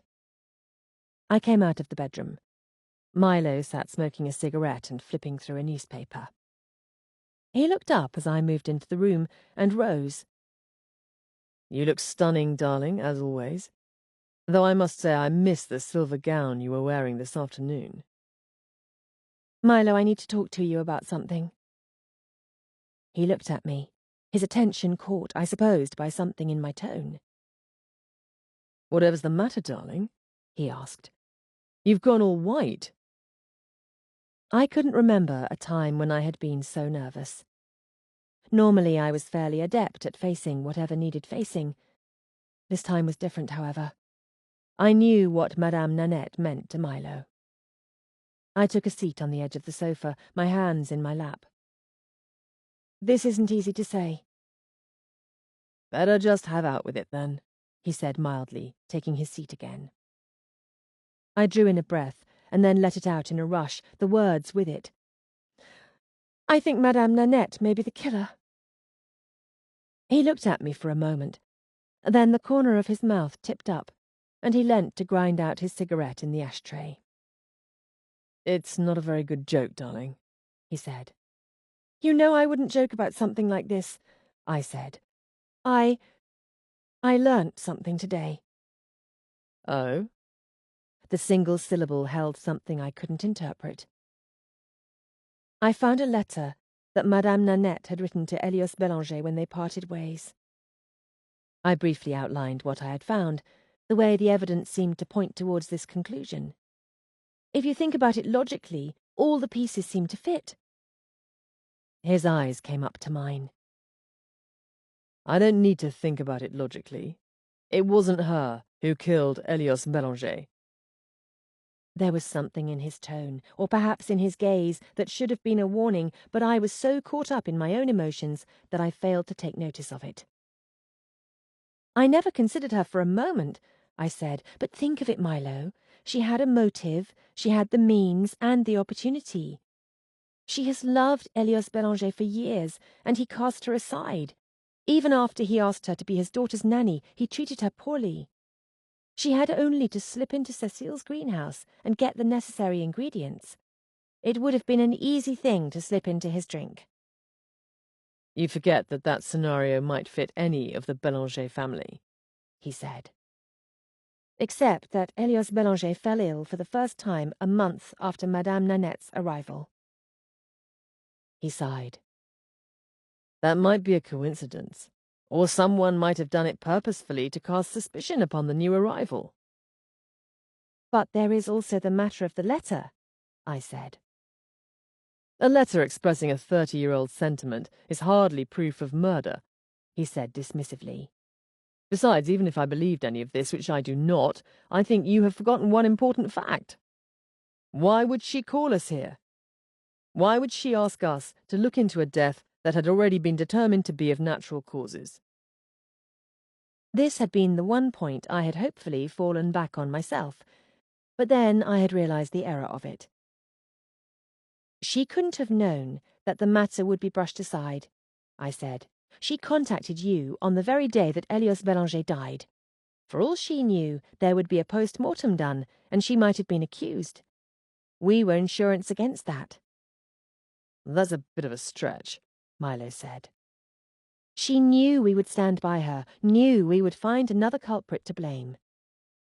"Amory, I know you mean well, but I really don't think you've thought this through." His words were cool, measured, and I understood suddenly that he was trying very hard not to become angry. Milo seldom let his true feelings show, but I supposed the depth of what he was feeling now was too great to suppress. "I know it's difficult to believe," I said carefully. "I don't like to believe it either. But the evidence—" "Your so-called evidence can go to blazes," he said steadily. I realized that he meant it. He wasn't going to be swayed. I didn't know whether to feel relief that he was so sure, or distress that he was willing to overlook everything I had just laid out before him. What you haven't taken into account is that you don't know Madame Nanette, he said. Not like I do. She would never do something like this. This is why I was afraid to tell you, I said. I knew you wouldn't like it and wouldn't want to listen. I have listened. I just happen to disagree. Is it possible that your vision is clouded by your feelings for her? I asked softly. No. You're being unreasonable. Am I? His voice was still calm, but his eyes were darker than I had ever seen them. I seem to recall your reaction to a similar situation. When your former fiancé was accused of murder, you would have gone to the ends of the earth, fought to the death if necessary, to prove his innocence. Nothing anyone said could sway you from your conviction that he hadn't done it. I was right, I said. And so am I.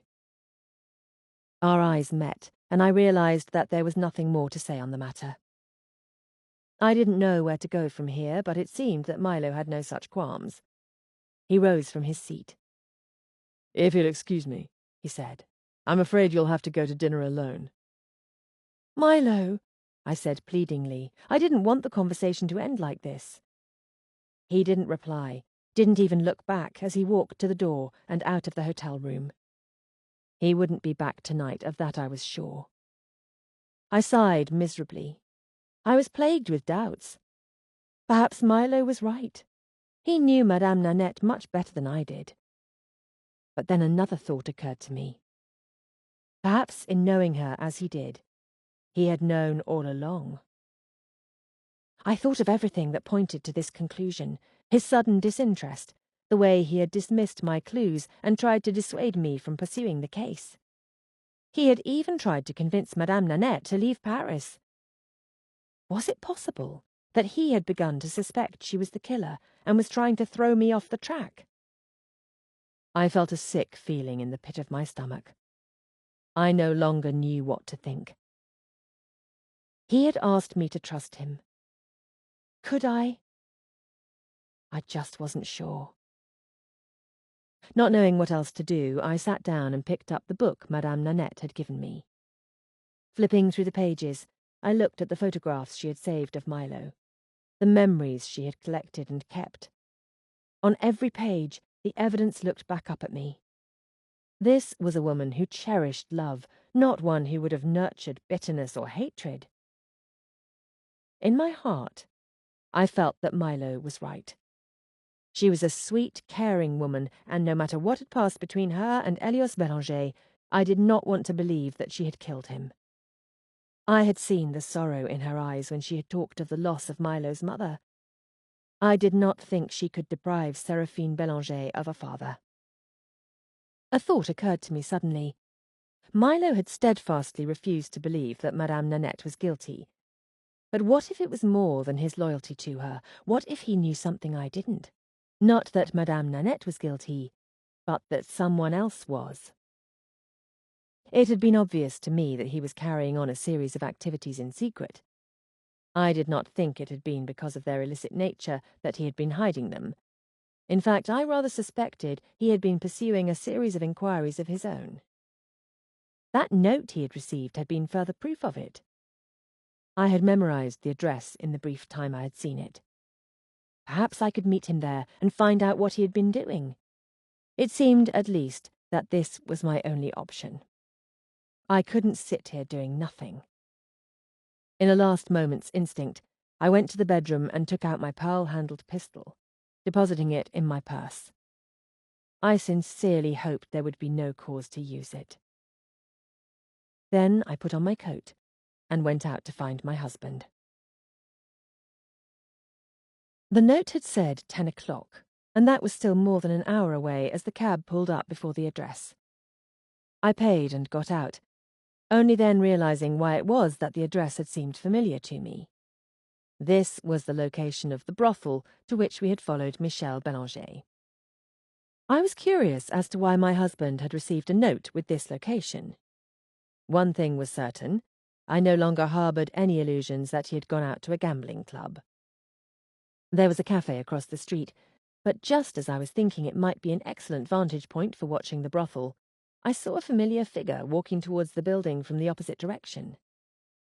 I was standing in the shadows, and could therefore observe him without being noticed. Though it was fairly dark, I would have known him anywhere. It was Milo. He walked directly to the door and tapped on it. While I felt a certain rush of indignation upon seeing my husband at such an establishment, I could only assume that he had a very good reason for being here. At least, he had better. A moment later, the door opened and Milo disappeared inside. I stood there wondering what I should do. Though I had never set foot in a brothel, I didn't much like the idea of leaving my husband to his own devices in one. Though I was sure there was some ulterior motive, I was tired of his lies and excuses. I needed to find out what was going on once and for all. After the briefest moment of hesitation, I hurried after him and knocked on the door. I expected to be questioned by the doorman, but the gentleman let me in without so much as a second glance. I stepped inside and looked around. I was not entirely sure what I had expected, but the interior of this establishment was much the same as the cabaret we had visited last evening. It was smoky and dimly lit inside, and tables and chairs were arranged around a dance floor, where, at the moment, a woman stood singing a mournful song. Most of the tables were occupied by gentlemen in evening dress, glasses of liquor before them, and half-dressed women on their laps. Milo was standing near the entrance to the room, and I went directly to him. He had left our hotel, angry with me, but I felt that we were on even ground as far as indignation was concerned. He had some explaining to do. His eyes scanned the room as though looking for someone, and it took a moment before he saw me. Though the music was too loud for me to be sure, I was fairly certain that he swore beneath his breath. "I was afraid you would show up here," he said with a sigh. I was relieved to see that there was more exasperation than anger in his expression. "How did you know I would know where to find you?" I asked. "Because you took that note from my pocket," he said. "I need to talk to you," I said, changing the subject, "and now that I've found you, I'm rather curious to know what this is all about." Before he could reply, raucous laughter sounded as a man and a woman fell to the floor in an embrace. I looked at Milo, who appeared perfectly at ease in this rather unsavoury atmosphere. This was one of those moments where I realised how very little I knew about the life Milo had led before he met me, the life he quite possibly led when he was away from me. "Darling, now isn't the time." A gentleman came up to us then, his eyes moving over me. "Whatever he is offering, I will give you double." It took a moment for me to comprehend what he meant. My lips parted in surprise. He had mistaken me for a prostitute. I looked at my husband, waiting for him to refute the claim. Instead, his arm slipped around my waist, pulling me against him. "I'm afraid this one is mine," Milo said with genial finality. I was rendered quite speechless by this reply, and hadn't time to formulate a response before the gentleman turned to me, ignoring Milo. "I am just a lonely man looking for a woman to mend my broken heart." Milo's smile was no longer friendly. "Look elsewhere." The man frowned and seemed prepared to protest, but then he thought better of it and moved away. Milo released me. "Amory, you've got to go back to the hotel." "I will not," I replied. "I want to know what you're doing here. What's going on?" "I will explain it to you later. You'll have to trust me." I let out an irritated sigh. "Trust you? After the way you've kept secrets and lied to me repeatedly?" "I'm sorry, darling, but you'll understand why when I've explained things." I crossed my arms. "Then explain." He let out a short breath. "I haven't time for this now. If you don't go this moment, I will pick you up and carry you out." I felt a flood of indignation. "You'll do no such thing." "I certainly shall." Our eyes met, neither one of us willing to relent. I'm going to go and sit in that chair there, I said, pointing at a vacant table, until you decide to tell me the truth. I started to turn away from him, but he caught my arm. Don't say I didn't warn you, he said pleasantly. Before I knew what he was going to do, he had picked me up and put me over his shoulder. I struggled against him, kicking my legs, but his grip was quite secure. "Milo!" I exclaimed. "Let me down this instant!" He paid me no heed, but began walking towards the door. Despite the fact that no one seemed at all surprised by this appalling behaviour, I was mortified. I weighed my options. If I wanted to get down, there were certainly ways I could accomplish it. Then again, we were already drawing a great deal of unwanted attention to ourselves. Several smiling faces had turned in our direction. Luckily for Milo, the only thing keeping me from kicking him very hard and screaming was the desire to keep from making an even bigger scene than the one we were already making. "Let me go," I said, struggling against him. "Put me down, Milo. I mean it." Still, he didn't heed me. The two men standing by the door were of no help whatsoever, not to me at least. One of them held the door open for Milo, and I heard the second chuckle as we passed through. "Bonne chance, monsieur." Chapter 26. Once outside, Milo set me down, and I turned on him, seething. "If you ever dare to manhandle me again in such a fashion, they will be investigating your murder," I ground out. He looked very much as though he was trying to hide his amusement, and it was all I could do to keep my anger in check. "Amory, I really do need you to go back to the hotel," he said, in what I assumed was meant to be a soothing tone. It only made me angrier. "I won't," I said.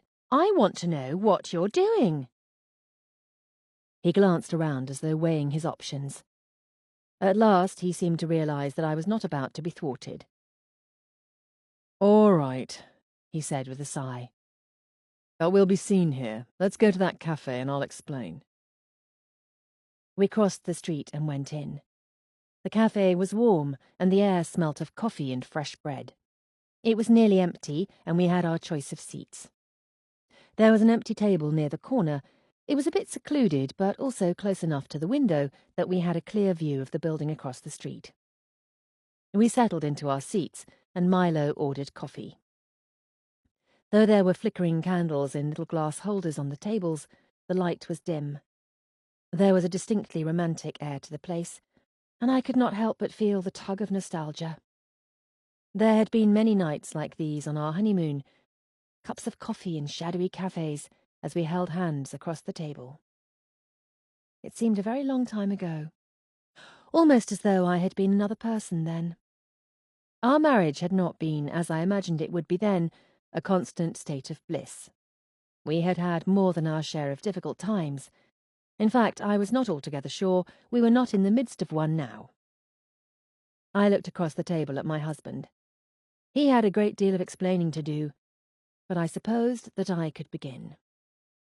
"Before you begin what will no doubt be an enthralling tale, I want to say something, Milo," I said. "I think you're right. I don't think Madame Nanette killed Elios Bélanger." "I'm glad to hear you say so. But must you have followed me to a brothel to do it?" he asked lightly.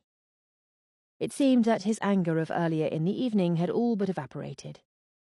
It should not have been surprising, given that Milo was extremely even-tempered, but I had expected another terse exchange over the subject, not this easy reconciliation. In my head, it all made sense, but in my heart, I knew as you did that she hadn't done it. "That's very sweet, darling," he said as he flicked his silver lighter. "But it was rather more than my heart that made me sure." "What do you mean?" "I asked her," he said, lighting his cigarette. I looked up. "You asked her?" I repeated. "Yes, that night after she told us about her inheritance. When I saw her down to the cab, I asked her to tell me if she had anything to do with his death. What did she say? She tut-tutted me for the suggestion and assured me that she had no reason to kill him. What made you so sure she was telling the truth? I asked. His eyes met mine. Because she knew I would have protected her if she had done it. I knew that he meant it. There were very few things that were important to Milo, but the things that truly mattered trumped all else. You could have told me, I said. We might have avoided a row. Yes, you're right. I shouldn't have lost my temper. You caught me off guard with your accusation. I am a bit defensive when it comes to Madame Nanette. You care for her a great deal, I said, ready to forget the argument once and for all. Yes, she has always been very kind to me. Why do you never talk about your childhood? I asked him. I had so many things I wanted to know about what had transpired here in Paris, but they suddenly seemed less important than learning about his past.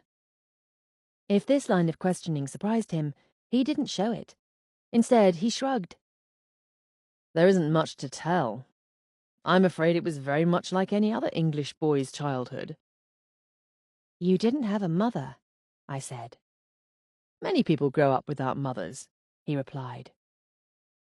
Yes, I suppose. The corner of his mouth tipped up in amusement. Why all the questions, darling?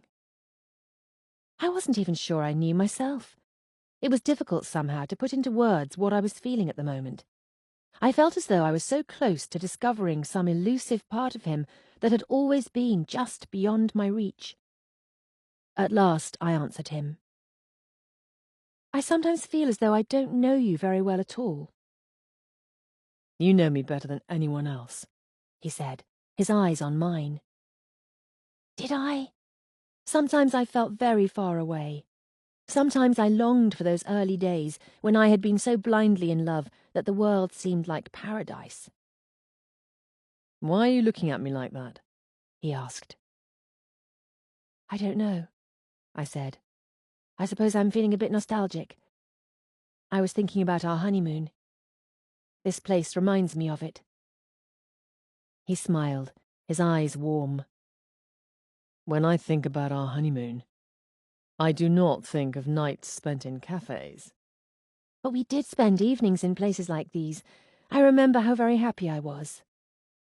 I remember thinking how lucky I was to have convinced you to marry me. I smiled. I think about it often, I said. That night you asked me to marry you, quite out of the blue. I still recalled it as though it was yesterday. I had been engaged to another man, but Milo and I had met often at social occasions. He had pursued me with that relentless charm for which he was infamous, and I had been fighting a losing battle with my attraction to him. Then one night we had been at a party, and Milo had swept me away into an abandoned conservatory, redolent of gardenias, so we could be alone. He had kissed me then for the first time, and I had let him. When at last my conscience could no longer be ignored, I had pulled away. I'm engaged to be married, you know, I had told him breathlessly. Marry me instead, he had said, and for a moment I had been unable to speak. I sighed at the memory. I thought it was quite the most romantic thing I had ever heard of, I said. I rather thought I bungled it. I didn't propose to you on one knee, did I? He said. No, I replied, but I didn't mind. Would it surprise you to learn I was afraid you would laugh in my face? I looked up at him, surprised indeed. Surely you knew that I was mad about you. I knew that you liked me. That's not at all the same thing as wanting to spend the rest of your life with someone. I felt the prick of tears behind my eyes at the sentiment. Milo so seldom revealed his feelings to me that I was almost at a loss as to how to respond. Did you want to spend the rest of your life with me? I asked softly. I'd no intention of ever getting married until I met you, he said. And if you'd refused me, I'd be a bachelor still. Do you think so? I whispered. I had always been under the impression that Milo had married me because I was engaged to another man and he knew he couldn't have me any other way. I had occasionally felt like the prize he had meant to win at all costs. It was touching to realise that there had been more to it than that. He leant towards me across the table, lowering his voice. You are the best thing that has ever happened to me. Tears filled my eyes, and I was just about to respond when a movement across the street caught my attention. I looked closely, and soon I was convinced I was right. It was Michel Bélanger. Milo, you haven't told me what's going on, I said, the spell of the moment broken. I had been so caught up in romance that I had forgotten the matter at hand. Who was that note from? Who were you going to meet? Michel. He asked you to meet him at a brothel? I asked, growing more confused by the second. I asked to meet with him. I chose this place because it was where we came last night. I wanted to see if it would happen again. If what would happen again? If someone would follow him. Milo, you're not making sense. Darling, while you were busy following Michel Bélanger last night, you didn't realize that we weren't the only ones to do so. Why didn't you say something? He didn't answer this question, but rose from his seat. And there is the person I meant. I looked outside. For a moment I couldn't see anyone other than Michel, who was walking unhurriedly down the street. Then the person who was standing in shadow moved. I could not make out if it was a man or a woman. Milo, however, might have got a better look, for a strange expression crossed his face. He rose, throwing some money on the table, and moved towards the door. I followed him and caught his arm before he could step outside. Milo, maybe we should ring the police. It's not safe. He turned to me. Amory, I need you to go back to the hotel. Telephone Madame Nanette and tell her not to let the child out of her sight. Stay in our room and don't let anyone in until I get there. But Milo, I don't... He grasped my arm. Please, darling, trust me. I looked into his eyes and knew that I must. All right, I said, but be careful. I didn't want to leave him there, but there had been something in his tone that had convinced me to do as he said. I hoped I had made the right decision. I hurried to a cab at the corner and got inside. As I rode back to the hotel, my mind was in a whirl.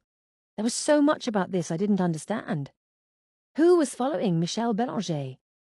I supposed it was possible that he was being followed for some other reason than Elios Bélanger's death. After all, he had a reputation for seducing other men's wives. It might simply have been a jealous husband who was following him. Somehow, however, I didn't think so.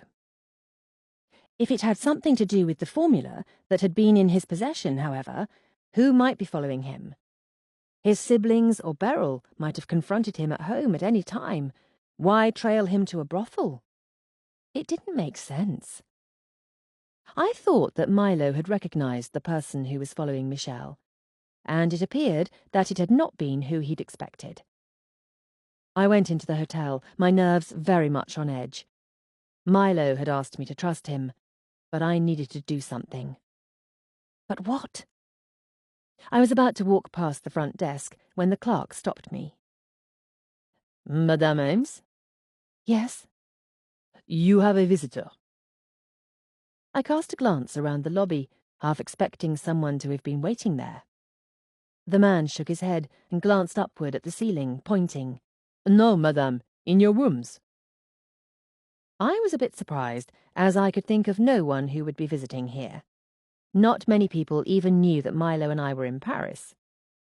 Unless perhaps my cousin Laurel had made an unexpected appearance, as she was sometimes wont to do. My cousin, perhaps? I asked. He shook his head. No, madame, your brother. My brother, I repeated. Yes, he said. "He was most anxious to see you and asked if I could let him into your rooms. It was just a few moments ago, but perhaps I should not have told you. Perhaps it was meant to be a surprise." It was indeed a surprise, especially considering I had no brother. Chapter 27. Who was in my suite? I contemplated asking the clerk to go up with me, or, more drastically, telephoning the police. But then I decided that perhaps the only way to learn the truth was to face whoever was there. I had the beginning of an idea, and I needed to see if I was right. After all, my visitor had been seen coming here. Surely he wouldn't try anything drastic. But first I went to the telephone booth in the corner and rang up the Bélanger residence, asking for Madame Nanette. It was a few moments before she came on the line, and when she did, I could hear the concern in her voice. "Hello?" "Hello, Madame Nanette. It's Amory," I said. "Milo told me to ring you up." "What is it?" she asked. "Is there something wrong?" I'm not sure," I said. "He told me to tell you not to let Seraphine out of your sight." Somehow, given the gentleman in my room, I didn't think she had to worry. If there was danger, it was here and not there. Madame Nanette, with the uncanny ability that only nannies had, seemed to have read my thoughts. "Amory, are you in danger?" "I don't think so," I said slowly. "I'm at my hotel. Milo will be here shortly. We'll ring you up again then." "You will be careful," she said, her tone unconvinced. "Yes," I said, "I'll be careful." We rang off, and I walked slowly across the lobby to the lift, my thoughts moving rapidly, the little pieces of the puzzle beginning to come together in my mind. As I took the lift to my room, I opened my handbag and made sure the revolver was still there. I reached my room and inserted my key into the lock and pushed the door open to find André Duvaux standing before me. "Good evening, Amory," he said. "Good evening, André," I said a bit cautiously, closing the door behind me. Somehow I had known it would be him. He smiled a bit sheepishly. "I suppose you're wondering why I'm here." "As a matter of fact, I am rather curious. Won't you sit down?" I asked, leading the way towards the sitting area. "Can I offer you coffee or tea? It will only take a minute to have something sent up." "No, thank you. I apologize for dropping by and slipping into your suite, but I have very good reason. There was a matter of some urgency I wished to discuss, and I realized that a gentleman arriving at this time of evening might be cause for speculation." "It wouldn't have been so very odd for Milo to have a late visitor," I said in a casual tone. "But he isn't here, is he?" "No, but he shall be back soon," I said, hoping that it was true. "Well, it's you I've come looking for," he said. "Oh?" I asked. We were playing a little game of politeness, but we both knew that this was no ordinary social call. "Yes, it's about your visit with Cecile yesterday." His tone was friendly, his handsome features as pleasant as ever, but I could detect that there was something less cordial that lay just beneath the surface. "Oh?" I asked. "What about it?" Emile, in his cage, suddenly started jumping and shrieking excitedly. It was just the opportunity I needed, a few moments to gather my thoughts and to determine how to proceed in the face of this newest development. "If you'll excuse me for just a moment, I need to feed the monkey." "Very well." I picked up a knife and an apple from a bowl on the table and went to Emile's cage. I cut the fruit into slices while Emile watched, still chattering away excitedly. But the slices were too large to fit through the bars of the cage. I opened the door to hand them in to him. I should have expected he had just been biding his time. Emile darted from his cage, rushing past me. There was a surprised murmur from André as Emile attached himself to the man's lapel and gibbered noisily. "Emile, you naughty thing," I said. "Come here at once." I had expected him to ignore me, but instead he looked over his shoulder at me and responded excitedly. I was quite sure he was trying to tell me something, but I had no notion of what it was. In fact, I was beginning to suspect I was half mad for trying to communicate with the creature. Then, suddenly, he hopped to the floor and ran over to me, leaping up into my arms. "What a naughty boy you've been, Emile," I scolded him. "I'm very sorry, Andre." He laughed, though I could tell that he was not exactly amused. I could not blame him, for it had to be most disconcerting to be unexpectedly pounded upon by a primate. "It's no matter." "All that fuss, Emile," I said, carrying him back to his cage. "You must learn to be polite." It was then that I felt his furry little hand press something into mine, something he had taken from Andre's pocket. I looked down at the little tin of lavender pomade. Why had he stolen Andre's tin? Then I looked at the table where I had taken my tin out of my handbag earlier in the day in order to put the gun inside. My tin was gone. So it had been the one in Andre's pocket, and Emile had wanted to return it to me. And suddenly the last piece clicked into place. Even as I considered it, it all began to make sense. From the beginning, the answer had been obvious. I had just not been able to see it because I had been looking at it in the wrong way. It had been Andre all along. Andre, who had infiltrated the Bélanger family with his good-natured interest in the industry. Andre, who had charmed Cécile Bélanger, who wanted Elios Bélanger's perfume formula. He had been the most obvious suspect from the start, but he had not been in Paris when Elios Bélanger was killed. Now I knew how he had done it. Emile clicked his tongue and tilted his head, as though waiting for me to compliment him. "Very good, Emile," I whispered. "You've done very well indeed." I turned away from Emile's cage to find that Andre was pointing a gun in my direction. "Where is it?" he asked pleasantly. "Where is what?" I asked. "You know what I mean," he said.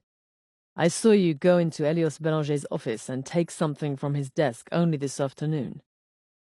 I was confused at first, but then I realized he must mean Madame Nanette's letter. "I didn't take anything," I said. "It was a letter, and I only looked at it." "You'll forgive me if I don't believe you." "Do you mean the formula?" I asked. "Cécile has it. She told me." "I haven't time to play games with you," he said. "Please tell me, Amory. I like you very much, and I should hate for things to get unpleasant." "I don't have it, Andre," I said, trying to decide what I should do. The pistol was still in my purse, but I didn't think that I could reach it before he had a chance to pull the trigger on his. "I want that document," he said. "Give it to me now, or I will wait until your husband comes in the door, and I will shoot him." It seemed inconceivable to me that the formula for a perfume might have been worth a man's life. Looking at Andre's face, however, I could tell that he was completely in earnest. He had killed before, and there was no doubt in my mind that he would kill again. I had to get him away from here before Milo returned. An idea began to take shape in my head. I wasn't at all sure it would work, but right now it seemed to be my only option. "I don't have it," I said, "but I know where it is." "Where?" "I'm very nervous, Andre. Might I have a cigarette?" I asked, glancing at the box on the table near the paper and pen I had left out earlier in the day. "Very well, but you'd better not be stalling." "I wouldn't do that," I said. "I'll take you there, and you shall have the answers you need. Everything will end well." I very much hoped that this would prove true. A few minutes later, we went down the lift and into the lobby, Andre's gun in the pocket of his jacket. I considered the possibility of attempting an escape or raising the alarm, but there were several people milling about the lobby and outside the hotel. If Andre began shooting recklessly, many people might be hurt. And even if I got away, there was still the chance that he might wait for Milo to return and harm him. No, the best thing I could do was lead him away and try to bide my time. I only hoped that Milo would receive and understand the subtle message I had managed to leave for him. We went out of the hotel and into the cool night air. André had a tight grip on my arm, though there was no need. I didn't intend to run. There was a car parked along the curb, and he steered me towards it, opening the passenger side door. "Get in," he said, grasping my arm even tighter and pushing me into the car. Threats have always induced in me a strong feeling of non-compliance, but in this instance I felt that I should do as he said. I got into the car, and he went around the driver's side and got in, starting the engine. As we pulled onto the street, I couldn't help but wonder if I would make it through the end of the night alive. I gave him the address, and we drove along in silence. I wanted to talk to him, to try to make sense of what was happening, but I felt that I would be better served to do so once we had reached our destination. The more time I could buy, the better. After what seemed like a very long time, the car came to a stop at the curb before the empty flat of the mysterious woman, the flat Michel Bélanger had entered when we had followed him. I didn't know what he had been doing here, but it was just possible that whatever André was looking for would be here. The little cafe across the street where I had spoken to Lucille seemed almost empty, and I felt a bit disheartened knowing there was little chance of being spotted or assisted by a passer-by. If Milo did receive my message and came after me, I was afraid that André would then dispose of us both. "What are we doing here?" André asked. "Michel came here last night," I said. "I believe he brought the document here." "Michel?" he scoffed. "Why would he have it? Michel has never cared anything for his father's enterprises." I was suddenly confused. "You must have known he had it," I said. "You were following him." "No," he said. "I was following you." Milo must have known that it had been André. That was why he had been surprised at whoever it was that followed Michel tonight. He had suspected André would try something, which was why he had wanted me to warn Madame Nanette. I realized something else. "You followed me today, to the Bélanger's house as well." "Yes, I wanted to know what you were doing. Luckily, I had unfinished business with Cécile that gave me a plausible excuse for following you inside. I made my conversation with Cécile brief, and we went out into the garden. I saw that you had gone into Elios Bélanger's office, and I know that you took the document. I meant to get into your hotel tonight and take it before you returned." "Along with the tin of lavender pomade Cécile gave me today," I said. "Yes, Cécile made a mess of things when she gave that to you. I was very much afraid you would use it." "And poison myself," I said. He smiled. "You killed him, using the technique of enfleurage."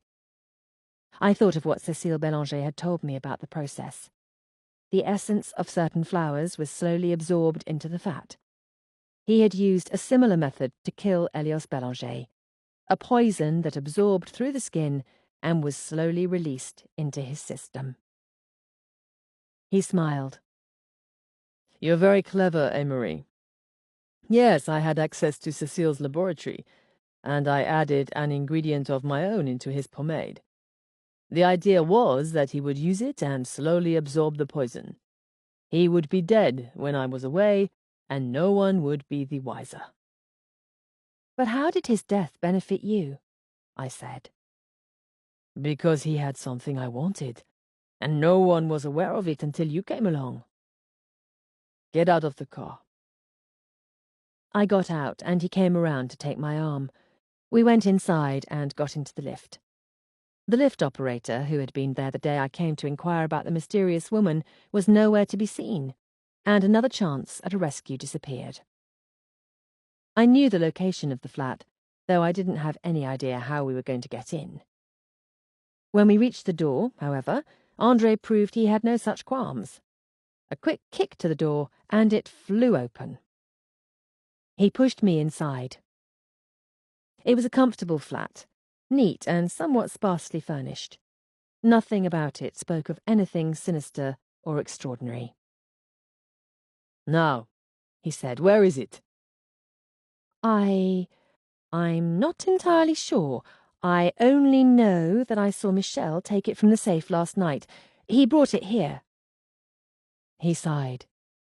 "Sit down." I took a seat on the white sofa, while Andre walked around the room. There was a small writing desk along one wall, and he went to it and began opening the drawers. Something about this did not make the least bit of sense. In fact, I couldn't believe that it was the perfume formula that he was after. Even if he believed I was lying about Michel having discovered it among his father's things, how could Andre possibly hope to use the formula to create a new perfume without it being connected to Elios Bélanger? "It's not here," he said, closing the drawer and turning to face me. "It must be," I said. "I do hope you're not trying to lie to me, Emery," he said. "I don't know who you work for, but I don't suppose it matters. In the end, I will get what I want." Who I worked for? Did he believe that I was part of some rival perfume company? "I'll admit, I didn't have any idea when I first met you in Como," he went on. "Your husband's reputation had preceded him. A rather clever disguise, I suppose. But when you came to Paris asking questions, I knew at once that you were not what you seem. A custom perfume was rather a poor excuse." He turned to a shelf lined with books and began pulling them off, one at a time, flipping through them and then tossing them aside. "What is this really about?" I asked suddenly. He looked up at me but said nothing. "What is that formula, really?" I asked. "It's something more than perfume, isn't it?" "It won't do any good to pretend as though you don't know," he said. "It is a shame that things have come to this. I wish that you and your husband would have stayed in Como. It would have been much better for all of us." I said nothing. I was quickly beginning to realize that there was more happening here than I had first believed. He turned to me then, the darkness in his eyes belying his pleasant tone. "I'm afraid I don't have any more time for this, Emery. I need you to tell me. Now." I tried desperately to think of something to say that might put him off. Now that I was here, I realized the error of bringing him to this remote location. There would be no one to help me. I still had the gun in my handbag, which I was clutching on my lap. If I slipped my hand inside of it, perhaps I might have a chance to defend myself. I would have to move quickly, and I was not at all sure that I had the time to act. I quickly undid the clasp and slid my fingers into the opening. As if in response to this small movement, I saw Andre's finger began to tighten on the trigger. Before I could react, a shot sounded, the noise deafening. For a split second, I wondered if Andre had shot at me. And then I saw the perfectly round hole appear in his forehead before he slumped to the ground. I whirled around to the door to see Cécile Bélanger standing there, gun in hand. "Cécile, you've shot him," I said stupidly. "Yes, well, he was about to shoot you, so something had to be done." She came further into the room, and I stared at her, unable to believe that this sang-froid could be genuine. She had just killed a man. I couldn't bring myself to look back at Andre's body on the floor. Despite everything, I had not wanted to see him dead. It had all happened so fast.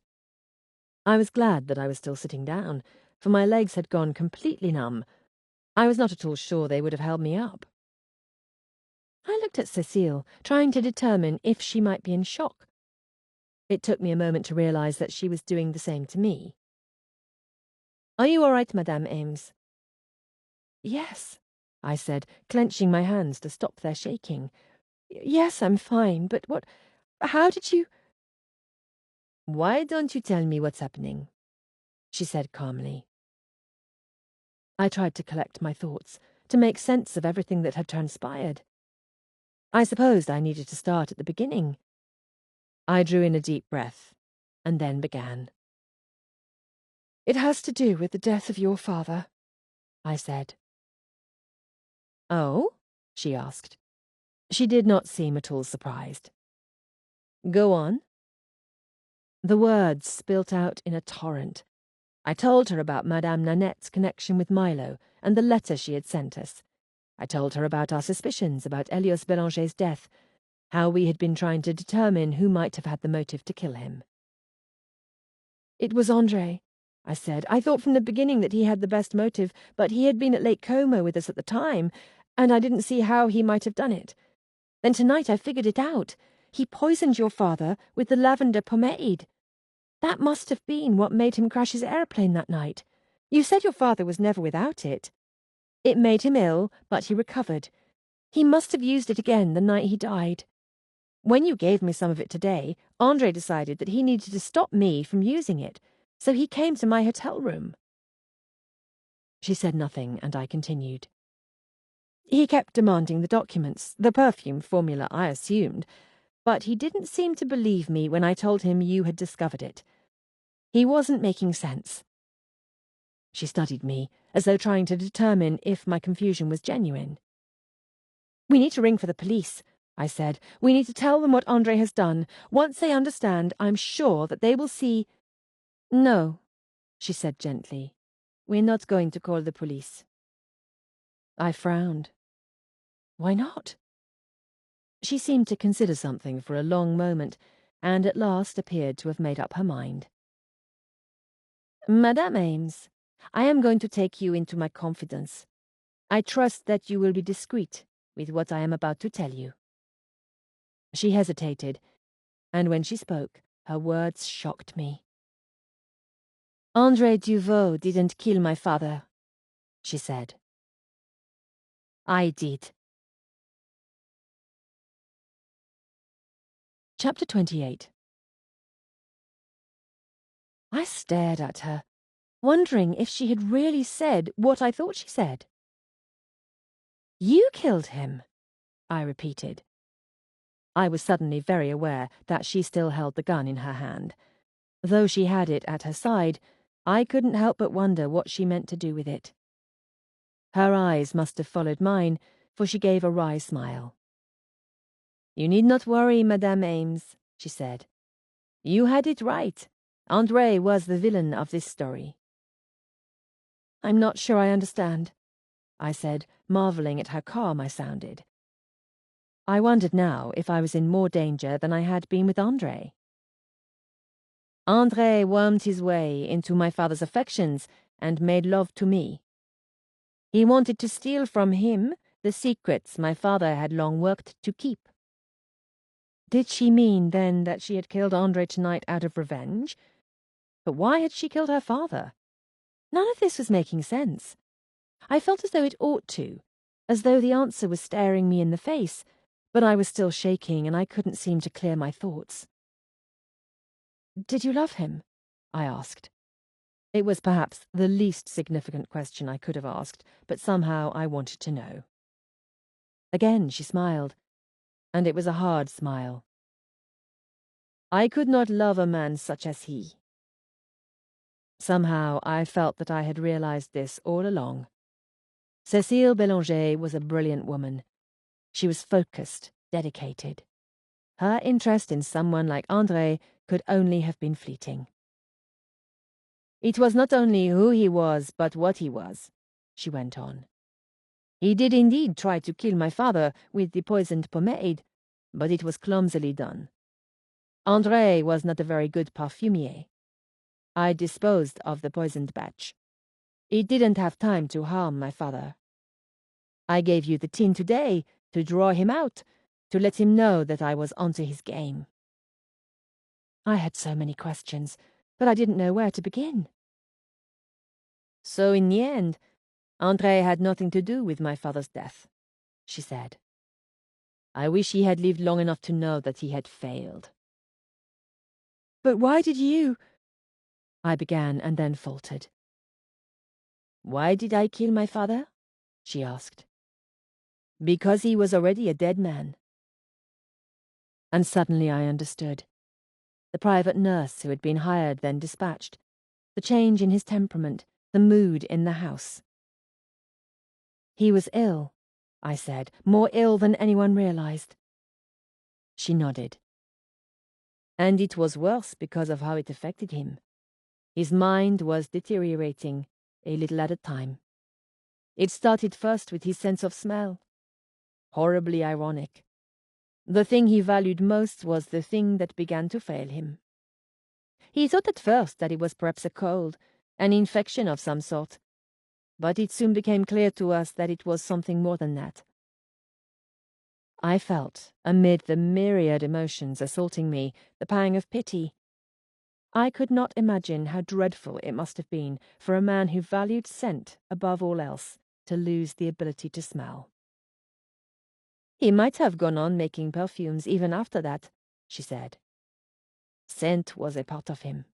Nothing could take that away. As Beethoven continued to play when he'd lost his hearing, my father might have gone on making perfumes from his memories of the smell. Alas, his memory soon began to fade. He could not remember where he left things, confused ingredients when in the laboratory. It was when he began to forget the names of the flowers that I knew that we were truly losing him." "I'm sorry," I said softly. "He became obsessed with his past. He began to call Beryl by my mother's name. He remembered Madame Nanette and insisted that I contact her. I resisted that for as long as I could, but there came a time when he would no longer heed me. I helped him write to her, and for the sake of Beryl, I did not mention their past connection." So that was it. I had wondered why he had contacted the woman he had loved so many years ago. Perhaps it was because his mind had become lost in the past, and he desired to bring resolution to things left undone. As the wretched disease progressed, he began to become increasingly accusatory, paranoid. He didn't know who to trust, or who not to. And that was when it became dangerous. I thought of Madame Nanette's description of his change in temperament. Had that been a part of it? Had Cécile felt she had no choice but to kill her father to protect the others? "He became violent?" I asked. She shook her head. "No, Madame Ames. He became a danger, not because of what he didn't know, but because of what he did. You see, my father was a man of deep passion. Perfume appeared to be chief among them, but it was followed closely by a love for his country. He was trained in the art of secrets, as he was trained in perfumery, by the apothecary who mentored him." "The art of secrets," I repeated. "Yes. He collected information as he collected scents. Vital information to be used by our government." "Your father was a spy," I said. The dizzying realizations were coming so quickly that I didn't have time to process them. I felt I was being pulled along in a swiftly moving tide and could do nothing but ride it out. She nodded. "Long before the war, my father was traveling the world, gathering intelligence to bring back to France. Those early days were dangerous for him. Many times he was very near death. It was, I think, why he must have broken off his connection with the nanny. He would have wanted to protect her." It was nice to think so, that he had put his need to protect her ahead of his desire to be with her. "So you see," she went on, "that was why he became dangerous. In his paranoia, he began to believe that someone in the house was turning against him. It started first with Herr Müller, a German, and then he moved on to the members of his family. He suspected us all in turn. When Michel and I wouldn't give in to his whims, he even went so far as to attempt to write us out of his will. That, then, had been the cause of the confused draft we had seen, the one in which Anton had been left everything. "I believe he must have told Anton as much," she said with a wry smile. "For my brother was quite sure he would inherit control of Parfume Bélanger." "He didn't know about your father's illness?" I asked. "Not the true extent of it," she said. "My father wanted it that way. Besides his doctor, I was the only one who knew, though I eventually confided in Michel. We did our best to conceal his increasingly frequent memory lapses. I told Anton that our father was developing a new and highly secretive process to account for his increasing distraction and paranoia. As time went by, however, it became nearly impossible to hide his condition. One night he was very confused, and Michel tried to keep him from leaving the house. My father went to bed but slipped out the next morning. We did not know where he had gone. It turned out that he went to Grasse and returned unscathed, but things were very bad after that. He did not know who he could trust, so he could no longer be trusted with the information he was receiving from his contacts. We could no longer operate effectively, not with his condition." "We," I repeated. "Then your father made you aware of his work?" She nodded. "I was my father's protégé in all things." "But surely there was someone you could tell, some superior." "There must have been some other way than resorting to such an extreme solution." She shook her head. "I'm afraid not. In the state he was in, he would not have understood. He might have let something slip, something of vital importance. It was not just a matter of his own life. There were others to be protected. Not just Michel and myself, but the many who rely on us." "Michel?" I repeated. Somehow I found I was not entirely surprised to learn that Michel was a member of this secret cause. It made sense to me now, the watchfulness I had noticed that did not match his careless reputation, his wide travels, the wives of government officials he had romanced. "Yes, my brother is also a part of our work." She smiled. "He cannot abide perfumery, but this other work he likes very much." At the mention of perfumery, I thought of L'Ange de Mémoire. "What of the perfume?" I asked. "It was during the early stages of his illness that he conceived of creating L'Ange de Mémoire, the Angel of Memory. It would be his final bow, he said, his legacy. He made plans for the design of the bottle and for the ingredients he would use, many of them very rare. By the time he received many of the ingredients, he was too ill to create it." "But he created the formula for you to follow?" She shook her head. "There wasn't a viable perfume formula. My father tried to write it, but by then his mind was too far gone. It was senseless, unusable." So the illegible copy he had brought in his attaché case to Grasse had not been one that had been substituted for the real thing, but one that Elias Bélanger had believed, in his confusion, to be correct. But what of the missing copy? Cécile answered this question as though she had been following my train of thought. "I had the key to my father's safe and took the duplicate copy. We didn't want Anton to know, and I needed time to create a new one. When it was finished, Michel pretended to discover it. We had to continue as though my father had created it, for the sake of Parfume Bélanger. It will still be his legacy. I shall see to that." "But what about André? Was he—" My voice trailed off as the implications hit me. "Yes." She met my gaze coolly. "André Duvaux was a German spy." I felt at a loss. Despite everything that I had learnt, all the pieces that had seemed to connect, nothing was as I had expected. It was as though I had pieced together a puzzle, but the picture was the wrong one. Are you sure?" I asked. Yes, she said. We knew from the beginning. Last year, my father had acquired a very sensitive document, the details of which I am not at liberty to share. He was to keep it until such time as the information should be made useful. It might have been a month, a year, or longer. We had been warned that an operative would be attempting to make contact to retrieve the information. When Andre arrived, we knew it was he. He thought he was very clever with his charm and good looks, but we were not fooled. But he was shot down, decorated in the war. Yes, he claimed to have been shot down, but that was a ruse. He was really making contact with the Germans. Oh, he came home to a hero's welcome and was hailed for his exploits. He was very clever at hiding what he truly was, but not clever enough. And so the past year was a long attempt to retrieve that document. Yes, she said. He tried at first to romance me.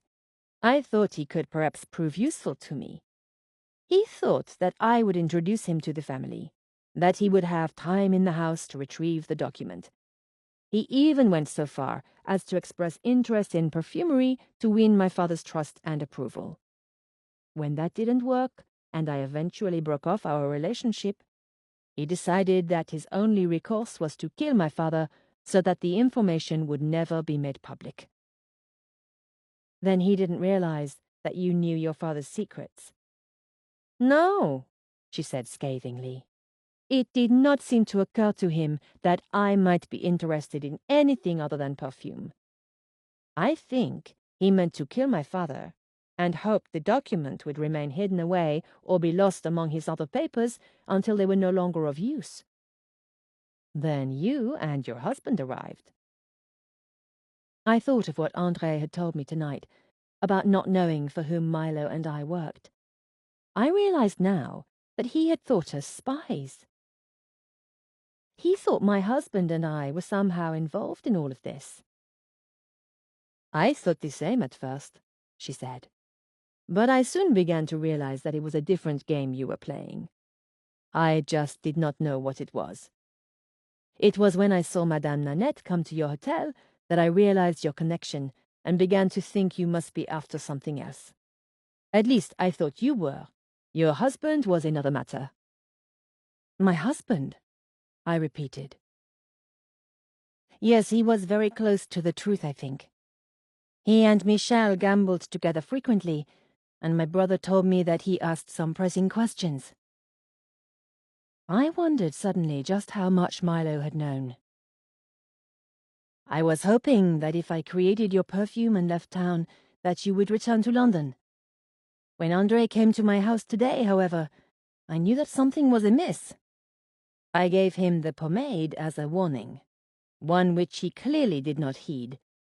I thought he might attempt something tonight, so when your husband asked Michel to meet him, I knew that he must know something. So I followed my brother. Then it had been Cécile whom Milo had recognized as the figure across the street. No wonder he had been surprised. He had been expecting Andre. When I saw you leave, I decided to follow you, and was outside when Andre forced you into his car.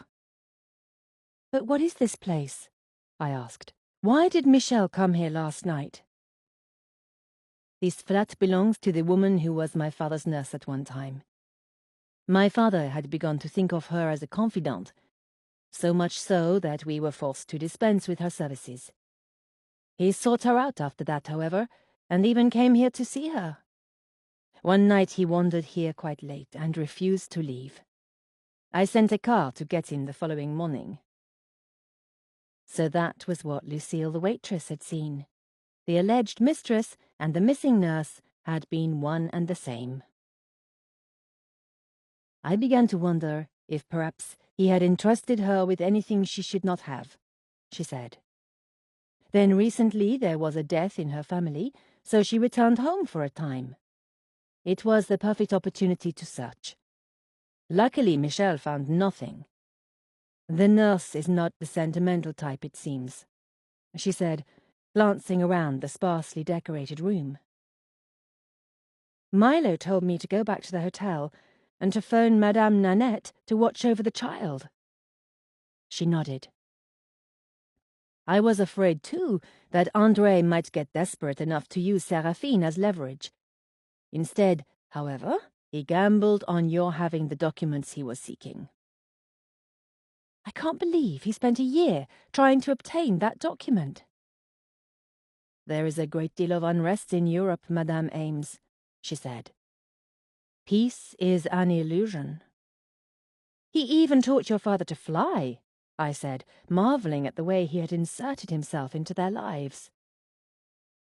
Yes, I think he thought that he might find it a useful way to dispose of my father when he was finished with him. There are ways to cause a plane to crash. I'm sure he thought it was his poison that had done the trick that night, but it was my father's own confusion that caused it. I knew Elias Bélanger had been a strong-willed man. No doubt they had been unable to keep him from doing as he desired. He wanted to continue flying, I said. Yes, we tried to stop him, but he was a man of great determination, and there were still moments of great clarity. He was fine when he left, very much his old self. I had hoped he would make the journey without incident, but when he crash-landed, I knew the time had come. The time had come, and she had killed her father. He was afraid from the beginning that this would happen, that he was going to say things, to reveal things that no one else could know. He told me a year ago, when he realized what was happening to him.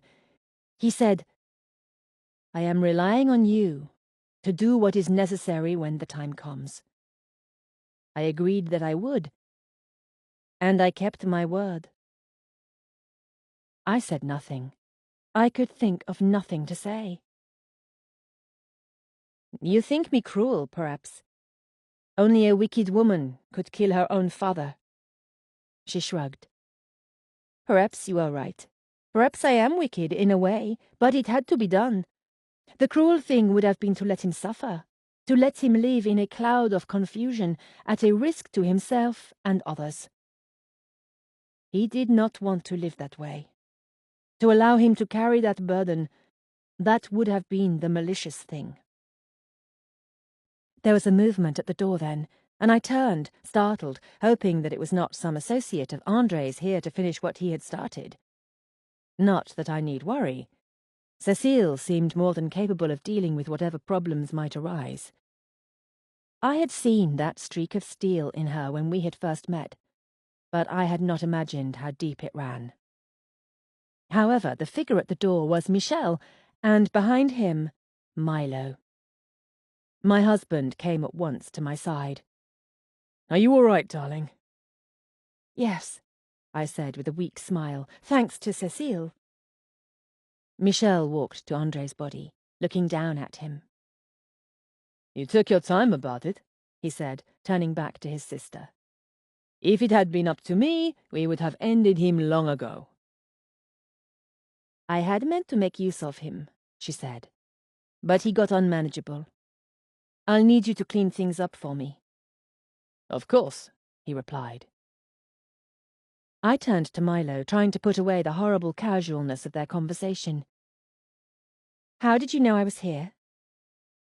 When I saw that it was Cécile who had followed Michel to the brothel and not André, I realized that André might mean to do something desperate, perhaps even kidnap the child.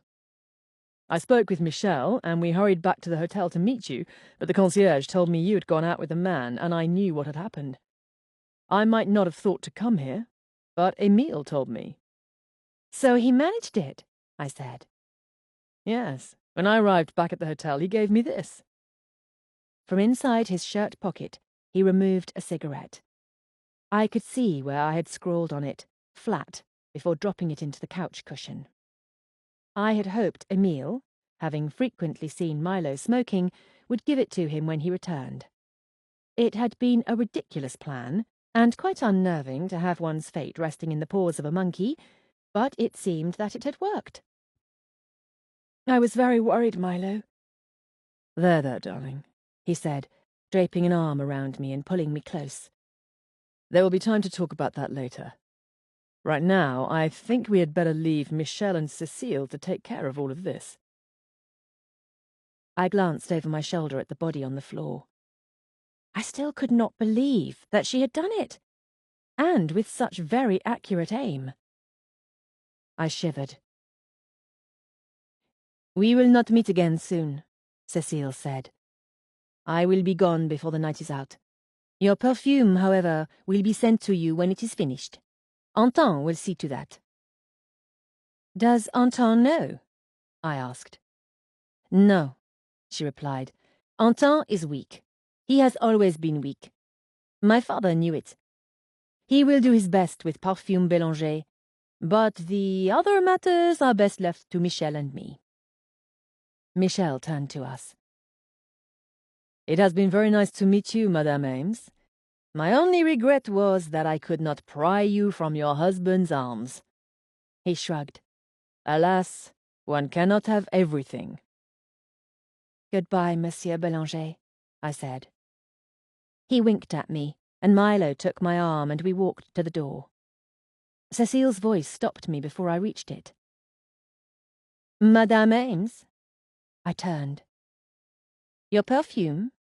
I have decided to call it La Perception." Perception. "I like that very much," I said. She smiled. "I thought you might." She turned then to help her brother with the body on the floor, and I allowed Milo to lead me out into the night. Chapter 29. We arrived back at our hotel, and I tried to shake the feeling that this entire evening had been some very strange dream. I could not believe that the truth had been so unlikely. "I never would have imagined," I told Milo. "I never suspected, even for a moment, that they might be spies. It's too incredible." I noticed he had said nothing, and I thought of what Cécile had said about his being close to the truth. It all made sense. The secrecy, the trips into the night. He had known it was something like this, and he had been trying to work from that angle while discouraging me from continuing to pursue it. "You knew," I said suddenly. "Yes," he admitted. "For how long?" "Almost from the start," he said. "I had heard rumors about André Duvaux, things that made me suspect there was more to him than met the eye. When I learnt that he was involved with the Bélanger family, that confirmed it." "You knew about the Bélangers?" "I became acquainted with Michel Bélanger shortly after the war.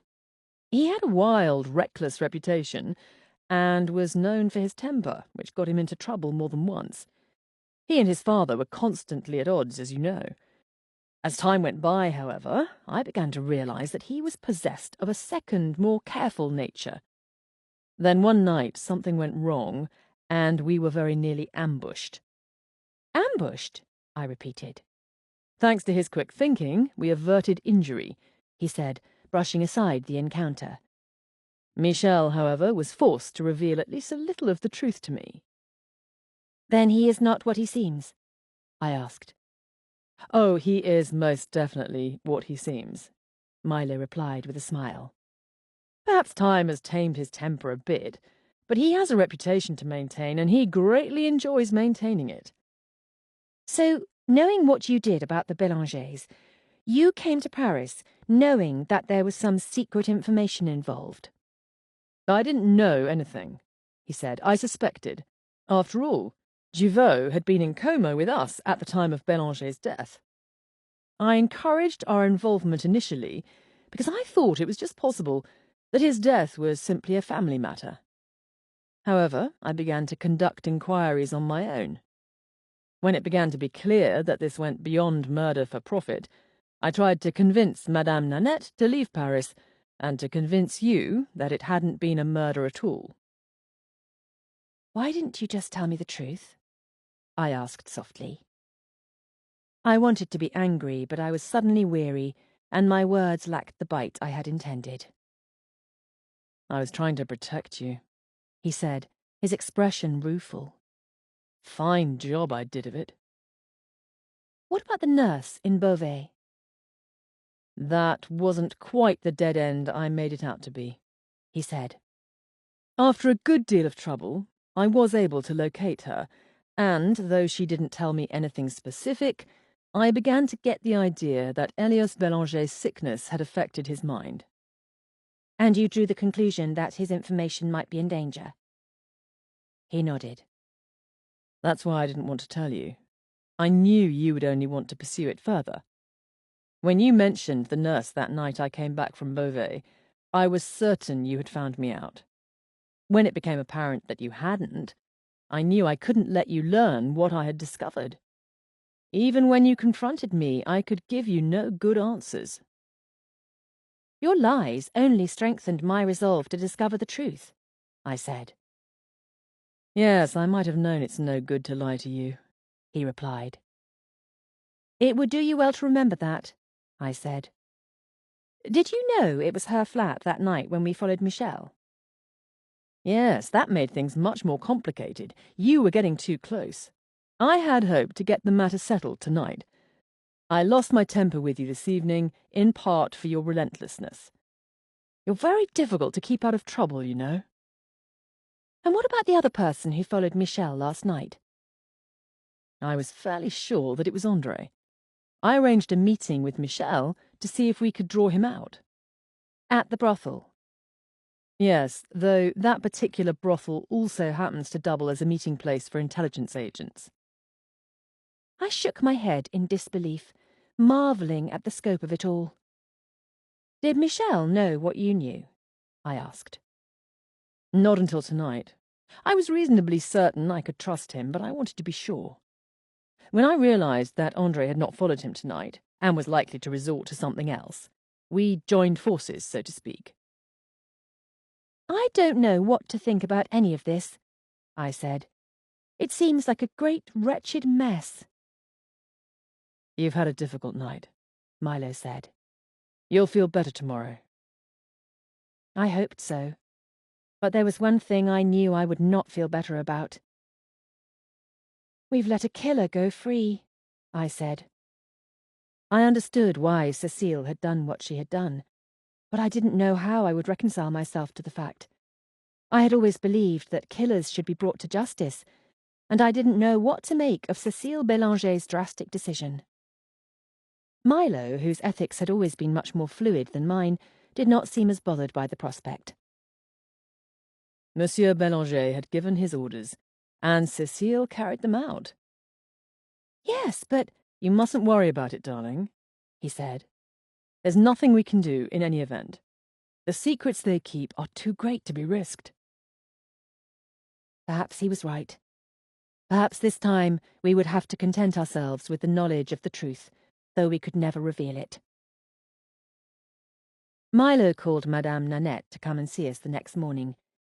I think she suspected something had happened from the anxious look that she tried to hide as she sat down with us in the sitting room.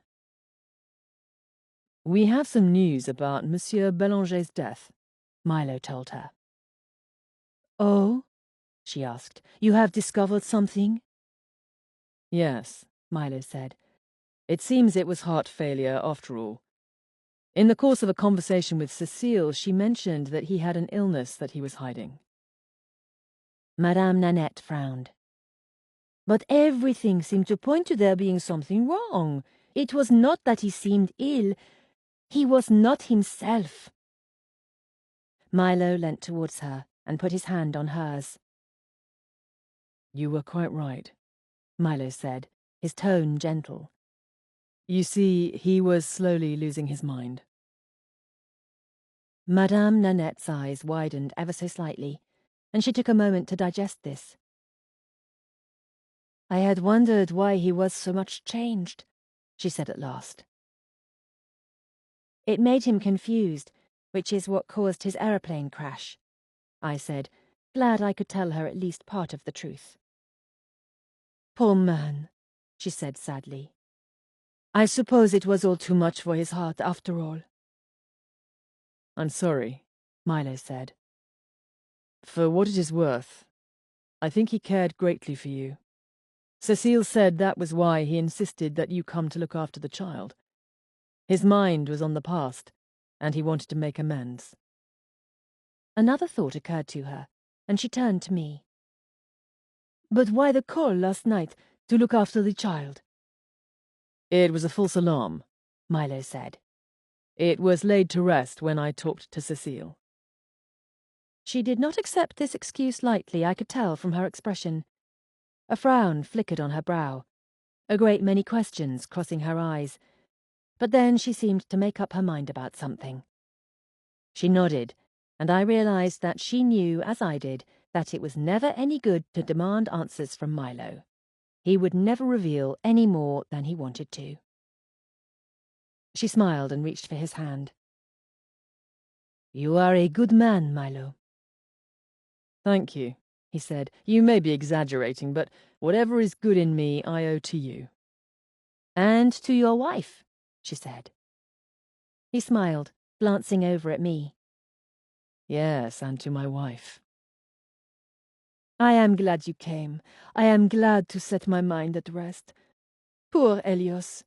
It was a sad end, but I am glad that he is free of suffering. You'll be all right? Milo asked her. Of course.